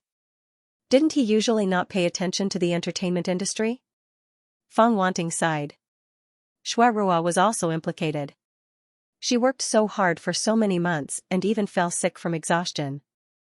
In the end, all her efforts went down the drain. In business, there are losses and profits. High returns mean high risks. If you don't investigate thoroughly before investing, you can only bear the consequences if something happens. Fang Wanting looked at Fu Zonghong and said in agreement, now that things have come to this, don't think too much. There is more than one crew in your industry. Fang Shui was even more upset. She looked at Fu Zonghong and her eyes suddenly turned red. I've been banned. I have no more resources. Fang Wanping was surprised and asked repeatedly, what's going on? Fang Shui's voice choked with grief. Ever since my sister, on the internet, my life hasn't been easy. She has many friends in the entertainment industry, so my resources have been cut off. I don't care about that, because Brother Chung can still give me some resources. But now something has happened. Fang Shui lowered her head and tears dripped down. Fang Wanting's heart ached when she heard this, but she looked at Fu Zonghong hesitantly and finally sighed. She has always been angry. Forget it, she can take a break. Fang Wanting suddenly thought of something and said, why don't you go to your Uncle Fu's company and help him out? You can learn how to manage a company. You have been engaged with Brother Chung for so long, it's time to consider marriage. Learn some management skills and share some of Brother Chang's burdens. Fang Wanting looked at Fu Zonghong and asked for his opinion. Brother Fu, what do you think? Fu Zonghong frowned and said, you were so insistent on joining the entertainment industry. Now you run away when you encounter problems. Can you solve the problem? He didn't know what was so good about the entertainment industry. One after another, they all went to the entertainment industry to join the live broadcast industry. Fang Shui lowered her head and looked gloomy. Fang Wanting saw that Fu Zonghong was angry and quickly comforted him. Brother Fu, don't be angry. She is depressed because of some setbacks. Isn't she taking things too hard? Fu Zonghong put down his chopsticks, stood up and was about to leave the dining room. Fang Wanting quickly stood up and chased after him. Brother Fu, you're not eating anymore? I'm not eating anymore. Fu Zonghong left immediately. Brother Fu. Fang Wanting called after him, but he didn't stop. For a moment, the dining room was eerily silent. Fang Shui didn't expect Uncle Fu to leave just like that. It was the first time she saw Uncle Fu disrespecting her mother. She couldn't react in time. Not long after, Fu Zonghong came downstairs. He had changed into a suit and said, my old friend invited me out for a drink. Don't wait for me tonight. Fang Wanting said considerately, be careful. Don't drink too much. Okay, Fu Zonghong replied casually, then turned and left. Fang Wanting watched as Fu Zonghong's back disappeared at the door. She stood for a while, then sat down on the chair and her face suddenly turned cold. Fang Shui hadn't seen her mother's expression other than a smile for a long time. She was as cold as a cicada in winter. She carefully said, Mom? Fang Wanping glanced at her indifferently. Fang Shuerua, what did I teach you? Fang Shuerua had played a good hand, but now it was ruined. Fang Wanping's painstaking efforts over the years had gone down the drain. How could she have such a stupid daughter? It was also because she didn't teach her well. Fang Shui used to be able to seduce a man using such a simple method. She naively thought that she could control everything. Before she really won, she couldn't be careless. Fang Shui was silent for a moment, then she said unwillingly, "Is blood relations that important?" Feng Wanting didn't say anything. She used to think that as long as one wanted to, even if they were blood relatives, they could turn against each other and never see each other again. But now, she realized that blood relations weren't that easy to sever. Shuarua. Feng Wanting's expression quickly softened. She gestured for Feng Shui to come over. Feng Shui moved her seat and sat next to Feng Wanting. "Shuarua, you've been dating Ayu for so long. It's time for you to accept him," Feng Wanting said gently. "Ayu is infatuated with you. You have to cherish him." Feng Shui bit her lower lip. Her eyes flashed with a trace of unwillingness. "Mom. If you continue to delay him, Mom won't be on your side." Feng Wanting gently patted Feng Shui's hand. "Marriage is a woman's second reincarnation. You're very lucky to be able to marry a man who only has you in his heart." Feng Shui leaned her head gently on Feng Wanting's shoulder and said coquettishly, "You keep speaking up for him. Am I still your daughter?" "Silly child." Feng Wanting rebuked. "It's because you're my daughter that I'm saying this." Feng Shui's eyes narrowed. She remained silent and didn't say anything else. Fu Zonghong got into the car and left. The driver asked respectfully, "Sir, where are you going?" Fu Zonghong was silent for a moment before he gave him an address. It was his property in another place, some distance away from here. Fu Zonghong didn't have any old friends looking for him. He just suddenly didn't want to stay at home. He realized that he had never really seen the two women in his family clearly. Many years ago, he didn't know when, but he only knew one thing. The mother and daughter had always been wronged and bullied by Yunrua. Yunrua had a bad temper. She was arrogant and vicious. She didn't have the demeanor of a noble lady at all. She was neurotic all day long. Later on, his temper also became irritable. He lost patience with his only daughter. Every time they met, they would quarrel endlessly. It was only recently that he learned about Fu Yun from other sources. It was as if he had just gotten to know her. It completely overturned his understanding of her. He didn't know that Fu Yun would be so popular if she had such a good temper. A few days ago, he secretly found Fu Yun's live broadcast room. The first entertainment app was installed on his phone. Since the first day he watched the live broadcast, he secretly followed every live broadcast. He even learned how to send gifts. Recently, Wen also opened a social media account and caused a stir on the internet. He even specially registered an account to follow and searched for it every day. Compared to his disapproval of Feng Shui and Fu Yun's involvement in the entertainment industry and live broadcast industry, Fu Zonghong had a different attitude in front of Wen. He was very proud to see that his grandson was so popular. He watched countless videos and pictures of him every day. Because he realized that he didn't pay enough attention to Fu Yun in the past and understood some of the reasons for her resentment, he felt guilty and didn't dare to appear in front of them righteously. Therefore, no matter how much Fu Zonghong wanted to see Wen and Fu Yun, he didn't take the initiative to appear. He only occasionally drove the car to the flower garden or outside the neighborhood where they lived. Sometimes, he could see them.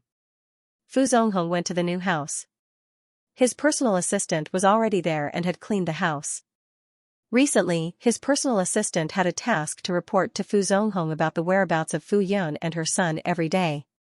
After knowing that Wen had started to take many courses recently, Fu Zonghong was very proud. What a good child. He had already found a suitable teacher. Even if she didn't come back to live with the Fu family, she wouldn't reject finding a teacher for her child, right? Now that he heard that his child had found a teacher who was better than him, he was proud but also a little disappointed. He felt that he was useless. However, he heard that these teachers were hired by the celebrity called Siyu. Fu Zonghong was a little dissatisfied. Why was he so concerned? He must be up to no good. He had to watch out for him. His personal assistant also said, "In 2 days' time, it will be the premiere of the movie that little young master is involved in." Fu Zonghong's eyebrows relaxed. Get an invitation. It was Sun's first movie. He had to see it with his own eyes. On the other hand, Fu Yunrua and Wen carried their luggage to report to the set. This time even Siyu went with them. Fu Yunrua was curious. Aren't you not involved? Xiu said, I'm the producer and the biggest investor. There was nothing wrong with going to the set to inspect. Wenwenrua was dissatisfied. Why are you in the same car as us? When they were face to face, no matter where they looked, they could see each other. How annoying. Xiu raised his eyebrows. We have the same manager. There was nothing wrong with going to the same set in the same car. Wenwen snorted loudly. Fu Yunrua looked at Wenwen and felt helpless. She felt that Wenwen had already accepted the fact that Xiu was her father. Otherwise, why would she be so willful? Wenwen was very sensible in front of others and would never throw a tantrum. There was a saying that said, those who were favored had nothing to fear. In the past, when she did not know the truth, no matter how well she got along with Xiu, she rarely threw a tantrum. Perhaps Xiu also knew that she was special, so she tolerated Wenwen's awkwardness and even childishly fought with her. If Fu Yun could not get involved, she would not get involved. When the car arrived at the hotel booked by the set, they entered the hotel quietly. Yuan Xian booked a suite for them. There was a room inside and another outside. She and Wenwen could have a room each. The suite was very luxurious. Fu Yunrua felt that the production team was really giving them face by giving them such good treatment. Wenwen and Fu Yunrua stayed in a luxurious hotel together. They felt that it was a novel experience and were a little excited. They could not help but jump on the bed. When Fu Yunrua saw this, she felt embarrassed. Fu Yunrua felt that children who pretended to be mature were very cute, but she liked Wenwen's childish behavior even more. Hence, she was very happy.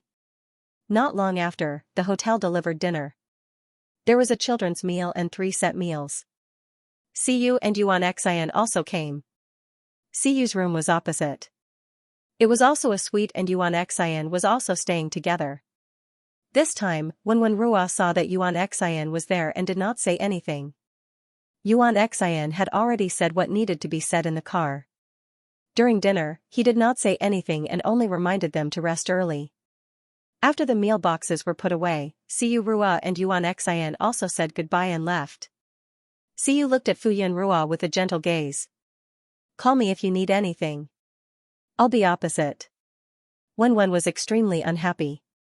He stood in front of Fu Yunrua and wanted to block Xiu's view, but his height was completely negligible.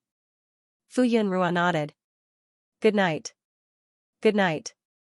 After the two of them left, Wenwen's little expression was still very unhappy. Mom, you were talking to Uncle Yu again. Fu Yunrua tapped his little nose. Alright, let's hurry up and take a shower. We'll sleep later. They still had to wake up early the next day and had to rest well. Wenwenrua snorted. Fu Yunrua suddenly said in surprise, we have a little piggy monster in our house. Wenwenrua's face was blank. What monster? Because he always snorts. If that's not a piggy, then what is? Fu Yunrua said seriously. Wenwenrua reacted. Mom, you're making fun of me. She actually said that he was a piggy. Fu Yunrua saw Wenwenrua's angry face and quickly surrendered. Mom was wrong. Humph. Pfft. Fu Yunrua could not help but laugh. Wenwenrua said. I don't want to talk to you anymore. Wenwenrua was so angry that he became a blowfish. He did not snort anymore. Fu Yunrua hurriedly went to coax the child. The next day, Wenwenrua and Fu Yunrua were affectionate again. He completely forgot that he had said that he would ignore Fu Yunrua last night. The production team had already started filming for a few days. When they arrived, the production team was already on track. When Wenwenrua and the others arrived, the director and assistant director of the production team specially came to welcome them. Yuan Xian was in charge of external communication. Fu Yunrua only needed to smile. After the greetings, Wenwenrua went to try on his makeup. Although Wenwenrua was only a small male lead who did not have many scenes, he still had a temporary dressing room. The little guy wore 2 custom-made sect robes. Compared to the immortal aura of an adult, the child version was very cute, like a white bun. The child's skin was good and did not need much makeup. He wore a small wig and looked like a little fairy. The photographer took a set photo of him. Fu Yunrua could not hold back and discussed with the photographer to send the photo to her to keep as a memento. Other than looking like a little fairy, he also dressed like a little beggar. His life before he entered the immortal sect was also full of ink. After taking 2 sets of set photos, the morning basically passed just like that. Wenwenrua only officially started filming in the afternoon. Fu Yunrua watched from the side without blinking. Siyurua did not know where he came from and sat beside Fu Yunrua. This was the first time this new production team saw Siyurua take the initiative to sit beside a member of the opposite sex. They were inevitably surprised and could not help but sneak a few more glances. Siyurua was used to being noticed and did not care, but Fu Yunrua did not notice at all. Siyurua smiled and said proudly, "Wenwenrua is like me." In terms of acting, he was full of talent. Fu Yunrua was also very proud, but she was also worried. Will it help him grow through excessive enthusiasm? It won't, Siyurua said with certainty. Now that they let Wenwenrua film, it was very easy and the time was very short. It was similar to playing around. The production team did not dare to pressure Wenwen, and they did not dare to do so either. Wenwenrua was very popular in the production team. Whether it was because they wanted to curry favor with Wenwen's connections or because Wenwen was very likable, the entire production team expressed that they liked Wenwen very much. He was like a fish in water in the production team, so his leave application was very smooth. The production team did not have any objections at all. Fu Yunrua attached great importance to Wenwen's first movie premiere. She specially wore an ice blue long dress and specially dressed up. She even tied her long black hair into big wavy curls. Fu Yunrua rarely put on makeup, so her exquisite dressing stunned everyone present when she appeared. Siyurua had seen many different kinds of beauties, but only Fu Yunrua's beauty moved his heart. He did not hide the admiration in his eyes. Very beautiful. Wenwenrua was like a happy little bee, circling Fu Yunrua a few times. She looked up at her and praised happily, "Mommy is so beautiful." Fu Yunrua beamed. Wenwenrua is very handsome too.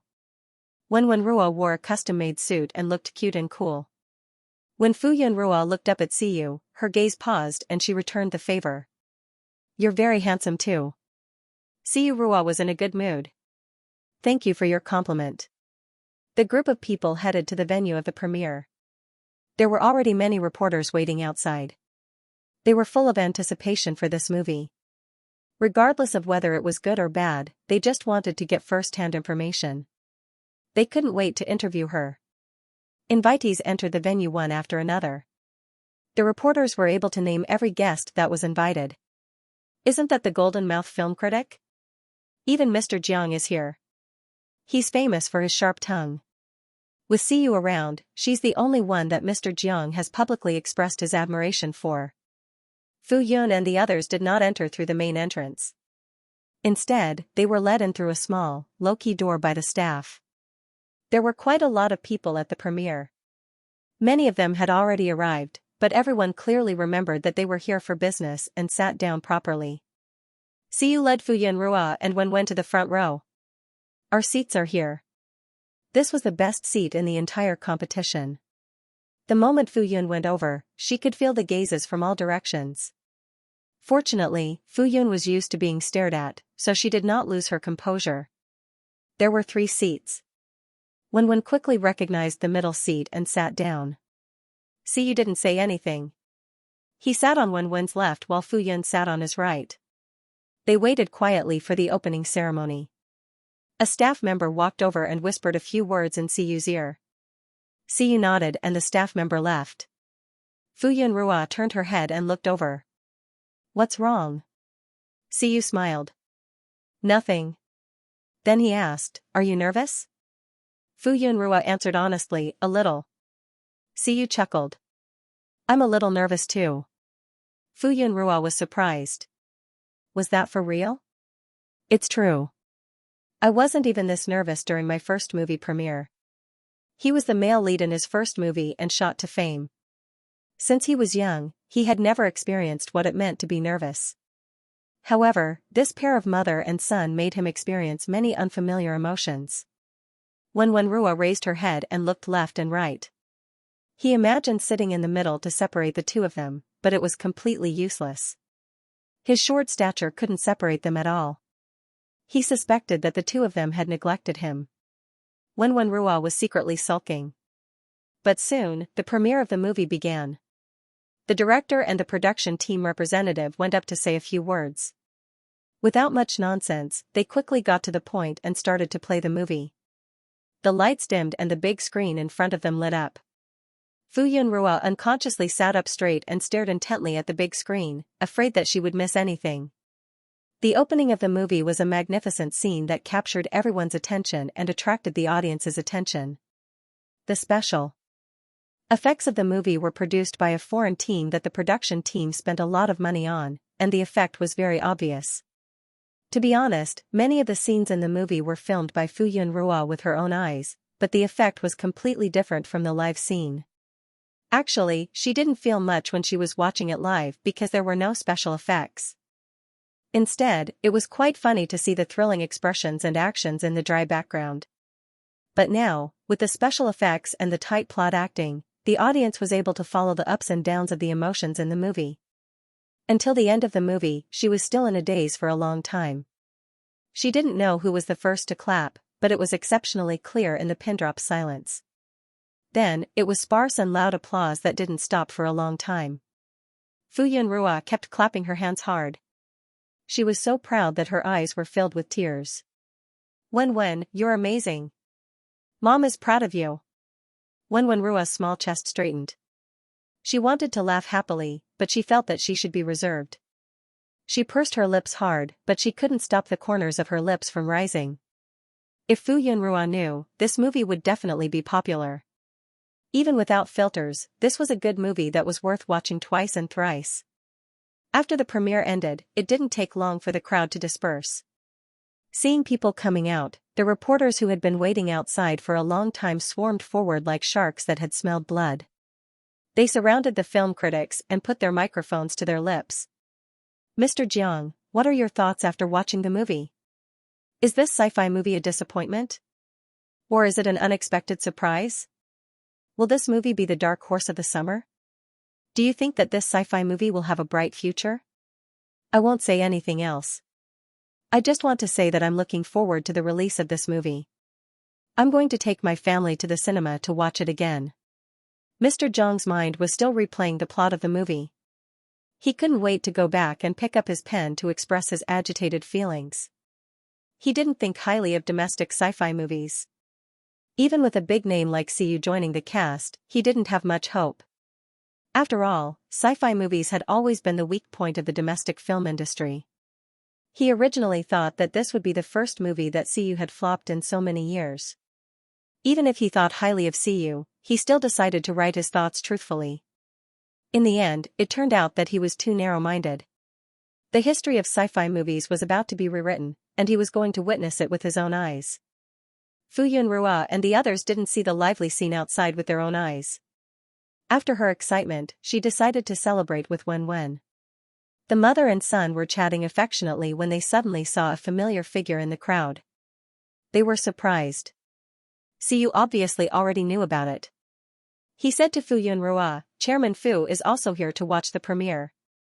Someone had already reported this to him before the premiere, but in order not to affect Fuyun Rua and her son's mood, he didn't tell them. Fu Zonghong noticed their situation and obviously knew that they had discovered him. Hence, he walked over with a straight face. Fuyun Rua didn't want her private matters to be seen in public.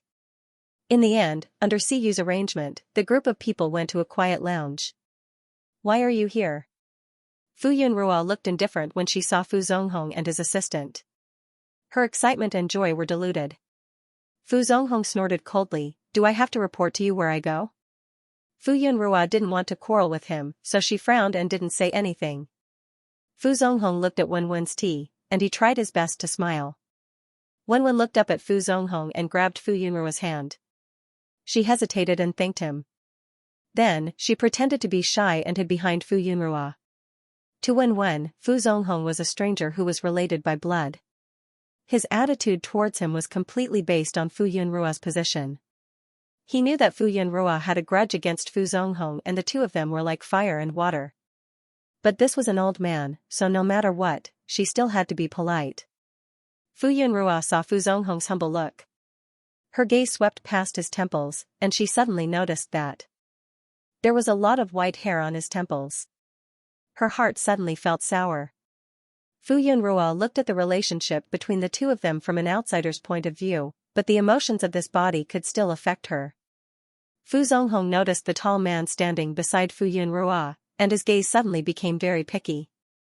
He had investigated Siyu's background before, and it wasn't as simple as people thought. Even with his connections, he still couldn't find out anything about this fellow. This meant that this fellow had hidden himself well. Fu Zonghong directly said to Siyu, "I want to talk to you." Siyu smiled, but before she could say anything, Fu Yunrua frowned and said coldly, "What does my friend have to do with you? What do you want to do?" Fu Zonghong said harshly, "You don't even know the background of your so-called friend, yet you let him stay by your side. If you get cheated or bullied, you deserve it. You don't have to worry about that. These friends of mine are all good people. Furthermore, what right do you have to control me? I'm your father." Fu Zonghong said angrily. He didn't have the right to control her. Fu Yunrua was about to reply, but Siyu stepped forward and protected Fu Yunrua behind him. He said politely, "Chairman Fu, I personally think that since you didn't care about Rua 5 years ago, you don't have the right to control her. What do you think?" Siyu couldn't understand Fu Yunrua's biological father. Although he had helped to erase the traces back then, with Chairman Fu's ability, if he wanted to investigate, he would definitely be able to find some clues. But after so many years, Chairman Fu had never asked him about it. Even Fang Shuirua could use Fu Yunrua's name to pester him. But Fu Yunrua's biological father didn't care about his daughter's disappearance, as if he didn't have a daughter. From Fu Yunrua's point of view, it was quite chilling. It was no wonder that Fu Yunrua's attitude towards Fu Zonghong was so cold. Since he didn't think of looking for his daughter for so many years, then what right did he have to control Fu Yunrua's matters? Didn't he feel that it was very hypocritical? With that thought in mind, Siyu looked at Chairman Fu with an unfriendly gaze. Fu Zonghong's face turned pale and he reprimanded, "This is our Fu family's matter. What right does an outsider like you have to interfere?" Fu Yunrua said, "Mr. Yu is right. Since you didn't care about your daughter for so many years and caused her to be wronged and hurt again and again, you have no right to control my matters." Although Fu Yunrua was scared by the plot in her mind and hid when she first came here, she knew that Fu Zonghong was very cold to the original body. If she didn't leave, she would have been chased away. She was right to leave. Fu Zonghong was angry and embarrassed. He didn't care about her at that time because the Chang family's boy and Shuirua said that she was so vicious that she wanted to drug Shuirua to harm her. He was so angry that he thought that she hid because she was afraid that he would hold her accountable. Under such circumstances, it was good enough that he didn't sever ties with her. How could she expect him to look for her? But now, he realized that things might not be as he thought. Yunrua might also be a victim. Since you were wronged, you didn't come to me to clarify things. Instead, you hid yourself. You still have the nerve to blame others? If that wasn't the case, would he think that she ran away to avoid punishment? At first, he was angry that her methods were so despicable. She didn't have the demeanor of a young lady from an aristocratic family at all. Later, he didn't see her for a long time. He was worried, but he was always easily provoked by the people around him. He felt that having this daughter was really embarrassing him. Later, no one mentioned her for a long time, and even he almost forgot about this daughter. Now that he woke up, he naturally knew that it was his good stepwife who understood his temper. She always sowed discord without batting an eyelid, and then slowly faded Fu Yunrua's position in his heart.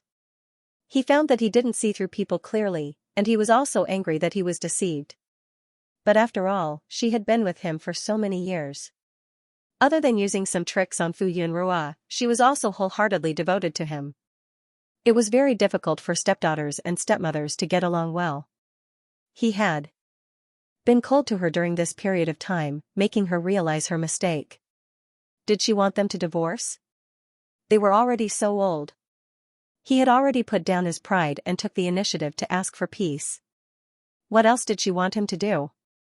Fu Yunrua didn't know what Fu Zonghong was thinking.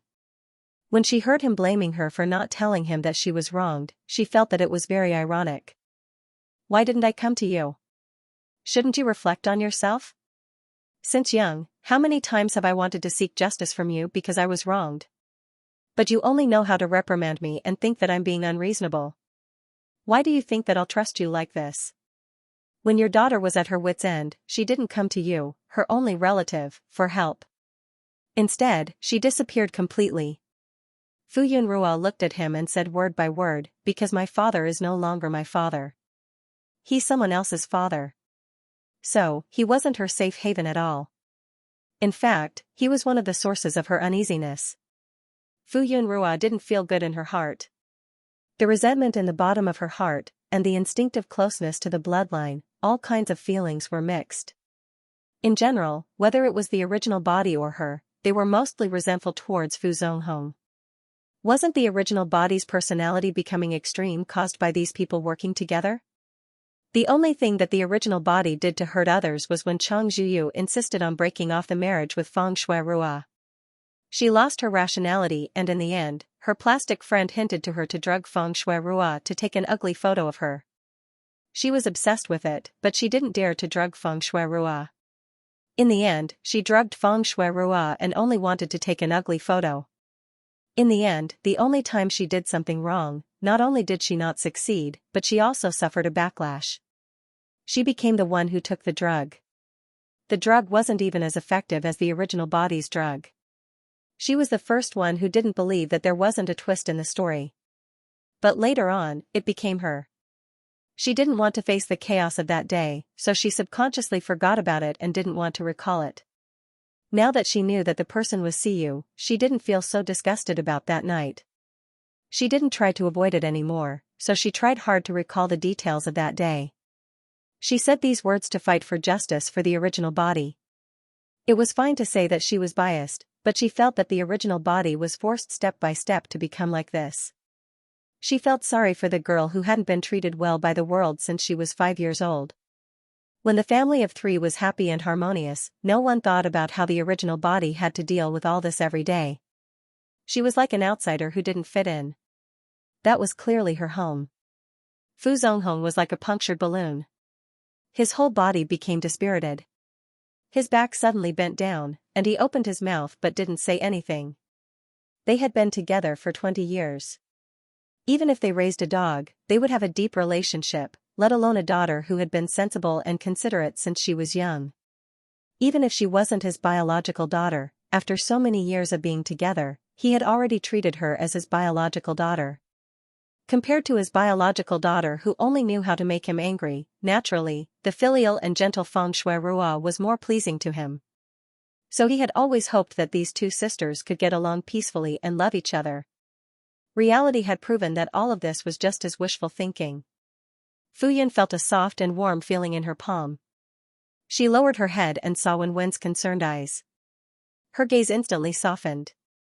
No matter if it was the original body or her, they already had the most intimate person in this world that they couldn't let go of. They already had the purest kinship. They already had someone who loved them. They didn't need to ask for Fu Zonghong's kinship anymore. Choosing to keep this child back then was the right thing to do. When the personal assistant saw that the boss was so upset that he couldn't speak, he couldn't help but explain to Fu Yunrua, "Eldest miss, no matter how unfair Chairman Fu was to you in the past, no matter how badly he treated you, he had never thought of giving the Fu Corporation to anyone else. Before Fu Zonghong remarried, he had made a will and notarized the assets. All of the assets of the Fu Corporation would be inherited by Fu Yunrua. In the end, not much would be given to the second wife. It was only enough to ensure that she would have no worries in her old age. Of course, Miss Shuirua would also receive a portion. But compared to what eldest miss would receive, it was just a fraction. When Fu Yunrua heard this, she laughed sarcastically and said, "So? Should I be grateful? I'm sorry." The personal assistant adjusted his glasses and said, "I said too much. Forget it." Fu Zonghong looked a little tired. When he looked at Fu Yunrua, he was no longer aggressive. "No matter what, your mother's hard work is part of the Fu Corporation. If you don't want it, I'll give it to Wenwen." He worked hard to live for another 10 or 20 years. When Wenwen grew up, he could give the Fu Corporation to him directly. Wenwen was a good child. She would definitely take good care of his mother in the future. When Wenwen heard this, she raised her head and said crisply, "I don't want it." Although the Fu Corporation's huge assets tempted him, he cared more about his mother's feelings. He didn't want to accept other people's kindness for nothing. Moreover, he had already accumulated capital in advance. In another 10 or 20 years, even if he couldn't create another Fu Corporation, he would have the ability to compete with the Cheng family and the Feng family. He wouldn't suffer a crushing defeat like in his previous life. Moreover, the Feng family might not even be around in the future. He already knew that the Fu Corporation was the predecessor of the Feng family in his previous life. As long as he stopped the Feng family and their daughter from getting the Fu Corporation. When Wen's eyes darted around. You. Fu Zonghong instinctively wanted to get angry, but when he saw that Wenwen looked like Fu Yunrua, he couldn't bring himself to be angry. Forget it. Fu Zonghong left with his personal assistant. Wenwen grabbed Fu Yunrua's hand and shook it a few times. She patted her chest and said proudly, "Mother, don't worry. When I grow up, I'll create a company more powerful than the Fu Corporation. I'll let you live a carefree life." When Fu Yunrua heard Wenwen's comforting words, she instantly felt warm in her heart. She smiled and said, "Then I'll wait to enjoy life." Wenwen nodded her head seriously. He started to think that when he was older in a few years, his mother would not be so strict with him. Then, it would be easier for him to do things. Then, he would seize the opportunity and set up a company early. Then, he would work hard to film and dominate CU's position. Then, he would accumulate capital and invest in films and television dramas that were destined to be popular and companies with potential. Ahem. CU covered his mouth and coughed heavily. He looked at Wenwen with an unfriendly gaze. He would take care of his own wife. This rascal was dreaming. Moreover, his family assets were worth a few times more than the Fu Corporation. Why would he need to work so hard to start a company? Since this rascal was so ambitious, CU would remember it. Fu Yunrua looked at CU apologetically. "I've made a fool of myself in front of you. CU didn't mind and only promised, you have me in the future." If it weren't for the fact that he was Fu Yunrua's father, CU would have taken action. However, because of this relationship, his hands were tied and he didn't make a move in the end. Although this episode affected Fu Yunrua and the others' moods, in the end, Fu Yunrua was still very happy to celebrate with Wenwen. The internet was also very lively at this moment. The netizens couldn't wait to hear the reviews of the film critics. Although there were already people who had participated in the premiere online, they were more interested in the reviews of the professionals. CU's fans were even more excited. There wasn't much that they could do for the main characters. Only when CU's drama or adulterous advertisements were about to be released would the fans become active online. The more low-key they usually were, the more active they were at this moment. Basically, every social media platform was dominated by the fans. However, even so, the passers-by had a good impression of CU's fans. They knew their limits and didn't make the passers-by feel disgusted. They had a very good impression of this handsome and talented actor. The movies that he acted in represented the quality of the movies. Even if the passers-by didn't chase after celebrities, they would still subconsciously choose the movies that he acted in. This was the scary part about CU. He was very popular with the passers-by. From the elderly to the children, he had a very good reputation. Even if some people didn't have high hopes for sci-fi movies, after knowing that CU was the main lead, they still had high expectations. As expected, the reviews after the premiere online were excellent. Although the plot wasn't revealed, even the most sharp-tongued film critics gave a positive review.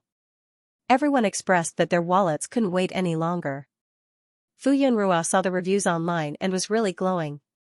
Wenwen was also singled out by the film critics for praise. Although they didn't directly mention her name, they were very specific and highly praised for Wenwen's role. She was extremely proud and couldn't help but take screenshots of these long reviews to save. It was rare for her to sleep late tonight. She had been wandering around the internet and taking screenshots of all the praises for Wenwen to save as a memento. Fu Yan's excited mood only calmed down a little after midnight. She prepared to sleep, but she didn't feel sleepy. She thought of Fu Zonghong and the special assistant and other words spinning in her mind. Fu Yunrua suddenly suspected the truth of the plot in the original book. In the original book, Feng Shuirua was the main character. From her point of view, she was a beautiful, kind, gentle, and pitiful girl. However, Fu Yunrua personally experienced that she wasn't that pure and kind. She thought of a possibility. Could it be that the original bodies falling into the water wasn't an accident? As for why they were killed, perhaps it was because of this will? As long as she existed, they wouldn't be able to legitimately take over the Fu Corporation? Previously, she had heard Fu Zonghong say that the Fu family belonged to her, but she didn't take it to heart. But now, she suddenly thought of this.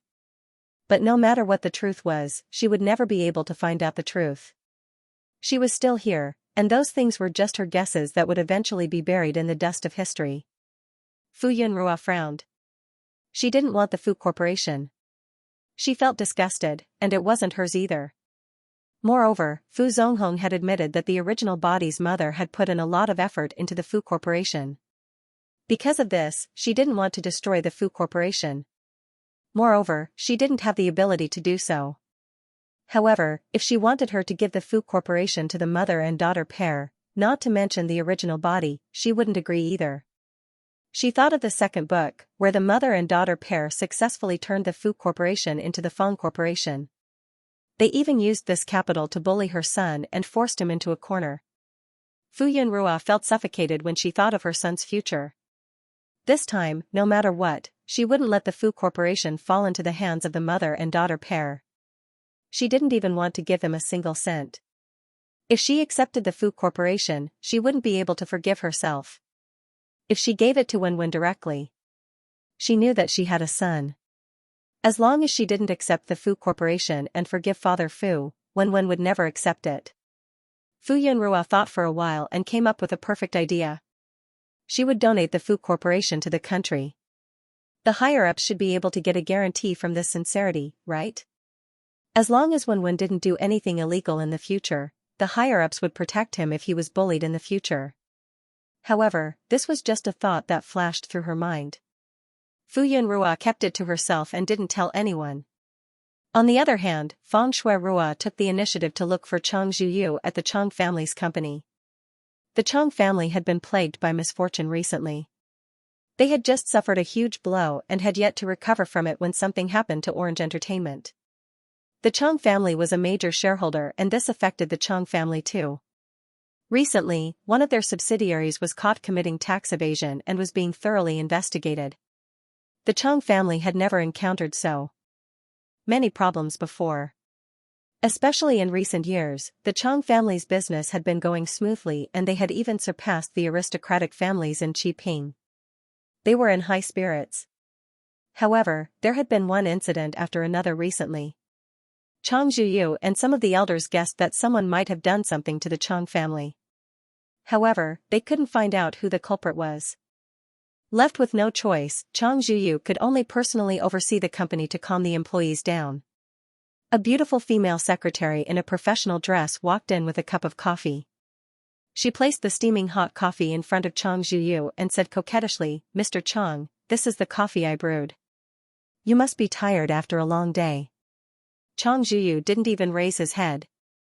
He said calmly, "Leave it there first." The female secretary leaned against the desk and leaned over slightly. She said coquettishly, "Mr. Chang, you should rest for a while. If you tire yourself out, Miss Fang will be worried." When she mentioned Feng Shuirua, Chang Zhuyu finally reacted. He put down his pen and stretched his body as he leaned back. The female secretary stood beside the chair and massaged his shoulders. Her alluring body was slightly pressed against him. "That's more like it." When Feng Shuirua walked in, she saw the scene. She smiled faintly. "Shuier." Chang Zhuyu was pleasantly surprised to see Feng Shuirua. He stood up abruptly. "Why are you here?" "Seems like I came at the wrong time." Feng Shuirua said and turned to leave. "Shuier." Chang Zhuyu hurried over and hugged her. "You have no idea how happy I am to see you here." He was indeed very happy. He was always the one who took the initiative to look for Shuier. She rarely took the initiative to look for him. Every time Feng Shuirua appeared, he was pleasantly surprised. Miss Feng, please don't misunderstand. There's nothing between Mr. Chang and me. Just as Chang Zhiyu was about to tell Feng Shuirua his heartfelt feelings, a delicate voice suddenly interrupted. Chang Zhiyu frowned and looked over. He reprimanded, "Why are you still here? Get out." The female secretary stomped her feet coquettishly. Mr. Chang, however, she didn't dare to say anything in the face of Chang Zhiyu's cold gaze. In the end, she twisted her body and walked out. Before she left, the female secretary glanced at Feng Shuirua smugly. Feng Shuirua was just the stepdaughter of the Fu family. How could she be good enough for Mr. Chang? She would definitely seduce Mr. Chang. Chang Zhiyu didn't care what the beautiful female secretary was thinking. He hurriedly brought Feng Shuirua in, closed the door, and greeted her politely. Feng Shuirua was very uncomfortable. Anyone who saw their things being coveted would be unhappy. Who is she? Feng Shuirua's expression was calm. She didn't question him, but Chang Zhiyu could tell that she was jealous. She's an insignificant person. Chang Zhiyu liked Feng Shui's little temper. Her attitude showed that she cared about him and liked him. She's just a secretary. Her father is one of the shareholders of the company. If you don't like her, you can transfer her out of her position and not see her again. If it was in the past, Chang Zhiyu wouldn't have cared about anyone's feelings. He would have just sent her packing. But recently, the Chang family's stock price had plummeted. They had lost a lot of money. In order to appease the shareholders, he couldn't just fire her. Chang Zhiyu led Feng Shui to the leather chair behind his desk and let her sit down. Feng Shui's eyes darkened when she heard that Chang Zhiyu only wanted to transfer her out of the company and not fire her. She sat on the chair and looked down to see the steaming hot coffee on the table. Feng Shui thought about it and knew that it was left by the woman who had provoked her just now. Chang Zhiyu saw Feng Shui's gaze on the coffee. He touched the rim of the cup politely and handed it to Feng Shui. Have some coffee. The temperature is just right. Feng Shui took it and took a sip. She put it down and pursed her lips. It's too bitter. Chang Zhiyu said dotingly, I'll make you a cup. He took the cup of coffee and poured it out. He went to the pantry and personally made Feng Shui a cup of coffee. He knew Feng Shui's favorite coffee by heart. He had practiced it thousands of times. Many people saw them along the way. They didn't dare to say anything in front of Chang Zhiyu. They only whispered to each other after Chang Zhiyu made the coffee and returned to the office. President Chang is so nice to Miss Feng, someone said with admiration. Yeah, he even made coffee for Miss Feng. President Chang dotes on her so much. Miss Feng is so lucky. Miss Feng even came to see President Chang personally. They are so loving. The group of people talked at once. Suddenly, someone said, no matter how loving they are, they're still scumbags and bitches. The voices came to an abrupt end. They looked at each other in dismay, but no one bothered to ask which warrior had said it. They didn't say anything else, but rather awkwardly dispersed. Chang Zhiyu didn't know what was going on outside the office, nor did he care. All he could think about was Feng Shui. He handed the coffee to Feng Shui. Try it. I made it for you. Feng Shui's lips curled into a smile. Brother Chang, your coffee suits my taste the best. Chang Zhiyu said proudly, of course. Shui'er, why are you here? What's the matter? Feng Shui's eyes sparkled as she looked at him, but her tone was cold. Can't I come to you for no reason? Of course not. I'm very happy that you came to see me. Chang Zhiyu held Feng Shuirua's hand affectionately. I wish that you could come every day. Feng Shui turned her head slightly, but she didn't look very happy. What's wrong? Did someone bully you? Feng Shuirua shook her head. Chang Zhiyu's heart ached. Shui'er, don't worry. I'll make sure you get justice. Of course, he knew about Shui'er's current predicament. Shui'er's manager had already mentioned it to him. In order not to let Shui'er suffer, he even asked her manager not to accept any resources for her during this period. Those low-quality resources were not worthy of Shui'er. He didn't want Shui'er to suffer. As for the company, there had been a lot of trouble recently, so they couldn't provide good resources at the moment. Chang Zhiyu was also held accountable by the company's shareholders. He often felt angry. When Shuer had created so many benefits for the company, who didn't pamper and protect her? Now that she was in trouble, everyone wanted to get rid of her after she'd outlived her usefulness. If it weren't for the fact that he didn't have absolute authority, he would have fired all of them. However, this didn't mean that he would deal with them in the future. When the Chang family recovered, he would deal with them one by one. Feng Shuirua had suffered so much, but she still swallowed the bitter fruit. She had been like this since she was young. Even if she was bullied, she wouldn't say anything. She would silently endure it and even force a smile. Chang Zhiyu's heart ached. Feng Shuirua looked indifferent. I used to be so busy that my feet didn't even touch the ground. Now that I have time, I can spend more time with my family. She paused, then her lips curled into a smile. I'll also spend time with you. Chang Zhiyu would naturally be happy if Feng Shui could spend more time with him. However, he didn't want to see Feng Shui unhappy. It was all because of that evil woman, Fu Yunrua. Feng Shuirua took 2 sips of coffee and said in distress, I wanted to stay at home to spend time with my family, but uncle urged me to get married. I had no choice but to come out. Her voice was a little mischievous. I could only come here to hide in peace. This way, uncle and the others won't urge me. Chang Zhiyu's eyes lit up when he heard the word urge. Shuer, you agree to get married? Feng Shuirua realized that she had misspoken. Her face was slightly red with embarrassment. No. Chang Zhiyu promised excitedly. Shuer, don't worry. I will give you the wedding of the century. All the women in the world will be envious of you. Feng Shuirua heard Chang Zhiyu's description of a beautiful future. Her fair cheeks blushed and her curly eyelashes hid the emotions in her eyes. Chang Zhiyu had wanted to marry Shuer for a long time. Ever since they got engaged, he would propose to her from time to time. However, Shuer seemed to be hesitant and refused to agree. Chang Zhiyu couldn't bear to force her. He would propose from time to time and wait for the day when she would agree.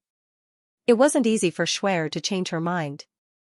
Chang Zhiyu couldn't wait to set the wedding date so that he could bring the beauty home as soon as possible.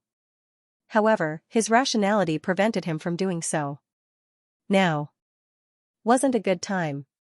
If the Chang family hadn't been in so much trouble recently, he would have held the wedding of the century soon. After this, he would wholeheartedly prepare the most unforgettable wedding for Shuer. I haven't seen uncle and auntie in a long time. I wonder if they are doing well. As a junior, I'm sorry that I didn't visit them often. Chang Zhiyu's expression became unnatural. He continued, Father has been busy with the company recently. He went on a business trip. Mother also went on a trip to relax. He was the one who forced his mother to go on a trip to relax. Since this year, his mother had been treating Shuer coldly. She felt that Shuer was the reason why the Chang family was in so much trouble. No matter how unhappy Chang Zhiyu was, he couldn't change his mother's attitude. He asked her to leave the capital so that she wouldn't give Shuer a hard time. After the Chang family's affairs were settled, he believed that his mother would revert to her previous attitude. However, Feng Shui noticed Chang Zhiyu's unnatural expression. A dark glint flashed across her eyes. At first, the master and madam of the Chang family praised her for bringing good luck to her husband. They were very satisfied with her and couldn't wait for her to marry into the family. However, now that her reputation was damaged, they were treating her coldly. Feng Shui pretended not to notice. She smiled and said, It's good for auntie to go on a trip to relax. Then, she asked with concern, Is the company's business difficult to solve? It's not difficult. Don't worry, Chang Zhiyu said confidently. Feng Shui believed him. All these years, the Chang family had developed rapidly under his leadership. They had completed many big projects and everyone in the Chang family was convinced that he was the future heir. She looked at him with admiration. Brother Chang, you're amazing. Chang Zhiyu's vanity instantly swelled. In front of the woman he loved, he was extremely confident. There's a charity banquet tomorrow night. Come with me. Feng Shuirua pondered for a moment before revealing a smile, all right. Pausing for a moment, she hesitated. Will sister and the others be going as well? At this charity gala, there would be a lot of celebrities showing their faces, right? Wen is really successful now. Everyone in the industry is talking about her and praising her for being a very smart child. When she grows up, she will definitely be the second CEO. Feng Shui was sincerely happy for Wen. Then, she said regretfully, it's a pity that I didn't get chosen as the female lead. Otherwise, I would have been able to work with Wen. When Chang Zhiyu heard this, he suddenly remembered something unpleasant. When he found out that Shuer was auditioning for this film, he had tried to invest in her directly. However, the film crew had rejected his investment. Chang Zhiyu had done his research and found out that Siyu had invested in this Xianxia drama. There was no room for anyone else to interfere. Siyu was indeed his nemesis. When he thought of this, Chang Zhiyu's eyes flashed fiercely. Feng Shui wanted to say something but hesitated. There are some things that I don't know if I should tell you. What is there that can't be said between us? Chang Zhiyu asked gently. Siyu and my sister. Wen is their child. Feng Shui quickly added, I think they don't want to announce it. You have to keep it a secret too. Otherwise, I will be angry. When Chang Zhiyu heard this, he felt even more uncomfortable. He disliked the child even more. Don't worry. I know what to do. He had to make good use of this information. Fu Yun and Wen were on set. It was very hot outside. Even if they were sitting under a parasol with a big fan blowing on them, she still felt hot. This filming was much more difficult than the last time. Last time, they had basically filmed indoors and relied on post-production special effects. This time, they had to film outdoors frequently, especially under the sun. Fu Yun's heart ached when she saw Wen's flushed cheeks and sweaty face. There were a few times when she wanted to stop filming. However, when she saw how happy Wen was, she couldn't bring herself to say it. She could only prepare more drinks and desserts to cool down. Fortunately, the director was very kind. He was afraid that the child's body couldn't take it, so he tried his best not to let him be under the sun and let him rest more often. Siyu also sat under a parasol and blew on the fan with them. At first, when they saw this famous actor appearing on set every day, the director and the staff were flattered. However, after seeing him a lot, they got used to it. Siyu saw that Fu Yun was staring at the filming site not far away. He, a handsome man with a strong presence, was completely ignored. He deeply felt that if he were to compete with Wen for her attention, he would have no chance of winning. Siyu said to Fu Yun, there is a charity banquet tonight. Do you want to go and take a look? Charity banquet? Fu Yun turned her head and looked over. Siyu said, it is started by a senior who is of virtue and prestige. Although it is inevitable that there will be some shows, there will be some really good deeds. The original owner of this body had been to a charity banquet before. However, it only existed in her memory. It was like looking at flowers in the fog. She really wanted to go and take a look. However, when she calculated her savings, she realized in despair that she did not have much savings on hand. The amount that she could take out was only about 200,000 yuan. There will be an auction at that time. You can see if there is anything you like. The proceeds from the auction will be donated. It's good to bring the child to take a look. Siyu wanted to spend some time with the two of them. However, when he saw that she kept hesitating, he gave a reason that Fu Yun would definitely not reject. Sure enough, when Fu Yun heard that she could bring Wen to take a look, she was even more tempted. She nodded without hesitation, if it's okay to bring the child, then let's go. Children needed to experience more to broaden their horizons. Siyu really didn't know whether to be happy or depressed. After Wen finished filming a scene, the director smiled and announced the break. Immediately, an assistant came forward to hold an umbrella for Wen. Wen jumped under the umbrella and ran over with her assistant, Mom. Fu Yun hurriedly passed the iced mung bean paste that was still cold to Wen, quickly drink a few mouthfuls to cool down. This was the mung bean paste that the chef in the hotel had personally made. The mung bean paste was soft, sticky, and extremely sweet. Fu Yun originally wanted to make the mung bean paste herself, but the chef made it better than her, so she didn't do anything unnecessary. Wen held the thermos flask and gulped down a lot of water before she stopped and burped. She felt that all the heat in her body had evaporated. Mom, don't wait for me outside. Just wait for me at the hotel. Wen's cheeks were still red.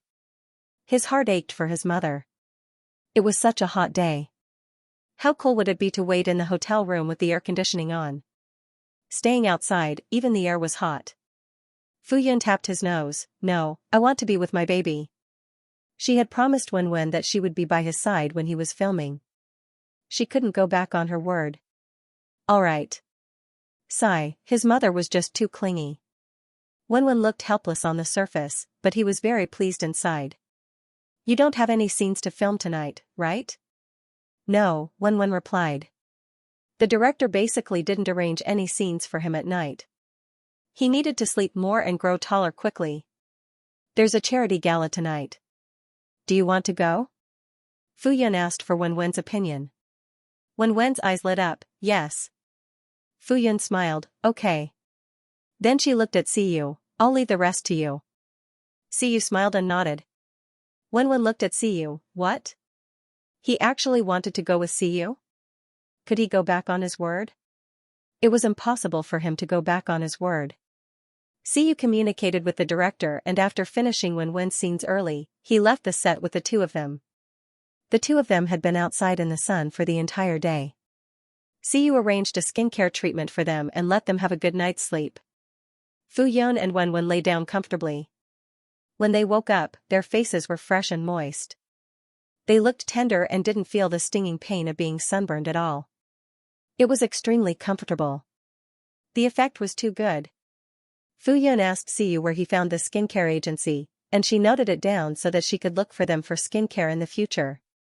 Then the three of them went to have dinner together. They put on the evening gowns that had been sent over and got into the car to set off. Siyu also put on a suit.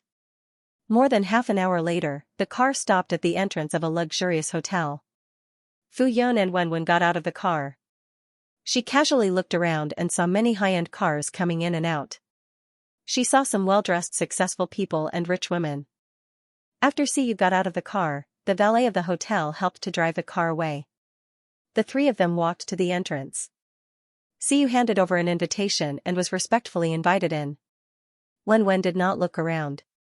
His back was straight, and he walked with the wind, looking very imposing. This was an auction and also a place to expand one's network. There were already many people in the hall, and everyone was dressed beautifully. Siyu and the other two good-looking people walked in and attracted a lot of attention. Many directors and celebrities who had good relations with Siyu came over to greet Siyu and the others. The senior management of Apple Entertainment was also there. Fuyun realized that it wasn't appropriate for her and Wen to follow Siyu in. Wouldn't she become his female companion? Fuyun lowered her head and looked at Wen. She still had a family to feed. However, when Siyu introduced them, Fuyun didn't want to be separated from Siyu. She could only smile and exchange pleasantries. Yes, Siyu might want to use this opportunity to introduce her and Wen to her. In the future, Wen would need these connections to continue working in the entertainment industry. At first, Fuyun felt a little uncomfortable. Not long after, she saw many familiar people. It turned out that some big shots in the live broadcast industry were also there. A few of them were Fuyun's acquaintances. Not only that, many successful people from Meimu Charity took the initiative to greet Fuyun. Only then did Fuyun realize that many of these big shots had followed her live broadcast and were her fans. After greeting them, Fuyun and Wen stood together with the people in the live broadcast industry. Regardless of social status, there were different circles. Fuyun felt that she belonged to this circle. When Siyu saw this, she also followed Fuyun very freely. Although Brother Fatty and the others were part of the top group of people in the live broadcast industry, in front of Siyu, the super best actor in the entertainment industry, they were still a little inferior. At first, they were a little restrained, but soon, they were chatting and laughing with Siyu. When Fuyun saw that Siyu had integrated into her circle so easily, she couldn't help but take a few more glances. Not long after, there was a commotion at the entrance. Everyone subconsciously looked over. Chang Zhuyu and Feng Shui, who was dressed to the nines, made a grand entrance. Fu Yunrua was stunned. She thought, how did the halo that seemed to be glowing do it? It's too eye-catching. When the others saw the two of them, they knew that Fu Yun wasn't on good terms with them, so they didn't go up to greet them like the others. When Fu Yun saw that the male and female leads were surrounded by the stars, she thought to herself, even if Feng Shui is banned by others, she still has the halo of the female lead. When her friends saw Fu Yun looking over, they were afraid that she would be in a bad mood, so they quickly changed the topic. I heard that Wen's movie is going to be released soon.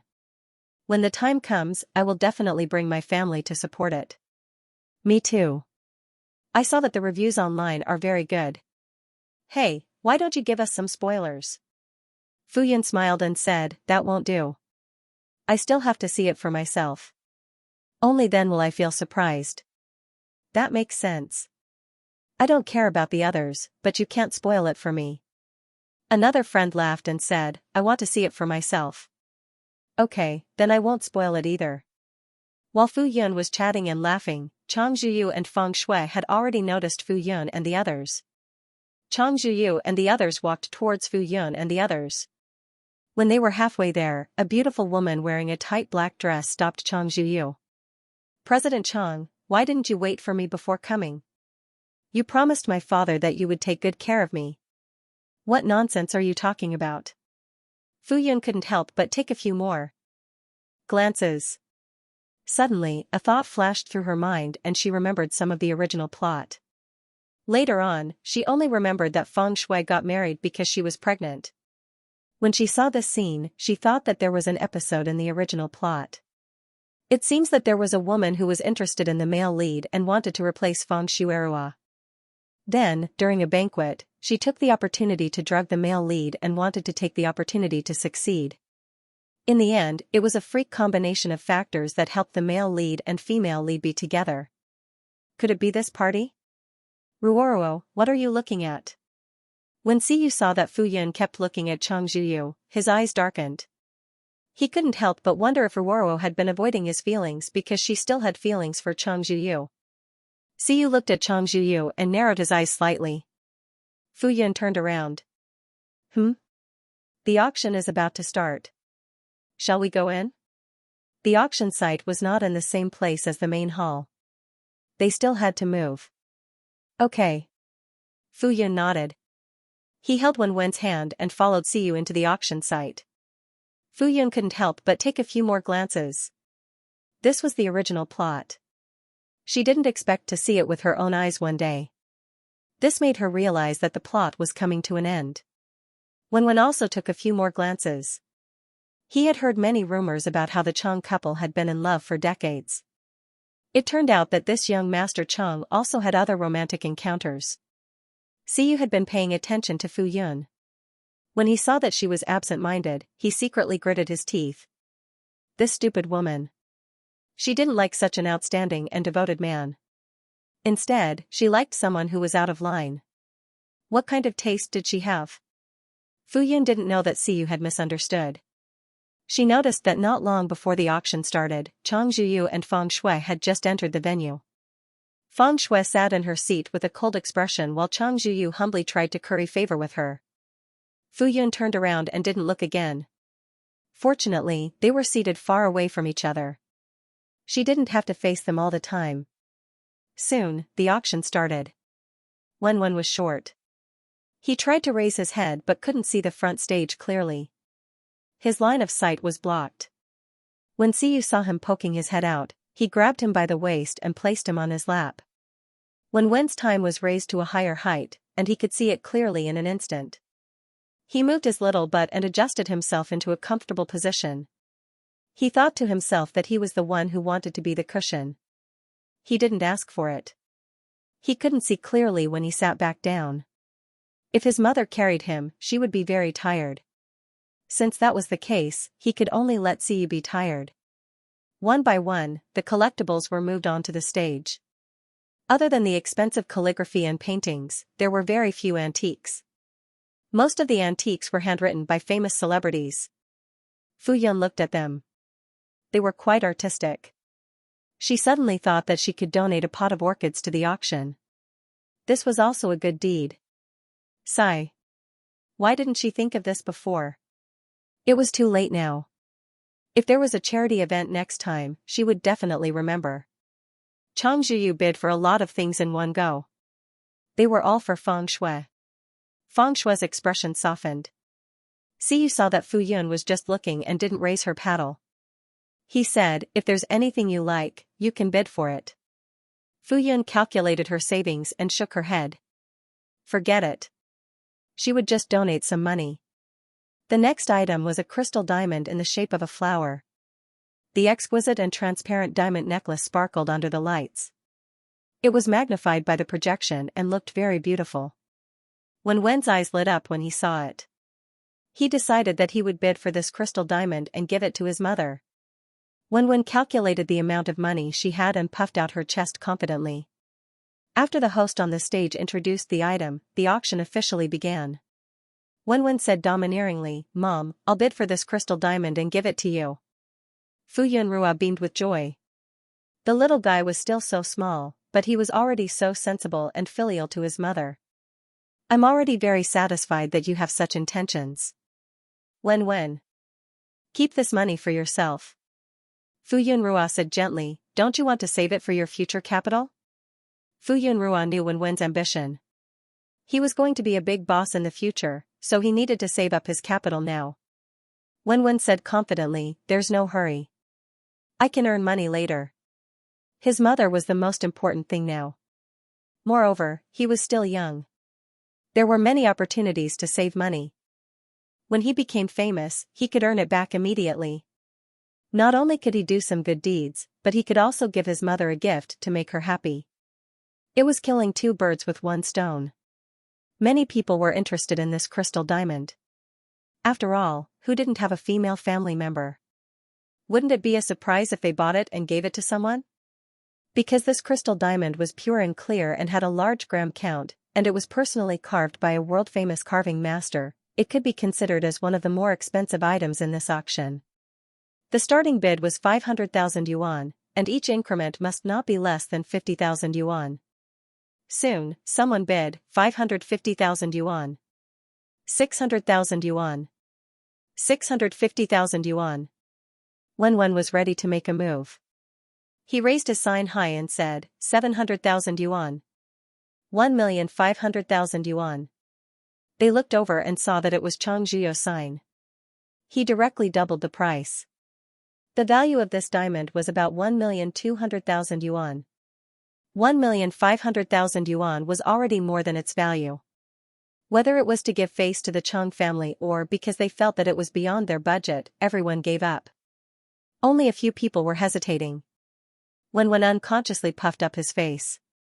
It was better to raise the price peacefully, but this person didn't play by the rules. Wen also raised the price. 2 million yuan. 3 million yuan. Wen was angry. He only had less than 4 million yuan in his little treasury. He couldn't afford any more, but how could he lose to someone he hated? Moreover, he had already boasted that he would buy it and give it to his mother. 3,500,000. This had already far exceeded the value of the auction item itself. The others did not participate, and they all watched as the young master of the Chang family competed with a child. Children? When they saw the angry child sitting on Siyu's lap, they couldn't help but smile. What an adorable child. Look at his chubby little face, white and tender, and his facial features were exquisite and beautiful. The elders loved children like this the most, and their hearts softened. Then, they looked at Chang Zhiyu, who refused to give in to a child. Many people muttered in their hearts. It's not like it's something rare or has any special meaning. What's wrong with letting a kid have a go? Bidding with a kid seemed to be very capable, yet he actually dared to provoke him? He was too narrow-minded. When Chang Zhiyu saw the three people he disliked, he did not think of anything else. He subconsciously wanted to compete with them. Who cared if the one bidding with him was a child? Shui had seen the shareholder's daughter pestering him several times, and it made Shui angry. Although he was happy that Shui cared about his performance, Shui was also unhappy about it. They were currently in a cold war. In order to make her happy, Chang Zhuyu had already bid for many items at a high price tonight.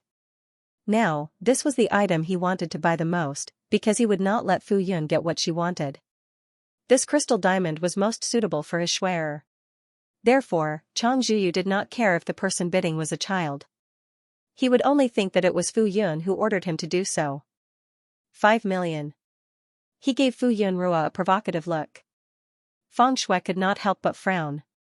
Brother Chang, since sister likes it, why don't you give it to her? Chang Zhuyu said helplessly, you are too aloof and too weak. You will be bullied. How could he watch Schwerer be bullied? This jewelry belonged to Schwerer. When? He was so angry that he wanted to cry. He did not have that much money, so he could not bid for it as a gift for his mother. Fu Yun comforted him. The price is too high. It's not worth it.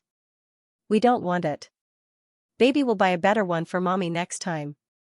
Fu Yun was also very unhappy. She did not know what this male lead was thinking, but he was still looking at her with such a hateful gaze. Wen pursed his lips and did not say anything.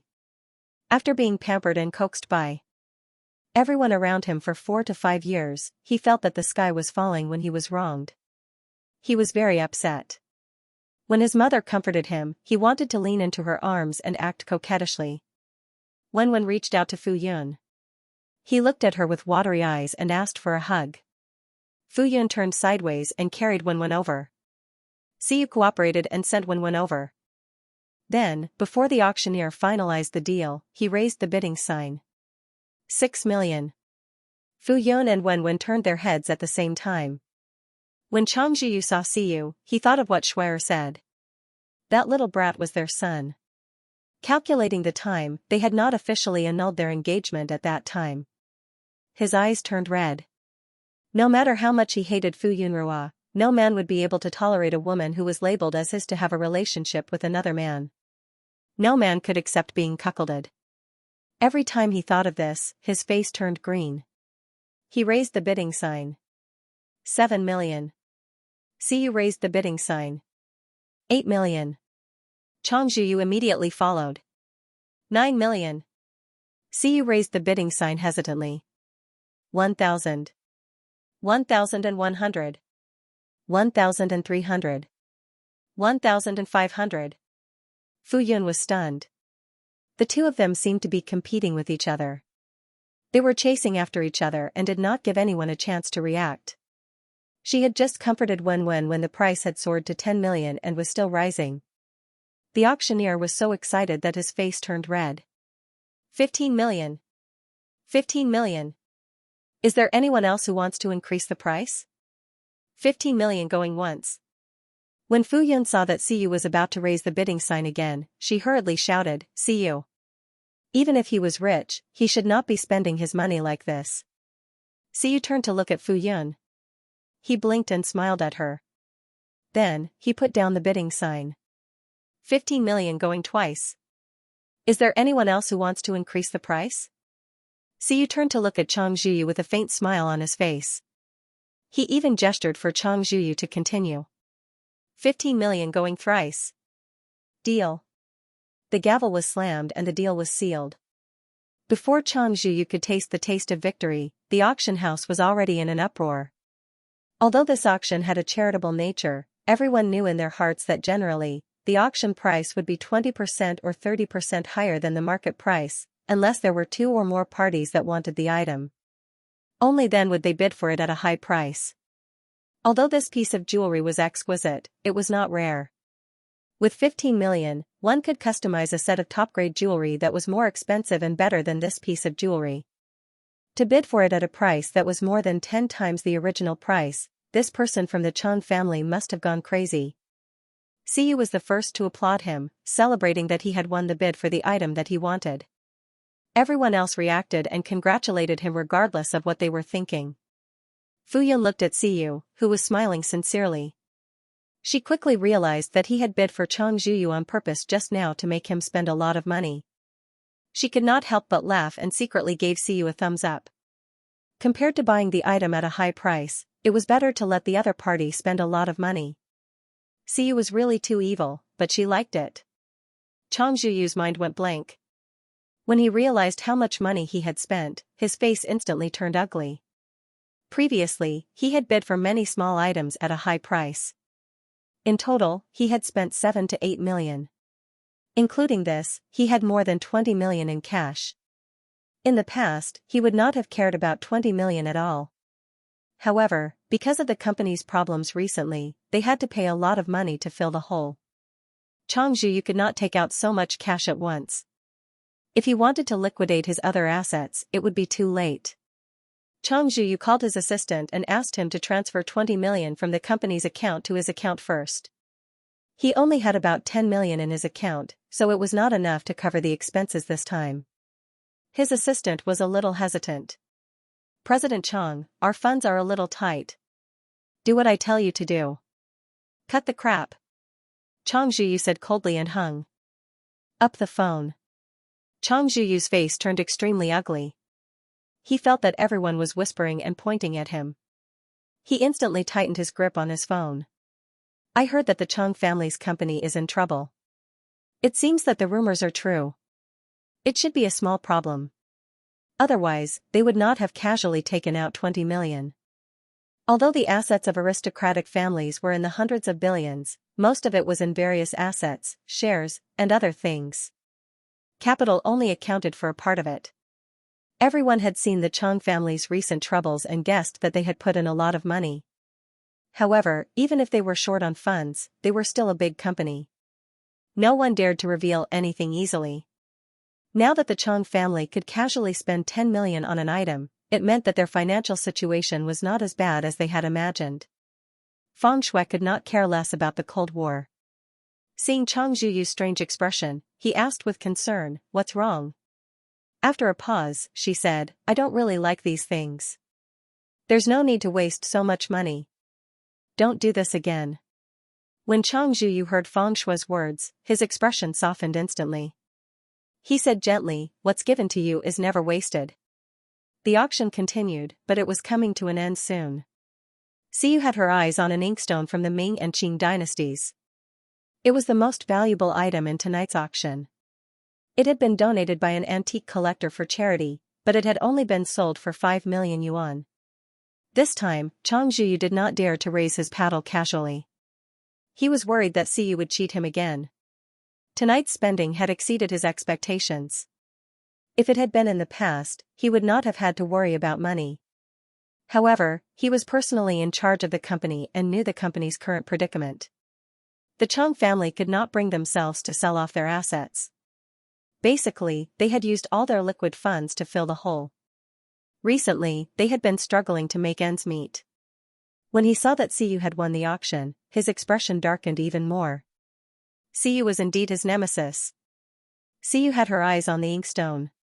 She had bought it for Wen. After a year or two, her wrist would become stronger and she would be able to practice calligraphy. Yes, she could play with it first. There were better ones at home. Wen sat in Fu Yunrua's arms. He was comforted by his mother and saw that Xiyu had stood up for him. He was in a good mood. He looked at Chang Zhuyu with a smug smile. Soon, the auction came to an end. As the last item was sold, the host of the auction gave a closing speech. The item with the highest price was naturally the crystal diamond that Chang Zhuyu had won. The host of the banquet expressed his gratitude. Finally, everyone left. Xiyu carried Wen, who was still in Fu Yunrua's arms. She even mocked her. "Little fat pig, don't you know how heavy you are? Wouldn't it be tiring for her mother to carry her for so long?" Wen felt offended. She immediately frowned. "You are the fat pig. Big fat pig." Wen pressed down hard. Since he dared to call her fat, she would crush him. Xiyu raised her eyebrows. "If I am the big fat pig, then you are the little fat pig. You are the big fat pig, I am not." The two of them were quarreling childishly. Fu Yunrua could not bear to watch. Were they both 3-year-old? Chang Zhuyu and Feng Shuirua walked towards them. They were obviously waiting for them at the exit. Fu Yunrua. Xiyu stepped to the side and stood in front of Fu Yunrua. He confronted Chang Zhuyu. "Mr. Chang, please watch your distance. See you. Chang Zhuyu gritted his teeth. He clenched his fists and resisted the urge to punch him. Oh, I almost forgot. I haven't congratulated you on winning the bid. Mr. Chang, you are really a philanthropist. You donated so much money to help more people, Siyu said sincerely. Chang Zhuyu snorted. I can't compare to you. How much did you donate? Not much. I only donated 30 million yuan. Chang Zhuyu was speechless. If you don't believe me, you can confirm it with Mr. Mu, Siyu added with a smile. Chang Zhuyu stared at Siyu so hard that his eyes were about to pop out. His eyes were bloodshot. Fang Shuirua looked at Fu Yunrua with a gentle expression. Sister, when are you going to bring Wenwen home to visit uncle? Uncle, he misses you very much. Fu Yunrua could not be bothered to talk to her. She pretended not to hear her and ignored her. Fang Shuirua's eyes darkened. She forced a smile and said, Brother Cheng was just joking with you. Sister, if you like the crystal diamond, you can have it. We don't need it. Siyu said gently and politely, if there is nothing else, please move aside. You are blocking our way. Siyu, I will not let you off. Chang Zhuyu growled. Siyu did not take it to heart. He had heard this at least 3 times. In front of him, Chang Zhuyu could only talk back. Siyu gestured for Fu Yunrua to leave from the other side first. He then followed her and left together. Sister? Fang Shuirua was about to stop them. President Chang. A coquettish voice suddenly sounded from not far away. Fu Yunrua turned around and saw the seductive woman again. She walked over in her high heels. Before she could take a second look, Siyu put a hand on her shoulder and urged her, let's go. They quickly got into the car. Fu Yunrua could not help but look at Siyu. Why did she feel that he did not want her to interact with Chang Zhuyu and the others? Actually, she was curious about how the original plot would develop. She had been here for so many years, but this was the first time she had encountered the original plot. Siyu did not say anything and asked the driver to send them back. It was almost 11 o'clock. It was past Wenwen's usual bedtime. Wenwenrua fell asleep as soon as he got into the car. Mom. Wenwenrua's eyelids could not open. He called out softly, sounding a little disappointed. He had promised to give his mother a gift, but he had not kept his word. Fu Yunrua patted Wenwenrua's body rhythmically. Mom is here, baby. Mom loves Wenwen the most. I love you too. Wenwenrua's voice had just finished when his mother patted him rhythmically. His consciousness slowly became blurry and he fell asleep. Fu Yunrua patted him for a while. She only pulled her hand away when he fell asleep. Did you really donate 30 million yuan? Fu Yunrua asked curiously. Siyu nodded. Mr. Mu is a real philanthropist. We often work together.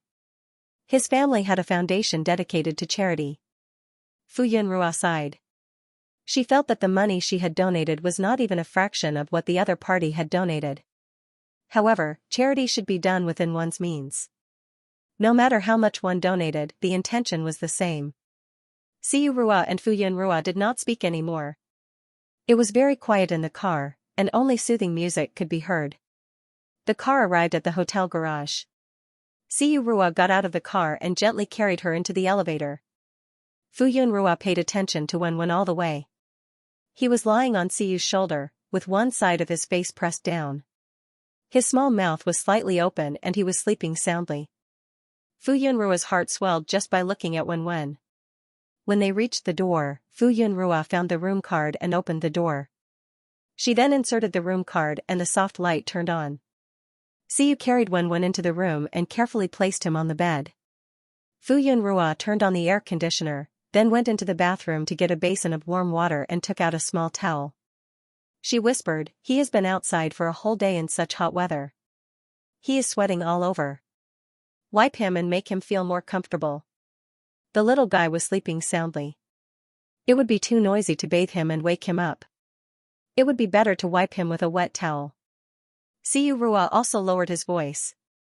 Let me do it. Fu Yunrua glanced at him and did not refuse. She handed the small towel to him. Siyu wrung the wet towel. Fu Yunrua saw that he was wringing it so dry. She hurriedly said, "You don't have to wring it so hard. If it is too dry, it will be uncomfortable if you can't wipe it." Siyu wet it again and wrung it gently. This time, it was still wet. Finally, under Fu Yunrua's instructions, he wrung out a suitable dry and wet towel.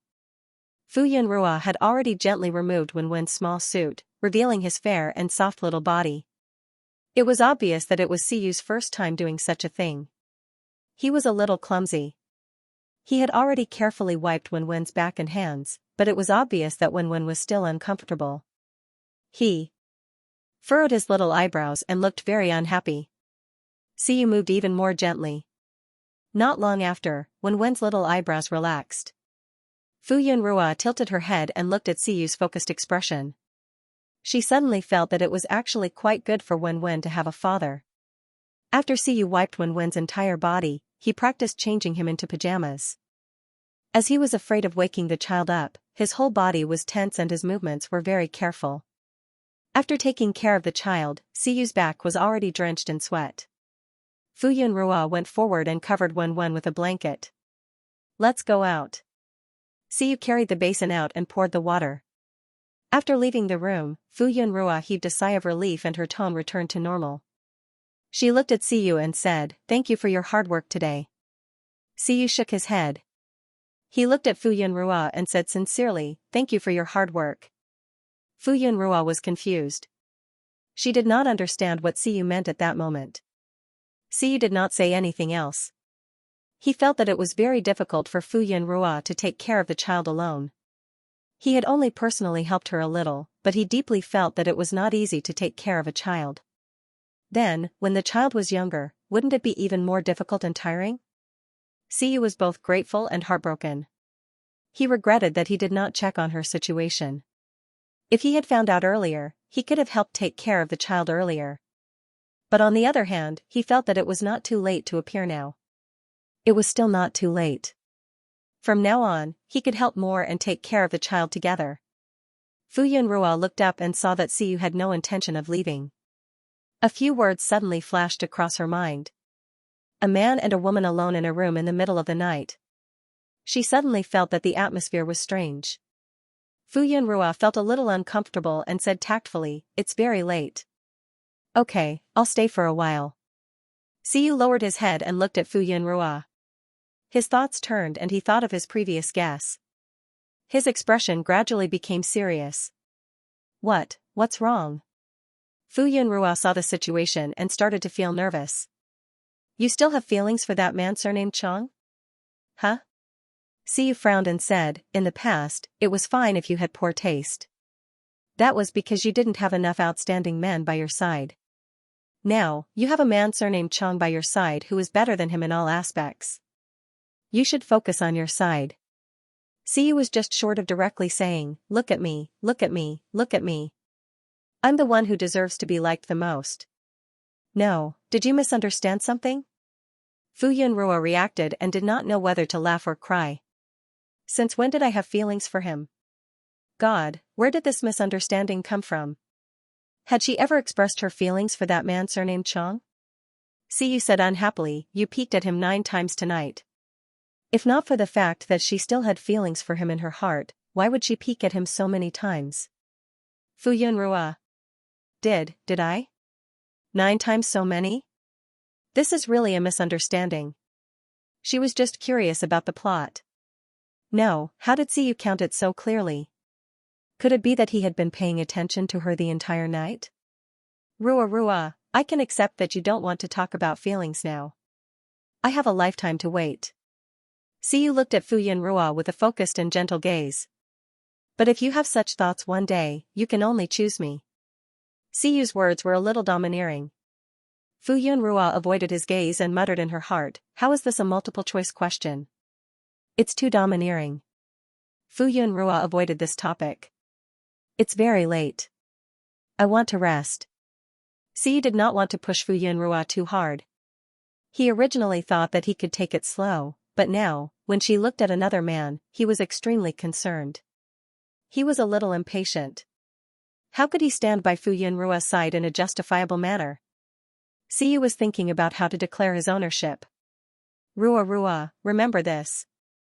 No one can force me to do anything. It's only up to me whether I'm willing or not.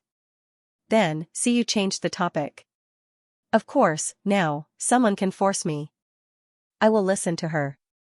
Fu Yunrua's heart was flustered when she heard this. She hurriedly said again, I'm tired and want to rest. Good night. Then, she quickly rushed into the bathroom and locked the door. Siyu did not know whether to laugh or cry. He walked over and knocked on the door. There was no movement inside. Siyu smiled and said, Good night. Then, he turned around and left. Fu Yunrua heaved a sigh of relief when she heard the door open and close in the bathroom. She touched her rapidly beating heart and looked at herself in the mirror. Her cheeks were red. Fu Yunrua could not help but touch her face. It was boiling hot. How could she not know what Siyu meant? He said that no one could make him compromise. He confessed to her that he wanted to be with her because he liked her, not because of the child. The meaning behind his words was that he would listen to the person he liked and do whatever she asked him to do. Fu Yunrua did not know what she wanted. Her plan had been forcefully interrupted by Siyu and she was at a crossroads in her life. Originally, she had already planned to raise Wenwen wholeheartedly and not get married again. She felt that being alone was quite carefree. Now, she had the ability to earn money and live a good life. In the future, she could let go of her child and let him fly away to explore the world. She could travel all over the world, taste all the delicacies in the world, and enjoy all the beautiful scenery in the world. This kind of life would be very happy. In the future, when she was old and her child had a family and career, she could return to the village, rent a piece of land, and continue to raise flowers. But now, a handsome man with a good figure and a good personality wanted to be with her. Most importantly, he was the child's father. Fu Yunrua was shamefully moved, but she was also a little conflicted. She did not know what she was hesitating about. Perhaps she did not dare to take this step easily. Forget it. It was better not to think too much. Looking at Wenwen's attitude, it was still awkward. She would think about it again when the child had completely accepted it. Speaking of which, what exactly was Wenwen feeling awkward about? Fu Yunrua's thoughts instantly jumped to Wenwen. She actually did not find out anything until now. Wenwen, this little guy, really hit it well. The next day, Fu Yunrua, who was not in good spirits, was woken up by the energetic Wenwen. Her thoughts were in a mess last night. She tossed and turned until very late at night. At this moment, she still could not open her eyes. Mom, get up. I'm up. Fu Yunrua looked at the time. It was only 6 o'clock. It was still very early. Seeing that Wenwen Rua was full of energy, she could not help but carry him to the bed. Sleep with Mom for a while more? Wenwen rolled around happily. Kaka smiled. Seeing that Fu Yunrua was indeed very sleepy, he said considerately, okay. Then, he was quietly hugged. Wenwen Rua's big eyes rolled around. At a glance, he could tell that his mother had slept very late. He fell asleep early and did not know what happened after that. He was quite curious as to why he slept so late. Fu Yunrua did not sleep for long. After a short nap, she got up. After washing up, she walked out and saw Wenwen Rua playing with the inkstone. Wenwen Rua raised it for Fu Yunrua to see. Mom, isn't this the thing that uncle you bought last night? It was black and looked very simple. There was an inexplicable strange fragrance. Fu Yunrua looked at it.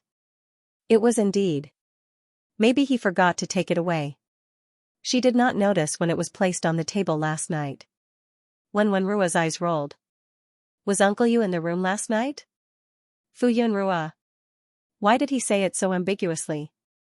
He carried you up and even wiped your body. Fu Yunrua thought to herself. She did not have that much strength to carry the child up so easily. When Wenwen heard this, his eyes fluttered. He thought about how Siyu had taken care of him after he changed into his pajamas. He felt a little conflicted and shy. Alright, since he had taken care of him, he would not be calculative about the fact that they had been together behind his back. Wenwen rubbed his stomach and said in a childish voice, Mommy, I'm hungry. Hence, Fu Yunrua asked the hotel staff to send breakfast up. There were also non-professionals staying in the hotel. In order to avoid trouble, they asked for breakfast to be sent to their rooms. The two of them finished their breakfast and stayed in the room. When scenes were scheduled in the afternoon. They had nothing to do in the morning, so they were too lazy to go out for half a day. It was too hot outside, so it was more comfortable to stay under the air conditioner. Wen leaned on Fu Yunrua and acted coquettishly. "Mommy, let me play with my phone." Fu Yunrua was cold and heartless. "No, children can't play with their phones. It'll hurt their eyes." "I'm not a child, I'm a big friend, Mommy, let's play for a while." Ever since Xian had set up a social media account for Wen, he was no longer the Wen who looked down on electronic products. He could not help but want to see how many more fans he had. He wanted to see their comments. It would be best if he could interact with them. However, his mother kept a close eye on him and did not let him come into contact with too many electronic products. He was itching every day, but he did not dare to secretly buy a phone himself. He could only act coquettishly with Fu Yunrua so that she could let him play with her phone. Furthermore, there was something he was curious about now. He wanted to know the netizens' attitude towards his first movie. He really wanted to see it. Do you recognize all the words? Do you understand the meaning? He had to look at the comments. Could he understand it? Wen's eyes turned. It's precisely because I don't understand it that I have to look at it. If there are words that I don't understand, I can look it up in the dictionary or Baidu to learn it. Fu Yunrua. What he said seemed to make sense. Wen blinked. Fu Yun could not help but poke his forehead. Nonsense. However, she still gave him the phone. You can only play for 30 minutes. You can't put your head so close to the phone. Wen was happy to see Fu Yun relenting, but when she heard that it was only 30 minutes, she bargained. 1 hour, 30 minutes is too short. Fu Yun glanced at him. 20 minutes. Wen. How can you bargain like this? He hurriedly said, 30 minutes it is. He would go and act coquettishly after checking the time. There was a knock on the door. Fu Yun looked through the peephole and saw Siyu standing at the door. Fu Yunrua's mind replayed Siyu's words from last night. Her heartbeat quickened uncontrollably. She took 2 deep breaths to calm herself down before opening the door. "Morning," Siyu said with a smile. He was wearing a set of sportswear today, and he looked much younger and more energetic. "Morning." Fu Yunrua stepped aside to let Siyu in. "What are you doing?" "Nothing much." Siyu walked in and saw Wen sitting on the chair, holding the phone with both hands. His head was slightly lowered as he focused on the screen. His short hands were tapping on the screen from time to time. Wen looked up at the person who came in and greeted, "Uncle Yu." Then he lowered his head and continued to play with his phone. Siyu looked at Fu Yunrua. Fu Yunrua explained, "He pestered me early in the morning to play with my phone. I only gave him 30 minutes, nothing more." "Right." Fu Yunrua picked up the inkstone that Wen had placed on the table and handed it to Siyu. "You forgot to take it with you last night." Siyu did not take it and said very naturally, "I bought this for Wen. He will be learning calligraphy later, so he can use this inkstone to practice." Fu Yunrua, but... He had not even started learning, but he was already preparing for it. Fu Yunrua realized that she did not seem to care enough about Wen. She also realized that the two of them had different attitudes towards Wen. If Fu Yunrua was inclined to let Wen have a relaxed and happy childhood, these interests and specialties could be taken slowly. However, from Siyu Rua, she could see that he had high hopes for his son. In the beginning, he might have been hiding it, but after seeing Fu Yunrua and Wen Rua's attitude soften, he pushed his luck and moved forward step by step. Ever since Fu Yunrua did not reject Siyu the first time, she realized that she could no longer reject Siyu. However, she still had to say, if Wen has too many classes and can't manage, you can start learning 2 years later. With so many classes arranged for him, Wen did not have time to play. Siyu Rua agreed. "I'll do as I see fit." Learning was naturally based on one's talent, intelligence, and personality. The children of the C family were not stupid. In C Yurua's opinion, Wenwen was already very relaxed now.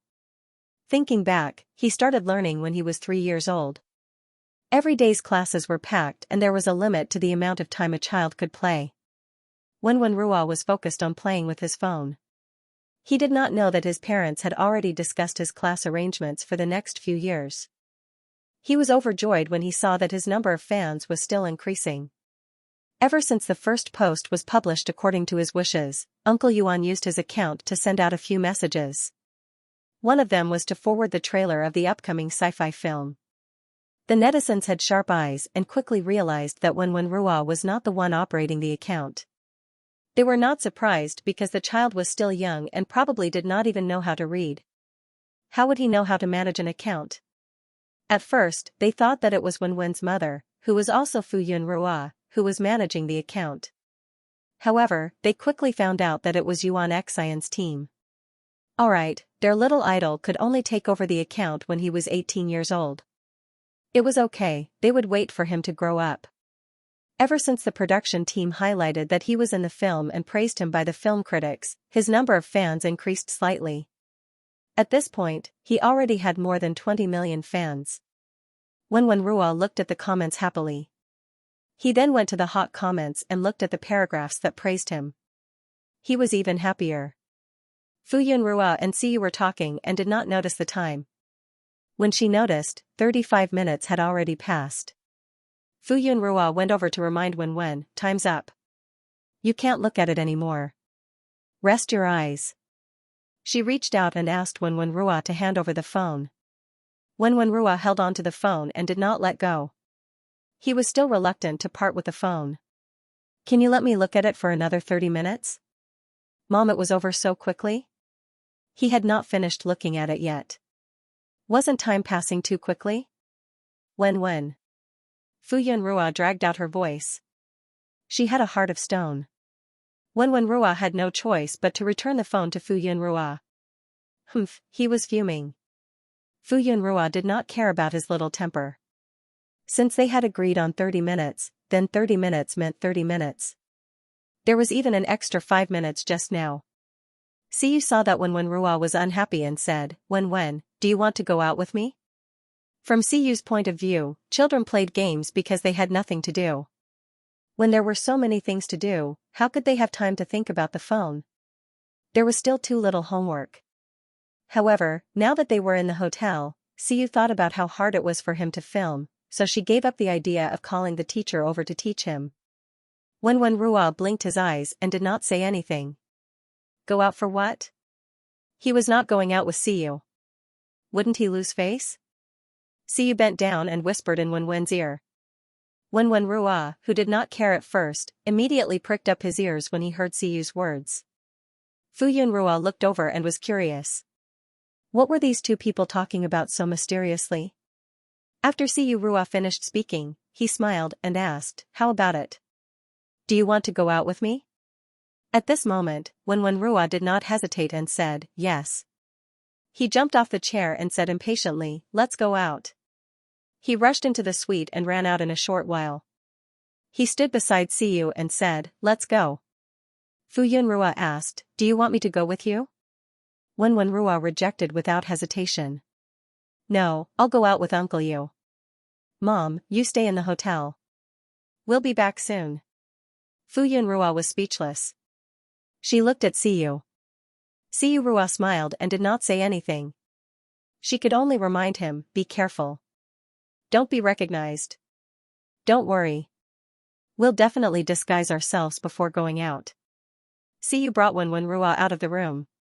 Fuyun Rua saw them go to Siyu's room opposite and then close the door. Fuyun Rua did not follow them. She was puzzled. It was really strange. What were these two up to? She closed the door and decided not to care about the two of them. Anyway, Siyu would not betray Wenwen. Without the child by her side, Fuyun Rua felt much more relaxed. She propped up the pillow and leaned against it to look at her phone. As she had met many colleagues at the charity banquet last night, the group was talking about this matter today. Fuyun Rua quickly joined the conversation. She chatted for a while and went to the forum to look at the gossip. She focused on Wenwen's messages. Brother Yuan's team was very trustworthy. At least, there were no bad comments under Wenwen's account. This way, she did not have to worry about Wenwen's mood being affected. The child was still very young. She did not have to see other people's evil intentions so early. Fu Yunrua scrolled through the two major communication platforms and looked at the hot topics. She chatted with her friends from time to time. When she heard the movement at the door, Fu Yunrua realized that time had passed very quickly. "Mom. Open the door quickly." Even through the thick door, she could hear Wenwen's cheerful little voice. Fu Yunrua went to open the door. When Wenrua walked in happily, her little face flushed with excitement. Fu Yunrua's face unconsciously had a smile on it. "Mom, Mom." When Wenrua called out happily. Fu Yunrua responded. Siyu also walked in and said to Wenrua, "Go and wash up first." After going out, her entire body was sticky and she had put on some makeup. Fu Yunrua took the initiative to tell Siyu Rua, "There's makeup remover in the bathroom." Siyu Rua responded and brought Wenrua, who could not stop, into the bathroom.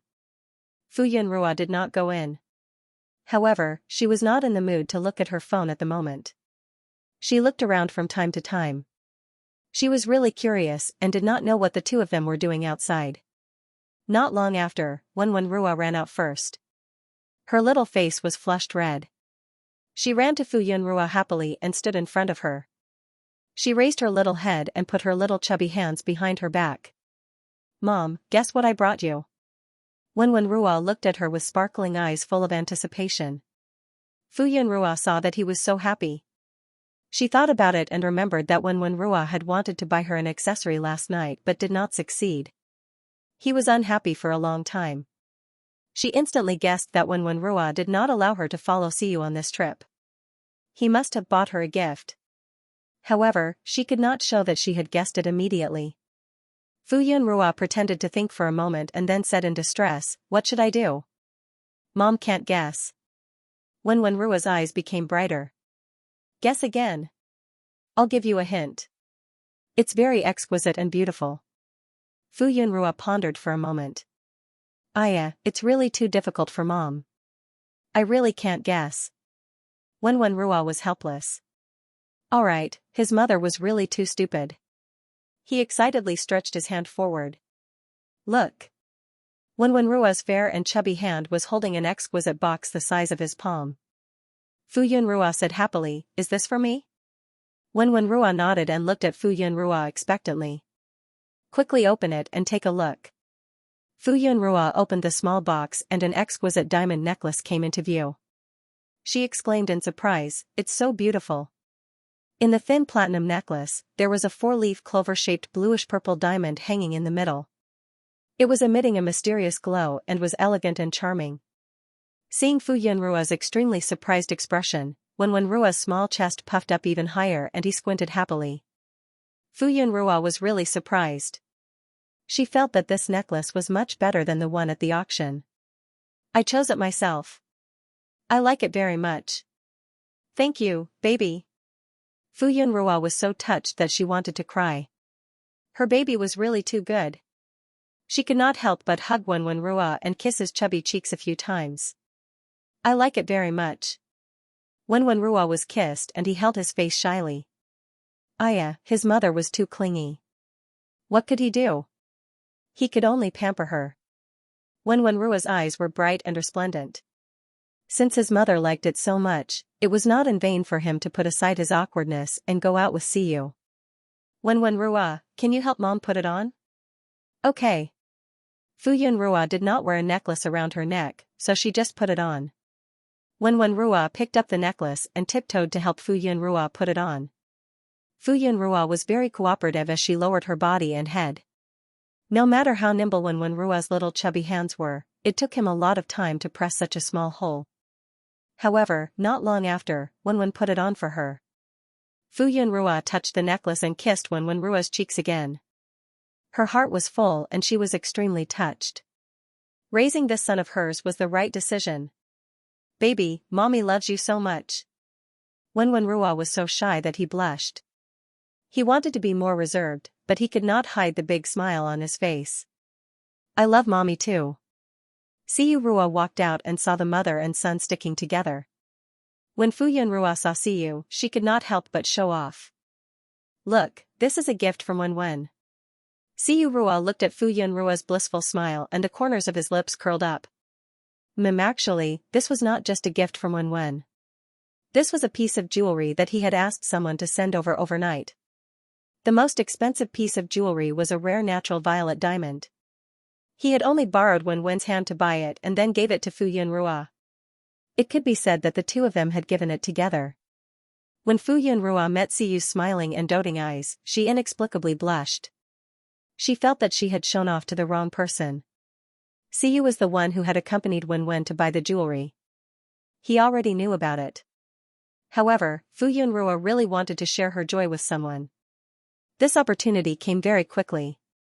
In the afternoon, they went to the set. Fu Yunrua changed her low-key personality and walked around the set where there were many people. She was wearing a light-colored dress today, revealing her exquisite collarbone. Naturally, one could also see the additional jewelry on her neck. The makeup artist's assistant was the first to notice it. She asked in surprise, "Miss Fu, you bought a necklace? It's really beautiful." Fu Yunrua's skin was fair. Coupled with this necklace, they complemented each other and inexplicably made her even more attractive. Fu Yunrua immediately said happily, "Really? I didn't buy it. Wenwen gave it to me as a gift." Wow. When the surrounding people heard this, they immediately gathered around and looked at it curiously. Wenwen is still so young, but she already knows how to be filial to her mother. She's so sensible. The makeup artist's assistant was very envious. Her son was about the same age, but he was pampered by his grandparents like a little tyrant. Not to mention being considerate to his parents. If he did not do as he pleased, he would turn the world upside down. Other people's children were really enviable. Every time the assistant wanted to educate the child, she would be stopped by her in-laws. This time, she was determined to change the child's personality. Otherwise, it would be difficult in the future. "It's so beautiful. Wenwen is so awesome." Fu Yunrua was extremely happy to be praised. She also thought so in her heart, but she said modestly, "The little fellow is still very mischievous sometimes." Soon, everyone in the set knew that Wenwen had given her mother a very exquisite and beautiful necklace. She was a very filial child. Fu Yunrua's vanity was greatly satisfied, and then she decided to return the gift to Wenwen. She also loved the child very much. But what should she give the child? The child was still young, and it was not convenient to give a necklace and other jewelry. Fu Yunrua thought about it and decided to cook a big meal for the child. She had not cooked a big meal for Wenwen for a long time. Coincidentally, Wenwen had been working hard from filming, so she wanted to nourish her. Hence, after Fu Yunrua confirmed with Siyu that he would keep an eye on Wenwen, she left the set first and returned to the hotel to borrow the kitchen to borrow some ingredients. Originally, Fu Yunrua thought that she would need to spend some time to discuss before she could borrow the ingredients, but she did not expect the hotel to agree so easily. When Fu Yunrua was busy in the kitchen, not only did the chef help to prepare the ingredients, but the head chef also came over to take a look and give her pointers. Fu Yunrua thought to herself that this was indeed a 5-star hotel. The service was so good and considerate. Fu Yunrua also booked a private room in the hotel and told Siyu that they would go to the private room when they returned. In the evening, when they returned from filming, Wenwen followed Siyu into the private room. He sniffed and smelled a familiar fragrance. He immediately said happily, "Mom made it." Wenwen ran over happily and climbed up the chair quickly. He looked at the dishes on the table that were still covered with lids to keep them warm. He reached out and lifted the lid. The rich fragrance wafted over. It was the familiar sweet and sour pork ribs. Wow! Wenwen Rua was overjoyed. He quickly turned the glass turntable. He wanted to see what was on the other plates. Siyu had a helpless smile on his face. Fu Yunrua quickly came in with 2 waiters behind her. They brought in a pot of rice and a bowl of soup. She was also holding a dish in her hands. "Mom." When Wenwen saw Fu Yun, he jumped off the chair happily and ran to Fu Yun's side. Fu Yun hurriedly lowered her head to look at him, taking care not to bump into him. Wen was like a little tail, following Fu Yun eagerly. She could feel Wen's liveliness and joy just by taking a few steps. Fu Yun placed the plate on the table, bent over and carried Wen to the seat, then sat on the other side. The waiter opened the lids one by one, then took them away and left the private room. Wen swung his short legs and looked up at Fu Yun. "Mom, these are all my favorite meat." "Thank you, Mom." "You're welcome. Baby, it's been hard on you," Fu Yun said with a smile. Siyu served the dishes at the side, then pretended to be casual. "These are my favorite too." Wen immediately turned his head and snorted. "Mom made them for me." Fu Yun was a little embarrassed. When they lived together in the countryside, Siyu did not have any dietary restrictions. He also liked meat, so she did not ask him what he liked. However, seeing Wen's proud look, Fu Yun went along with his wishes. "Yes, they are all for Wen." Wen was pleased. Siyu smiled at Wen very kindly. Wen was instantly alert. What was he trying to do? Wen enjoyed the treatment of a 1-year-old baby today. Fu Yun paid attention to him the entire time and fed him. When the corners of his mouth were stained with oil, his mother would even wipe it with a tissue. Good Star Lake. Fu Yun focused all his attention on Wen and ignored Siyu's existence, but Siyu did not mind. Fu Yun took care of Wen while he took care of Fu Yun. He scooped soup for her and gave her food from time to time so that she would not only care about the child. Wen saw this and did not want to be outdone. He tried his best to reach out his short hands to give Fu Yun some food. "Mom, eat too." Okay, Mom will eat too." Fu Yun saw that Siyu was being neglected and felt a little embarrassed, so she also greeted him. There were only 3 people, but it was very lively. In the end, the 3 of them finished all the food on the table, and all of them ate until their stomachs were round. The 2 adults still cared about their image, but they had a lazy expression. Wen rubbed her stomach like a kitten. She was so happy. They rested for a while before returning to their room. Siyu chatted with Fu Yun. "Will we go home after filming tomorrow?"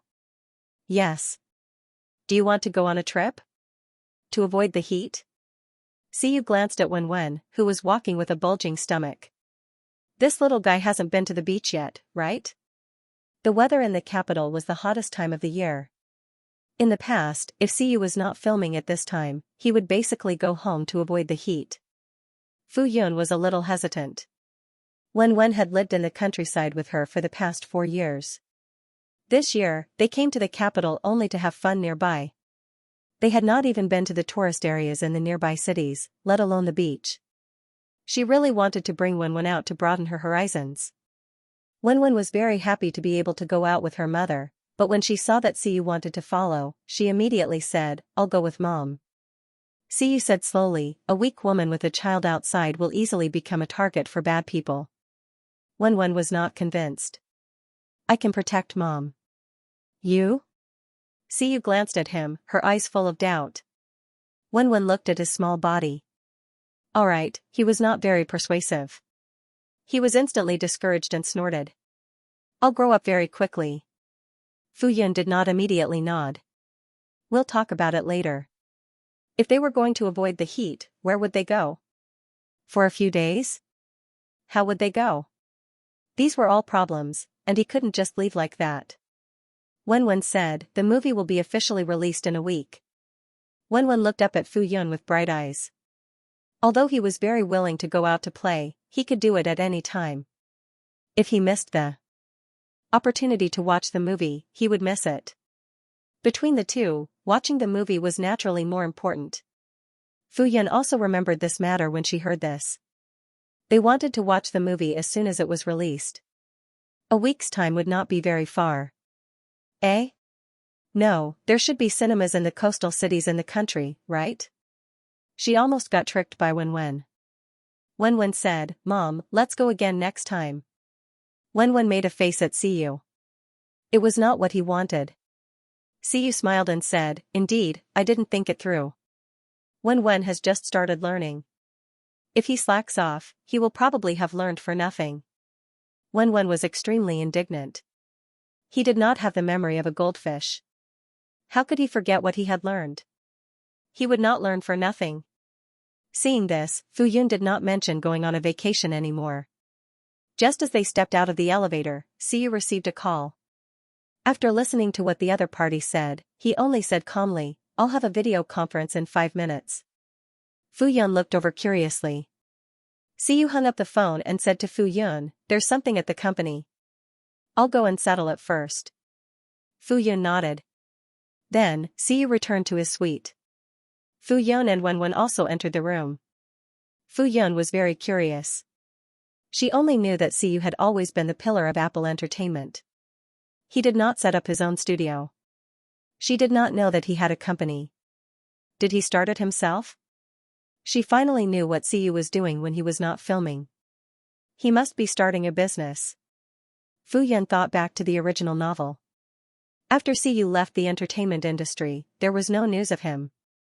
It seemed that he must have succeeded in starting a business and became the CEO. Then, he left the entertainment industry.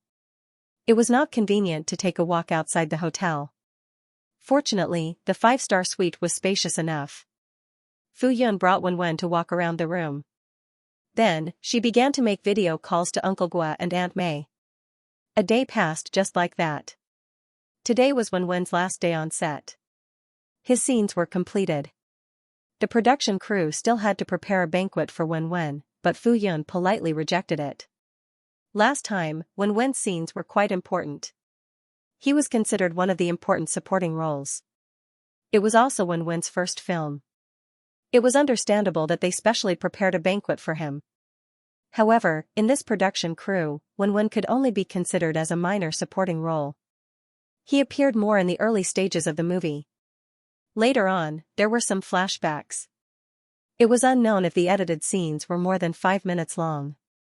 Because this was a Xianxia drama with the female lead, the male lead did not have as many scenes as the female lead. Because they worked well together, Fu Yun did not want to cause trouble for them. The director looked at Xiyu and Fu Yun and asked for their opinion. "We want Wenwen to film this scene with a wire. Is that okay?" The male lead was the disciple of the sect leader of an immortal sect. He was very talented and knew how to fly on a sword at a young age. This scene of a little fairy child's immortal aura was what made the little female lead remember it in her heart and made her determined to cultivate immortality. Because Wenwen acted very well, the director subconsciously raised his expectations. He hoped that Wenwen could film this scene. However, he also knew that adults might not be able to overcome the fear of being suspended in midair, let alone film it naturally. Wenwen was still a child. Moreover, there was a certain degree of danger in hanging from a wire, so the director first asked for the adults' opinions. Fu Yun rejected it at first. Even if she had never acted before, she had eyes to see. This was a Xianxia drama. There were many people hanging from wires and flying around. Even if they did not complain, after being suspended in midair for half a day, they walked a little unnaturally after coming down. Fu Yun accidentally saw an 18-year-old girl secretly crying. Filming was also very tiring. Fu Yun thought that Wenwen was still so young and tender. Wouldn't it be even more uncomfortable to be strangled by a wire? Just thinking about it made her heart ache. "Mom, I want to film it," Wenwen said firmly. "It will be very painful and tiring, okay?" "I'm not afraid." He was mentally prepared. In his previous life, he had hung from wires countless times. Sometimes, he would be suspended in midair for a few days. His thighs would be bruised and worn until they bled. However, he wanted to make every role he filmed perfect. Xiyu did not express any opinions on this. Whether Wenwen agreed or not, he would agree. However, this kid made him think even more highly of him. He was willing to endure hardships at such a young age. He did not know if he would cry when he was done hanging. In the end, under Wenwen's insistence, Fu Yun had no choice but to compromise. However, she asked the crew to check the wires again and again to see if there were any problems. Then, she borrowed soft cushions from others. Before filming began, Fu Yun was still worried and went to see the props team to check the equipment. The props master in charge of the wires was a simple and honest middle-aged man. He checked again and said, "Miss Fu, don't worry.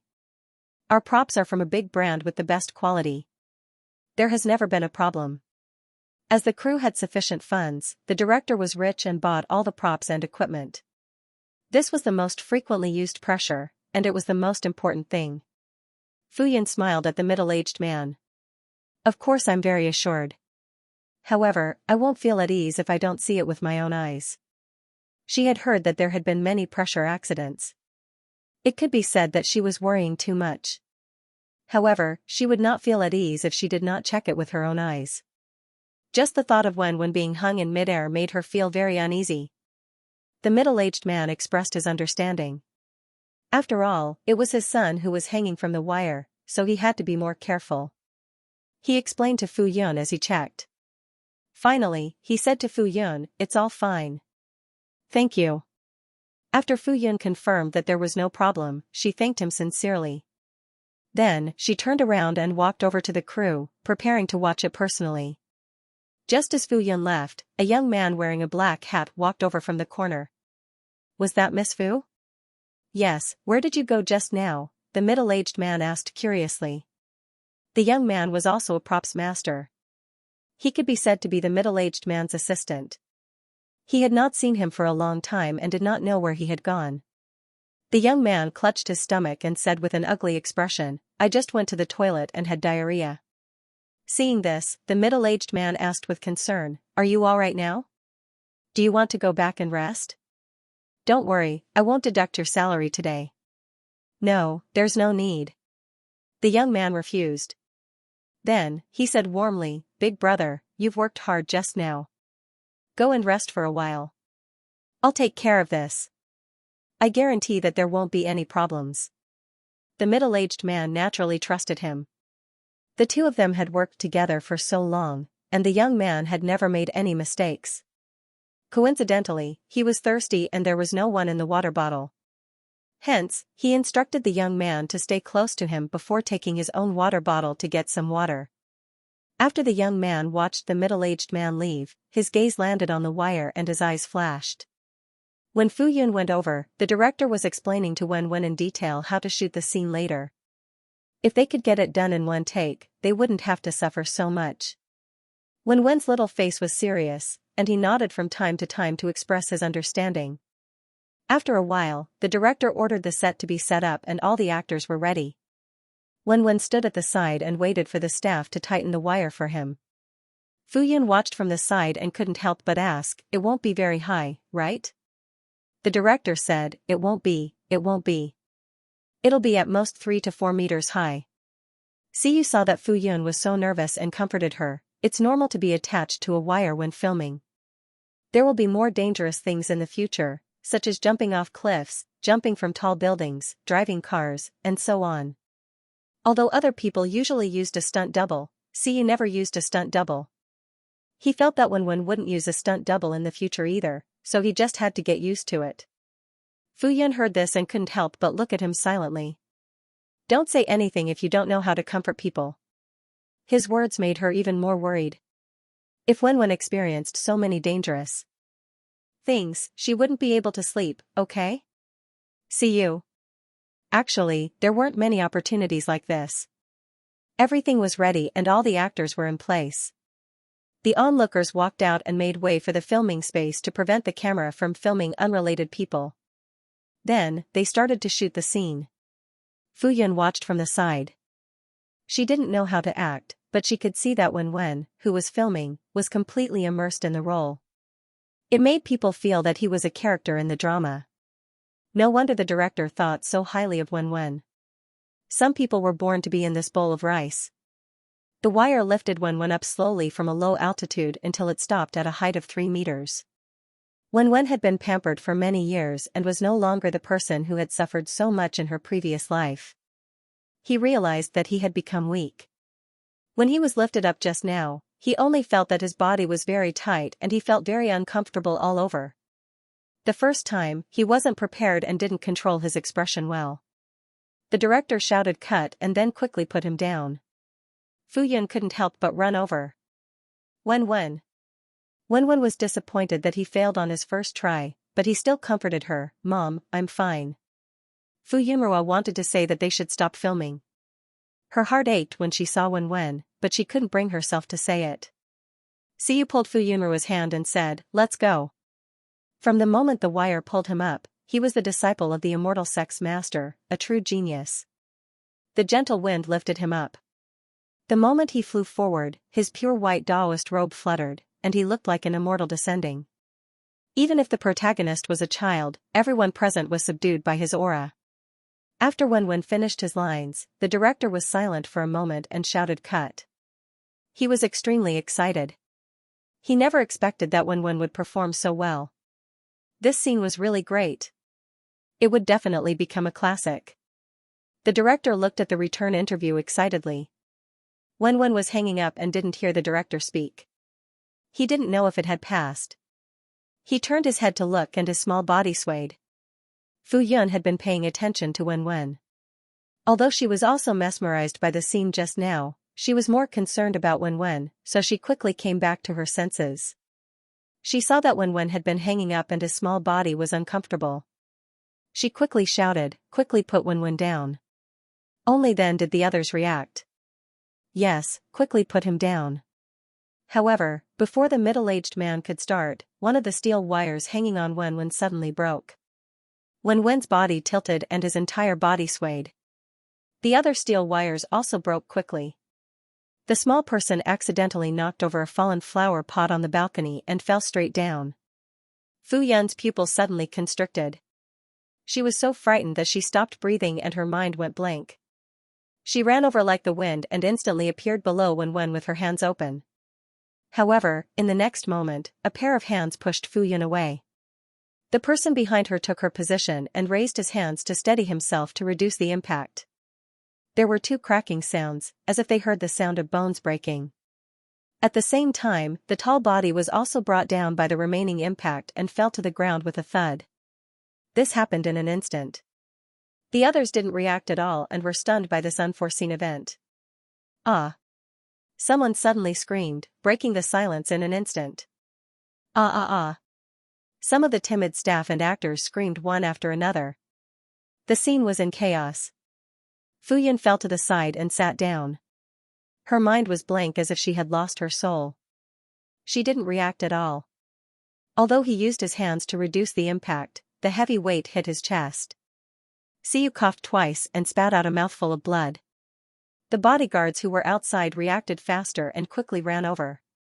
Siyu's face was pale and he immediately ordered, "Seal the scene. Even flies are not allowed to enter. Ambulance." Then, he didn't say anything else. The bodyguards contacted the outside and quickly controlled the scene. The director also quickly reacted and was very cooperative. Everyone present was not allowed to move and all mobile phones were confiscated. Fu Yun's body went soft. She stared blankly at the big and small person smashed together. Her teeth were chattering and she was extremely frightened. When Wen discovered that the steel wires had broken, he realized that something was wrong. However, all the steel wires broke too quickly and he didn't have time to remind her. When he fell, he thought that his mother would definitely be sad. If something happened to him, Siyu would still be with his mother. Wen closed his eyes and waited for the pain to come. However, when he felt that he had landed, he realized that although his body was in pain, he didn't lose consciousness. The ground wasn't soft, but it was warm. Wen opened his eyes and saw a thick chest very close. Only then did he realize that he was being protected tightly. He had been caught by someone. And the person who had caught him despite the danger was Siyu. "Mom." Wen muttered. Fu Yun quivered and her consciousness returned. She reached out her trembling hand and didn't dare to touch him. How could this be? She had been very careful to check him again. Why did this happen? Wen. Siyu. Fu Yun couldn't stop trembling. Rua, don't be afraid. We're fine. Siyu tried his best to comfort her. He knew that he must have scared Fu Yun. Fu Yun tried her best to stay rational. Help. Ambulance. She wanted to help, but she knew that people with internal injuries couldn't move their bodies freely. Fu Yun didn't dare to touch them. They'll be fine. They'll be fine. Yuan Xian rushed over with the other bodyguards. He happened to be nearby and the bodyguards contacted him immediately. At the same time, the ambulance also arrived. More than 10 medical staff carried stretchers and rushed over. They first gave the two of them first aid. There were also doctors who came with them. They only felt relieved after confirming that the patients' lives weren't in danger. However, it was still not optimistic. They moved Wenwen onto the stretcher very professionally and carefully. Then, they carried Siyu onto another stretcher and left quickly. Fuyun finally regained her strength and left with the stretcher. Before leaving, Fuyun looked at Yuan Xian. "Brother Yuan?" Yuan Xian promised. "Leave this to me." After Yuan Xian confirmed that their lives weren't in danger, he stayed behind to deal with the aftermath. First, he had to confirm whether this was an accident or man-made. The director was worried. "I don't know why this happened either." "Don't worry, I'll definitely give you an explanation." Yuan Xian's face was cold and he didn't say anything. The bodyguards were professional in their investigation. They quickly found out that the wires were damaged by someone. Then, they quickly sorted out the relevant personnel who had come into contact with the wire equipment. The middle-aged man still couldn't believe it. His face was pale. How could this happen? How could this happen? He had checked again and confirmed it clearly. The bodyguards interrogated and quickly found the suspect. It was the middle-aged man's assistant. After they checked, he was the only one who had come into contact with the wire equipment. However, when the middle-aged man returned with water, he said that he had a stomachache and went to the washroom. But the bodyguards had already checked and found that he was no longer in the washroom. It was obvious that he had escaped. When the director heard this, his face became extremely ugly. Their production team had been going smoothly, but something like this had happened. Yuan Xian said, "Call the police." When the director heard this, he immediately looked bitter. Calling the police will affect the production team. Why don't we settle it privately?" Yuan Xian said coldly, "This is already murder. How can we settle it privately?" They were lucky this time. If they were unlucky, it would be 2 lives. If anything happened to these 2 people, the sky would collapse. The news won't leak out. The director smiled bitterly. Although Yuan Xian said that, there was no such thing as an impenetrable wall in the world. Even though the internet blocked the news of Siyu and Wenwen, the news of a certain production team being suspected of having an accident still caused a stir. Everyone sought confirmation. However, no one in the production team came out to explain, which confirmed this rumor. And Fuyun and Wenwen's fans all knew that Wenwen had filmed another movie and was in this production team. When they heard that something had happened, how could they not be anxious? What had happened? Who was in trouble? Why didn't anyone come out to clarify? The rumors on the internet were strange and variegated, and they even made it to the hot searches. But there was no news about Wenwen. Fuyun and the others did not have time to pay attention to the news on the internet. The ambulance that came this time was private, and the whole process was very confidential. Fuyun followed into the ambulance. The interior of the ambulance was very spacious, and there was a lot of equipment. It could be said to be a small operating theater.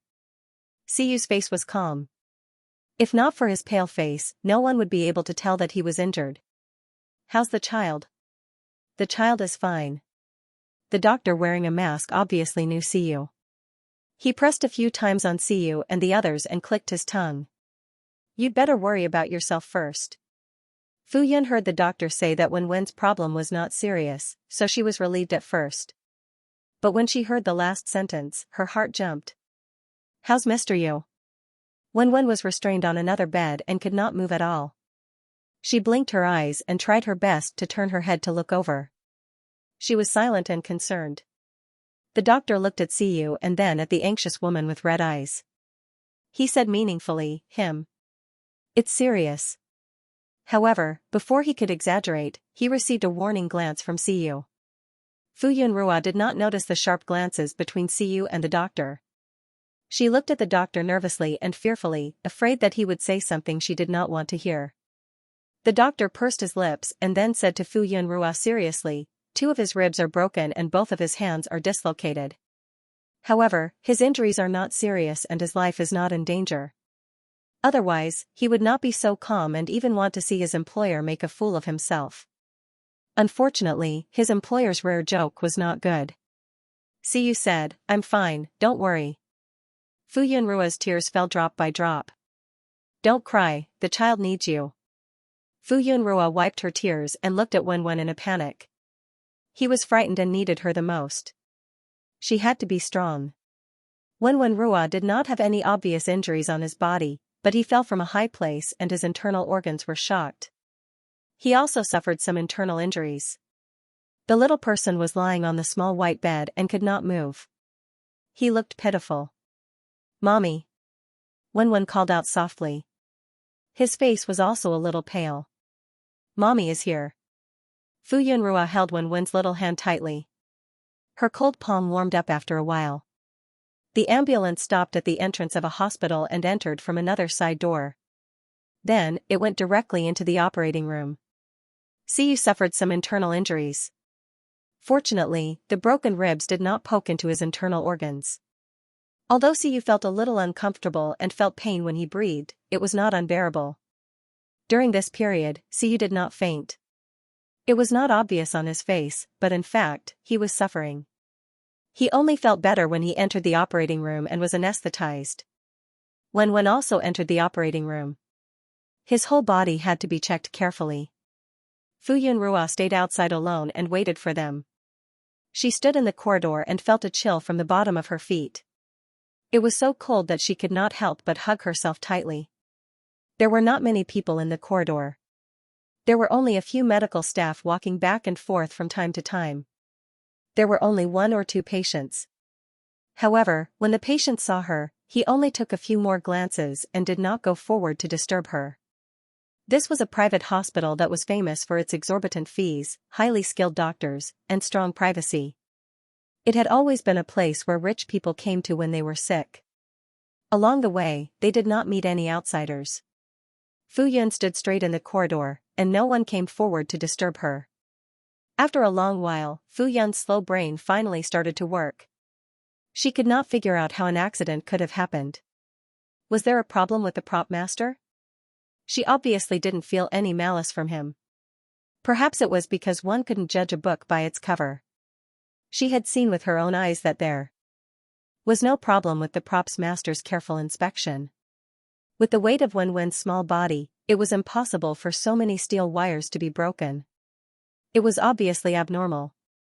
If Fu Yun could guess, the wire must have been maliciously damaged after she left. Even if it was not the prop master, he knew who was the suspect. Thinking of this, Fu Yunrua quickly called Yuan Xian. The phone was picked up as soon as it rang, and Yuan Xian's concerned voice came over. "Yunrua, is there a situation with Xiu?" "No, Mr. Yu is still in the operating room." Fu Yunrua's voice was low, but she still remembered the reason why she called. "I want to tell you that even if the prop master did not do it, he still has some clues. The wire must have been damaged after I left." Fu Yunrua told Yuan Xian everything that happened before and after the accident without any details, as she was afraid that she would miss out on a single detail. Yuan Xian listened to her and said, "Don't worry, we have already found the culprit and are looking for him now. You can stay in the hospital at ease. Leave this matter to me." Yuan Xian's voice was very calm, and inexplicably comforted Fu Yunrua's uneasy heart. When she heard that the culprit was confirmed, she immediately asked, "Who is it?" Yuan Xian said a name, but Fu Yunrua had never heard of it before. However, Yuan Xian said that he had already sent people to investigate this person. They did not believe it. If there was no one behind this, how could a total stranger do such a heinous thing? Yuan Xian had already sent people to investigate, and he believed that the results would be found soon. "Thank you for your hard work, Yuan Ge. This is what I should do. I will go to the hospital after I am done with the things here." "Okay." With such a big thing happening, there needed to be someone outside to take charge. Yuan Xian was the most suitable person, so no matter how worried he was, he suppressed his anxiety and stayed outside. His temper had been calm for too long, so long that people had forgotten his methods. Daring to make a move on his artiste, did he have 9 lives to squander? Fu Yunrua did not know that a storm was brewing outside, as this hospital seemed to be isolated from the outside world. After Fu Yunrua hung up the phone, her mind kept replaying the scene, and she felt a burst of fear in her heart.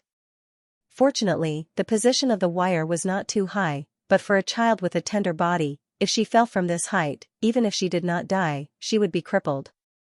Fu Yunrua had seen many news reports. There were countless cases of objects falling from high altitudes and people jumping off buildings to smash passers-by to death. If it was very high, not to mention when, even Siyu could be. Fu Yunrua felt a chill when she thought of this.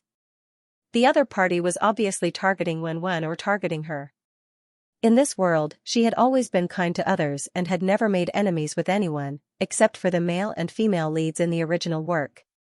Fu Yunrua's first thought was that they were the most suspicious people behind the scenes. If something happened to Wen, it would be more painful than killing her. She would never be able to forgive herself for the rest of her life and would be trapped in guilt and regret. Fu Yunrua's attitude towards them had always been to avoid them as much as possible. She did not want to have too much interaction with them and only wanted to lead her own life. But today's matter had touched her bottom line. If they were really found to be related to this matter, she would not let them off. Wen was the first to come out. Fu Yunrua went over immediately and saw that Wen's eyes were closed. He did not react when he was pushed out. Fu Yunrua's heart skipped a beat and her face instantly turned pale. Wen. The doctor who followed them out explained in time, the child is asleep. It's not a big deal. He doesn't have a concussion. He only has minor internal injuries. He needs to rest for a period of time. Don't do strenuous exercise or jump around. Wen was still young. He had suffered and was frightened. His body instinctively protected him. After all the checks were done, he had already fallen asleep. However, he did not seem to be sleeping well. His little brows were furrowed subconsciously. Fu Yunrua nodded repeatedly. She looked at Wen without blinking. Wen was pushed out by the medical staff. Fu Yunrua was not at ease. She looked at the operating theater that was still lit up and then looked at Wen.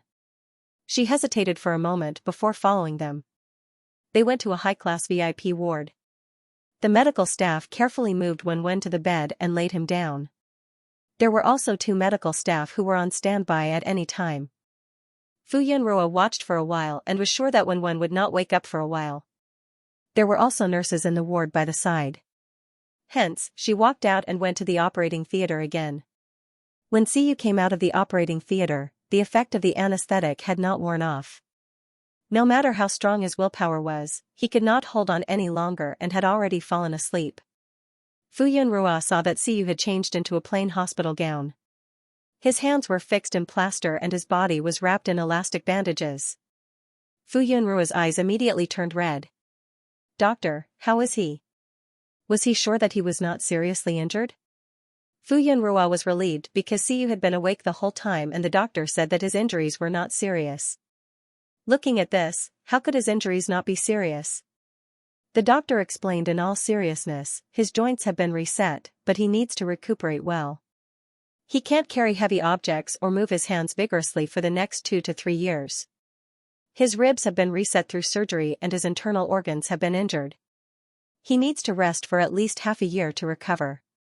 Siyu had been awake the whole time and had relied on his strong willpower to support himself. 4 joints in his hands had been dislocated and were severely strained. His internal injuries were not light either. If it were an ordinary person, he would have been in so much pain that he would have fainted on his own. However, Siyu did not want his child and his mother to worry, so he forced himself to hold on. The doctor did not have any intention of covering up for Siyu. After slightly exaggerating his injuries, he even sighed. When Fu Yunrua heard this, she felt guilty, grateful, and sad. Her eyes turned red again. If Siyu did not run out to replace her, he would not have been injured. Siyu did it to save her and Wen. This was also the first time that Fu Yunrua realized that she had the potential to be a sprint champion. She did not know how she ran over in 1 or 2 seconds. She also did not know that Siyu would come over in such a timely manner. Wen was her child, so she did not hesitate to protect her child. What about Siyu? Fu Yunrua could not help but believe that in Siyu's heart, Wen and her were so important that he would risk his own safety to protect them. Siyu was sent to the VIP ward. When Fu Yunrua looked up, she found it familiar. She even saw the medical staff in the room. Wasn't this Wen's ward? This VIP ward was more than 100 square meters. There was also another room. Perhaps it was usually used to accompany the ward, but it did not affect its use. Very quickly, it was tidied up for Siyu to stay in. Rounding up, they were staying in the same ward. Fu Yunrua did not have any objections. She felt that it was better for them to stay together. It would be more convenient for her to take care of Siyu together. An adult and a child lay in the room with an4 drip on their hands. There were medical staff paying attention to them. Fu Yunrua looked at this one moment and then looked at that one moment. At this moment, she also noticed that this ward did not look like a ward. Not to mention that it was spacious. If she had not been in the hospital all this time, she would have thought that she was staying in someone's house. This house looked like a normal house. The overall color was not pure white. Instead, it was very indifferent and comfortable gray. It was matched with warm soft clothes. There was a large screen television hanging on one side of the wall. There was also a sofa and a coffee table. She did not know that the hospital had such a ward, but at least it looked more comfortable. Staying in such a ward to recuperate made her feel less depressed. Wen did not sleep well. His consciousness seemed to have returned to his previous life. He stood at the edge of the rooftop of a tall building and looked down.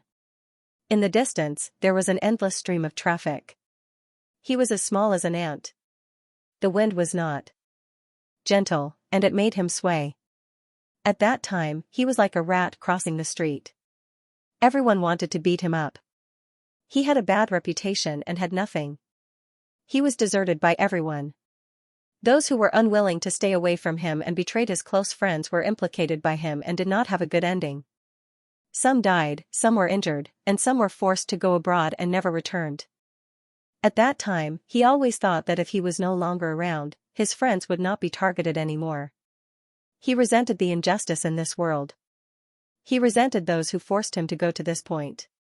The invisible wind whistled past his ears. A strong sense of weightlessness came over him. The little person on the bed suddenly opened his eyes. Wen panted lightly. His large eyes were filled with deep depression. "Baby?"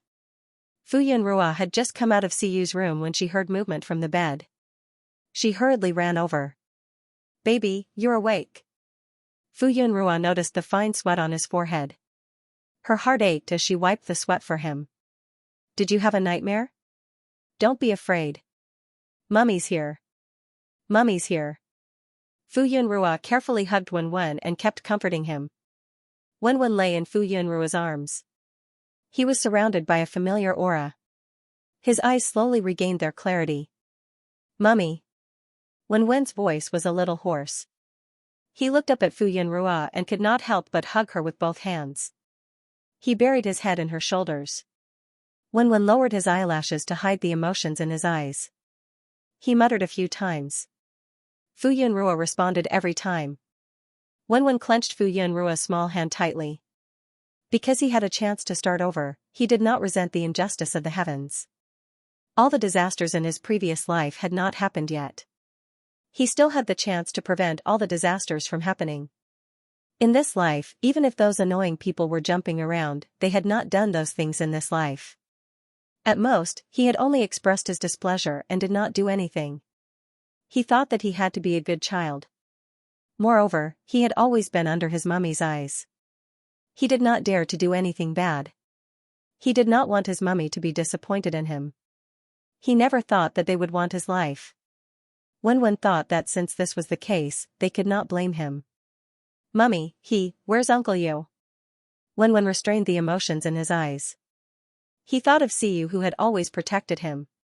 His heart was even more complicated. He did not expect that Siyu would disregard the danger to save him. Because he did not appear in his previous life, the awkwardness caused him to waver. In the past, he had walked into a dead end. Even if he knew that he could not be blamed, he could not help but feel resentful. If he had appeared, would the ending be different? Perhaps he could have lived a happy life like this in his previous life. Wen kept thinking about what his mummy had explained to him.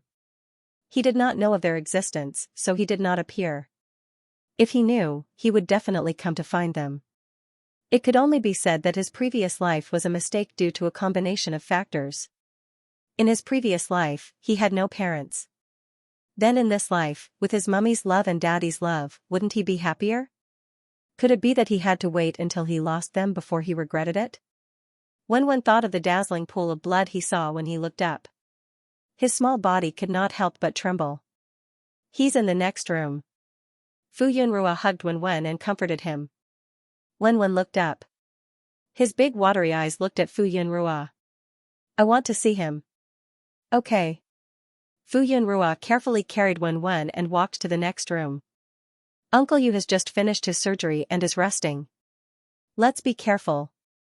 Take a look. Before Fu Yunrua could finish speaking, she saw that the person who was originally sleeping on the bed had already sat up with the help of the medical staff. His back was leaning against the soft cushion.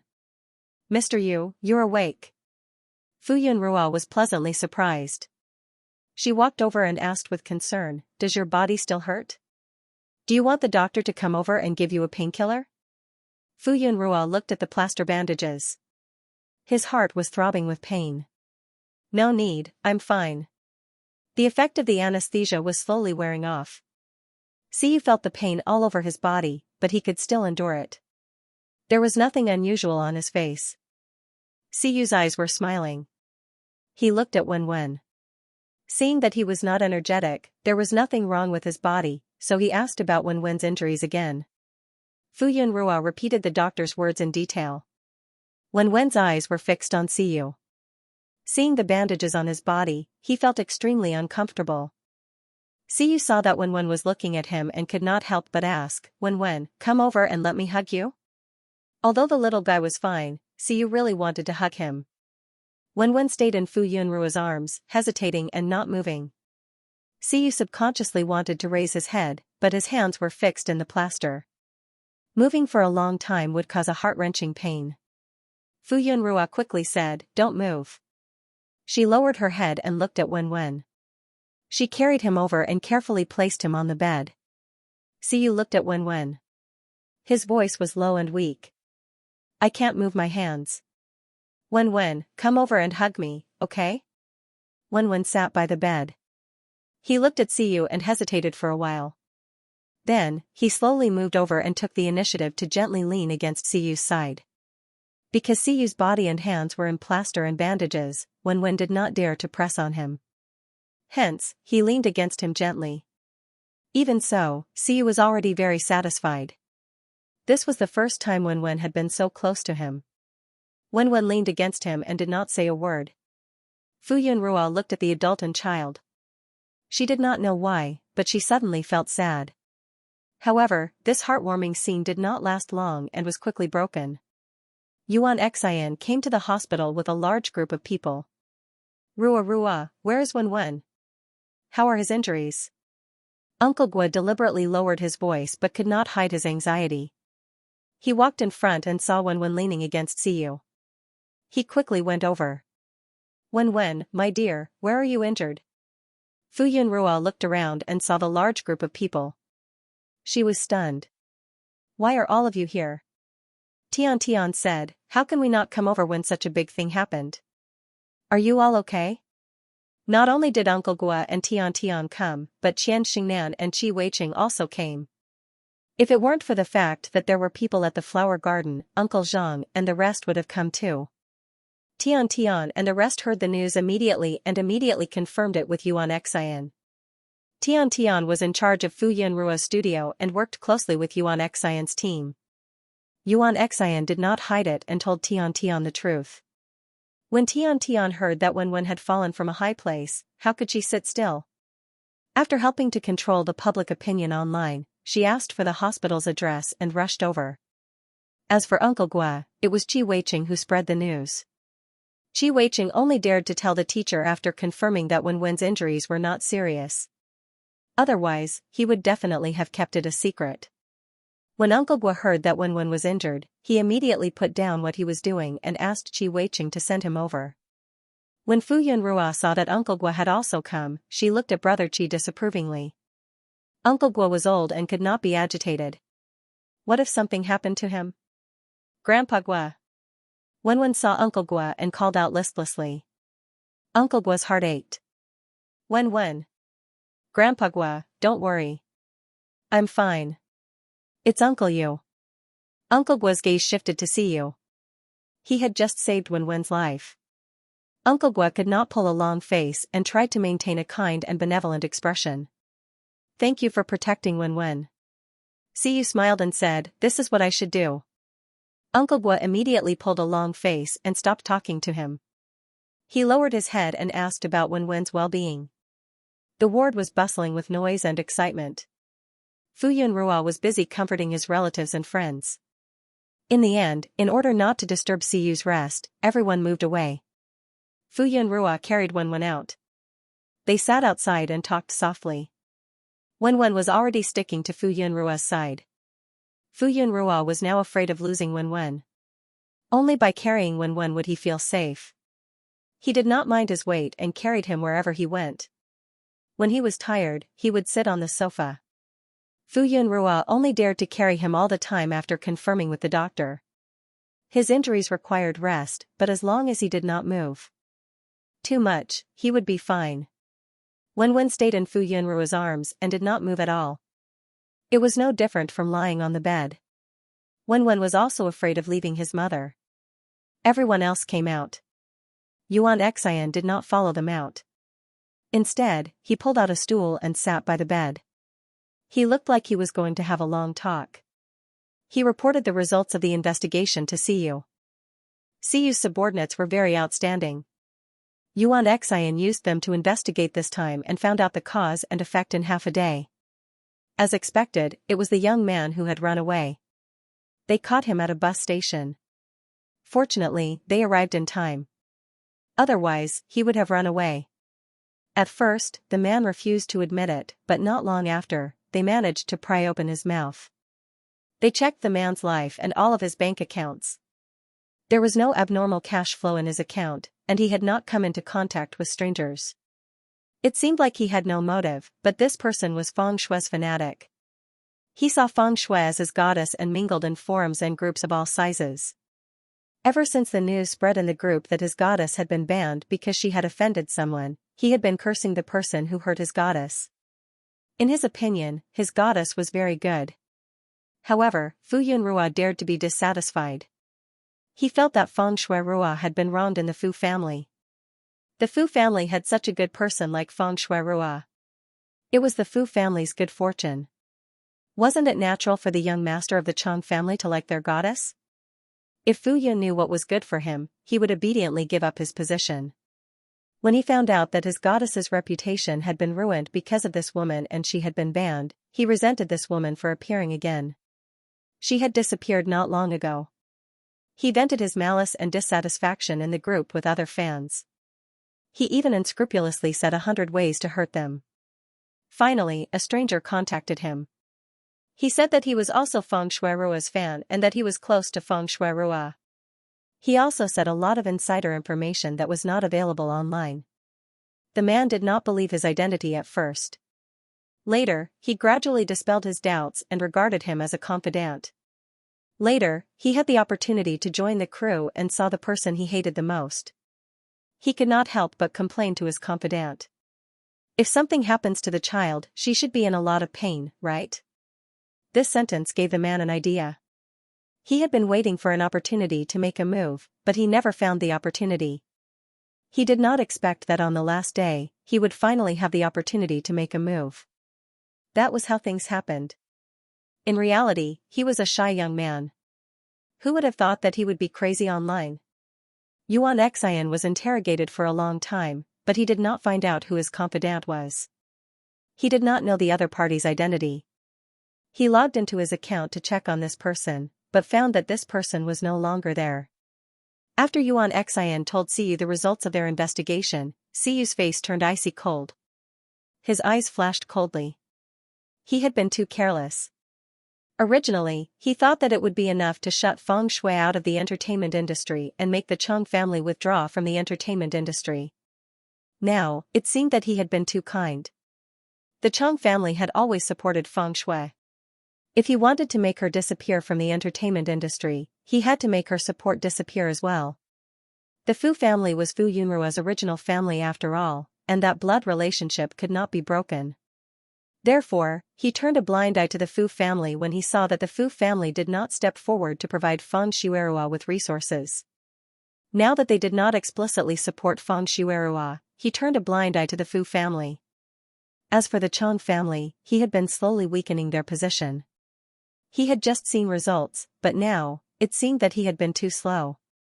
As for why he didn't let the Cheng family break off the engagement and stop them from being Feng Shui's support.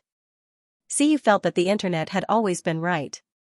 They were a match made in heaven and should be bound together forever. He would rather destroy 10 temples than break up a marriage. He was such a conscientious person. Of course, he was worried that Chang Zhuyu would pester Fu Yun after he broke off the engagement. Now that Feng Shui's resources were mainly provided by the Cheng family, she would disappear completely once the Cheng family fell. Siyu said, Feng Shui wasn't the one who did this. She must have something to do with it. Find evidence in the next 2 days. As long as it's confirmed that she has something to do with it, make it up even if you don't have evidence. As for the person who did it, sue him according to the law and punish him severely. This was murder, and it was done to a child. It was too horrible. Siyu didn't arrange for too many bodyguards because the child was always under his watch and her identity hadn't been exposed. After this incident, he should arrange for more bodyguards. Oh right, there are many opinions out there. Should we continue to suppress it? This matter had been suppressed by them and had not been exposed yet. However, this was something that would happen sooner or later. There were so many witnesses at the scene. Even if they all shut up, there would always be someone who would accidentally spill the beans. Now that all the media's attention was focused on the production team, the all-pervasive reporters would not let go of such an important piece of news. There were a lot of speculations on the internet and rumors had already spread. Even if it was to appease the fans, he had to report that he was safe. Siyu said faintly, there's no need to suppress it. They were the victims, so there was no need for them to spend so much effort to cover up for the perpetrator. This time, they had to make a scene, and the bigger the better. Yuan Xian's voice was calm. Don't worry, leave it to me. Fu Yunrua was comforting her relatives and friends outside. Wen hugged Fu Yun and leaned her head on her shoulder. She listened to the adults talk and soon fell asleep again. When Tian and the others saw this, they all took their leave and prepared to visit again tomorrow. Uncle Gua originally wanted to stay, but after being persuaded by Qi Weiqing and Fu Yunrua, he finally left. Fu Yunrua watched them leave. She hugged Wen, who had already fallen asleep and looked dependent, and could not bear to put her down. Wen did not sleep well just now. If she put her to sleep, what if she woke up quickly? When Fu Yunrua saw that Yuan Xian had not come out of the room, she wondered if he had already found out the truth. Fu Yunrua was hesitating whether to listen in when Yuan Xian came out of the room. Brother Yuan. Before Fu Yunrua could ask, Yuan Xian had already said, there is no clear evidence of the mastermind behind this, but we already have a clue. He did not hide it and directly said that it was Feng Shuirua's brainless fan who did such a crazy thing in the name of avenging her. Indeed. Fu Yunrua's guess was true, and Feng Shuirua was indeed involved. When she heard that someone had induced him to do it, Fu Yunrua also guessed that it was Feng Shuirua. However, she did not understand that if she let her brainless fan do it, the outside world would definitely link it to her. Was she so brainless? Perhaps this was what she wanted? In the name of being implicated by her fan, she abused her fan and made others sympathize with her. She also turned herself into a victim? Was she so confident that she would not be implicated? Was she sure that she had wiped her tail clean? After Yuan Xian finished explaining to Fu Yunrua, he quickly left. Fu Yunrua carried Wen and knocked on the door. When she heard Siyu's voice, she pushed the door open and entered. Siyu was still leaning against the cushion and looked at Fu Yunrua. Seeing that she kept carrying Wen, he said, why don't you put her to bed? The little guy was not light, and it would be very tiring to carry her all the time. Fu Yunrua said softly, I'm afraid that Wenwen will not be able to sleep well. Whether it was an adult or a child, if they were sick or injured, they would recover quickly by sleeping more. When Siyu saw Fu Yunrua's nervous look, he understood that not only was the child frightened, but even Fu Yunrua was also very frightened. She would only feel at ease when she carried the child. Hence, he said softly, why don't you put her on my bed and watch from the side? With them by her side, Wenwen should be able to sleep well. Fu Yunrua hesitated for a moment, but in the end, she did not refuse. She carefully placed Wenwen on the side of the bed and covered her with a blanket. Wenwen lay on the bed and moved. Fu Yunrua gently comforted her and did not wake her up in the end. Fu Yunrua heaved a sigh of relief and sat on a stool at the side. Although this was a hospital bed, it was much bigger than a single bed in an ordinary hospital. Siyu's other bed was more than enough for Wenwen to sleep on. Fu Yunrua looked at Wenwen attentively and pinched her arm. Only then did she feel that her arm was very sore and numb, but it was much better after a while. After a long time, she turned her gaze to Siyu. She noticed that his lips were a little dry and felt very apologetic. Then, she went to pour a cup of warm water for Siyu. Most of her attention was on Wenwen, but Siyu was on their hands, so she should not ignore him. Drink some water, Fu Yunrua said. Siyu thanked her, then looked at Fu Yunrua and said, You're going to feed me? Fu Yunrua was stunned. Her gaze wandered around his hands that were in plaster, and she felt even more apologetic. Sorry, I forgot. His hands could not move, so she had to pass him the cup. Fu Yunrua leaned over slightly and passed the cup to his lips. Siyu cooperated and drank half the cup. Fu Yunrua put the cup aside and asked softly, Are there any nurses in the hospital? If you're like this, do you need to find a nurse for help? Fu Yunrua was very worried. Now that his hands could not move, his body could not move, and there must be a lot of inconveniences in his life. He could not do without someone to take care of him. Siyu said, I'm already looking for one. After all, he was still a public figure, so looking for a nurse was more cautious. Don't worry, I'm fine. Before he could finish speaking, the doctor arrived. This doctor was the young doctor who had personally operated on Siyu. He had been wearing a mask previously, so Fu Yunrua did not pay attention to his appearance. She only heard that he sounded very young. Now that the other party had taken off his mask, his handsome face was revealed. He was indeed very young and looked to be in his early 30s. However, he looked a little familiar. Hello, Miss Fu. The man gave Fu Yunrua a kind smile and greeted her warmly. I've heard a lot about you. Hello, thank you so much. You're welcome. We have been friends with the Si family for many generations. Moreover, it's the duty of a doctor to save lives and heal the injured. Fu Yunrua was right. No wonder this doctor seemed to be very familiar with Siyu and her. However, she was sure that she had not seen this person in her memory.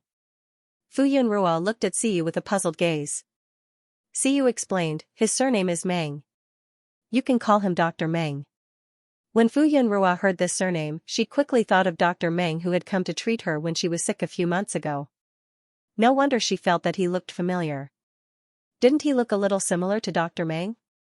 Very quickly, Fu Yunrua understood their relationship. This Dr. Meng was Dr. Meng's cousin. The Meng family had been in the medical field for generations and could be said to be a medical family. Everyone in the Meng family was in the medical field. Because of their family background, all of them had inherited the medical talent of the Meng family. Moreover, their primary education was medical books such as the Compendium of Materia Medica. Therefore, the children of the Meng family were all very outstanding in the medical field. Although this Dr. Meng was young, he was already a specialist and a chief physician. He was also an attending physician and had performed countless surgeries. Her cousin had gone overseas for an exchange and would not be back for a while. Therefore, when Siyu was in trouble, Dr. Meng Xiao was in charge. As for their relationship with the Si family, they were already very close after a few generations. Everyone in the Meng family had extraordinary achievements in the medical field, but they did not have the talent for business. On the other hand, the C family had some businesses that involved medicine. Whether it was the top medical equipment, the pharmaceutical industry, or high-class private hospitals, they were all involved. Moreover, the C family had many top biological research institutes and many private territories that had naturally expensive medicinal herbs. They also had strong capital. The Meng family had been working with the C family for a long time, so it could be said to be a win-win situation. They would unconditionally support the Meng family's medical research and development, and the Meng family would serve the C family. In the Meng family, some worked in the Biological Genetic Research Institute, while others worked in the hospital. The C family was also very generous and gave the Meng family some shares in the research institutes and hospitals. The Meng family did not have to worry about money and could focus on medical research. The C family had a trusted medical team and did not have to worry about illness. Wasn't it a win-win situation? On the other hand, the Meng family had a daughter who married into the C family. Strictly speaking, they were still related by marriage. However, now that they were separated by 3 or 4 generations, the relationship was very thin. Of course, Fu Yun did not know about the deeper and more complicated relationship between the Meng family and Siyu. When she heard that Dr. Meng and Dr. Meng were cousins, she felt even more close. She was concerned and asked if he could help find a nurse and when would she come. Dr. Meng patted his head and said apologetically, "The hospital hasn't found a suitable one yet. You also know that he is a public figure. Most of the hospital's nurses are his fans. Female nurses are not suitable to take care of him. As for male nurses, the hospital doesn't have many of them. The best nurses have already been hired, and the remaining ones are Siyu's fans. Now that he is injured and weak, what if those male nurses want to do something to Siyu, don't you think so? These private hospitals specially hired a group of professional nurses to provide assistance to the patients when it was inconvenient for them to do so. Although the price was a little expensive, there was nothing to say about the professionalism. Those who understood the situation were too lazy to find other nurses who might not be suitable and directly let the hospital make the arrangements. When Fu Yun heard this, didn't she feel that everything was inappropriate? Then what should we do? The weather was so hot now. Wouldn't he have to wipe his body? Also, what if he needed to go to the washroom? Siyu needed a male nurse by his side now. Otherwise, Dr. Meng said seriously, "I'll get the male nurses from the hospital to come over for the time being, but you also know that nurses are not nurses. They can't be here all the time, so I'll have to ask Miss Fu for help." Of course, Fu Yun didn't refuse. Other than helping to wipe the toilet on his body, she could help with anything else. This was the savior of both mother and son. It was her duty to help. Dr. Meng said, "The hospital's cafeteria has already opened. I'll have to trouble you to prepare food for them. They have to eat easily digestible liquid food. This way, not only could they replenish their nutrition, but it wouldn't cause too much of a burden on the body." Fu Yun looked at the time. It was already 6 o'clock in the evening. They should be hungry, so she immediately went to the cafeteria to pack food. "Mr. Yu, please help to look after Wen." Fu Yun looked at Wen. They spoke in low voices and didn't wake him up. Instead, he slept even more soundly because he heard familiar voices. Siyu nodded. After Fu Yun left the room, Siyu looked at Dr. Meng with a faint smile. "Since when can't I afford to hire a nurse?" Dr. Meng smiled embarrassedly and said shamelessly, "Aren't I doing this for your own good?" "Oh? For my own good?" "Of course." Dr. Meng bowed. "Presidency, I've wanted to say this for a long time." Dr. Meng clicked his tongue and winked. "That Miss Fu is the future madam of the master, right? From the looks of it, you haven't confirmed your relationship yet." Dr. Meng looked miserable. "Based on your method of wooing someone, how many years will it take for you to succeed?" Siyu glanced at him calmly, but Dr. Meng wasn't afraid at all. He said with assurance, "Look at you. You're injured and it's time for you to show weakness. When it's time for you to feel pain, you don't have to be so strong. You should know that women are easily emotional and soft-hearted. If you show weakness, Miss Fu will definitely feel sorry for you." Dr. Meng imparted his experience earnestly. "Your hands are injured and it's inconvenient for you to do anything. This is the best time to warm up your relationship. At this time, don't think about not causing trouble for her. You have to bear everything silently. If you ask me, why do you need a nurse? Isn't it better for Miss Fu to take care of you personally? Let her help you wipe your body and show off your masculinity. When it's appropriate to cry out in pain. I'm sure you'll get her easily. See you. Dr. Meng looked as if he expected better from Siyu. He had never met someone so inexperienced. He didn't even know how to woo someone. TSK. Siyu looked up and glanced at him. Why are you so good at this? Are you no longer single? Dr. Meng. Life is hard, brother. I'm someone who has had 3 girlfriends. Dr. Meng emphasized. Oh. Siyu was indifferent. So you're no longer single? Dr. Meng. Goodbye. Our fake brotherly relationship is gone. Dr. Meng saw that Siyu was so energetic, so he checked again and left in a huff. If he were to give Siyu any more advice, he would be out of his mind. Siyu didn't care about the angry Dr. Meng. He didn't feel guilty about stabbing his brother in the heart at all. What he said was the truth. How could a single person have the cheek to impart his experience to him? He sneered. I heard everything. A childish voice sounded faintly. Siyu lowered his head and saw that Wen had woken up. She was looking at Siyu with her big bright eyes. Siyu. When did you wake up? When Uncle Doctor imparts his experience to you. Siyu. When Wen's gaze was complicated. In the past, he would have exploded when he heard these words. But now, when Wen looked at the plaster bandages, he couldn't explode. Fu Yun came back with the packed lunchbox and bumped into Dr. Meng, who was leaving the room. Fu Yun greeted him. Dr. Meng, you're leaving already? Young Dr. Meng restrained his anger and smiled gently. Yes, there's still a surgery to be performed later. Fu Yun said with admiration, thank you for your hard work. It's my duty. The two of them left without exchanging any pleasantries. Fu Yun entered the room and saw Siyu and Wen staring at each other. Fu Yun was happy to see that Wen had woken up. She thought it was a coincidence. Wen, are you hungry? Mom packed a lot of delicious food. There was a dining table on the bed. Not only could she open the dining table and place it directly in front of Siyu, but there was also a movable dining table beside the bed. Fu Yun placed a bag of food in front of Siyu and then placed another bag of food on another dining table. She carefully carried Wen up and sat him down. Then, she opened the cutlery. Fu Yun asked the canteen staff what dishes were suitable for them. As for herself, she accompanied them and ate whatever was available. Fu Yun looked at Siyu and felt a little embarrassed. Mr. Yu, Wen is hungry. I'll feed him first. No matter what, Wen was the most important in Fu Yun's heart. Siyu understood, but he still felt a little jealous when he saw that his position was not as good as Wen's. But what could he do? This child was also his. Wen was still quite happy. When he realized that he was still number 1 in his mother's heart compared to Siyu's, the remaining sense of rejection disappeared instantly. Fu Yun fed Wen first.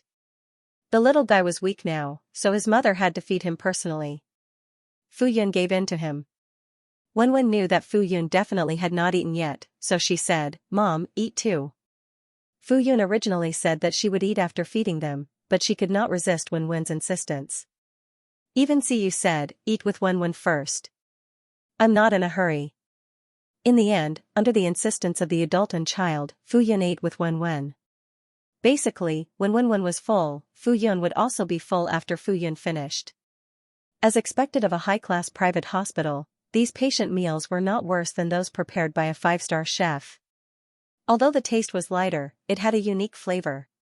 Fu Yun originally wanted to personally deliver meals to them tomorrow, but now that the canteen's food was so delicious, she did not need to spend so much time preparing 3 meals. She might as well use it to accompany the child, and Siyu. After eating, Fu Yun immediately prepared to feed Siyu. The lunchbox was still warm, and Fu Yun took turns to use the spoon and chopsticks. At first, Fu Yun was very careful. After all, it was her first time taking care of an adult, and it was different from taking care of Wen. However, after familiarizing herself with it, she felt that there was no difference in feeding the adult and child. Wen watched as his mother took care of Siyu, and Siyu looked at his mother attentively and gently.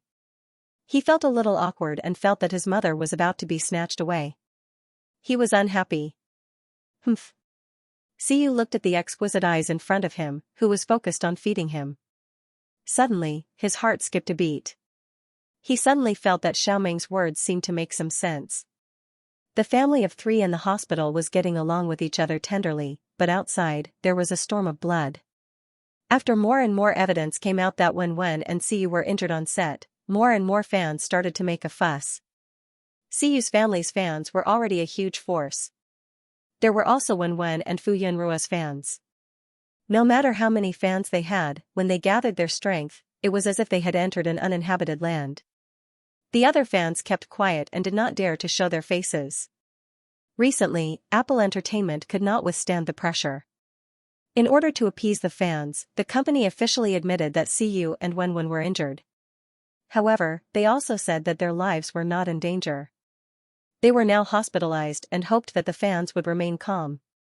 When the fans heard the news, they were not at all uneasy and were very irritable. They were not appeased at all and demanded an explanation from the production team. They also pestered the company to ask about the details of the injuries. Some rational fans tried their best to appease the fans who had lost control of their emotions, but they also asked for an explanation. In the end, the police announced a case on their official website. It was like a drop of water falling into hot oil, causing an explosion. The officials announced a criminal case. Although they did not directly state the names, they directly referred to a certain production team and a certain celebrity. They also said that the case was still under investigation. Weren't the recent injuries Siyu and Wen? The netizens exploded. Their idol's injuries were not an accident, but a premeditated murder? How could this be? The all-pervasive netizens dug deeper into the matter, and the actual facts were revealed one by one. The wires had been destroyed by someone, Wen had fallen from a high place, and Siyu had been injured in order to save Wen. The direct culprit had already been arrested. It was said that the real culprit was still under investigation. The culprit had harmed Wen and Fu Yun because they felt that the appearance of their idol, Feng Shui-Rua, had harmed them. F***ck. Was this the reason for you to be so cruel to a child? The angry netizens demanded that the case be dealt with seriously under the official account. They also flooded Feng Shui-Rua's social media accounts to vent their anger. Feng Shui-Rua's fans still defended her, saying that it had nothing to do with her. They were anti-fans, not the real Snowball, and that the actions of fans had nothing to do with their idol. Some people also felt that Feng Shui-Rua was unlucky and was implicated by fans. However, as the video was released, the originally rational netizens instantly lost their minds. Feng Shui-Rua was taken away by the police. Even though the video was taken secretly and wasn't clear, it was obvious that Feng Shui-Rua was taken away by the police. The person who claimed to be an eyewitness posted the video with a caption saying that she was arrested as a suspect. What did this mean? It meant that she wasn't innocent. Feng Shui-Rua's fan count plummeted and the passers-by stopped speaking up for her.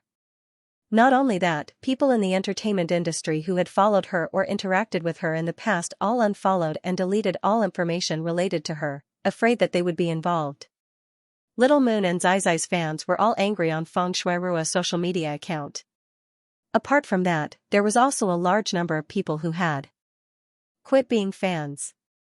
Get out of the entertainment industry. Disgusting. I've never seen such a disgusting person. I didn't expect you to be this kind of person. You won't even let a child off. The word vicious is not enough to describe you. I'm no longer a fan. Adults should solve their own problems. Involving children is really low. In the past, I didn't believe that you were so scheming. I thought that someone was slandering you and I only believed what you said. But now, haha. Feng Shui-Rua. Get out of the entertainment industry. Get out of the entertainment industry. There was a lot of resistance online. Even Snowball's stubborn resistance was drowned out by the sea of resistance. After tonight, it would be completely impossible for Feng Shui to return to the entertainment industry. Yuan Xian looked at the public opinion online. This time, he would not let Feng Shui Rua have a chance to make a comeback. Half an hour ago, Feng Shui Rua didn't go anywhere else at the Fu residence. She had nothing to do now except stay at home with her family and read the news online. Originally, she didn't have many good friends in the entertainment industry. Those who were usually very close to her slowly distanced themselves from her after seeing her fall into silence. Some of them even avoided her. As for those close friends she had in the aristocratic circle when she was young, after the incident with the Fu family was exposed, many of them, including the first wives and the real heiresses, distanced themselves from her. In the past, she used to play with Feng Shui Rua and laugh at Fu Yun Rua. After she grew up, she understood the relationship between interests and Feng Shui Rua. Other than a few illegitimate children who stuck close to her. However, Feng Shui also looked down on these people and disdained to interact with them. Only now did she realize that Chang Zhiyu was the only one by her side. She could only hold on tight to Chang Zhiyu. For the past few days, Feng Shui had been scrolling through the latest hot news. Perhaps it was because she was bored, or perhaps it was because of other reasons, but it was rare for her to stare at her phone all day long. It was the weekend and Fu Zonghong had been out for a few days. In the end, it was Feng Wanting who came looking for him personally and asked directly, "Is there someone out there? If you already have someone else, I can divorce you and give up my position." Fu Zonghong was so angry that his face turned red. He had a high social status. Even at his age, there were still young women who threw themselves at him. However, he had been indifferent to women since he was young. He was not like his other business partners, who had a wife at home but a mistress outside. When he was young, he did not even think about raising a mistress, let alone now that he was so old. He said in a rough voice, "There's no such thing. You're overthinking it." Feng Wanting still looked sad. She said slowly, "If there isn't someone out there, then what did I do wrong? So bad that you don't even go home?" At this point, Fu Zonghong still went home. Fu Zonghong was still a sentimental person. No matter what was wrong with Feng Wanting, at least she had taken care of him meticulously for the past 20 years. Even if she did not deserve credit, she had worked hard for him. He thought that since he was already so old, he was too lazy to do anything. As long as he was careful in the future, he would not let them hurt Yunrua again. As for his relationship with Yunrua and Wenwen, Fu Zonghong thought that if they did not accept him and were not willing to come back in a year or two, he would visit them a few more times. Over time, he would be able to mend their relationship. Forget it. This weekend, Fu Zonghong did not go anywhere and stayed at home. Even though Fu Zonghong did not say anything, his attitude made Feng Wanting feel much more relaxed. Feng Wanting continued to take care of the flowers in the courtyard. She held a pair of scissors and trimmed the branches and leaves. There was a peaceful smile on her face and her lowered eyebrows relaxed. She looked like she had lived a peaceful life. Fu Zonghong sat at the coffee table in front of the floor-to-ceiling window and sipped on a cup of fragrant tea. He turned his head to look out of the courtyard and his brows unconsciously relaxed. However, not long after, his phone suddenly rang. Fu Zonghong saw that it was his personal assistant calling. He knew that his personal assistant would not disturb him if it was not an urgent matter when he was resting. Hence, he answered the call. "Chairman Fu, something has happened." When Fu Zonghong heard what his personal assistant said, his brows furrowed tightly. He suddenly stood up and asked in a deep voice, "Are you sure?" Feng Wanting looked up and saw that Fu Zonghong had stood up and was not paying attention to her. He seemed to be on the phone. She saw that Fu Zonghong's expression was serious and felt a little worried. Hence, she walked into the room. "Old Fu, what's wrong?" Fu Zonghong looked up at Feng Wanting. At that moment, his gaze was unfamiliar and scrutinizing. Feng Wanting's heart skipped a beat. What happened? She suddenly had an ominous feeling. Did that girl do something stupid behind her back again? Before Fu Zonghong could say anything, the doorbell suddenly rang. The servant went to open the door and saw a few uniformed police officers. "Who are you looking for?" The servant did not dare to stop them and respectfully invited them into the house. Someone immediately went to inform the master. Mr. Fu, the police are here. Fu Zonghong was surprised for a moment. He seemed to have thought of something and his gaze turned cold. Let them in. Fang Wanting felt uneasy. She went closer to Fu Zonghong and asked, why are the police here? Fu Zonghong ignored her and walked out. Fang Wanting had no choice but to follow him. Mr. Fu, madam. The police officers who came were considered polite, but their expressions were serious. Fu Zonghong asked politely, it's not only you who have come to my humble abode. Is there anything important? The police officers looked around and asked, is Fang Shuirua here? Fu Zonghong's expression turned cold. He said to the servant beside him, ask Shuirua to come down. Fang Wanting frowned and asked uneasily, officers, why are you looking for my Shuirua? An older police officer said seriously, we suspect that she is related to a murder case and we need her to assist in the investigation. Fang Wanting's expression changed immediately. Is there a misunderstanding? My Shuirua is weak. She didn't even dare to step on an ant since she was young. If there is a misunderstanding, we can explain it at the police station. My Shuirua is a public figure. How can she go to the police station? If there is such a misunderstanding and the news gets out, she will be too ashamed to face the public. She is a girl. If there is no suspicion, we will clarify it to the public.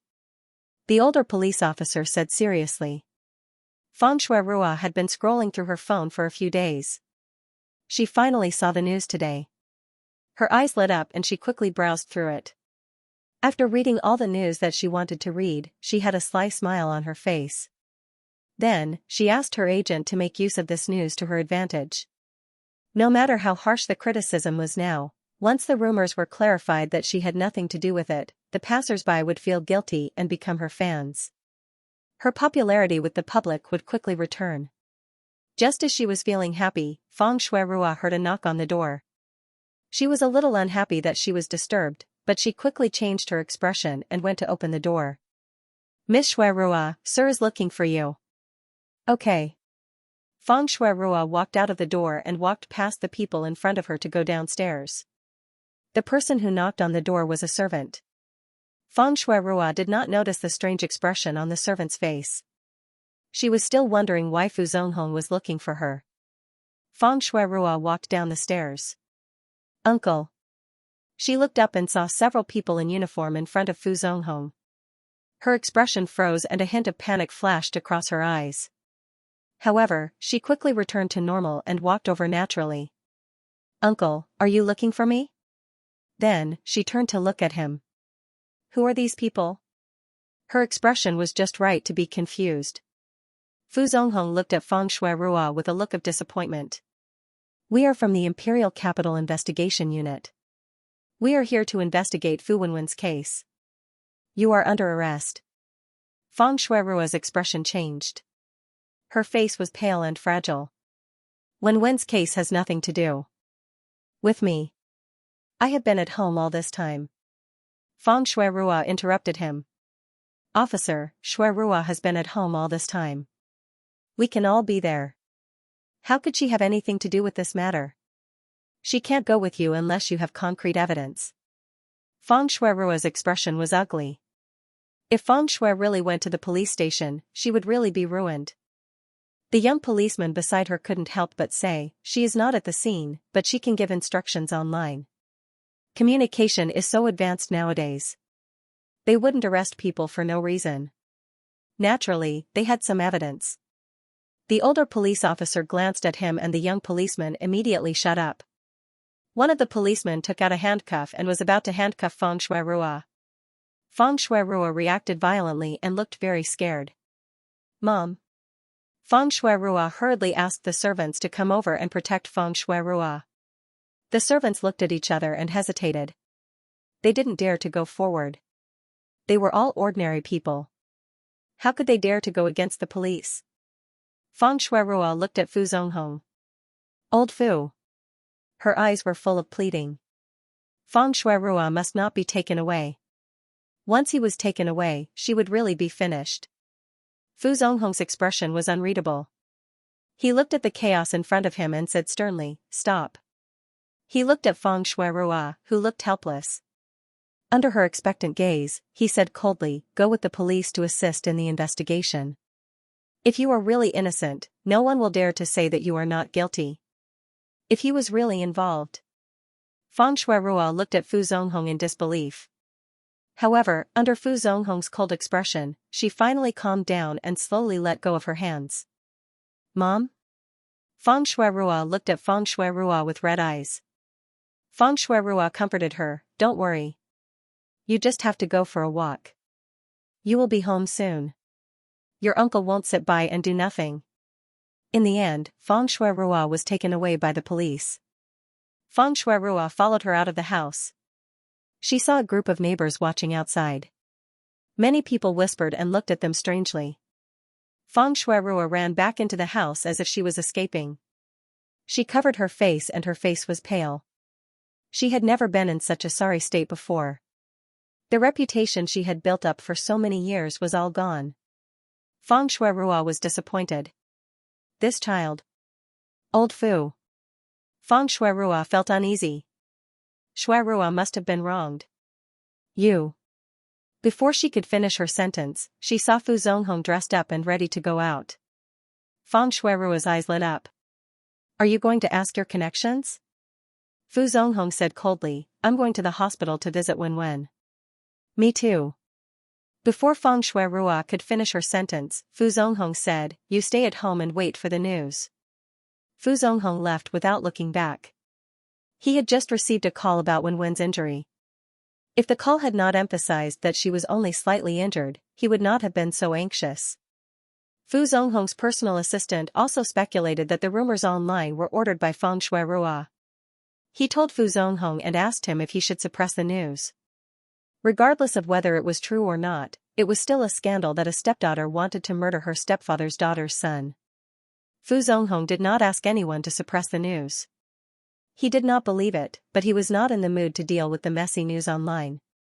He only thought that if it had nothing to do with her, he could just clarify it. However, not long after, the police came to arrest Feng Shuirua personally. Fu Zonghong still had some influence. If the police did not have evidence, they would not have come to arrest her.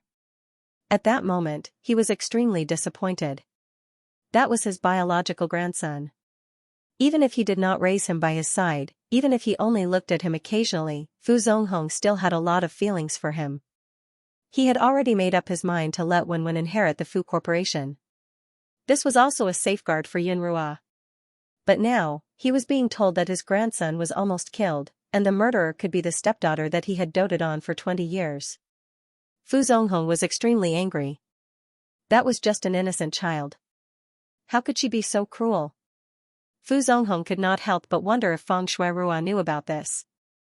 If she knew, how could she act so innocent in front of him? Scenes from the past 20 years flashed through his mind like a rewind. He suddenly remembered how Yunrua had cried and complained to him about how Feng Wanping and her daughter bullied her, and how she didn't want them to stay at home. After being reprimanded by him many times, she stopped crying and throwing tantrums. Her temper became more and more irritable and weird. In the end, she looked at him with a sharp gaze. Fu Zonghong felt a throbbing pain in his head. He suddenly did not understand why he had treated his only biological daughter like this. Before he remarried, he only wanted to give his child a complete family to make up for the lack of maternal love. For this reason, he had chosen a gentle divorcee from an ordinary family. In order to give his everything to Yunrua in the future, he had even gone for a vasectomy so that he would not have any children. Why did things turn out this way? Sir? Sir, what's wrong? Fu Zonghong held his head. After a while, his eyes regained clarity. He looked up and saw the driver looking at him with concern and anxiety. Sir, do you have a headache? Fu Zonghong's expression softened. I'm fine. Have we arrived? He looked out of the window. The car had already stopped in front of a hospital. We're here. Fu Zonghong alighted from the car and went straight into the hospital. It was past 7 o'clock in the evening and the sky had just darkened. The bright lights in the hospital lit up the entire hospital as though it was daytime. The main hall of the hospital was not noisy. There were not many people walking in and out, but it was not deserted either. Fu Zonghong went straight to the front desk. He showed his identity and requested to see Fu Wenwen. The lady at the front desk made a call to confirm and said apologetically, "I'm sorry, the patient does not wish to see you." Siyu saw that Fu Yunrua had a strange expression on her face after she hung up on the hospital. She immediately asked, "Chairman Fu is coming?" Fu Yunrua responded. "You agreed?" Fu Yunrua shook her head. "No." She was now angry at Fu Zonghong and did not want to see him. Moreover, she had just heard that Feng Shuirua had been arrested and Fu Zonghong was here. Who knew what he was here for? Siyu did not ask any more questions. Fu Yunrua looked at Wenwen. The little girl was sitting on the bed. Her black eyes were full of energy. Her heart instantly melted. The nurse at the front desk put the phone back and said apologetically, "I'm sorry, sir. The patient is not accepting visitors." Fu Zonghong did not expect to be rejected. He was a little upset, but he was not willing to give up. "Please help me ask again. I won't leave until I see her." The lady at the front desk hesitated. "This?" In the end, she called again. "Miss Fu, Mr. Fu wants to visit the patient. Do you think? It's not convenient for us here. Please ask him to go back." Then the call turned into a beeping sound. The lady at the front desk was helpless. "Mr. Fu, what do you think?" Fu Zonghong frowned and asked the lady at the front desk. "How's Wenwen's injury?" "I'm sorry, we don't have the right to disclose the patient's privacy." Fu Zonghong's annual checkup was at this hospital. He knew the hospital's rules very well. After he could not get anything out of the lady, he tried to call Fu Yun, but it did not go through. In the end, he said with a pale face, "I'm not feeling well. Help me get admitted to the hospital." The lady at the front desk was speechless. After the doctor at the hospital took a look at Fu Zonghong, they still helped him get admitted to the hospital. His body was not in good condition and he needed to be hospitalized for a checkup. Fu Zonghong had been feeling weak recently. His body had not been in good condition for the past few years. He had various problems, but he could control them well by having regular checkups. However, his body could not be too emotional. Today's incident had a huge impact on him. He had suppressed the anger in his heart and could not vent it out. But the most important thing now was to see Wenwen. His body was secondary. Since the internal department could not find out anything, Fu Zonghong called his special assistant and asked him to try his best to find out more information. Then, he went out to try his luck. Fu Yun did not know that Fu Zonghong was hospitalized because he wanted to see Wenwen. She accompanied Wenwen for a while. On the other hand, Siyu needed to recuperate for the next few days. In order to prevent Siyu from feeling lonely and bored, Fu Yun would always bring Wenwen along. Fu Yunrua could not stay idle at night. After she turned on her phone again, it vibrated non-stop. Messages appeared one after another, and there were dozens of missed calls. Many of them sent WeChat messages to inquire after failing to get through. Fu Yun also saw more than 10 missed calls from Aunt May and the others. Fu Yun immediately made a video call. In order not to worry them, she even asked Wenwen to come over and watch the video together. As soon as she called, the call was immediately connected. Aunt May and Uncle May's anxious faces were displayed on the screen. "Ruoruo, what happened? The internet said that Wenwen was injured? How is it now?" Fu Yunrua quickly comforted them. "Aunt May, Uncle May, don't worry. Wenwen is fine. If you don't believe me, take a look." Fu Yunrua pointed the camera at Wenwen. Wenwen looked at the camera and obediently called out, "Grandpa May, Grandma May." Uncle May and Aunt May leaned closer, trying their best to see Wenwen more clearly. Fu Yunrua understood their intentions. She pulled the camera a little further away and let Wenwen's entire body enter the camera. Wenwen even slowly turned around twice before approaching. She said cutely, "Grandpa May, Grandma May, I'm fine. Don't worry." Uncle May and Aunt May's sharp eyes did not see any injuries. Their tense nerves immediately relaxed. She stroked her chest and said, God bless, God bless. Fortunately, she's fine. The internet said that Wenwen fell from more than 10 floors and is in critical condition. She's not out of danger yet. Fu Yunrua really did not know that the rumors on the internet were so exaggerated. She explained, the internet is exaggerating. Wenwen fell from a high place, but it wasn't very high. Moreover, she was caught by someone, so it's not a big deal. Is it a you? Where is he? Is he okay? After Uncle May and Aunt May knew that Wenwen was also filming television dramas, they learned from young people to surf the internet and chase after celebrities, so they knew what the internet said. Fu Yunrua turned to look at Siyu. He looked very serious now and did not know if she should show it to Uncle May and Aunt May. Aunt May noticed Fu Yunrua's gaze and quickly asked, is you there too? Let me and the old man take a look. They would not be at ease if they did not take a look. Siyu smiled at Fu Yunrua and said, let me say hello to Aunt May and the others. Fu Yunrua then brought the phone in front of him. Siyu smiled and greeted them. After the two sides finished exchanging pleasantries, Uncle May and Aunt May were still worried and decided to make a trip to the capital. Fu Yunrua felt that it was too tiring for them to come all the way here. However, she had not seen them for a long time and wanted to see them too. In the end, she welcomed them very much. After hanging up the phone, Fu Yunrua started to reply to the messages one by one. Her hands were tired from replying, but these were all from her relatives and friends, so she replied very seriously. Wenwen leaned against Fu Yunrua and looked at the screen. Fu Yunrua gently talked about the concern for Wenwen on her WeChat moments.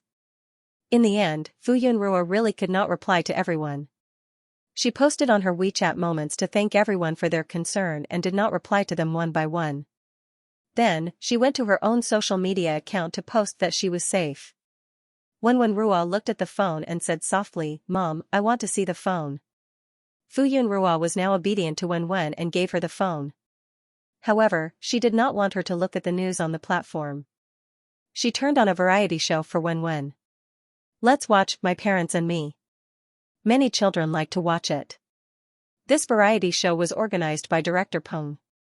It was about the interaction between cute children and their parents. It was the most popular variety show at the moment. Wenwen pouted and looked at Fu Yunrua with teary eyes. Fu Yunrua thought for a moment. If you don't want to watch this variety show, how about watching cartoons? Wenwen. Forget it. Cartoons were too childish. He would watch variety shows. Wenwen Rua watched the video quietly. Siyu frowned and said to Fu Yunrua, help. Me call a male nurse. Fu Yunrua was stunned. She suddenly thought of something and her face turned red. Then, she called someone. Not long after, a tall male nurse walked over. She and the male nurse carefully helped Siyu up and moved him to the bathroom. Fu Yunrua did not follow them in. She felt very guilty and apologetic. Siyu was such a proud person. Now, for her, their child, he had become a person who could not move and needed help with the most basic life skills. It must be a blow to his self-esteem, right? However, he didn't reveal anything at all. Wenwen held his phone in his hand. Seeing that the adults were not paying attention to him, he began to search for Feng Shui Rua. He decided to take revenge for himself. He did not want to wait for more than 10 years until he had the ability to act independently. It was just that he did not have the ability now. However, it did not matter. Money made the world go round. He could find a private investigator. Unfortunately, it was not 20 years later. When he was at odds with the Feng Corporation and the Chung family, he had collected a lot of evidence of them evading taxes and doing bad things. However, those were all in the recent 10 years. He did not find anything that was older than that. However, it did not matter. Since they had done those illegal things in the past, they would definitely do it now. He could find a private investigator. Huh? Wenwen saw the headlines on the internet. The headlines were very eye-catching. Feng Shui Rua has been arrested? There were several hot searches. The second was a one-sided comment asking Feng Shui Rua to get out of the entertainment industry. Wenwen clicked on it and was stunned for a moment. When the adults were discussing the mastermind behind the scenes, Wenwen happened to be asleep and did not hear it. Therefore, he did not know that the mastermind had been found. He was preparing to take revenge for himself when he realized that Feng Shui had already been arrested. Her reputation was also very bad. He had not done anything yet. However, Feng Shuirua was actually arrested. Wenwen was really shocked. One of the legends of the entertainment industry in the future was actually going to jail. This was worth celebrating. Wenwen was so happy that he wanted to throw his head back and laugh. Now, Feng Shui would not be able to achieve what she had in the previous life. Let's see how she could harm him.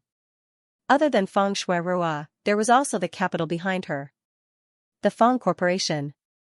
Yes, its predecessor was the Fu Corporation. As long as Wenwen did not let the mother and daughter inherit the Fu Corporation, this backing would be gone.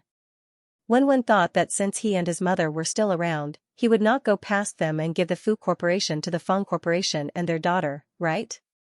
If he wanted to protect the person who harmed them, then the Fu Corporation would also be on his list of targets. Therefore, his main target now was the Cheng family. Wenwen confirmed his target and prepared to find a private detective to look for evidence. With his small body, he could not go out to look for people, and other people would not take him seriously. Wenwen could only use electronic devices to look for evidence online. There was no detective agency that he had any impression of. Wenwen was not familiar with it, so he could only look carefully and slowly. Not long after, Siyu walked out. His legs were fine, so he could walk over slowly without moving his upper body. Fu Yunrua went up to Bang Siyue and lay down. There was nothing else, so the male nurse quickly left. Fu Yunrua said, "Why don't we ask Brother Yuan if he has any caregivers?" Fu Yunrua felt that it would be very inconvenient if there were no caregivers on standby at all times. Yuan Xian is busy now. Don't bother him with this small matter. The hospital is already thinking of a solution. I can bear with it for a few days. Siyu Rua looked at Fu Yunrua. Or do you think I'm a burden? His voice was low, and his expression was a little weak. Fu Yunrua had never seen Siyu like this before. She quickly said, "No, why would I dislike you?" Her heart ached for him. "Don't worry, I will take good care of you." Siyu Rua smiled confidently. "Okay." Fu Yunrua's cheeks unconsciously heated up when Siyu Rua looked at her with eyes full of trust. She hurriedly looked away and turned to see Wenwen engrossed in playing with his phone. He looked like a child addicted to the internet. Fu Yunrua went over. "Okay, time's up. You can't play anymore today. Get ready to rest." Wenwen Rua closed the web page and looked at the time on his phone. He had played for less than half an hour. Fu Yunrua did not want him to act coquettishly. She took the phone and carried Wenwen Rua. "I'll bring Wenwen out to sleep." Wenwen said softly, "It's still early, Mommy. I don't want to sleep." Fu Yunrua said, "It's not early anymore, baby." Fu Yunrua let Wenwen sit on the bed.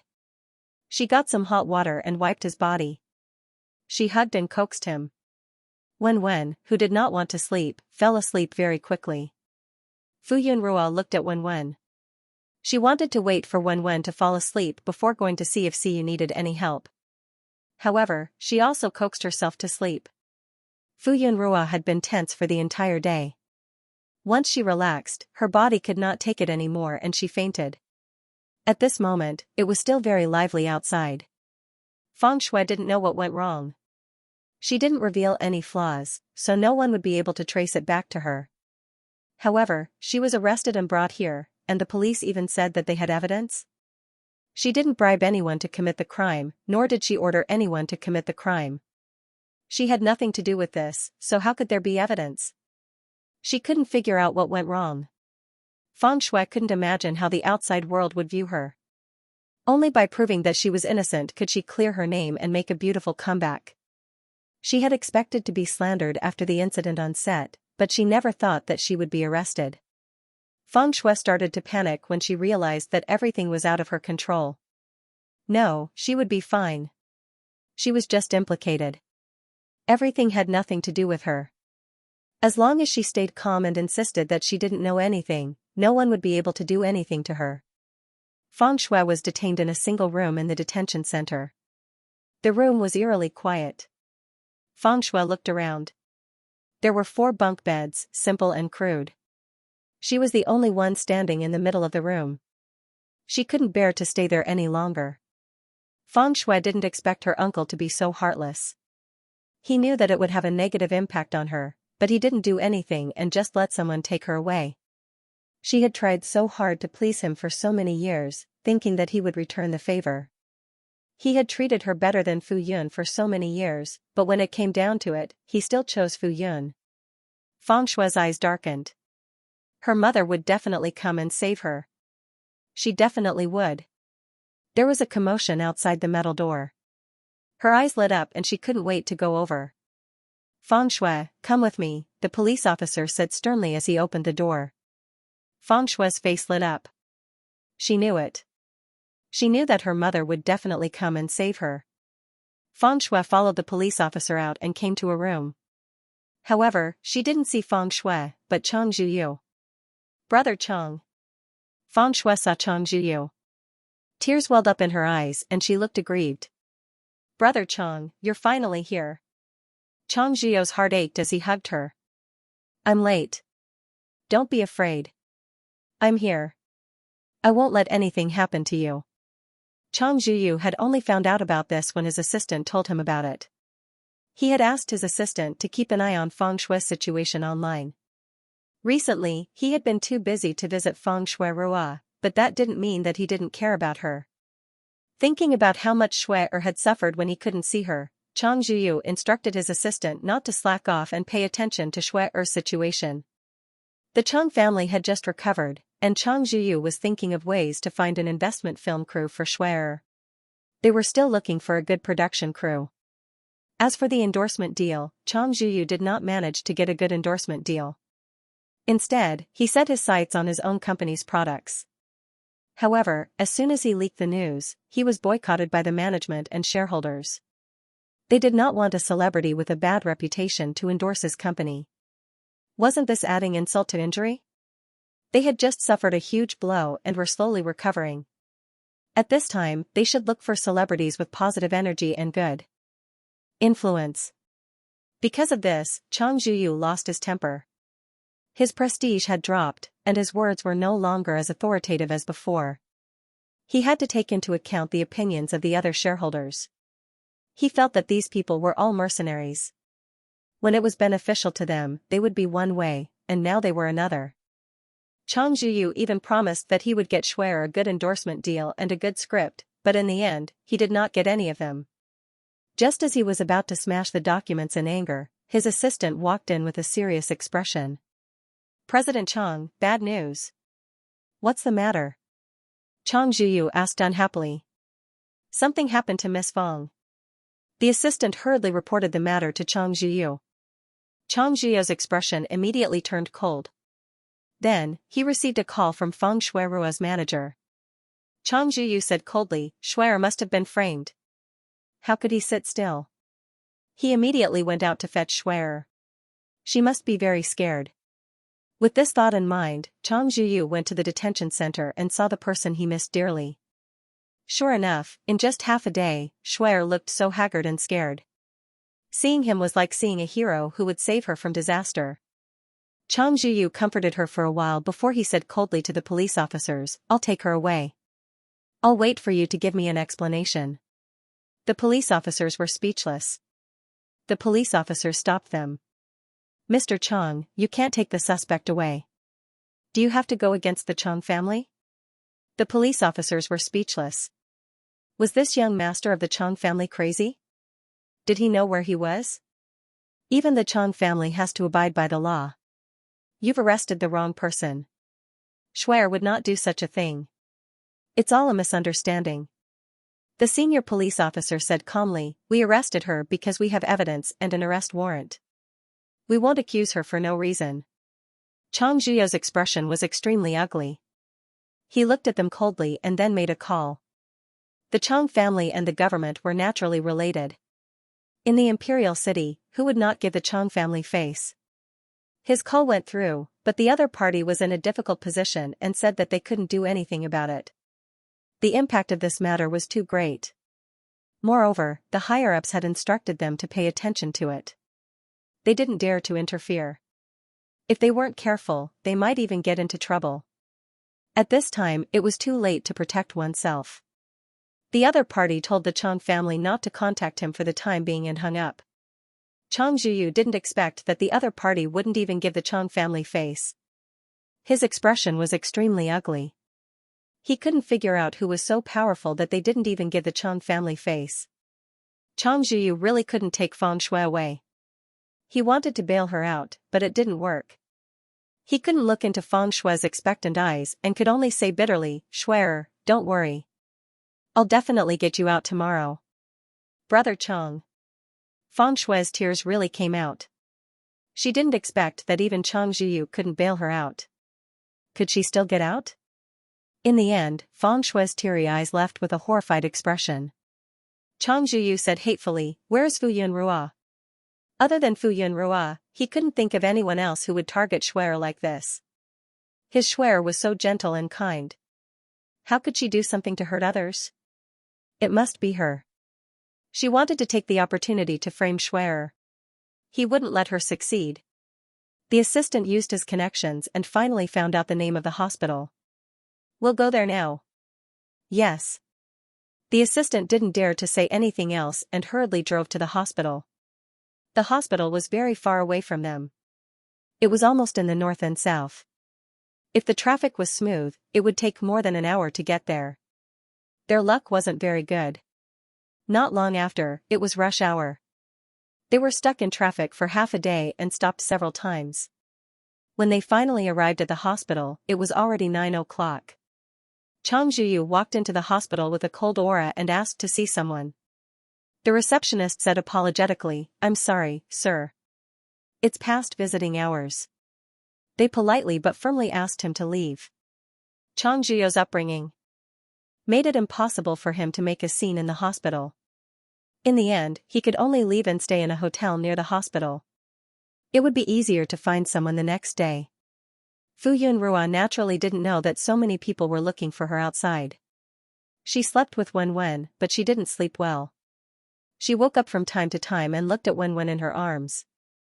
She used her fingers to check if she was breathing and gently touched her small chest. She only went back to sleep after making sure that she was fine. However, she kept having nightmares. One moment, she dreamed that she and Siyu didn't catch Wen. The small person fell to the ground and didn't move. The ground was covered in blood. The next moment, she dreamed that Siyu and Wen were lying on the ground and didn't move. Every time she woke up, her heart would palpitate. The last time Fu Yunrua woke up, the sky was already slightly bright. She looked at the time and saw that it was already 6 o'clock in the morning. Fu Yunrua was no longer sleepy. She lay quietly for a while and seemed to hear some movement in the room. Fu Yunrua thought that Siyu couldn't move freely and was worried. She got up quietly and went out. She heard some movement in the room and knocked on the door. "Mr. Yu, are you awake?" She paused. "I'm coming in." "Yes." Fu Yunrua opened the door and entered. The bedside lamp in Siyu's room was always on. The light was dim, but she could see the furnishings in the room clearly. Siyu had already sat up and his feet were on the ground. He then looked over. Fu Yunrua walked over and asked with concern, "Why are you up so early?" Siyu said, "I want to go to the washroom." Fu Yunrua supported him. "Let me help you over." Siyu raised his eyebrows and didn't refuse. He walked into the washroom with Fu Yunrua's help. Fu Yunrua supported him to the toilet and was about to go out when she was stopped by Siyu. "Rua." "Yes?" Fu Yunrua turned around. Siyu Rua said, "My hand can't move." Fu Yunrua reacted and her face turned red. She stuttered, I'd better get someone to come over." Without waiting for his response, Fu Yunrua ran out and quickly called for someone on the internal line. Siyu Rua looked at her fleeing figure and couldn't help but chuckle with a happy expression. Xiao Meng's words made sense. After Fu Yunrua called for someone, she pressed her burning cheeks and was embarrassed to go in again. The male nurse came very quickly and arrived in less than 2 minutes. Fu Yunrua was curious about how he came so quickly, but when she saw the male nurse's expression, it was obvious that he was on the night shift, so she didn't ask much. The male nurse came out not long after he went in and left. Fu Yunrua tried her best to pretend that the embarrassing incident in the morning didn't happen. She hugged Wenwen and continued to sleep. When it was slightly past 7 o'clock, Fu Yunrua woke up. She washed up and went to the canteen to get breakfast. When Wenwen woke up, he didn't see Fu Yunrua. He rubbed his eyes and looked around in confusion. He called out "Mummy" softly, but there was no response. He lay on the side of the bed and slid down. He put on his small shoes and went to look for Siyu. Siyu Rua had already woken up, but he was half lying down and resting with his eyes closed. When he heard movement at the door, Siyu Rua opened his eyes and saw Wenwen Rua poking his head out. He smiled. "Wenwen, come here." Wenwen Rua looked at Siyu and walked over with his short legs. Wenwen stood by the bed and looked up at Siyu. He asked curiously, "Where's Mommy?" He had not seen his mother since he woke up. "Where did she go?" Siyu said, "She probably went to buy breakfast." Wenwen nodded, indicating that he understood. Siyu asked softly, "Do you want to come up?" Wenwen thought for a moment and pushed the stool to the side of the bed. He stepped on the stool and climbed onto the bed before sitting down. He wanted to cross his legs, but his short and fat legs made it impossible for him to do so. He could only settle for the next best thing. Wenwen looked at the cast on his body with a worried and guilty expression. Finally, he lowered his head and apologized, "I'm sorry. He should not have been so willful. He was still a child and should not have done such dangerous things and implicated others. Thank you. If it were not for Siyu, he would not have only suffered some internal injuries. It was Siyu who had suffered for him." Siyu instinctively wanted to rub Wenwen's head, but the moment he moved his hand, he felt a piercing pain. He had no choice but to give up. He smiled gently and said, "It's a father's responsibility to protect his child." Wenwen looked up at him. His little mouth moved, but in the end, he did not say anything. Siyu was not disappointed, but he felt that he could talk to Wenwen. "I also want to apologize to Wenwen. When I found out that you were my son, I did not come clean with you immediately. Instead, I hid it from you and approached you with ulterior motives. It's right for you to be angry with me. I know that I was wrong. Can you forgive Daddy? I won't snatch Mommy away from you. I'll protect Mommy with you, okay?" He had always thought that during this period of time, Wenwen was uncomfortable with him and refused to accept him. Firstly, she was angry at him for lying to her. Secondly, she was afraid that he would snatch away Fu Yunrua or take her away from Fu Yunrua. The third reason was that Fu Yunrua had explained to Wenwen. He always thought that Wenwen was angry for the first two reasons. Wenwen looked away and said shyly, "That's not it. This was only one of the reasons." What he cared about the most was why he and his mother had never seen Siyu appear in their previous life. However, that was all in his previous life. The trajectory of this life had been different from the moment he was born. He could no longer pursue the matter. To the Siyu of this life, he still didn't know anything. Everything would never happen. Wenwen shouldn't have blamed Siyu for what happened in his previous life. He should have separated the two lives. However, he was used to being awkward. For a moment, Wenwen couldn't say those two words and wrung her fingers helplessly. When Siyu saw this, he coaxed her. "Yes, Wenwen isn't angry at Daddy. You just can't say Daddy because you've never called me that before. It's okay. You can call me that when you're able to accept it." Siyu didn't insist. He knew in his heart that Wenwen only wanted to treat him like a father. However, he still felt a little regretful. He wanted to hear Wenwen change the way she addressed him, but he couldn't bear to force her. Wenwen lowered her head and didn't say a word. When Fu Yun returned to the ward with breakfast, she panicked when she didn't see Wenwen. Fortunately, she remembered that Siyu was in the other room and hurried over. After knocking on the door, she saw Wenwen sitting on Siyu's bed. The two of them were facing each other. Wenwen heard the noise and turned around. When he saw Fu Yun, his eyes lit up. "Mommy." He stood up and wanted to jump off the bed and run over. Fu Yun hurriedly stopped him. "Don't move." The doctor had said that Wenwen couldn't jump around. Otherwise, his internal injuries would worsen. She quickened her steps and walked to the side of the bed. Don't move around. Wenwen was hugged by Fu Yun and instantly became very obedient. I'm not moving around. Okay, Wenwen is the most obedient. She inadvertently looked up and met Siyu's smiling eyes. Fu Yun thought of the embarrassing incident in the morning and her face instantly turned hot. She hurriedly looked away and lowered her head to ask Wenwen, have you brushed your teeth and washed your face? No. Hence, Fu Yun carried Wenwen to the bathroom and squeezed out some toothpaste for him. She filled a cup of water and handed it to Wenwen. Fu Yun thought of Siyu who was still lying on the bed. She thought that his hands were injured and that he definitely hadn't washed up. After hesitating for a moment, she still walked out and asked, have you washed up? Siyu said softly, no.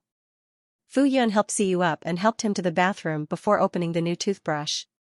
Siyu's hands couldn't move, so Fu Yun could only help him brush his teeth with the toothbrush handle. It was her first time brushing an adult's teeth like this, so her technique was very unfamiliar. Fortunately, with Siyu's cooperation, she didn't accidentally poke his teeth. Wenwen looked up while brushing his teeth. He saw that Uncle Yu and his mother were very close to each other, almost sticking together. He was very unhappy, but when he saw the bandages on the two plaster upper bodies, his unhappiness was immediately eliminated. Uncle Yu was injured and couldn't take care of himself because of him. His mother also took care of him because of him. Wenwen finished rinsing his mouth and shouted, Mom, I'm done brushing my teeth.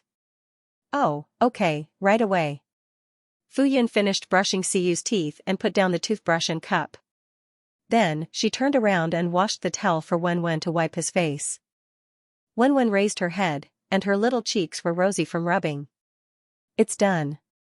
Fu Yun changed a new towel and used it to wipe Siyu's face with a bang. Siyu was much taller than her. Even if he lowered his head cooperatively, Fu Yun stood on her tiptoes and raised her hand to help wash his face. Wenwen was just happy that his mother valued him the most, but when he looked up, he saw that they were very close to each other again. He pouted and felt that his mother had been snatched away. Fu Yun didn't know that Wenwen was thinking so much.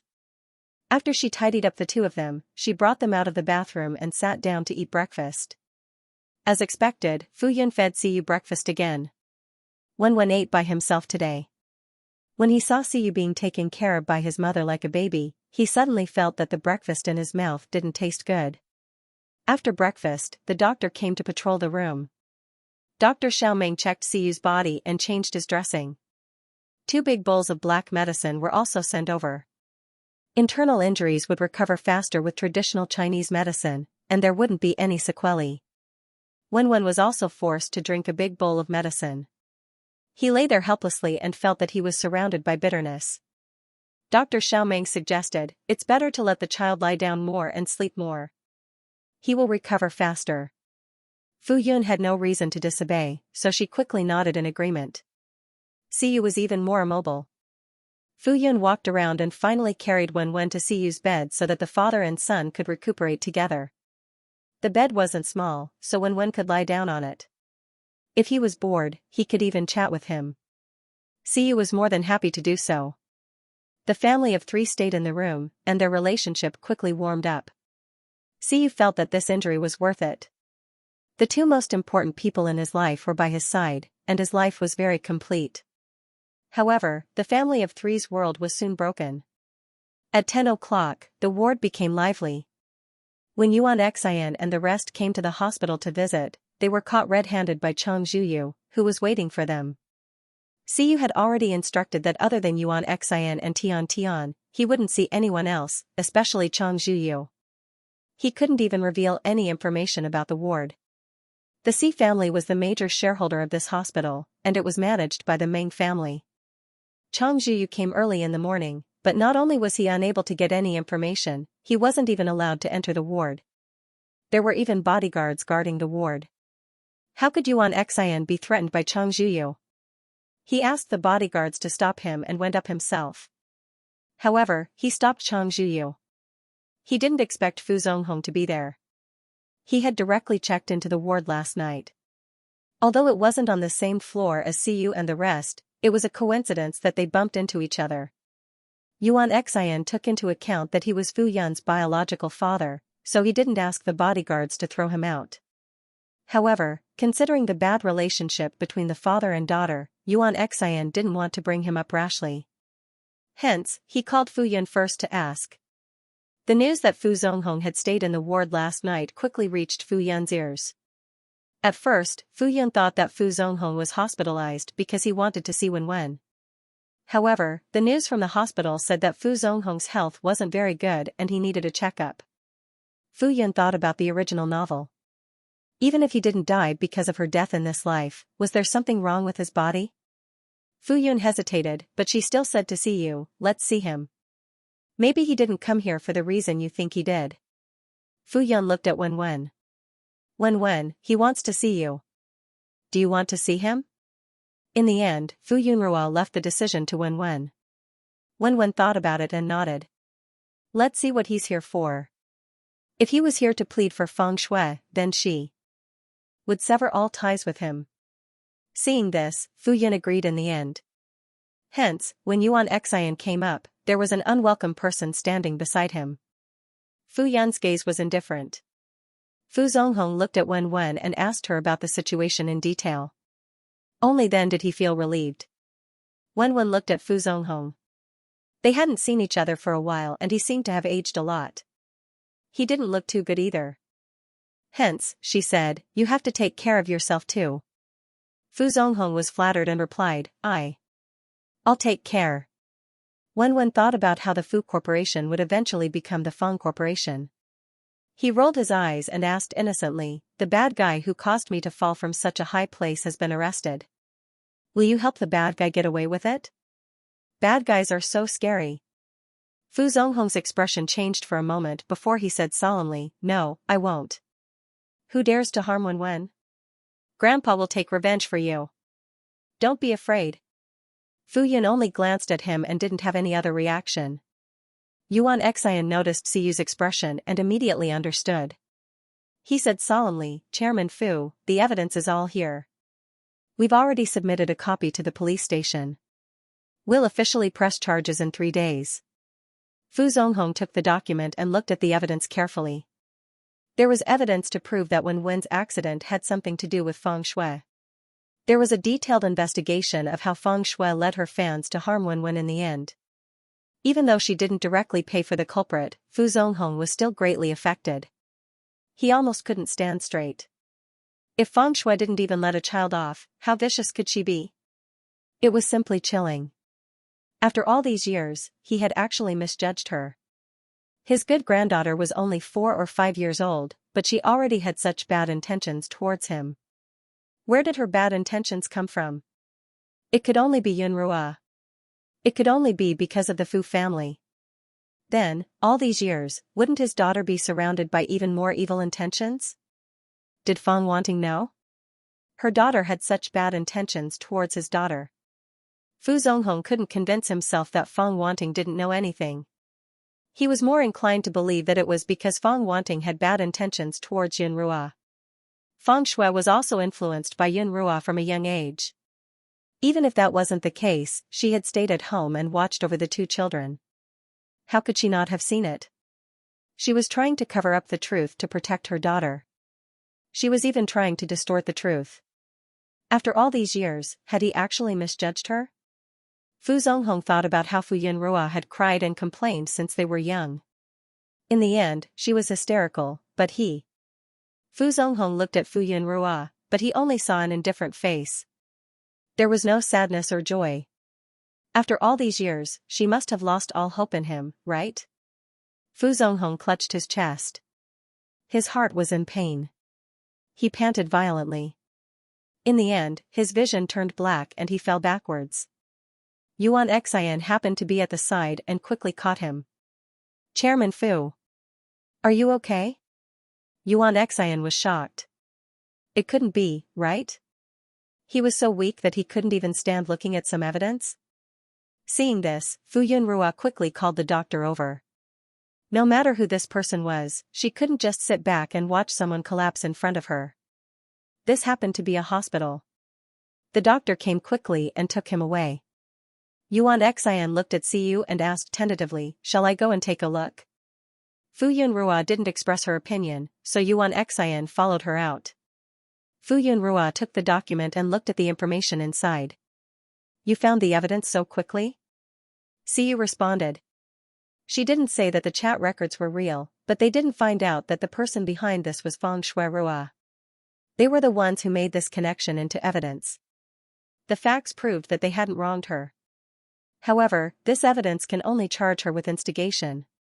She couldn't even be considered an accomplice because there was no monetary exchange between them and she didn't directly ask others to do bad things. She didn't provide any help either. She only instigated. No wonder she was so fearless. That person directly took the blame for himself and refused to admit that Feng Shuirua asked him to do it. But even so, he could still get her to give a heavy sentence. Fu Yunrua closed the document. That's enough. Feng Shuirua was such a proud person. As long as she was convicted, it would become a stain on her record that couldn't be washed away. It would be the biggest punishment for her. The Chong family wouldn't accept a female head of the family who had been in jail and harmed people, right? Looking at Fu Zonghong, he wouldn't protect her anymore. Fu Yunrua looked at Siyu and said gratefully, "Thank you." Otherwise, she didn't know when she would have found the evidence. You don't have to be so polite with me. Siyu smiled. Leave these things to me. Don't let these things affect you. You and Wenwen just have to be happy. He had been careless this time, but there wouldn't be a next time. He would always protect them under his wings. Yuan Xian came back an hour later. Fu Yun looked over, but before she could ask anything, Yuan Xian said, Chairman Fu's body is not suitable for extreme emotions. He needs to rest. Yuan Xian explained Fu Zonghong's situation in detail. He did not have any major problems like terminal illnesses, but he had a lot of minor problems. He was old after all, and he spent a lot of energy managing such a big company. It would not be a big problem for him to cultivate his body and mind. However, if he continued to be so emotional, it would affect his lifespan. Fu Yun thought about this. Fu Zonghong had died a long time ago in the original novel, so his body was not very good. Fu Yun felt complicated. No matter what, it was good that he was alive. She hoped that he would take care of his body. Seeing that Fu Yun did not mention meeting Fu Zonghong, Yuan Xian naturally changed the topic. He mentioned that the situation on the internet was one-sided. Siyu, Fu Yun, and Wenwen's fans were attacking Feng Shui's fans. Feng Shui and Feng Shui's brainless fans were being attacked by everyone.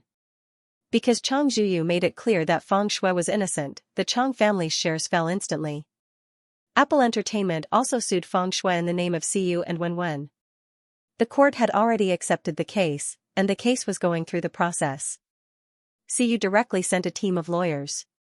With their ability, the outcome would not be unexpected. Feng Shui's outcome was already foreseeable. Fu Yun felt relieved when she heard this. She had never hated someone so much. If Wenwen and Siyu had not been so lucky, the consequences would have been unimaginable. If anything happened to Wenwen, she would die together with Feng Shui. In the future, no matter if she went to jail or something else, she deserved it. Fu Yun really wanted to handle Feng Shui's matter personally, but Siyu took over the matter and didn't let her get involved. Other than paying attention to the progress, she stayed in the hospital to take care of Siyu and Wenwen. When Fu Zonghong woke up in the ward, there was no one beside him except for a nurse wearing a mask. She noticed that Fu Zonghong had opened his eyes, so she said politely, Mr. Fu, you're awake. How are you feeling? As he asked, he pressed the bell beside the bed, ready to call the doctor over for a re-examination. Fu Zonghong did not see Fu Yun here and felt very upset. His heart was no longer as painful as it was before he fainted, so he said, I'm fine. However, his vitality had been damaged, and his complexion was sickly. Soon, a doctor came in. He gave Fu Zonghong a simple examination and explained his condition. Fu Zonghong did not take it to heart and asked, Did anyone come to see me before I woke up? No. Fu Zonghong was shocked. He fainted in front of Yunrua, but she did not even come to see him. Fu Zonghong could not help but think that his actions over the years had exhausted Yunrua's affection for him. After the doctor finished his examination, he gave a few instructions and left. The nurse brought in some medicine and a glass of water. Fu Zonghong looked dispirited and silently took the medicine. "Mr. Fu, your phone." The nurse passed Fu Zonghong's phone to him. Fu Zonghong opened the phone and saw that there were more than 10 missed calls. Other than the special assistant, most of the calls were from Feng Wanting. He did not need to answer to know what she wanted to say. Fu Zonghong was expressionless. Then, he called his special assistant and asked him to come to the hospital. There were waves of people who wanted to visit Siyu and Wenwen, but most of them were rejected by Yuan Xian, as they needed to rest. The fans online were very concerned about Siyu and Wenwen's health. Although the company's official account and their official account told them that they were fine, how could they be at ease without seeing it with their own eyes? Therefore, the fans left comments one after another, asking them to do a live broadcast or take some photos for them to feel at ease. In the end, Fu Yun recorded a video of them telling them that they were fine and uploaded it to her account. Wenwen was wearing a small hospital gown, but she did not have any external injuries. Therefore, the netizens were not worried. However, when they saw Siyu, they were all shocked. Even though they deliberately avoided the injury when they took the photos, the sharp-eyed netizens found clues and confirmed that Siyu was seriously injured. Their idol had never been injured so seriously even when she was filming dangerous scenes. Although they all knew that their idol's injury was a result of saving someone's life, it was a hero's medal and they should be proud. However, if not for Feng Shui, Wenwen would not have been injured. Their idol would not have been injured. With this thought, they became even angrier at Feng Shui. Fu Yun had to take care of the adult and child and had to contact a group of friends. She could only take some time out every day to pay attention to the outside world. However, she did not even have that little time to pay attention to it. Uncle May and Aunt May rushed to the capital the next day after the call with them. Fu Yun could not leave, so she asked Xianxia to go to the airport to pick her up before coming to the hospital. When Fu Yun saw Uncle May and Aunt May, she immediately felt wronged and could not help but lean against Aunt May. "Aunt May, I missed you so much." Aunt May's heart ached as she said, "We missed you too."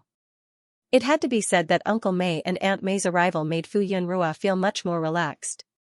Uncle May and Aunt May had brought a lot of things from their hometown from thousands of miles away, such as their own peanuts, peanut oil, dried sweet potatoes, dried radish, mushrooms, and so on.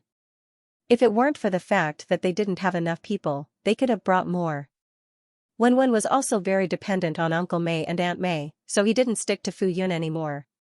Instead, he acted like a spoiled child with Uncle May and Aunt May. Uncle May and Aunt May circled around Wenwen.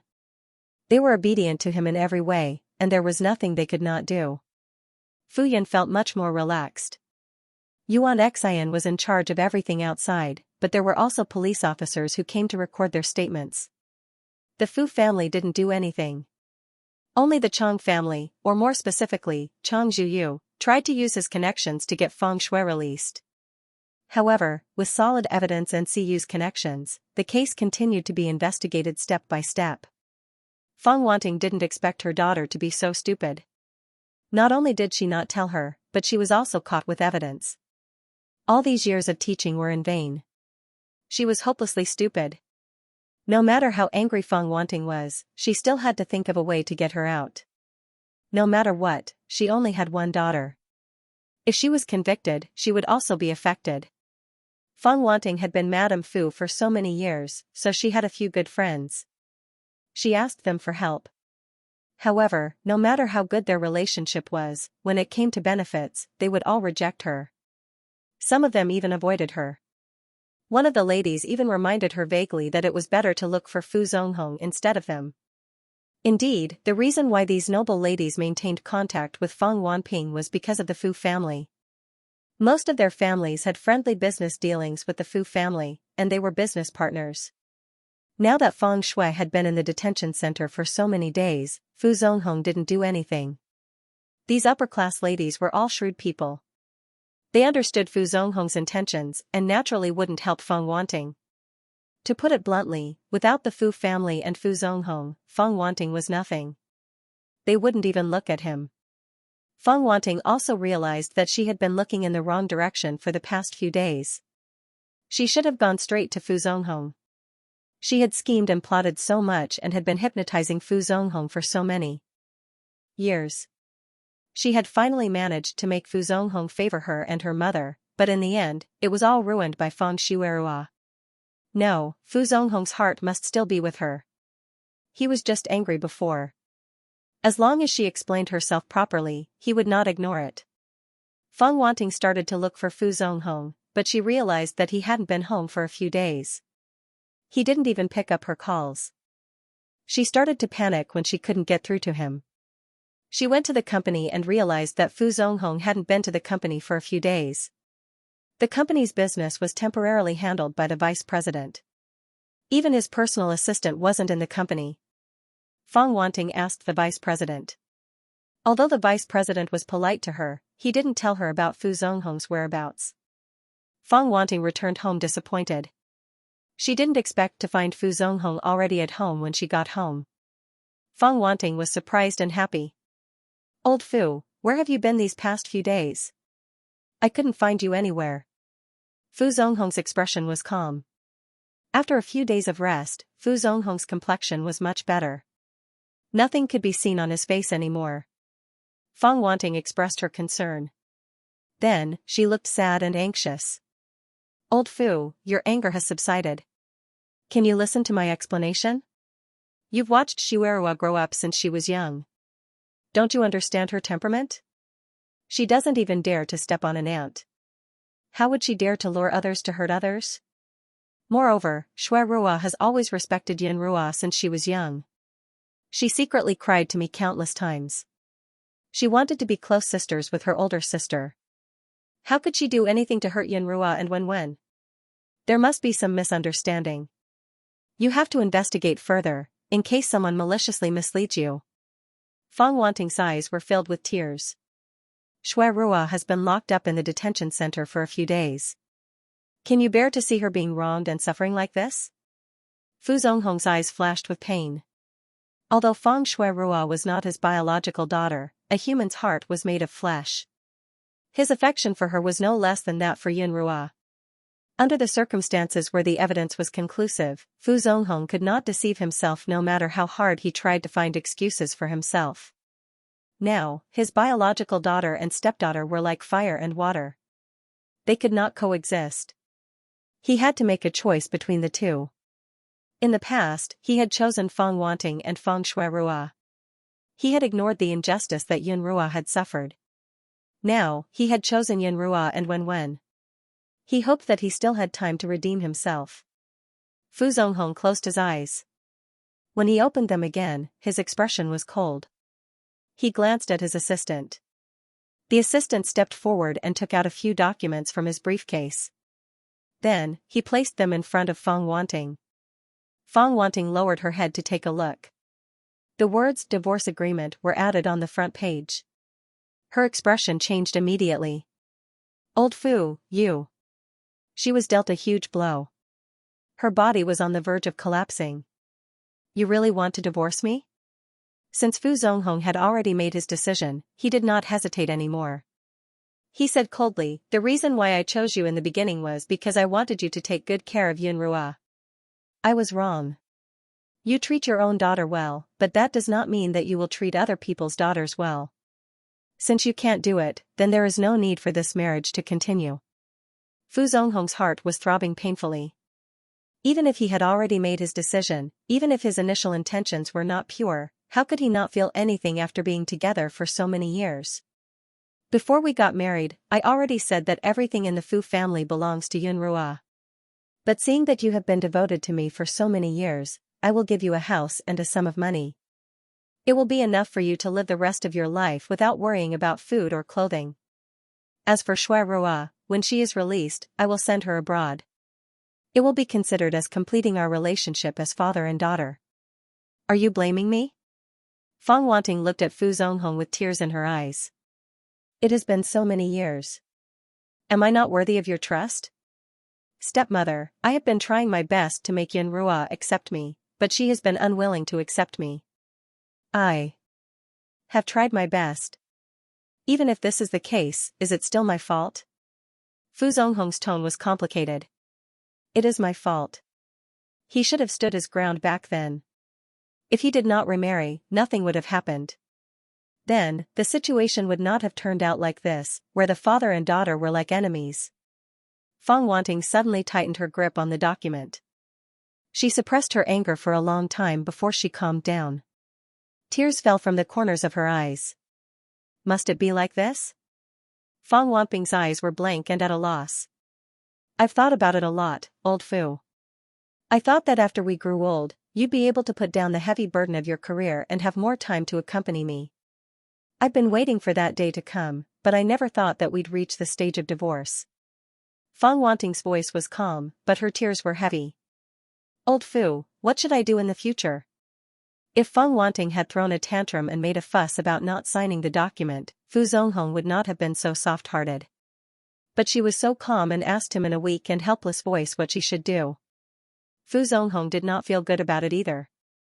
He almost wanted to change his mind and say that he would not divorce, but when he thought of Fu Yun and Wen, he hardened his heart. Think about it carefully. Give me a reply in 3 days. Fu Zonghong stood up and left with his assistant. Fang Wanting sat on the sofa.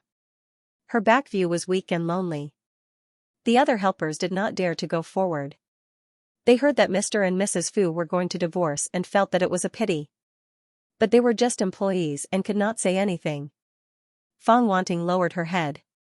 She looked at the document and her eyes were dark and unreadable. Fu Yun naturally did not know that because of her and her son, Fu Zonghong was preparing to divorce his wife of many years. She was now faced with a difficult problem.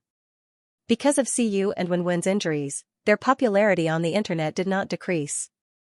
Even if Siyu tried to suppress the popularity, it did not have much effect. And after the tireless netizens, the hospital where they were staying was leaked. Now, the hospital was surrounded by fans and reporters.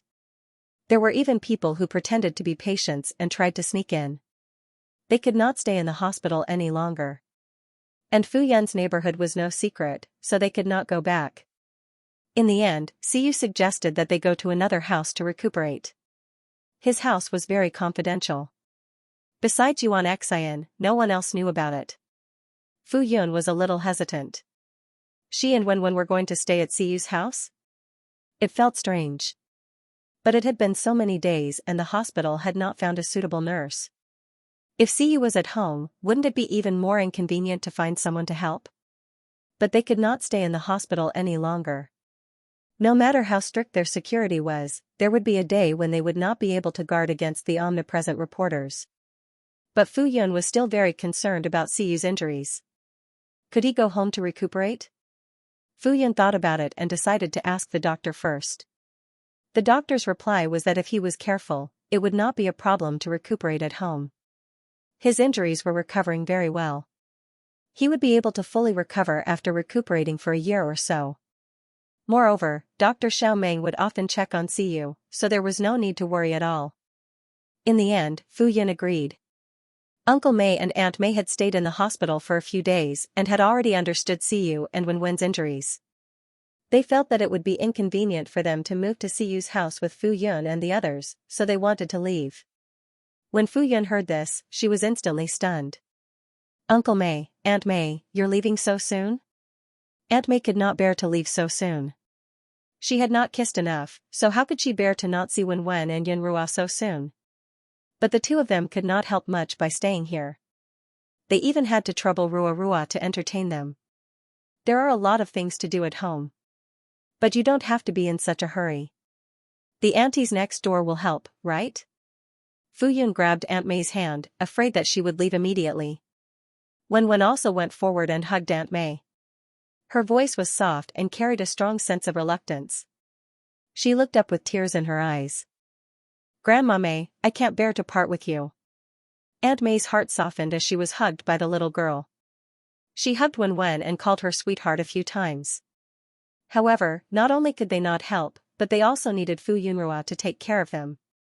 How could they want to continue staying here? Moreover, they were indeed worried about their family. There were a lot of things to do at home. Wen acted coquettishly for a while. In the end, it was Fu Yunrua who remembered and quickly said, Uncle Mei, Aunt Mei, don't you want to watch Wen's first movie? Are we going to the cinema now? Aunt May asked quickly.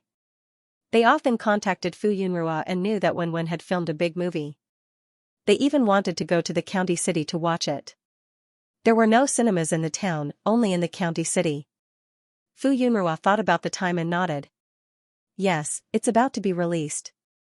She had always remembered the time. Wen immediately looked over with sparkling eyes. Mom, it's about to be released. He only remembered the time of the screening, but he did not know what day it was today. Fu Yunrua said, it's the day after tomorrow. Siyu said, then let's go watch it together. Uncle May, Aunt May, don't you want to watch a movie with Wen and Yunrua? Uncle May and Aunt May were tempted. They looked at each other and then Aunt May said, then let's stay for a few more days. Fu Yunrua was overjoyed. Thus, they packed up the things they needed in the ward and left quietly, avoiding the crowd at the entrance of the hospital. Siyu's other house was in a group of villas surrounded by mountains in the center of the capital. In this capital where every inch of land was expensive and the environment was so green, there was a distance between the villas. From the moment they entered the community, there was tight security. This group of villas was famous in the capital for being rich and expensive.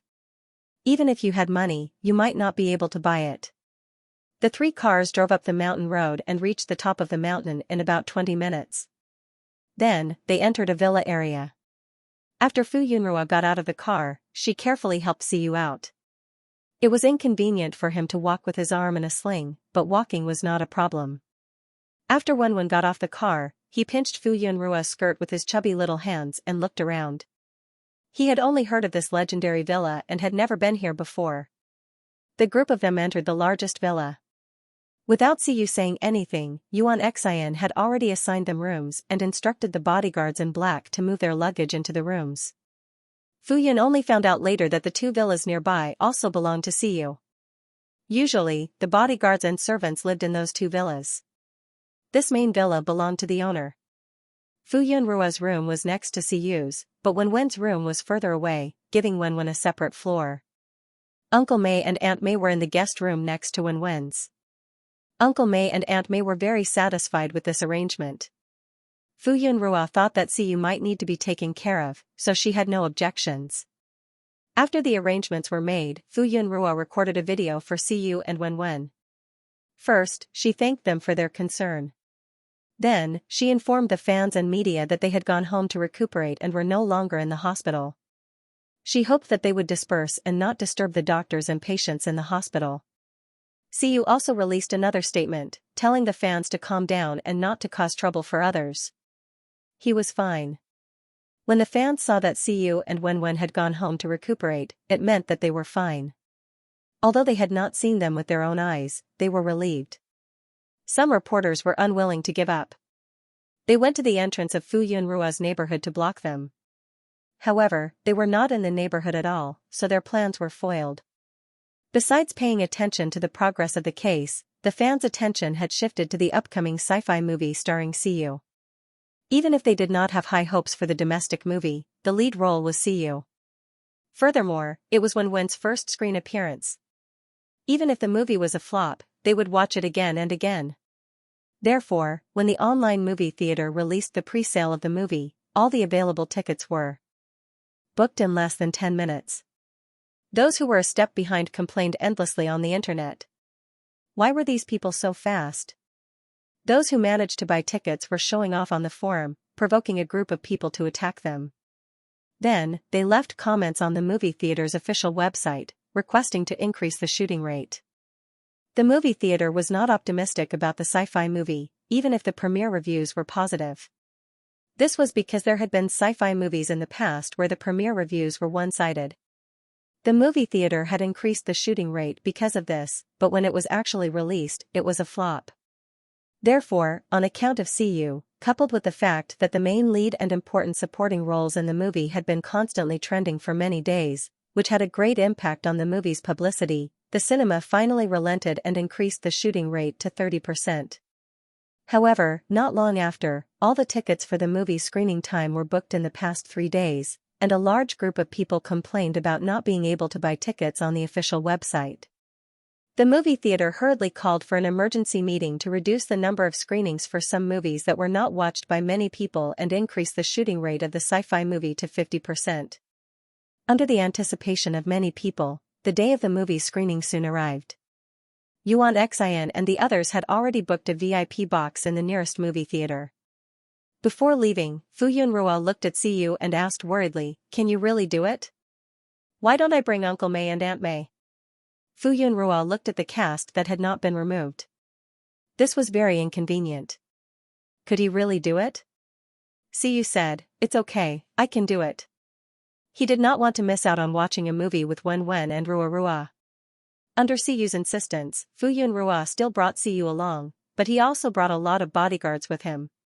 He thought that if he was recognized, there would be people to help him. However, since Siyu was going out, he naturally made full preparations. They entered the VIP box all the way and did not meet any outsiders on the way.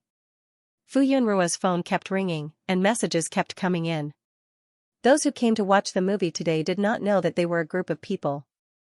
Many of their friends also brought their families to support them.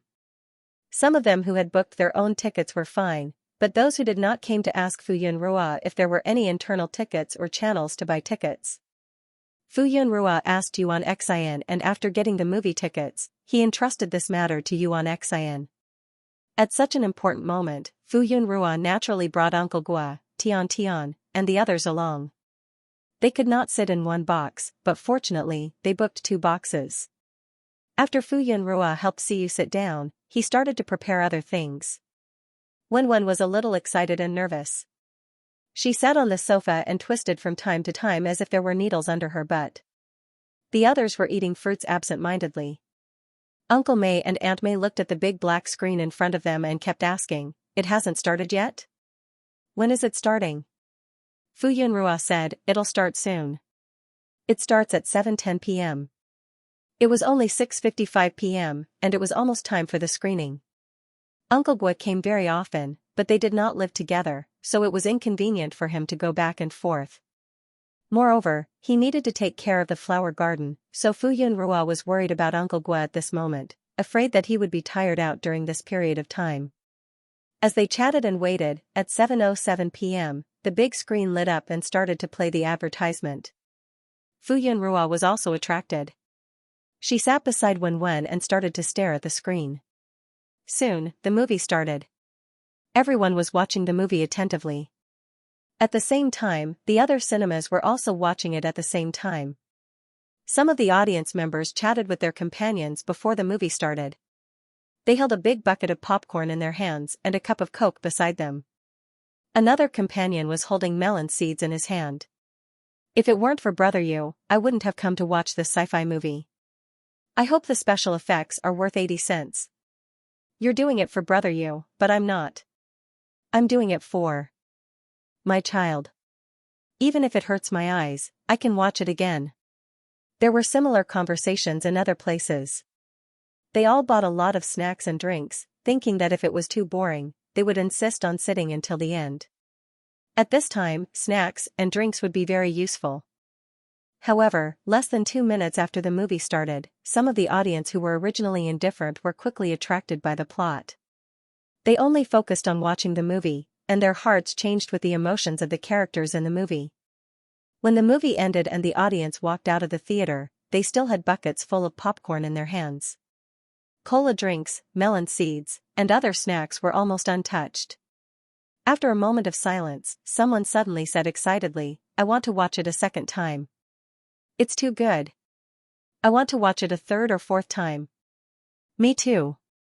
Bring me along." The audience did not say anything about the plot, but most of them did not want to leave after coming out. They lowered their heads and used their phones to book tickets again. It was obvious that they were very satisfied with the movie. The theater was basically full for the past 3 days, so they could only book tickets later. After booking tickets for the second and third time, they were still not satisfied. One by one, they expressed their thoughts on their social media and consciously went to recommend it. Such a good sci-fi movie, they must not miss it. Even though Fu Yun had already watched it once, she could not help but be immersed in it again. It was like reading a book. Every time she read the same book, she would have a different reaction. Fuyun watched the movie. The first time, her attention was mainly on the special effects and the actors themselves. This time, she focused more on analyzing the background of each character. When the screen reached the end and the movie ended, Fuyun's agitated mood had not calmed down. The others were the same. Uncle May and Aunt May were speechless. They did not know how to say anything nice and did not know how to praise it. They only kept saying, the acting was so good. So good. Siyu did not have much of an opinion, but she looked very happy and relaxed. Meanwhile, Wen's face turned red from the flattery of his grandparents. He was extremely happy, even happier than when he won his first Best Actor award. After Wen was happy, he felt uneasy. He saw the reactions of others after watching the movie. These people were all insiders. They looked at him with an extremely thick filter. He could not tell if it was really good. Perhaps the parents only said that it was good because of him? One had to know that in his previous life, this movie was one of the bad movies that was often pulled out to be criticized. Although the special effects of the movie were more sophisticated, the actors involved had changed a lot, and the script had been revised. It was a little different from his previous life, and the characters were more well-rounded. However, Wen's worries were superfluous. Regardless of whether her friends and relatives had filters, this sci-fi film was a hit, and it was a big hit. The trending searches for Siyu and Wen, which had just dropped, resurfaced, along with the name of the movie. Perhaps it was because the audience had low expectations for sci-fi movies, so when they saw this high-quality movie, they were even more surprised. The film's special effects were produced by a foreign team. Although it was a foreign team, most of the team members were Chinese. It could be said that it was a sci-fi film made by all Chinese. The special effects were very obvious. There was no awkwardness in the entire process, and the plot was flawless. It had both the Chinese feelings and the quality of a Hollywood blockbuster. On the day it was released, it exploded. Yuan Xian got busy again, his head and tail were nowhere to be seen. Wen's second Xianxia movie also gained some popularity. Now that Siyu and Wen had met with an accident on set, the crew was afraid of being noticed by the fans, so they kept a low profile. However, Siyu had invested in this drama, and even if the crew had made mistakes, they would not vent their anger on the crew. That would be going against their own wallets. Hence, the crew continued to keep a low profile as usual. Wen's scenes had already been filmed, and the scene that caused his injury had also been filmed. Wen also felt that it would be a great loss if the movie that he had worked so hard to film and was injured because of it could not be broadcasted in the end. Now that Wen and Siyu were trending because of the movie's release, the crew also wanted to ride on the popularity of the movie. When the movie theater saw that the movie had made a name for itself, they held a meeting overnight and made a prompt decision to increase the number of showtimes to 80%. Every day after that, the management smiled happily at the packed theaters. The director of the movie was also beaming with joy every day. He even personally organized a celebratory banquet. However, it was not convenient for Siyu and Wen to attend the banquet, so it was a pity that the celebratory banquet was held. However, even though Siyu and Wen did not attend the celebratory banquet, they had also organized a banquet among their friends and relatives.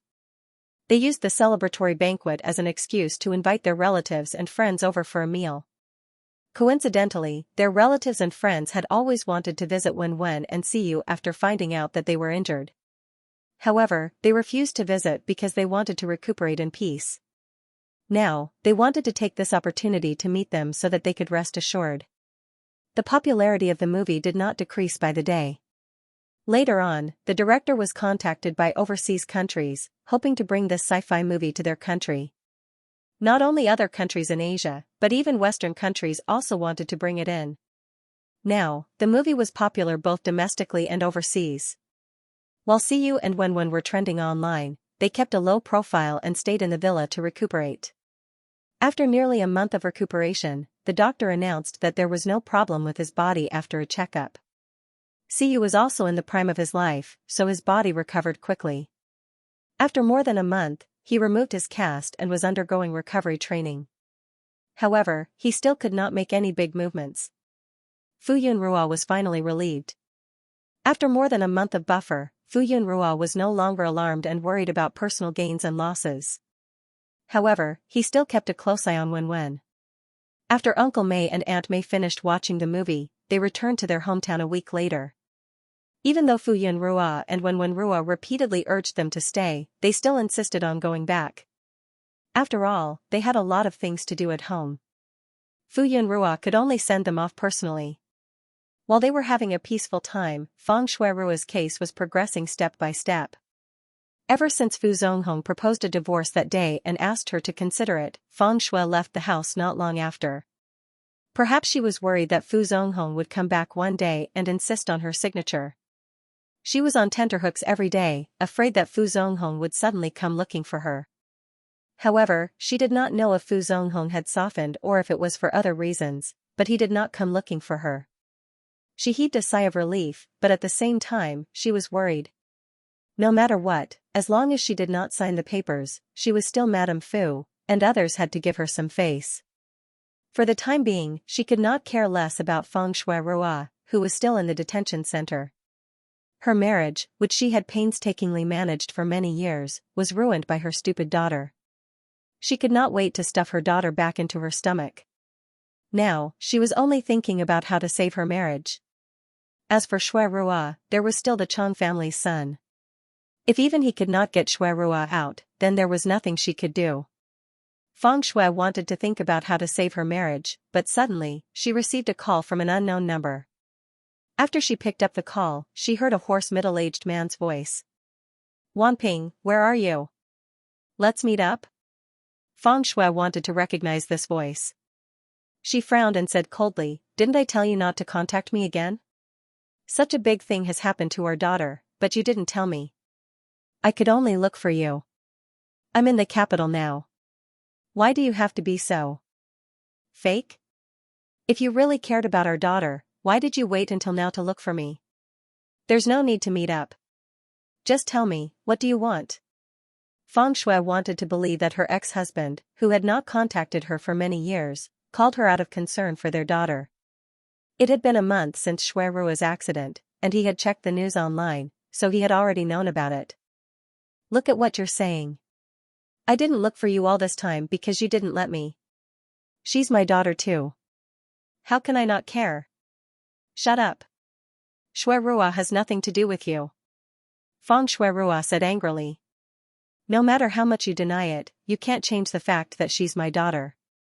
The person on the other end of the phone was Feng Shuirua's biological father, who was also Feng Shuirua's ex-husband.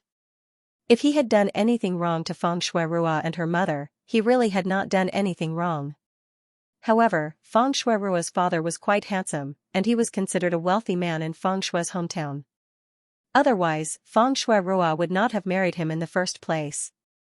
However, after marrying him, she realized that Feng Shuirua's father was lazy and not motivated at all. The family's gold and silver had also been depleted. This was something that the proud and arrogant Feng Shui, who wanted to live a good life, could not tolerate. After seeing the prosperity of the big city, she decided to stay there. At that time, she was working at the Fu Corporation. She heard that Chairman Fu had lost his wife and was deeply in love with Mrs. Fu, so he was unwilling to remarry. However, Feng Shui heard that his ex-wife had left a young daughter who was crying piteously for food. He even said that he would focus on raising his daughter and leave the Fu Corporation to her in the future. Feng Shui felt that even if this man could hold on for 1 or 2 years without remarrying, he would definitely remarry in the future. Based on how much he loved his daughter, it was very likely that he would not find someone of the same social status. In that case, she still had a chance. For this slim chance, she put all her eggs in one basket. She was determined to divorce her ex-husband and insisted on wanting their daughter. Other than that, she did not want anything else. At that time, Feng Shuirua's one-sided indifference left the couple with no feelings for each other. Therefore, under Feng Shuirua's insistence, the two of them divorced peacefully. After that, Feng Shuirua carefully planned and spent 2 years to finally become Mrs. Fu. When Feng Shuirua's father found out that his ex-wife had married into a rich family and had a successful career, he came looking for her. However, Feng Shuirua's father was inexplicably threatened and did not dare to step into the capital again. It was only when he saw that Feng Shuirua had become a superstar that he kept an eye on her. When he found out that she was filming overseas, he secretly went looking for Feng Shuirua and tried to find a way to see her. Perhaps Feng Shuirua cared about family, or perhaps she was afraid that if she ignored him, he would expose everything to the media. In the end, she promised to give him a sum of money every month as long as he never stepped into the capital again and never appeared in front of her and her daughter again. Feng Shuirua also mentioned it to Feng Wanting after the incident. She felt that since he was Feng Shuirua's biological father, it was better to spend money to reduce trouble. After the divorce, Feng Shuirua's father quickly got married and had a son. Naturally, he did not have much feelings for his daughter, Feng Shuirua. However, after giving her a few years of pension, Feng Shuirua's father still had some feelings for Feng Shuirua. Okay, what are you trying to say? I just want to ask, what's going on? How did Xiaolian get caught? It's Shuirua. Okay, it's Shuirua. It's Shuirua. She doesn't resemble you in any way, except for her stupid personality. It was fine if she was stupid, but she was so stupid that it made her hate her to the core. She had dragged her down so badly. After teaching her for so many years, she was still stupid and vicious. If it weren't for... After all, she was her only daughter. How could she really not care about her? Feng Wanting also hated Fu Zonghong. How could she have known that Fu Zonghong had to undergo a vasectomy in order to ensure Fu Yunrua's position as the heir? If she had given birth to a child, the situation would not have been like this. Hey, why are you attacking me personally? Let me tell you, Feng Wanting. I didn't know about it in the past, so I got divorced easily. After you married into a rich family, I found out. You must have hooked up with my big boss behind my back. Feng Wanting's face turned ashen. You're spouting nonsense. Although it was true that she had gotten divorced in order to marry into the Fu family, there was nothing between them at that time. She would not be slandered for no reason. Alright, I won't talk about this anymore. Mr. Feng could not be bothered to haggle over this matter. Anyway, his daughter had married into a rich family, so she could help his son. Xiao Lian, you have to give me an explanation about Shuirua, right? He had more money now that he had Feng Shuirua's monthly money. No matter what the reason was, he did not want to lose his pension in the future. Explanation? You. Feng Wanting seemed to have thought of something and a glint flashed across her eyes. She suddenly changed her words and said, alright, let's meet. Feng Wanting then told her a time and place before hanging up the phone. She looked at her phone thoughtfully. Fu Zonghong was handling work in the company's office. He had been hospitalized for a few days and there was a huge backlog of work. At this moment, his personal assistant knocked on the door and came in. He then whispered something in Fu Zonghong's ear. Fu Zonghong's pen paused in the middle of signing something. He suddenly realized that he did not know anything about the person sleeping next to him. Wan Ping was still in contact with her ex-husband? Although Fu Zonghong did not appear in front of Feng Wanting, he still had people watching her every move. Now, she was actually in contact with Feng Shuirua's biological father? What were they trying to do? Feng Wanting sat in a private room with a cup of coffee in front of her. She stirred the coffee in her hand, but had no intention of drinking it. Not long after, a pot-bellied middle-aged man walked in.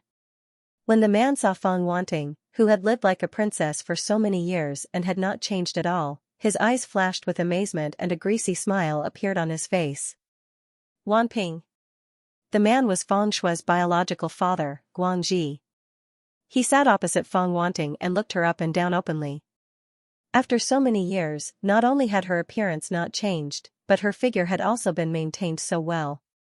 Feng Wanting put down her spoon unhappily. Have you seen enough? On the contrary, Feng Wanting's eyes were filled with disgust when she saw her ex-husband. He had been a little handsome in the past, but now he had become so greasy and his figure had changed. If not for his facial features, she would not have believed that they were the same person. Guangji chuckled and looked away. I'm here. You have to tell me what happened, right? There were all kinds of news on the internet, and he was not clear about the situation. The person who used Shuirua's name to harm others in the film crew was a die-hard fan of Shuirua and implicated Shuirua. However, the good thing is that the person did not admit that it was Shui Rua who instigated Shui Rua, so the so-called evidence cannot convict Shui Rua. However, Fu Yun took the opportunity to take revenge and refused to let go of Shui Rua, so she was dealt with severely. After hearing Feng Wanting's explanation, Guangxi did not think much of it. He also knew that Fu Yun was Feng Wanting's current husband's daughter. If Fu Yun was in trouble, Feng Wanting and her mother would be the ones to benefit. He would also be able to reap countless benefits. What do you want me to do? Kill that Fu Yunrua and that little bastard? Let me say this first, I don't dare to do it. At most, I will find some connections and hire some outlaws to do it. He did not dare to kill anyone. If he was unlucky and was caught, what would happen to his son in the future? He did not want his son to have a father who was a prisoner through labor. However, if he hired someone, he would only be responsible for finding the person. Feng Wanting would still pay for it. After he succeeded, he would send the outlaws abroad to change their faces and naturally, nothing would be found. There were so many unsolved cases.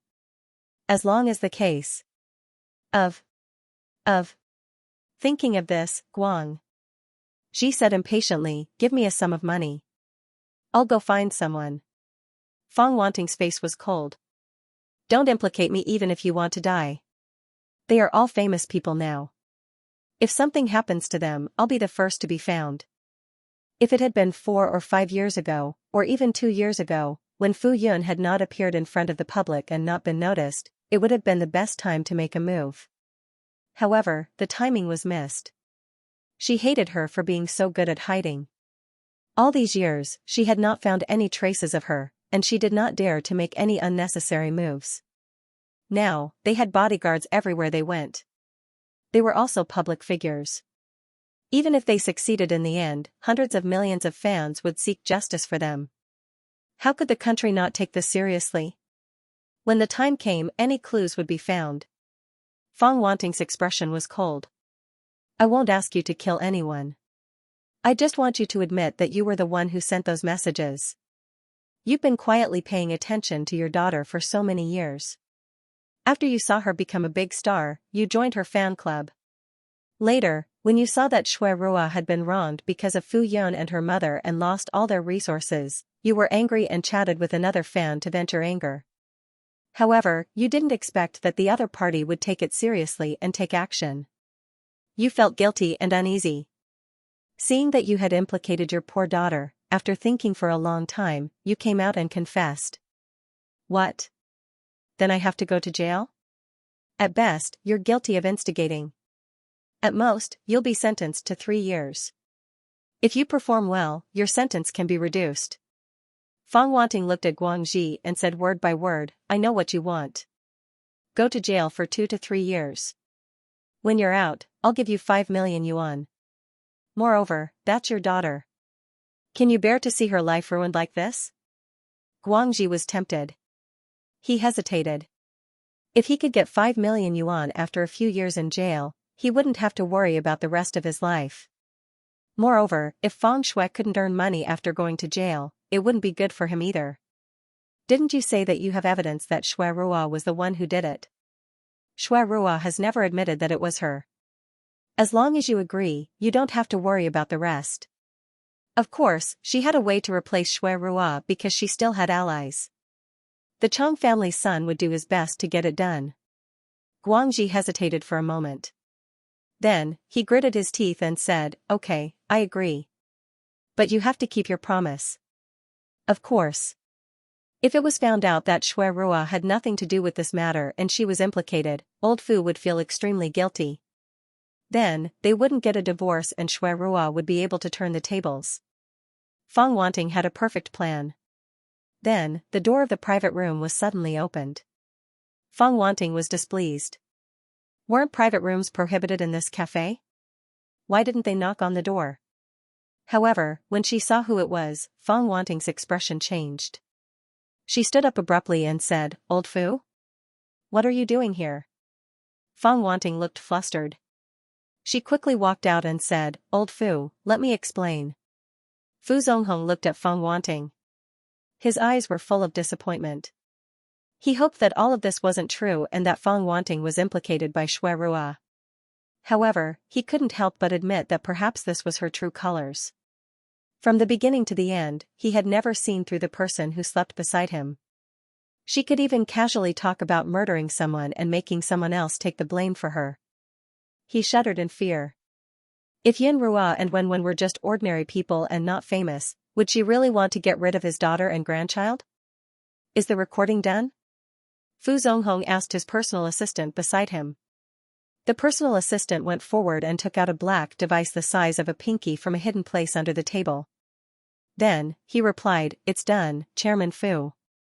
Recording? Fang Wanting's face turned pale.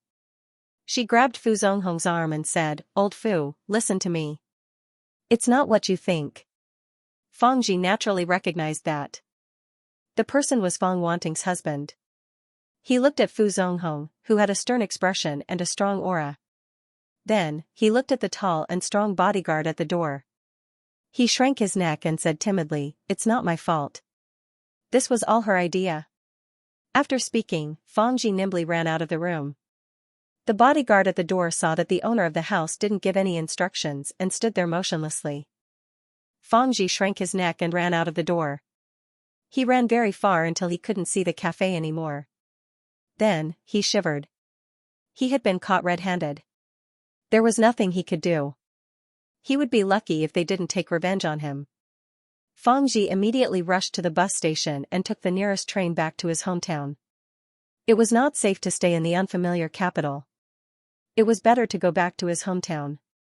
As for Shui Rua, he had no choice. It wasn't that he didn't want to help, but that he couldn't. He thought that she would understand. Fu Zonghong was indifferent. He allowed Fang Wanting to explain with tears in her eyes. In the face of the truth, any explanation was futile. Fu Zonghong looked at his assistant and motioned for him to take out the documents. Then, he said to Fang Wanting, "Sign it."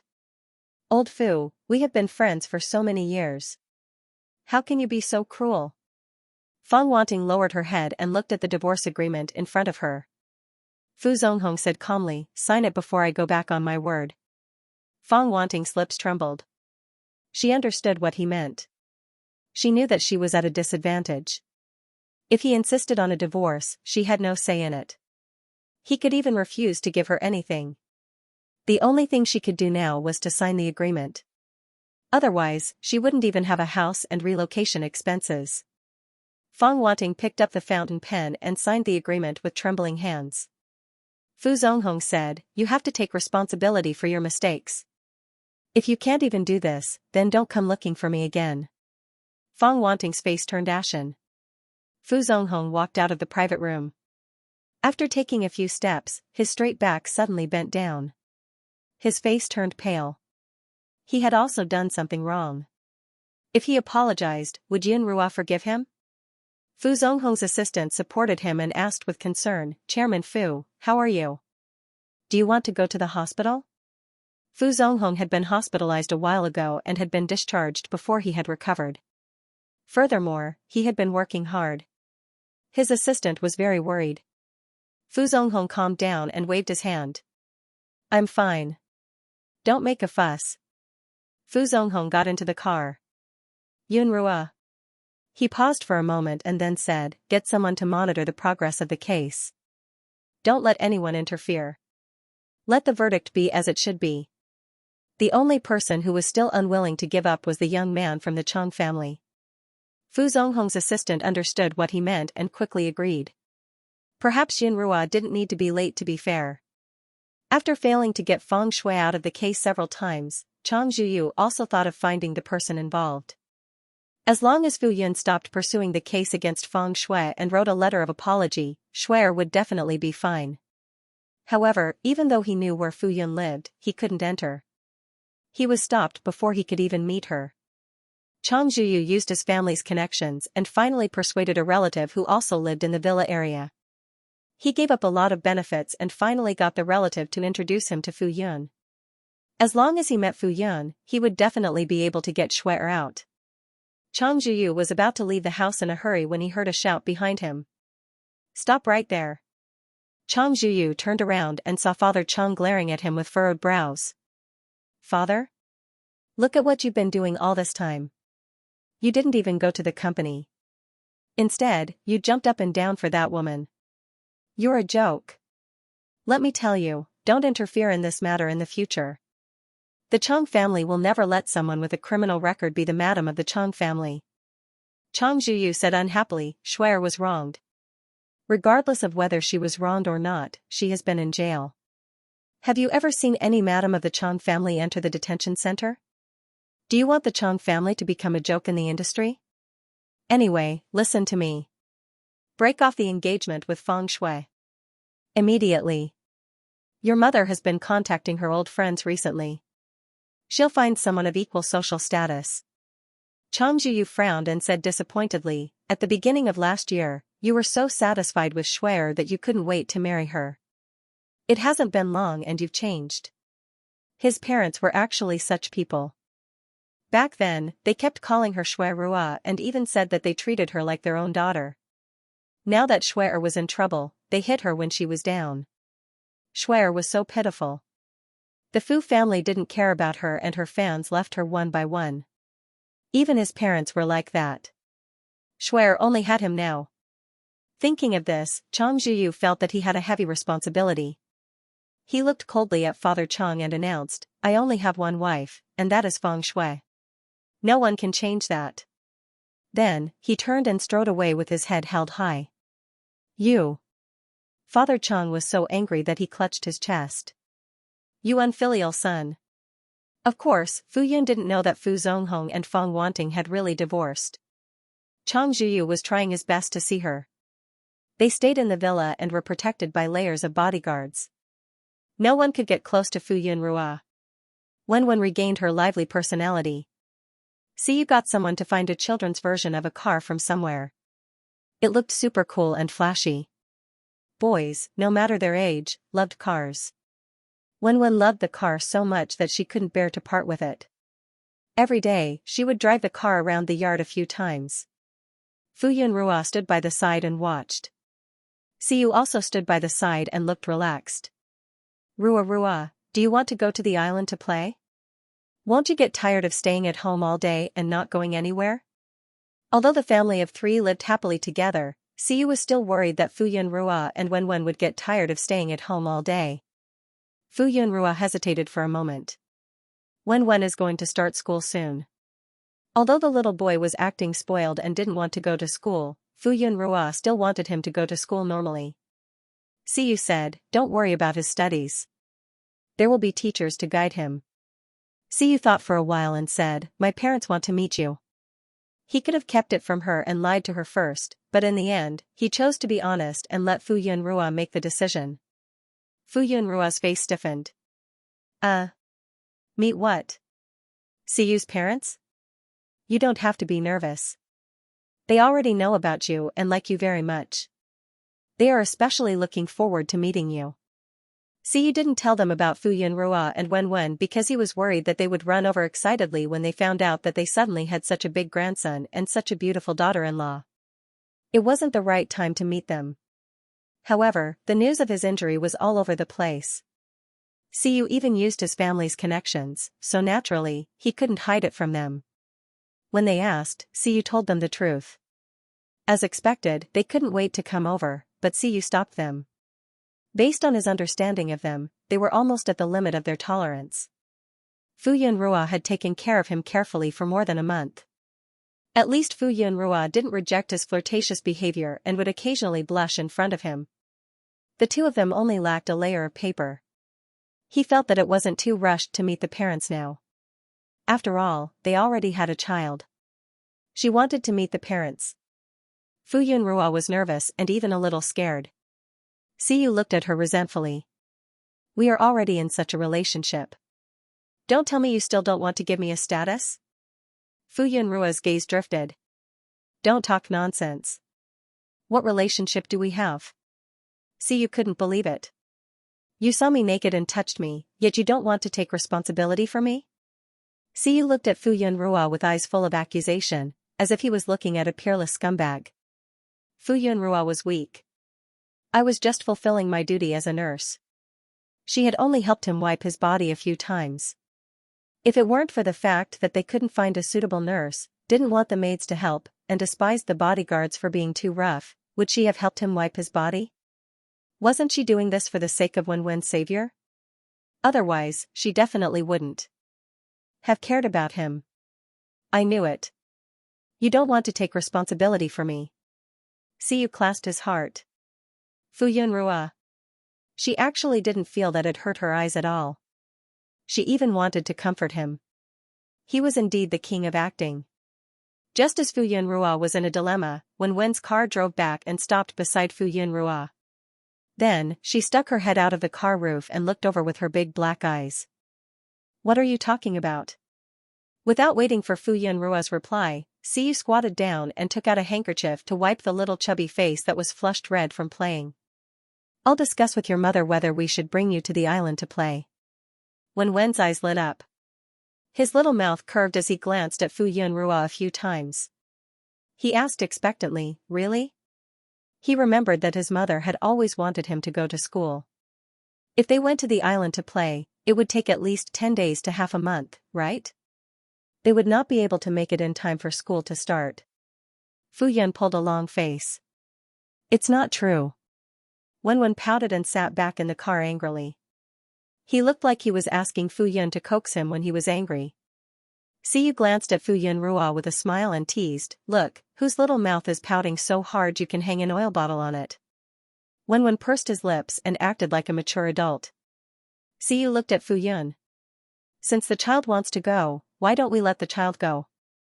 The child has suffered a lot during this period. Wenwen looked at Fu Yun with tears in her eyes. She looked so pitiful that Fu Yun's heart started to waver. Actually, if it did not affect Wenwen's studies, it would not be a bad idea to play and relax, right? Not a bad idea. Although she was his son's mother, they were not husband and wife. How could she jump to the point of meeting his parents? Fu Yun said, let's talk about it when we have time. With that, Fu Yun turned to leave. She was afraid that she would look at Wenwen and see sad expressions and could not help but relent. Wenwen didn't get what she wanted, and Siyu didn't get what he wanted either. They looked at each other, and Siyu pursed his lips. Little Wenwen, you can't do it. He actually couldn't make his mother change her mind. Wenwen pulled a long face. Big friend Siyu, you can't do it either.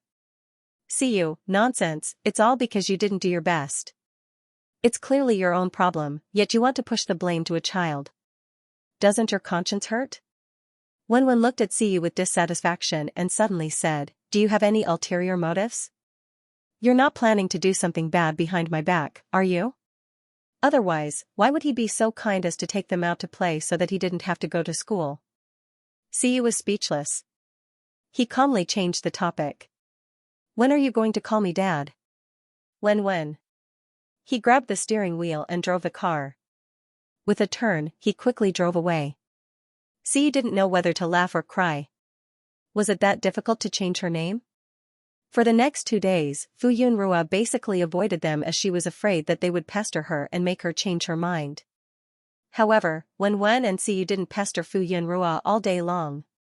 Fan Shuirua's matter had been pushed forward for so long and was about to come to an end. Whether it was Fu Yunrua or Siyu, they wanted to see the verdict with their own eyes. However, in Siyu's heart, this wasn't the end, but the beginning. He wouldn't let it go just like that. Just the punishment of the law wasn't enough. When it was time for the court session, almost everyone's eyes were on the court. The fans and the media were eager to know the verdict as soon as possible. Fu Yunrua and Siyu were both there. Chang Zhiyu looked at Fu Yunrua with bloodshot eyes. He had never expected that Siyu would protect them so well. Even though he had asked that person to introduce them, Siyu still didn't give that person any face. That person actually wasn't angry, which meant that there was nothing he could do. At this point, if he didn't know that Siyu's identity wasn't as simple as it seemed on the surface, he would really be stupid. No wonder he couldn't touch Siyu all these years. He had thought that it was because Apple Entertainment was protecting him regardless of the consequences. After all, Apple Entertainment was a big shot in the entertainment industry. If they really wanted to protect Someone, they would be able to do so. Now that he thought about it, other than his status in the entertainment industry, Apple Entertainment was protecting him regardless of the consequences. If it weren't for his strong background, Apple Entertainment wouldn't have protected him so tightly and he wouldn't have been so arrogant. But who exactly was he? Why hadn't he heard of such a person before? Could he be overseas? No, he had heard of the famous Asian families overseas. Even if he hadn't seen them before, there were at least some famous people in their families. At least, he knew the representatives of each family. However, it was true that many of the people in these families were well protected. Basically, no one knew about them. Surnamed C. Which family was he from? C. He suddenly thought of the most unlikely family. Could it be that family? Chang Zhuyu's expression changed. Fu Yunrua noticed that Chang Zhuyu wasn't the only one who came. Fang Wanting and Fu Zonghong were also here. She had been living quite comfortably during this period of time, except for worrying about the adult and the child. Fu Yunrua didn't want to pay attention to Chang Zhuyu at first, but his eyes were staring at her, and his presence was very noticeable. It was difficult to ignore him. Fu Yunrua looked over, but Chang Zhuyu was staring at her in a daze. Siyu noticed Fu Yunrua's gaze and blocked it with his body. When he saw Fu Yunrua looking over, he said seriously, "Look at me, I'm more handsome." Fu Yunrua was speechless. She was silent for a while, then burst out laughing. Then Fu Yunrua looked away and turned to Feng Shuirua. After not seeing her for a while, Feng Shuirua, who had been locked up in the detention center for a month, looked a lot more haggard and weak. Perhaps it was because no matter who tried, they couldn't get Feng Shuirua out, so there was a hint of melancholy between her eyebrows. To be honest, Fu Yunrua was very surprised. She thought that she wouldn't be able to get justice. After all, this was the female lead of the original novel, and she had a powerful family like the Chang family to protect her. She thought that Feng Shuirua would be released soon. Perhaps Siyu saw her worry and said that he would leave this matter to him. After that, he didn't let her worry about it. From time to time, she would hear about the progress from Yuangu. Thinking of this, Fu Yunrua couldn't help but look at Siyu a few more times. In the past, she thought that the male and female leads were God's illegitimate children. Now, it seemed that Siyu was the biological son. No wonder whether it was the original novel or the world after she came over, Chang Zhuyu and Feng Shuirua were not in Siyu's hands. Tao Delong was better. As long as God was clear, there was a difference between a biological son and an illegitimate child. So, she was riding on the coattails of her biological son? Feng Shui was a little excited when he saw Fu Yun. She begged and pleaded, wanting to see Fu Yunrua. She wanted to apologize to Fu Yunrua. She wanted her to forgive her and give up pursuing her responsibility, but she never responded. The last time her mother came to visit her, she told her a piece of shocking news. Her mother and uncle had divorced. If Feng Shui felt that the sky had collapsed and her uncle divorced her mother, it meant that not only would he not care about her anymore, he would also blame her mother. She knew how much effort her mother had put in to keep her position as Mrs. Fu. Moreover, when she saw how her mother controlled her uncle step by step and made him put all his attention on her, leaving only her mother by her side, she felt very proud of herself. She subconsciously imitated her mother and figured out what Chang Zhuyu, who was the most outstanding person in the circle with the best family background, liked and liked. Then, step by step, she drew him closer to her. Since uncle would escape from mother's control, then what about Chang Zhuyu? Feng Shui was flustered. She only had him now. If she lost him, she would really be done for. Feng Shui looked at Chang Zhuyu's eyes. She wanted to say something but stopped.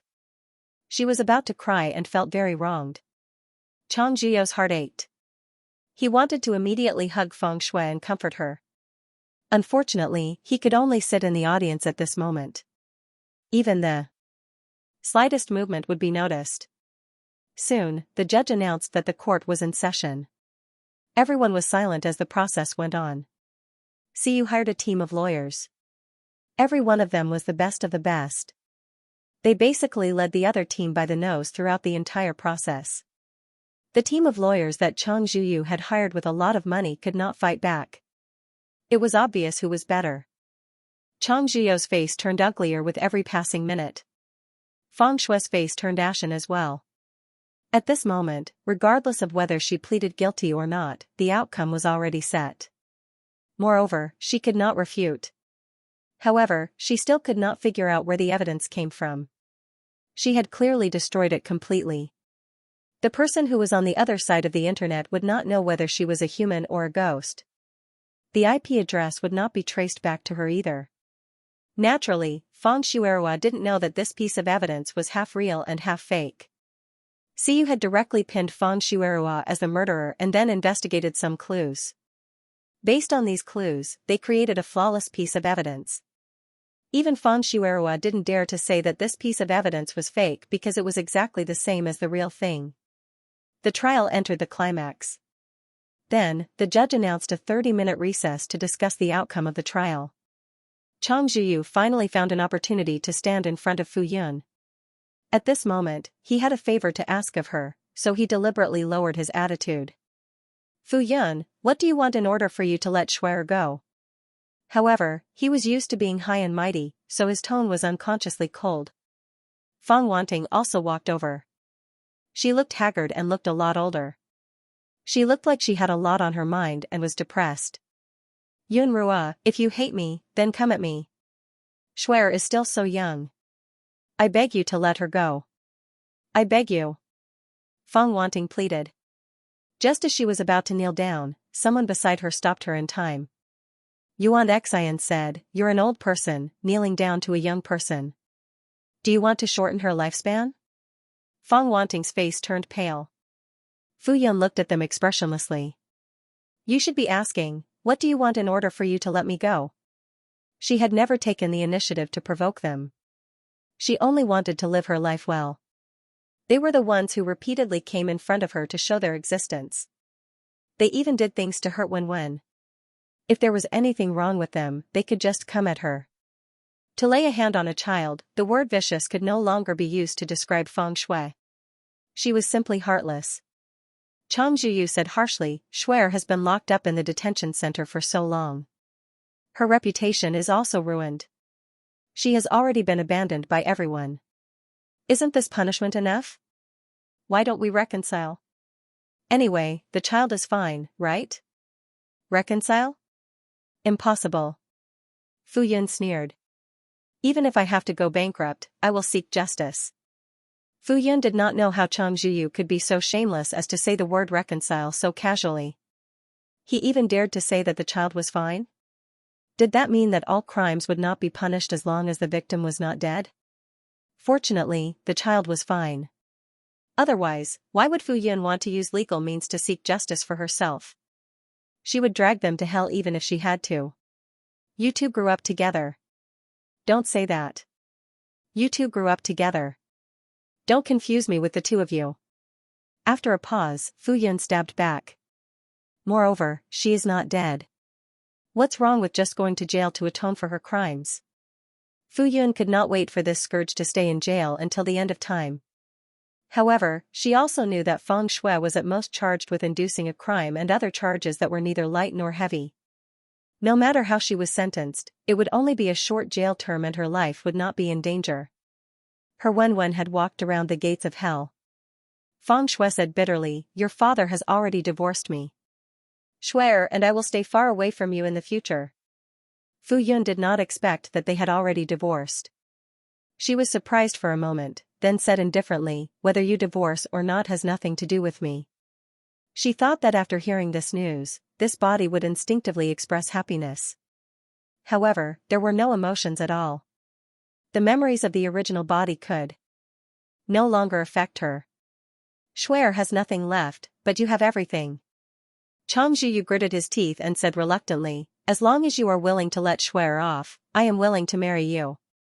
Shuer would definitely only let Fu Yun have a status. His body and heart would still belong to Shuer. Chang Zhiyu's heart ached at the thought of Shuer being wronged. However, this was only a temporary strategy. Once she wrote a letter of understanding and agreed to reconcile. Fu Yun was speechless. Have you seen a doctor? Was there something wrong with this person's brain? Did he think that he was a mountain of gold and silver that everyone dreamed of? Where did this illusion come from? She liked him and wanted to marry him no matter what. Siyu did not intend to talk to Chang Zhuyu. However, he was very unhappy when he heard what Chang Zhuyu said. He glared at him coldly and said, "Mr. Chang, watch your words. You have nothing to do with Ruoruo." Chang Zhuyu looked at Siyu and his heart skipped a beat. When he thought of his possible identity, his expression changed. However, for Shuer's sake, he gritted his teeth and said, "I don't mind you taking care of the child." Fuyan felt as if there was a fishbone stuck in her throat. She was disgusted. Siyu stood in front of Fuyan and approached Chang Zhuyu. He sneered and said, "Where did you get the confidence to think that you are better than me?" Not only did he have designs on his future wife and son, he even dared to despise his son? Fu Zonghong had been paying attention to them. When he saw that Feng Shui and Chang Zhuyu were harassing Yunrua again, he could no longer hold it in. Enough. Are you looking down on the Fu family? Although the Fu family was not as powerful as the Chang family in the past, they were not weak either. They had hurt the heir of the Fu family. Fu Zonghong was already taking into account their past friendship by not taking revenge. Recently, the Chang family had made a mistake in their investment and had suffered greatly. If they really angered him, they could not blame him for not taking into account the friendship between the two families. Old Fu. Feng Shui looked pitiful. "I only have one daughter." Fu Zonghong said coldly, "I only have one daughter too." Fu Yun glanced at Fu Zonghong. She thought to herself, if the original owner of this body heard this, she would be so happy. Unfortunately. Not long after, the judge and jury walked in. No one said anything. Chang Zhuyu and Feng Shui returned to their seats unwillingly. This was the conclusion of the discussion. Fu Yunrua sat upright, her eyes staring straight ahead. Siyu reached out and held Fu Yun's hand. He wanted to give her strength. Fu Yun looked at the judge nervously and waited for the verdict to be announced. Soon, the court announced the verdict. Due to the fact that the case had attracted a lot of attention and discussion, and the fact that the victim was a minor, the case was dealt with severely. The main culprit was sentenced to 15 years in prison. As for Feng Shui's actions, although she did not constitute an accomplice, she was sentenced to 3 years in prison. Everything had been settled. All of them deserved it. Fu Yun thought to herself, 3 years. 3 years is not a short time, but time passes very quickly. Fu Yun thought that even if Feng Shui was released, things would have changed. She would not be able to stay in the entertainment industry anymore. Feng Shui was divorced and there would be no place for her in the Fu family. Chang Zhuyu still loved her deeply, but she did not know if the rest of the Chang family would accept her. For the prideful Feng Shuerua, these consequences were truly painful to the bottom of her heart. It was enough. After the trial ended, the audience started to disperse. Fu Yun and the rest also left quickly. Many media personnel who were waiting outside couldn't help but rush forward to interview Fu Yun and the rest. This court had attracted a lot of attention. Many media personnel used their connections to get a spot in the audience. At this time, whoever released the news first would become famous. They could not bring electronic products into the court, but it did not affect them from getting the first news. Siyu had expected this situation, so many bodyguards rushed forward to stop them. When Fu Yunrua saw so many people rushing over, she was shocked. Siyu held Fu Yun's hand and did not let go. "Don't be afraid, I'm here." Fu Yun nodded. She was not afraid of such a scene, but she had never dealt with so many media personnel before and was not used to it. The tall and strong bodyguard separated the crowd. Fu Yun heaved a sigh of relief. Fortunately, they did not squeeze over. What if they hurt Siyu again? His arm was still weak. "Miss Fu, do you think that Feng Shui's sentence will be recognized? I heard that Chairman Fu and his wife divorced. Was it because of you?" "Miss Fu." "Mr. Yu." Fu Yun stood still and looked at the reporters. Everyone quickly quieted down and waited for Fu Yun to speak. Fu Yun said seriously, "Thank you for your attention to this case. I have no objections to the court's decision." Fu Yun said some words in a very official manner, but these were her heartfelt words. She chose to answer a few questions and finally said, "Please be orderly. Don't push around." Mr. Yu's injury has not fully recovered. In the end, they quickly left under the escort of the bodyguards. At this time, there were more than 10 hot searches on the internet. Basically, they were all related to this matter. The fans who were eagerly waiting finally got an answer and rushed to spread the news. Fang Shui's account was losing fans every second. The entertainment company that she was in directly announced the termination of her contract and quickly distanced themselves from the Cheng family. The businesses that had worked with Fang Shui in the past removed all their previous publicity information from their shelves. Almost instantly, Fang Shui became a nobody in the entertainment industry. In addition to these things, there was another hot search that quickly jumped to the top 3. Xiyu and Fu Yun are together. The reason was that a passerby had taken a picture of them holding hands in public in an intimate manner. Has Brother Yu and Yun Yun made an official announcement?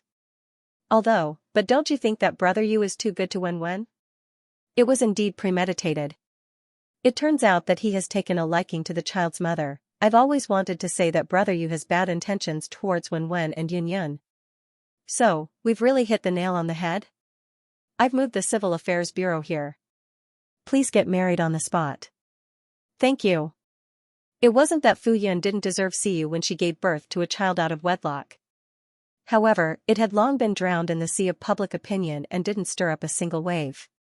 If they married a beautiful woman with fair skin and a good temperament, they would wake up laughing even in their dreams if they could get such an adorable child as a gift. Many people were envious and jealous of Xiyu. Not only did he marry the goddess of his fans, but he could also openly raise their child. Boo-hoo, they were so envious that they burst into tears. Even most of Xiyu's fans had nothing to say. They had already had a hunch, so they weren't surprised. When they thought that Wen's child would be their child in the future, they suddenly became excited. Thus, the little moons confidently climbed the wall and swarmed into Wen's social media account to openly suck on her child. Boo-hoo, how can my child be so cute? My child is too amazing. Her acting skills are amazing. Wen had been scrolling through social media on his phone. He knew that as soon as the case ended, it would definitely be trending online. As expected, he soon saw the results. Wen thought that everything was over. His life had completely changed. If Fang Shui went to jail for 3 years, that woman would definitely not be born. Could it be that Chang Zhuyu would run to the prison to sleep with Fang Shuerua? Even if he wanted to, the country wouldn't allow it. If he remembered correctly, that woman would be born in the next few years. She wouldn't have a chance to be born. Haha. Wen was overjoyed. When he thought about how he wouldn't have to breathe in the same air as that disgusting and annoying woman, he felt that the future would be too beautiful. He hadn't done anything yet, but all his worries were gone. Wen was happy when he suddenly saw a trending topic. His smile gradually disappeared. Someone wanted to steal his mother. Even though Wen knew what was going on, when he saw the video of them holding hands, Wen was still furious and jealous. Would he still be his mother's favorite baby in the future? Wen puffed up his chubby cheeks and continued to watch. Suddenly, he couldn't open it. The server had crashed. He was even angrier. Hence, when Fu Yun and Xiyu returned, they were greeted by an angry back view. Even the strands of hair on that chubby little body were saying, "I'm angry, come and coax me." Fu Yun immediately went forward and squatted down to hug Wen. She said softly, "Baby, don't be angry. Mommy loves you the most." Fu Yun thought that Wen was angry because she didn't bring him out in the morning. She felt that this was a court after all, and she didn't want Wen to appear. What if he was traumatized? Hence, they resolutely didn't bring him along in the morning. Fu Yun thought that Wen had been angry until now, so she quickly comforted him. That place isn't fun at all. In the future, Mommy will bring you to a very, very fun place, okay? It had to be said that although Wen wasn't angry for this reason, it was a stroke of luck. Wen, who was still throwing a tantrum, was coaxed. His angry little face bloomed with joy. Wen glanced at Xiyu proudly. He was still Mommy's favorite baby. I love Mommy the most too. Sigh, he was already so old, yet he still had to talk about love all day. It was really too embarrassing. However, Mommy had to coax him. Otherwise, what if he cried? The mother and son were instantly affectionate and spoke together with their heads touching. Mommy is telling you. The bad guys who hurt Wenwen have all been locked up by the police. No one can hurt Wenwen in the future. Wenwen looked up. I'm not afraid. Yes, yes. Wenwen is the bravest. Mommy is also brave. Siyu sat at the side and looked at the mother and son. He smiled and his eyes seemed to overflow with gentleness. Now that the case had been closed, Fu Yun seemed to have put down one of her worries. She felt much more relaxed, and her smile did not have any gloominess. Many relatives and friends who were also concerned about the case also sent their greetings.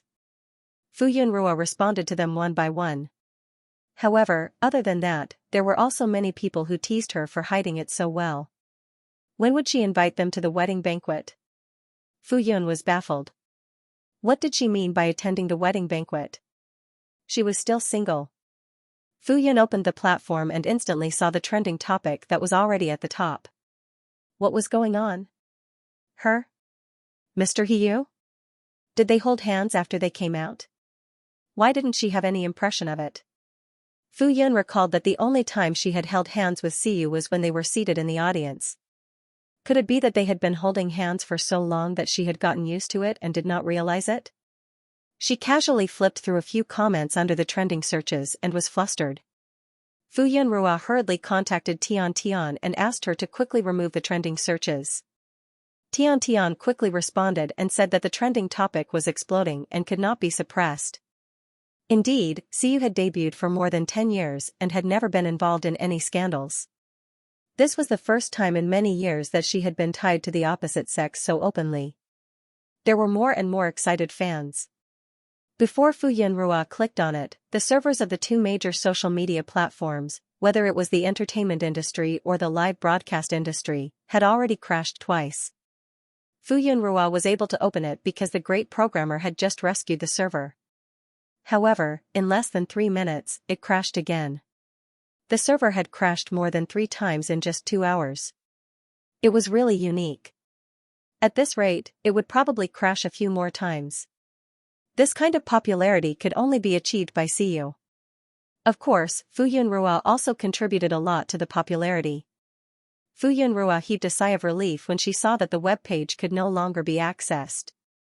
However, when she thought about the grand occasion when the server was repaired, she could only think of asking Siyu to suppress the popularity. However, in front of the child, Fu Yunrua was embarrassed to talk about this topic. Hence, she lowered her head and sent a message to Siyu. I heard that you don't have any scandals with the opposite sex. Is it bad for you to be on the trending searches now? Why don't you ask your team to leave quickly? When Siyu heard the vibration of a WeChat message, he lowered his head to take a look. Then, his slender fingers tapped on the screen and he quickly replied. I don't have any scandals with anyone. Before Fu Yunrua could heave a sigh of relief, she saw the next sentence. Except for you. Fu Yunrua gasped and looked up at Siyu. Siyu also looked at Fu Yunrua with a smile on his face. Besides, this isn't a scandal. As he spoke, he moved his body and leaned over to get closer to her. However, just as he moved at an angle, his chubby little body squeezed in between the two of them, forming an insurmountable obstacle. Wenwen had just been comforted by Fu Yunrua, but when he saw the two of them sending messages in front of him, he was very unhappy. What were they saying behind his back? What was it that they couldn't let him hear? Before Wenwen could stand on his tiptoes to take a look, he saw Siyu's actions. He immediately squeezed in between the two of them and even pushed Siyu away. He glared at him. Why did he suddenly lean over? Siyu was speechless. He suddenly realized that this little chubby boy was the biggest obstacle in his pursuit of his wife. Could he apply for a refund? It was a pity that he couldn't return this little guy. Siyu clicked his tongue in his heart. Under Wenwen's cross-eyed gaze, he finally cooperated and moved away. Wenwen sat between the two of them with her arms crossed and snorted loudly. Siyu brought up the old topic again. The topic of Wenwen will probably be discussed for a while. Should we prepare to go abroad to avoid the limelight? Siyu had already protected Wenwen heavily, but it was better to be safe than sorry. Feng Shui had been in the entertainment industry for many years. Her fans were the most irrational. Even though many of them had already stopped being her fans, there were still a considerable number of them who continued to clamor that Feng Shui was innocent. Even though she had been sentenced, there were still a number of die-hard fans who cried out for her innocence. Siyu was worried that when Wen went to school, those die-hard fans would bypass his layers of protection and hurt Wen. Based on the fact that some of her die-hard fans had laid their hands on Wen, it was obvious that these people only had the same moral values as Feng Shui. Persimmons were easy to bully. No one dared to seek revenge on him. They would only bully the weak. Furthermore, during the summer break, that sci-fi film was a hit. Wen had become the most famous child star with just one role. Xianxia wasn't exaggerating at all. Wen did indeed have the potential. He didn't even need to specially create a path for him to become the #1 child star. He had become the #1 child star with just one role. It was so smooth that it was unbelievable. When the cinemas saw that the film was a hit, not only did they request to extend the time it was taken off the shelves, but they also increased the number of showtimes to almost 100%. The investors made a lot of money and could wake up smiling in their dreams. Not only that, but this film had already signed many foreign copyrights. It wouldn't be long before it would be shown in cinemas all over the world. Fu Yun and Wen had always been under Siyu's protection. Everything in the outside world was isolated from him. Wen didn't know much about his current fame and naturally didn't know how popular he was now. He was already an A-lister. Siyu was very proud and sighed. Indeed, like father, like son. Back then, his film was a hit and he became an A-lister. It was just that he acted as the male lead. Wen was only a minor supporting role with the third male lead. He was much more impressive than he was back then. He had surpassed his master. Of course, Siyu wouldn't tell Wen these things, lest he became arrogant. Fu Yun was most concerned about Wen's safety now. When she heard Siyu say this, she was very nervous. Other than paying attention to the progress of the case, she paid the most attention to Wen. She often scrolled through Wen's news online, so she could naturally feel Wen's rapidly rising popularity. Fu Yun didn't expect Wen to become so popular so quickly. She remembered that the person in the original novel had been training for many years before he finally struggled to find a way in the entertainment industry. However, they were two different people now, right? Fu Yun was relieved. A rapid rise in popularity would indeed bring a lot of trouble. Even adults would find it difficult to deal with, let alone children. During the summer vacation, many adults would definitely bring their children to watch movies. The children from the same school would definitely recognize them. On the first day of the movie's release, she had already received many warm greetings from parents. Children didn't know the severity of the situation. If they accidentally hurt Wen when they wanted to see Wen, whether it was hurting Wen or other children, it wouldn't be a small matter. Fu Yun had thought about the consequences of Wen going to film, but she didn't expect this day to come so quickly. Would he still have a carefree and happy childhood in the future? Wen hugged Fu Yun's arm and said coquettishly, "Mom, I want to be with you." Wen didn't say that he didn't want to go to school. He actually thought that school was quite interesting. Although the children were a little childish, they were still obedient. He was quite happy. However, if it didn't affect his studies, he was more than willing to stay with his mother every day. He was still a child now, so it wasn't strange for him to stick to his mother. When he grew up in the future, he wouldn't be able to stick to his mother so unscrupulously. Fu Yun wavered again. When she lowered her head, she saw Wen's sparkling big eyes. When she raised her head, she saw Siyu's expectant eyes. Siyu said, "It's really fun. The scenery is very beautiful. If you really mind, I'll discuss it with them. If you're not ready, you don't have to meet them. They'll avoid you." Fu Yun looked embarrassed and waved her hands. How could she let the elders avoid her? "Why don't you bring Wen along?" "I won't go." Fu Yun trusted Siyu and believed that he wouldn't snatch her son away from her. Therefore, it was good for him to bring Wen to meet other relatives. Her relatives here could be ignored. It would be good to have more relatives on Siyu's side. When Wen heard that they were going to separate, he immediately said, "No. He didn't want to leave his mother to play alone. Was that considered playing? It wasn't. Fu Yun hesitated, but she thought about it again. Would Siyu's relatives treat Wenwen badly? After all, he didn't have a proper status. When she thought about how Wenwen might be wronged in a place where she couldn't bear to leave him. Siyu said, Ruoruo, if you really don't like it, we'll go somewhere else. Siyu sighed. He was still too impatient. Fu Yun heaved a sigh of relief and nodded. Without further ado, Siyu immediately arranged the itinerary and booked a flight for tomorrow afternoon. He would take a private jet and head over directly. When Fu Yun heard that they were in such a hurry, she hurriedly went to pack her luggage. Siyu said, you don't have to pack anything. I'll get someone to prepare everything. Only then did Fu Yunrua give up. Wenwen was instantly overjoyed. He didn't have to go to kindergarten. The next day, under Wenwen's anticipation, it was finally time to set off. Wenwen could not wait any longer. She paced around the living room excitedly. Fu Yun first asked Uncle Gua if they were going on a trip. However, Uncle Gua thought that he had not taken care of his flowers during this period of time. Now that Wenwen and Siyu were fine, he was relieved and naturally focused on his flowers. As for Yuan Xian and Tian Tian, they were even more busy. Wenwen's popularity rose and Siyu's popularity was not small either. Yuan Xian was so busy that his feet did not touch the ground. It was painful but happy. Fu Yun also became popular because of Wenwen and Siyu. Tian Tian and the staff in the studio were also very busy. In the end, only Fu Yun and the other two went. Mom, are you done? Wenwen raised her head from time to time. Although Siyu did not need to bring anything, Fu Yun still packed some personal clothes and things that she felt would be useful. She thought that she had only packed a few things, but in the end, it still filled 2 big suitcases. Fu Yun originally wanted to reduce the number of suitcases, but she could not bear to take any of them down. She felt that it was necessary. In the end, she decided not to reduce the number of suitcases. Before they set off, Siyu suddenly said to Fu Yun, Chairman Fu wants to meet you. Do you want to meet him? Fu Zonghong had connections and social circles.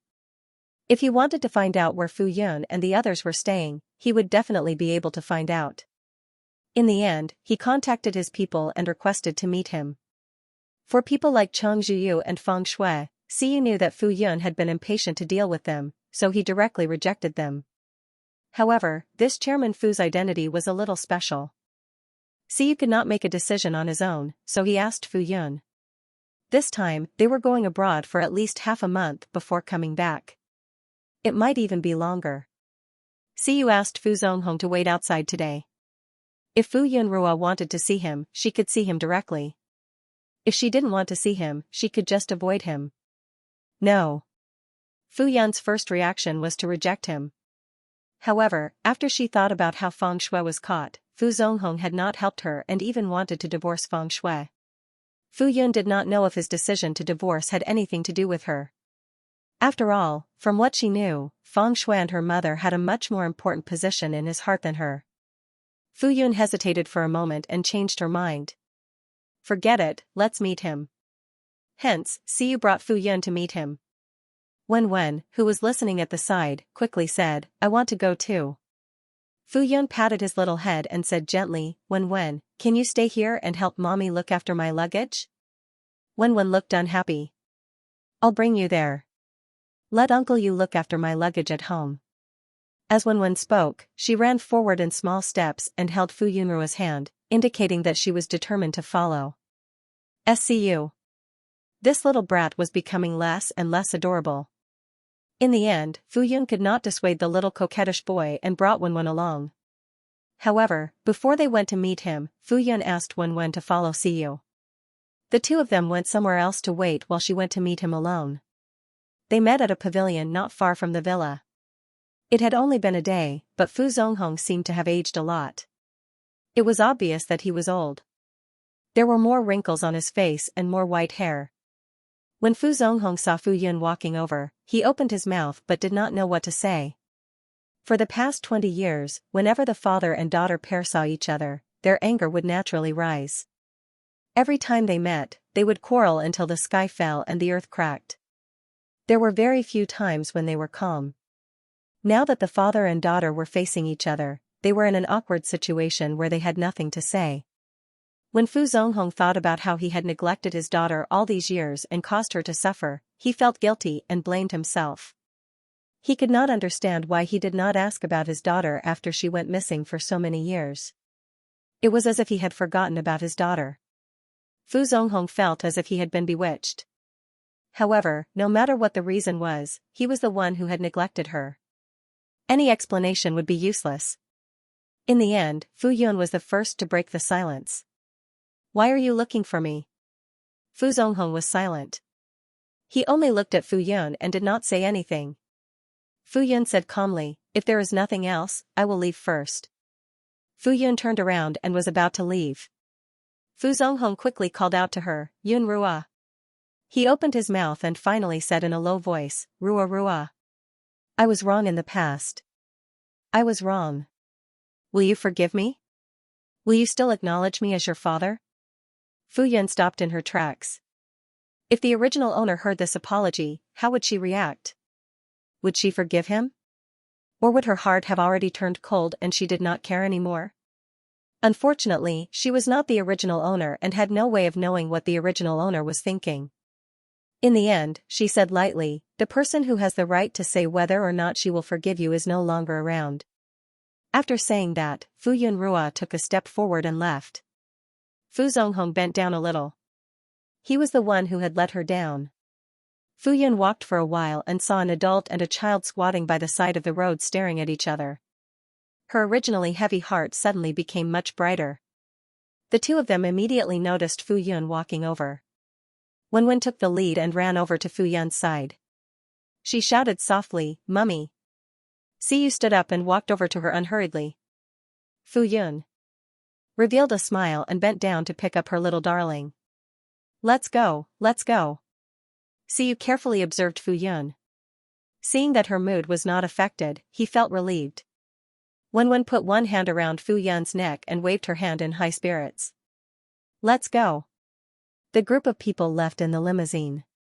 When they arrived at the airport, they took a private plane and took off. Fu Yun felt that it was quite strange for her to take a private plane for the first time. This private plane was not the kind that could only seat 2 or 3 people on television. The interior was very spacious and had a low-key luxurious feeling. There was a room for resting. There was a fixed bed and a sofa outside. It looked very comfortable and the feeling of sitting down was amazing. There were also a lot of drinks and pastries. The plane flew steadily and there was not much noise. If they did not see the clouds outside, they would not have thought that they were high up in the sky. Other than the 3 of them and the pilot, there were many bodyguards. However, they were all in the private room at the back and would not come forward without orders. Fu Yun sat for a while and asked Wen, who was in high spirits, "Do you want to go to sleep?" Siyu had already told them that it would take about 5 hours to reach their destination. It would be boring to just sit there for such a long time. Wen shook her head. "I'm not sleeping." Siyu found a deck of poker cards from somewhere. "Let's play Fight the Landlord?" If Fu Yun was interested, it would be better than just sitting there and eating. However, Fight the Landlord required 3 people. Wen was so young. Could she do it? Fu Yun looked over and saw Wen's eager face. He quickly responded, "Let's play. Watch him kill everyone." Yes, watch him kill everyone with his mother. He is very good at Fight the Landlord. Haha. Fu Yun was doubtful. "Do you know how to play?" She did not remember teaching Wen how to play Fight the Landlord. "I know how to play." Wen answered loudly. "Who taught you?" Wen, question mark. He rolled his eyes and apologized in his heart. Then, he said self-righteously, "Uncle Yuan taught me." Fu Yun was still doubtful, but Wen could not wait. He wanted to kill Uncle Yu. Hence, Siyu dealt the cards. Wen's eyes rolled. "If you win, there will be a reward. If you lose, there will be a punishment." Siyu looked up at him. "What reward? What punishment?" The person who loses the most will shout "I'm a big stupid pig" a few times after losing. Wen imagined Siyu's expression when he received the punishment. In his heart, he laughed proudly with his hands on his hips. Fu Yun had only played Fight the Landlord with others when she was a student. It had been a few years since she came into contact with it. She even forgot the rules.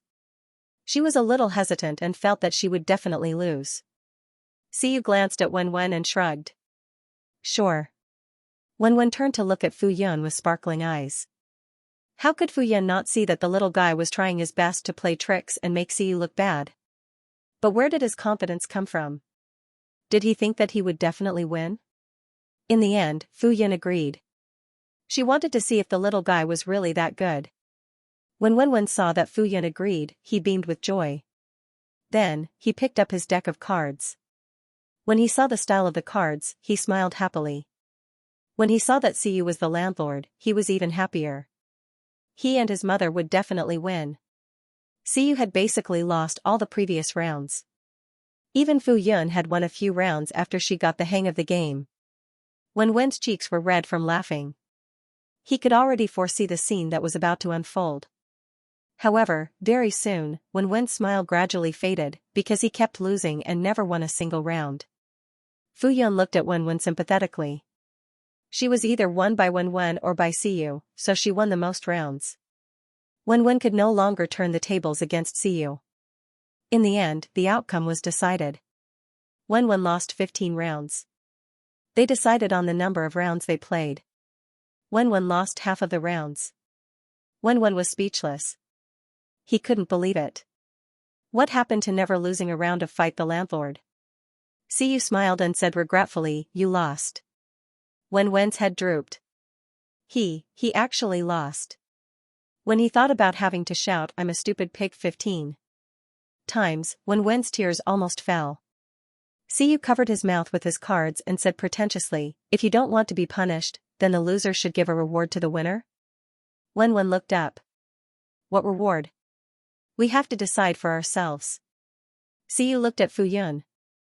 Fu Yun couldn't think of a reward for a child, so she said, "Why don't you say it first?" Siyu tilted his head and said, "So you have to call me daddy 15 times? Wen was speechless. He puffed up his chubby face and said, "You have to be honest. You have to accept your loss." Then he shouted "I'm a stupid pig" 15 times in one go. After Wen shouted, he covered his face and praised himself for being quick-witted. Fortunately, he had fulfilled his promise in time. There were only 3 of them here. Anyway, it wasn't the first time he had embarrassed himself in front of them. Otherwise, he would have to shout that in front of others. "See you. Stupid brat." Fu Yun smiled, but she also felt strange. Wen had clearly accepted Siyu as her father, so why was she unwilling to call him? Fu Yun looked at the time. There was still more than an hour left. She definitely could not continue playing cards to kill time, so she asked Wen, "Do you want to take a nap?" It was already past lunch break. Wen, who had been in high spirits, suddenly felt sleepy when she heard the word sleep. She couldn't help but yawn. Seeing this, Fu Yun brought Wen to her room to rest. Fu Yun held Wen in her arms and patted his back rhythmically. Wen felt drowsy. Fu Yun suddenly asked, "Why doesn't the baby call me daddy?"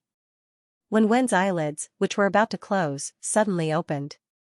He twisted his small body and clasped Fu Yun's collar with his fingers. Fu Yun waited patiently for a long time before she squeezed out a sentence. "I can't say it." It wasn't that he didn't accept Siyu, but he realized that compared to the grudge in his heart, he was more afraid of losing him. It wasn't easy for him to have both parents in this life. How could he not cherish it? He acknowledged Siyu, but every time he wanted to say those 2 words, he couldn't say them. Wen was in low spirits. Fu Yun hurriedly comforted him. "It's okay. Don't force yourself. Wait until you can say it." Then she hurriedly coaxed Wen to sleep. Wen was unhappy. He closed his eyes and rolled his eyes. In the end, he quickly fell asleep under Fu Yun's gentle comforting. Fu Yun looked at Wen, who was sleeping innocently, and lowered her head to kiss his forehead. She also closed her eyes and fell asleep. Wenwen was woken up by Fu Yunrua. When he woke up, he was very unwilling to open his eyes and acted coquettishly. Fu Yunrua woke up naturally. She accompanied Wenwen to lie down for a while and woke up a little. Then, Siyu knocked on the door. The plane was about to land. Fu Yunrua wanted to wake Wenwen up. Perhaps it was because the child had slept late last night and didn't take an afternoon nap, so he didn't get enough sleep now. Mummy, mummy. I'm sleepy. Wenwen's little legs and hands waved in the air for a while before he turned over and fell asleep again. Fu Yunrua hesitated for a moment and couldn't bear to wake him up. After the plane landed, Siyu Rua came in and carried Wenwen, who had not been woken up, out with one hand. Then, they got off the plane. It was evening at this time. The sunset at sea level dyed the sea and beach not far away with a dazzling orange-red color. It was breathtaking and amazing. Fu Yunrua didn't know where this place was. When the sea breeze blew, it was extremely cool. The temperature and air here seemed to baptize people and made them feel comfortable. Under their feet was a platform built at a high place.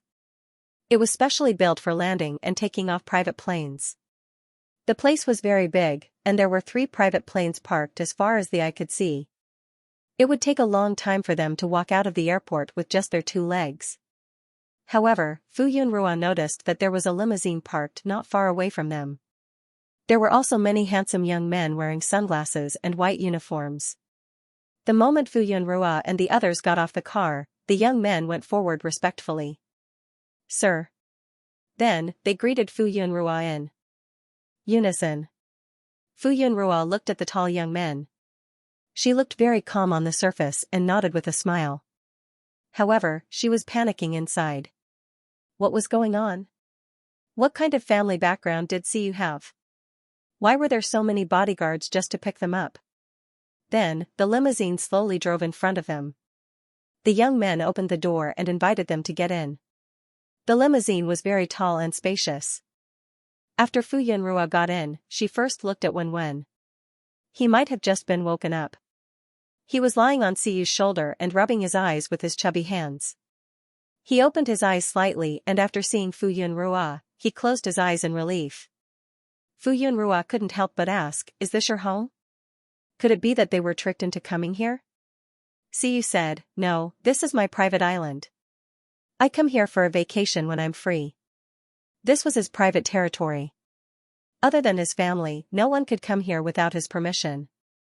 Fu Yunrua.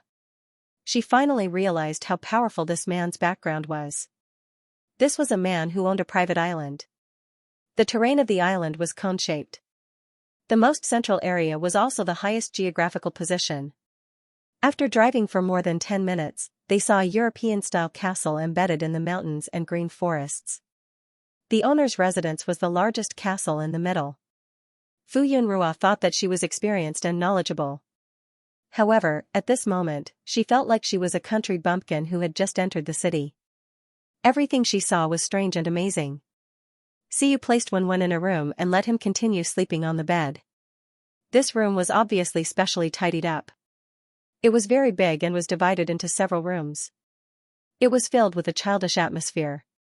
Fu Yunrua took a few glances at it. The cloakroom was filled with children's clothes for Wenwen's current figure.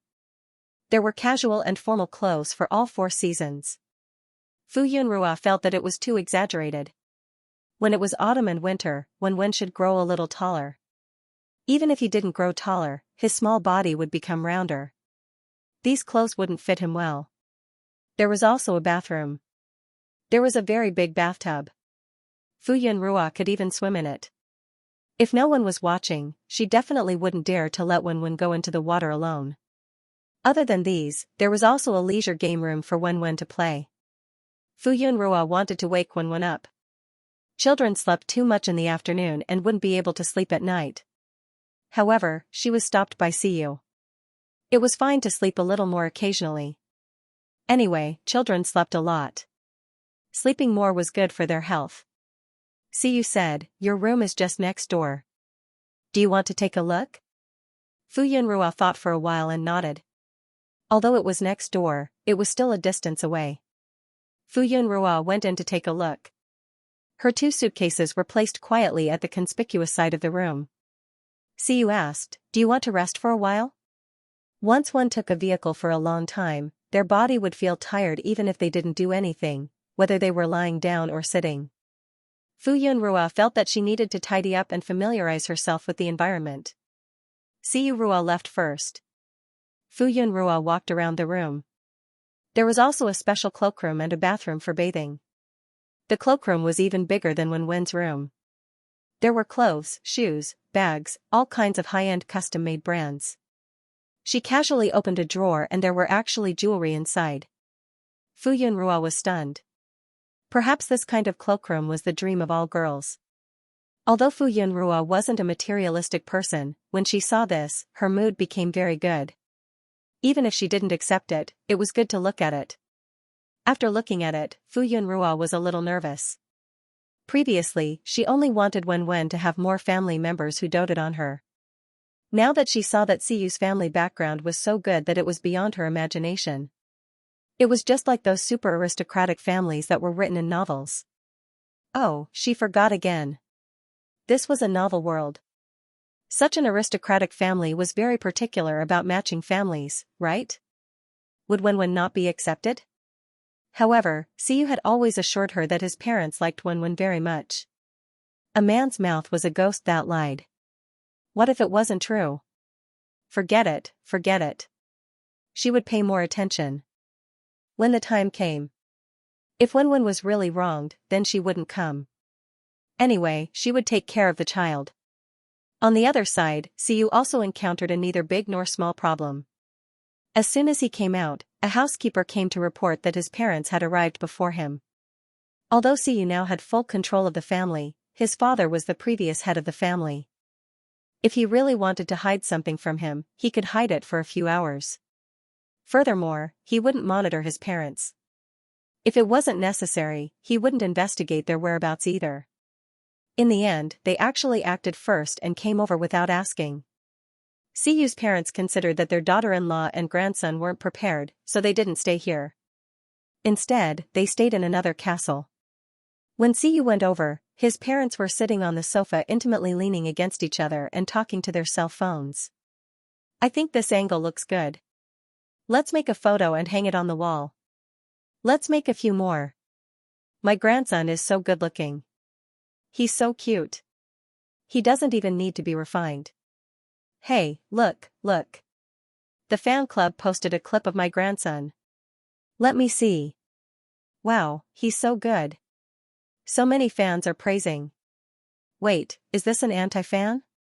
He speaks so strangely. Hurry up and kick him out. He must be an anti-fan. See you? No, he hadn't seen them for a while. How did they become so good at playing the fan club? Back when he was in the entertainment industry, he didn't see them join his fan club. Siyu coughed loudly. The two of them didn't even look up. They were completely focused on their cell phones. He actually wants to add us back. He even wants to lie and say that he's my grandson's true fan. He had discerning eyes and had seen all kinds of people. One look and he could tell that this was an anti-fan. Was he trying to be a mole? It would depend on whether they agreed or not. Blacklist him. Report him. Siyu. Father, mother. Siyu raised his voice slightly and called out. Xijing, who was Siyu's father, looked up and glanced at him. You're not deaf. You don't have to be so loud. That's right. Xianxia looked at him unhappily. He was disturbing them from watching Sun Sunday. Siyu was speechless. His voice was actually not very loud. Siyu sat down on the sofa. Why are you here? Xianxia sighed. We can't help it. Our son is so useless that he can't even marry a daughter-in-law. Our hearts are filled with longing. Siyu was speechless. Aren't you just adding to the trouble? Xijing said unhappily, we know what we're doing. Why are you worrying? Who asked your son to be blinded by your good looks? Xianxia patted Xijing's hand and gestured for him not to be angry. Then she looked at Siyu. Don't worry. We won't appear rashly. We just want to take a look at our darling from afar. Siyu was worried. Ruoro was not ready to meet his parents yet. If they couldn't resist and appeared, wouldn't he lose even more hope? Siyu thought about the gossip he had heard about the rich and powerful. He looked at the two of them and said, "Are you trying to test me?" Xiaxia immediately pulled a long face. "What do you think we are? Do we look like people who care about status?" Xijing frowned and said, "We are very satisfied with Ruoro. You're the one who is useless. You don't even have a status. If word gets out, you'll embarrass your father. He was the world's most handsome male celebrity. If he couldn't even get a daughter-in-law, what was the use of having such a face?" "That's right. As long as you don't bring a daughter-in-law home, we'll be even more satisfied." She thought for a moment and felt that she had not expressed herself clearly, so she added, "Even if it's a man's wife, as long as there's no problem with her character, we'll accept her if you like her." They were very open-minded. Even if their son wanted to spend the rest of his life alone, they wouldn't have any objections. After all, the Xi family had a lot of heirs. When the time came, they could just adopt them. It wasn't as if they hadn't adopted anyone in the history of their family. Of course, there was also another reason. When the child grew up, they could not control him even if they wanted to. Siyu's mouth twitched. He really had to thank his parents for being open-minded. "What are you doing here? Why aren't you going to accompany your future wife and child?" Not long after, Xiaxian waved her hand and chased her away. "They're unfamiliar with this place. Without you by their side, they won't feel safe." No wonder his son hadn't managed to win her heart yet. It wasn't without reason. Look, he was too insensible. Siyu thought about it and agreed. Hence, she bid farewell to her parents and returned to the main castle. When Siyu arrived, the castle was quiet. He casually asked the servants at the side. After hearing that they hadn't come out of their rooms, he went upstairs. He knocked on Fu Yunrua's room door. Fu Yunrua had just sorted out her luggage and was sitting on the sofa playing with her phone. She had just arrived and wasn't familiar with the outside world, so she didn't go out rashly. Speaking of which, she hadn't told Uncle Gua and the others that she was safe. The signal here was normal, and she could still go online. However, there was no positioning here, so she knew that this private island was in the Pacific Ocean, but she wasn't sure of the specific location. Fu Yunrua contacted them one by one. Before she finished chatting, she heard a knock on the door. She opened the door. "Mr. Yu?" Siyu asked, "Do you want to go out for a walk?" Fu Yunrua thought for a moment and nodded. Hence, Siyu brought Fu Yunrua for a walk nearby. The castle was very tall and big.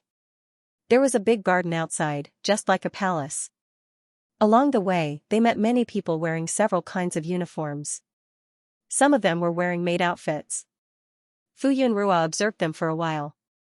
They were mainly responsible for the hygiene and cleaning of the castle. There were gardeners in the garden to manage the flowers and plants. There were also teams of bodyguards patrolling outside. Siyu and Fu Yunrua stood at a high place. From here, they could almost see the entire island. At this time, the sky was gradually darkening. The lights in the castle had been turned on.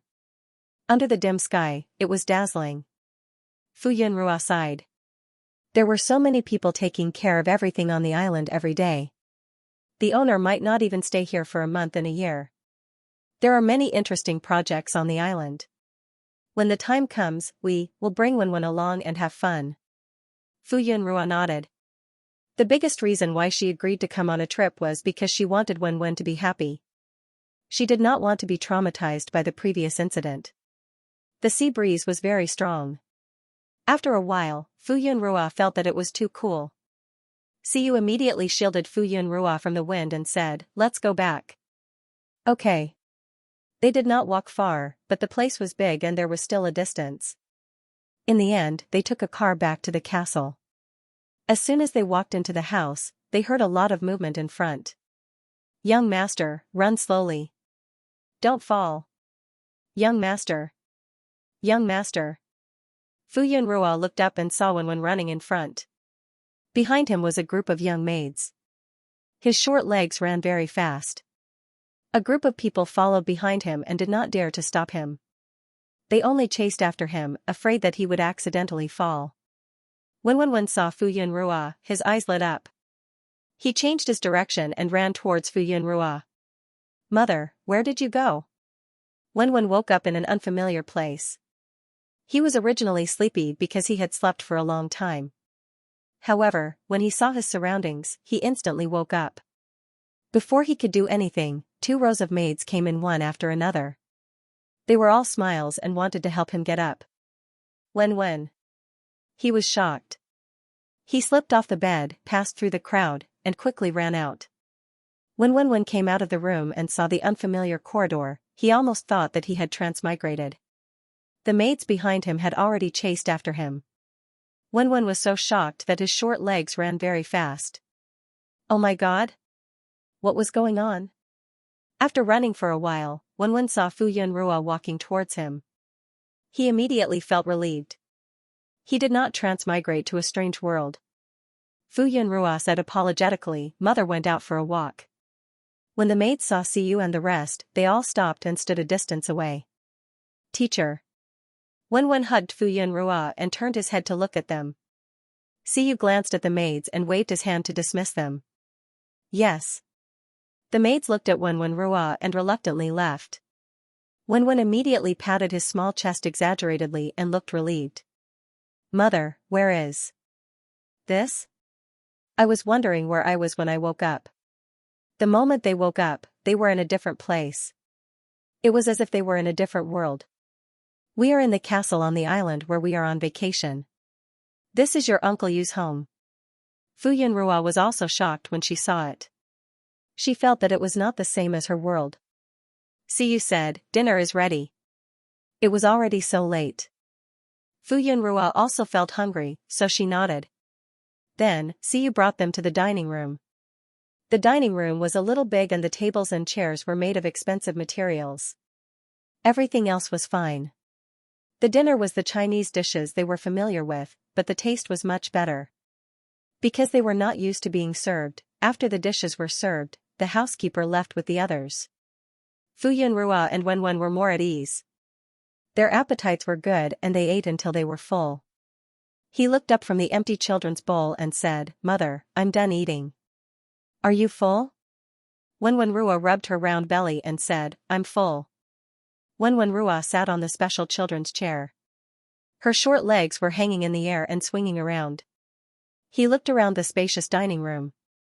Although he did not walk through the entire castle, just from the interior of the building, it was similar to the castle in the Vampire Count on TV. The only difference was that it looked more modern and magnificent. It did not have a gloomy and treacherous feeling. Wenrua asked curiously, "Uncle Yu, aren't you afraid?" When he thought about living in a castle at night, would he think of strange things? Siyu Rua said, "What's there to be afraid of as a man? Or are you afraid?" His private island had the highest security level. "It's okay. You're still young.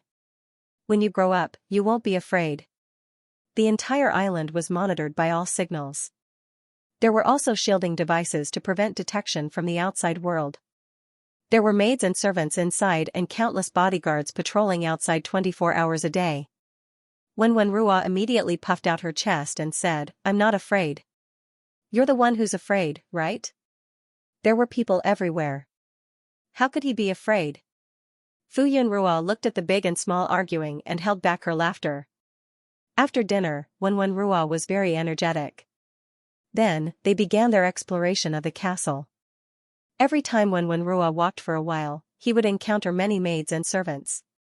Most of them were foreigners or mixed-race people, but they spoke Mandarin very fluently. At first, Wenrua would be frightened.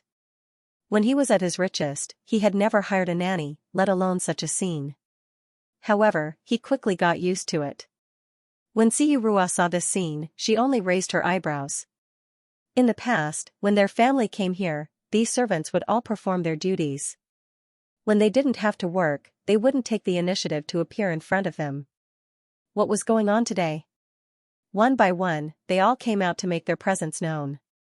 Siyu Rua looked at their gazes and thought to himself, "Isn't it just a little brat? Why are they so interested in him?" The servants were originally very careful, but when they saw that their master didn't reprimand them, they all ran out to meet the young master. Their young master was very cute from head to toe. At first glance, they couldn't help but like him. Fu Yunrua had been following Wenwenrua and saw him running up and down everywhere, still full of energy. Fu Yunrua felt tired after walking for an hour. She looked at the lively Wenwenrua and thought to herself, indeed, he slept too much in the afternoon. Otherwise, how could he be so energetic at night? Next time, I definitely won't let him sleep too much. In the end, Xiyu took the initiative to take over the responsibility of accompanying the child. She was responsible for exhausting the child's energy before bringing him to take a bath and swim. When he came out of the bath, he was drowsy. When Fu Yunrua saw that the child had finally stopped, she heaved a sigh of relief. Children were really too energetic. Taking care of a child was hard work. Xiyu said, "You should rest early too. I'll bring you to play tomorrow." Fu Yunrua nodded in agreement. The next day, the vacation on the island officially began. Xiyu was the most familiar with this place, so the itinerary was basically arranged by them. Since it was by the sea, they naturally had to go swimming, surfing, sailing, fishing. Fu Yunrua had never tried such an exciting activity like surfing before. However, with Xiyu bringing her along, she finally experienced it. It had to be said that it was really exciting. There was also a glass room built on the island for viewing the underwater world. It was transparent on 3 sides, so they could see the underwater world without going into the water. They could also go into the water because there were submarines that could go deeper and further into the underwater world. Fu Yunrua and Wenwen had been constantly opening the door to a new world these days. When they were tired of playing outside, they could not look out. There were also many activities on the island. If they did not want to move, they could casually find a place to sit and enjoy the surrounding scenery for a day. In the beginning, Wenwen followed Fu Yunrua closely. After familiarizing himself with the island's environment, he did not have to see Fu Yunrua anymore. The servants in the castle had gotten a lot of strange and new toys from somewhere. He heard that they were played by children from other countries, and he found some of them interesting. Moreover, these people knew a lot of games. He also felt that it was very good. Wenwenrua slept with a smile because he was very happy every moment of the day. He found a football in the toy house with the autograph of a famous player on it. This football was now his favorite. Wenwenrua looked down at his short legs and decided to play more football so that he could grow long legs as soon as possible. Going out to play was also a very tiring thing, so sometimes they would not go anywhere and stay in the castle. At this time, Wenwenrua was playing with the football on the lawn outside. It was just that the football rolled around too much and was not under his control. If he accidentally kicked it hard, the football would roll all the way forward. Wenwenrua chased from behind. Not long after, he saw that the football was blocked and stopped next to a pair of leather shoes. Then, he said politely, "Uncle, this is my football." Wenwen knew that there were many bodyguards around, and there were maids watching him not far away. They did not do anything, which meant that this strange person was not dangerous to him and could be approached. The bearded man approached Wenwen. Wenwen raised his head even higher. Looking closer, he found that this person was even taller, about the same height as Uncle Yu. The bearded man stopped in front of Wenwen, then squatted down and handed the football to Wenwen. He tried his best to say in a kind voice, "I'm not an uncle, I'm a grandpa." Wenwen looked up at the short black hair under his hat, then carefully looked at the skin under his beard. He felt that calling him grandpa did not suit him well. Wenwen took the football and thanked him seriously, "Thank you." "You're welcome." His low and deep voice suppressed his excitement. He raised his hand tentatively, wanting to touch Wenwen's soft hair. He was very careful, as if he was afraid that he would hurt her. He was afraid that he would use too much strength. Wenwen looked very approachable, but in fact, he would not let people who were not close to him touch him. However, he felt that the person in front of him did not have any ill intentions towards him, which inexplicably made him have a good impression of him. For some reason, he stood there obediently and did not move. After being touched on the head, Wenwen felt strange and embarrassed again. Then, he hugged the ball and ran away quickly. The bearded man watched the little cutie's back as she ran away. It was not until she left the lawn that he retracted his gaze. He looked at his big hand and smiled. His good grandson was so soft and obedient. If there was something that Fu Yun liked the most about this island, it would be the Four Seasons garden. Because she raised flowers, she naturally liked these plants. When she saw the well-taken care of garden, she could not help but ask the gardener in charge of the garden for advice. Fu Yun also met a female gardener who was very knowledgeable about flowers. Fu Yun felt very comfortable communicating with the gardener, and she also learned a lot of experience. Although raising flowers was not easy, as long as she understood a little about the habits of other flowers, she could quickly raise them. If Fu Yun received permission, she would also take care of these flowers. Fu Yun really wanted to take some photos and share them with flower lovers, but because of the trending topic, she did not post anything for a few days and even took a break from her live broadcast. However, this did not affect her mood to record this beautiful scene, even if it was for her own enjoyment in the future. Fu Yun did not take a panoramic view. Instead, she zoomed in and took a picture of a flower or a bouquet of flowers. Your photos are really beautiful. You can even compare to a professional photographer. When the female gardener saw the result of Fu Yunrua's shooting, she did not hide her amazement. This shot had frozen a flower in its most beautiful state for eternity. Beautiful Aunt Yun, you flatter me, I just learned some photography skills online. Back then, she had wanted to take photos and videos of Wen. Later, she had taken photos of orchids and edited videos. Perhaps it was because she had some talent that she was unexpectedly likable? After Aunt Yun finished looking at the photo, she praised Fu Yun with a smile. What a good girl. Not only does she raise flowers well, she also knows how to take photos. That's great. No. Fu Yunrua was really embarrassed. Aunt Yun was the first person to praise her in front of her all the time. Although her fans often praised her, most of them were online, so her feelings were not that deep. Now that she was being praised so straightforwardly, it made her blush. That son of mine, to be honest with you, really dies. Even his father is not like this. Aunt Yun sighed. Fu Yunrua exclaimed, what a coincidence, my son is like this too. That son of mine is not bad looking, but he can't do anything. Aunt Yun complained, he likes a girl, but he can't get her even after chasing her for a long time. Aunt Yun is so good, your son must also be an outstanding young talent. With sincerity, he will definitely get what he wants. Aunt Yun smiled even more happily, thank you for your auspicious words. I just hope that he can settle down, and we can live a happy life with our grandchildren as soon as possible. It will definitely be very soon. Fu Yunrua had just finished speaking when she suddenly thought of something and asked curiously, Aunt Yun, how old is your son? My son is already in his 30s. He's much older than you. Fu Yunrua was stunned, you look so young. I thought your child was at most in junior high school. She was still wondering why she got married and had children so early. Aunt Yun was overjoyed, I'm almost 60.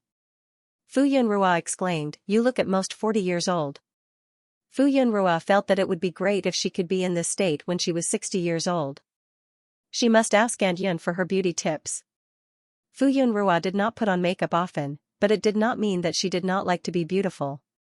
The two of them were chatting happily when Wen ran in from outside. Mom. Aunt Yun's eyes lit up when she saw Wen. Fu Yunrua saw that Wen's cheeks were red and sweaty from running, so she took out a tissue and wiped his sweat. Is it fun? Wen nodded. Aunt Yun walked over, this is Wen, right? What a cute child. Wen looked over curiously. Fu Yunrua introduced, this is my son, Wen. Then, she asked Wen to address him, this is. Fu Yunrua paused for a moment. If she called her aunt, then wouldn't Wen have to call her grandma? But why did she look so young? It felt weird to call her 2 generations older. Aunt Yun smiled and said, just call me grandma. There was a hint of anticipation in her eyes. Wen could not help but look at her a few more times. Just now, there was a strange uncle who wanted him to call him grandpa, and now there was a strange aunt who wanted him to call her grandma. Wen thought to himself, could it be that these were Uncle Yu's parents, which meant that they were his biological grandparents? The bearded man just now had his face covered, so he could not tell. The person in front of him did not look much like Uncle Yu. Fu Yunrua saw that Aunt Yun had taken the initiative to address her, so she asked Wenwen to call her grandma. Wenwen called out obediently. He looked at Fu Yunrua, who did not know anything inside. In his heart, he had to watch his mother closely in the future. What if she was too stupid and got cheated? Are you thirsty? Are you hungry? Let's go eat something? Fu Yunrua asked for Wenwen's opinion. Usually, after exercising, one would need to replenish their water. When Aunt Yun heard this, she did not care about being happy and hurriedly said, "Then let's go in quickly. Don't be thirsty or hungry." Fu Yunrua nodded and said goodbye to Aunt Yun. Then, she held Wenwen's hand and returned to the castle. After they left, Aunt Yun stood in the garden for a while before putting down the watering can and leaving for another castle. When she entered the living room, she saw Xijing sitting on the sofa in a daze looking at his hands. She looked away in disgust. That beard was really irritating to the eyes. "Gigi, I touched my good grandson's head." Xijing saw that his wife had returned and hurriedly raised his hand to show off. When Xie Yunrua heard this, she hurriedly walked over and touched Xijing's raised hand with all her strength. She thought jealously, "I haven't touched my good grandson's head yet." However, Xie Yunrua said proudly, "My good grandson called me grandma." What? Xijing Rua was jealous. He had not heard his good grandson call him grandpa yet. These two people were Siyu's parents. Originally, they only watched from afar every day and watched the surveillance cameras more often. However, when they saw the mischievous and cute son Meng, their hearts beat faster, and they were no longer satisfied with watching from afar. Thus, they thought of disguising themselves. Siyu's face was completely inherited from Xijing's. Anyone with a discerning eye could tell that the two of them were relatives. Thus, he covered his face and disguised himself as a passerby. Xie Yunrua disguised herself as a gardener because she noticed that her daughter-in-law and grandson often rested in the garden. This way, she could see her good grandson up close. However, she did not expect that she would become friends with her daughter-in-law despite their age difference. After interacting with her daughter-in-law, Xie Yunrua became even more fond of her. Unfortunately, her son was disappointing and had not married her daughter-in-law yet. Siyu Rua, who had been a step late and was still thinking about how to tell Fu Yun that his parents had also come to the island, was speechless. When Siyu heard the news, he walked into the house and saw his parents arguing. He rubbed his forehead helplessly. Was Wenwen really that attractive to them? How could they disregard their image and try all sorts of ways to get close to her? He didn't know that his parents had such a side to them. When Xie Yun saw Siyu, she looked away in disdain. Siyu called out, but before he could say anything, Xie Yun suddenly said, "Son, come here." Siyu walked over and sat down. Xie Yun said meaningfully, "With the way you're going after her, I don't think you'll have any results even after 2 to 3 years." Siyu raised his eyebrows and sat up straight. "It's easy for your relationship to warm up when you go out to play, but with a child around, she won't pay full attention to you, right?" "I'll be positive." "Yes, and at most, I'll let her feel that it's good for her child to have a father." "What else can you do? You're not someone who will suffer for the sake of your child, and neither is Ruoruo. His parents were one of the people who understood him the best. I can see that she likes you, but this isn't enough for her to make up her mind to be with you. What you need to do now is to let her feel your feelings without any misgivings. If you don't express it clearly, Ruoruo will inevitably think that you want to be with her for the sake of the child. If you two don't have feelings for each other, this kind of marriage won't last long. Girls always have longing for marriage and love." When Xie Yun finished speaking, she couldn't help but pat Siyu. This child had lived so long in vain. He didn't even know how to chase someone. If her daughter-in-law ran away in the end, she would kick him out of the house. Siyu was deep in thought. This was his first time chasing someone, and he was relying on his instincts. He thought that if he made it obvious, the other party would be able to feel his feelings. Siyu thought that the little guy had been playing for so many days, and it was time for him to learn. Thus, when Siyu returned to the main castle, he mentioned this matter to Fu Yun and Ruoruo. The originally carefree Wenwen. No.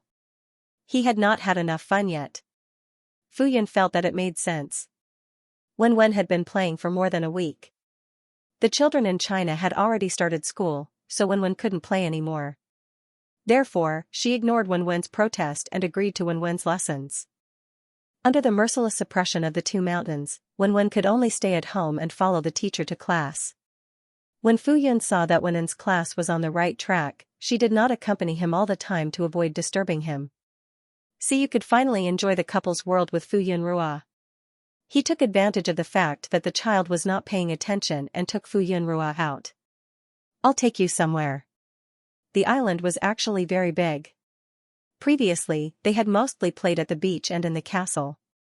This time, Siyu brought Fuyun Rua to explore the island. The two of them put on casual clothes and carried their backpacks. Before they set off, Fuyun Rua was still a little hesitant. "What if Wen looks for me? There are so many people in the castle." "Don't worry. When a child grows up, he can't stick to his parents all day long. He has to be independent." In the end, Fuyun Rua was still coaxed away by Siyu. They went to the other side of the island. The mountain walls here were steeper, and the environment was as natural as possible. Siyu considerately protected Fuyun Rua all the way up. Fuyun Rua thought that it was a good thing that she did not bring Wen along. This environment was really tiring.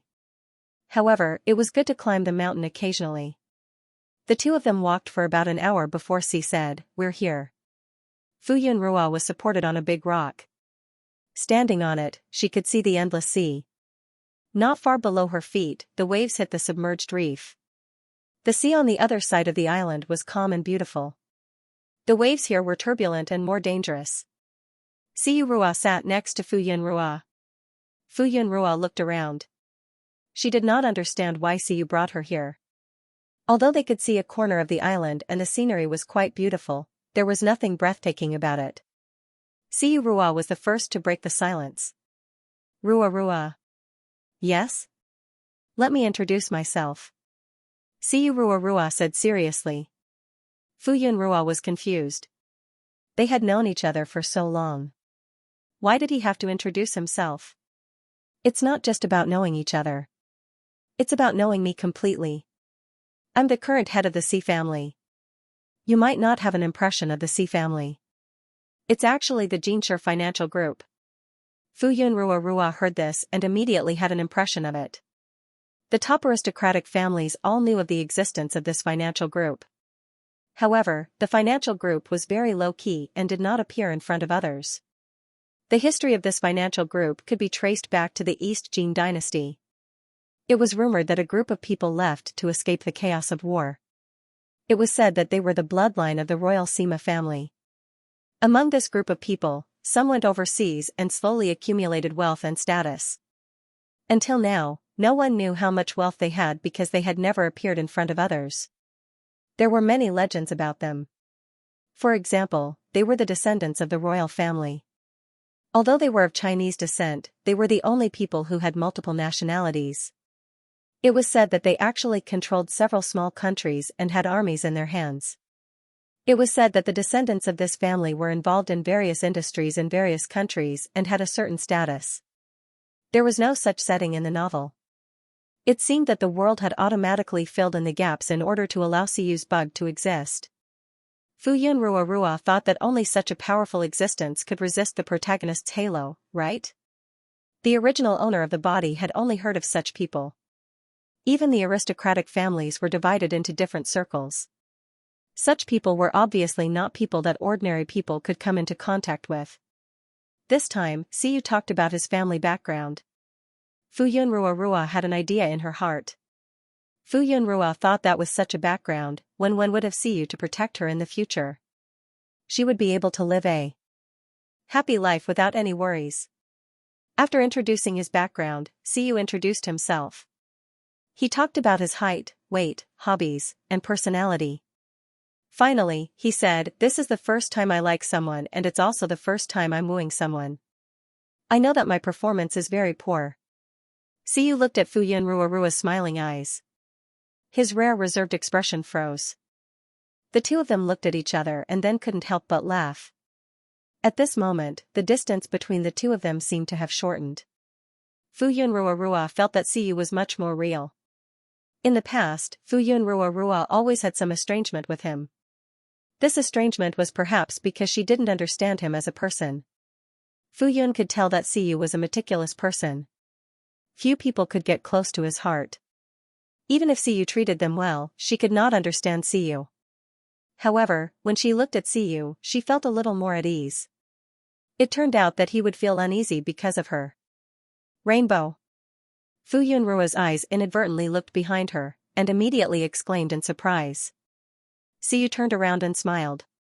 Looks like we're quite lucky. The terrain here was rather special.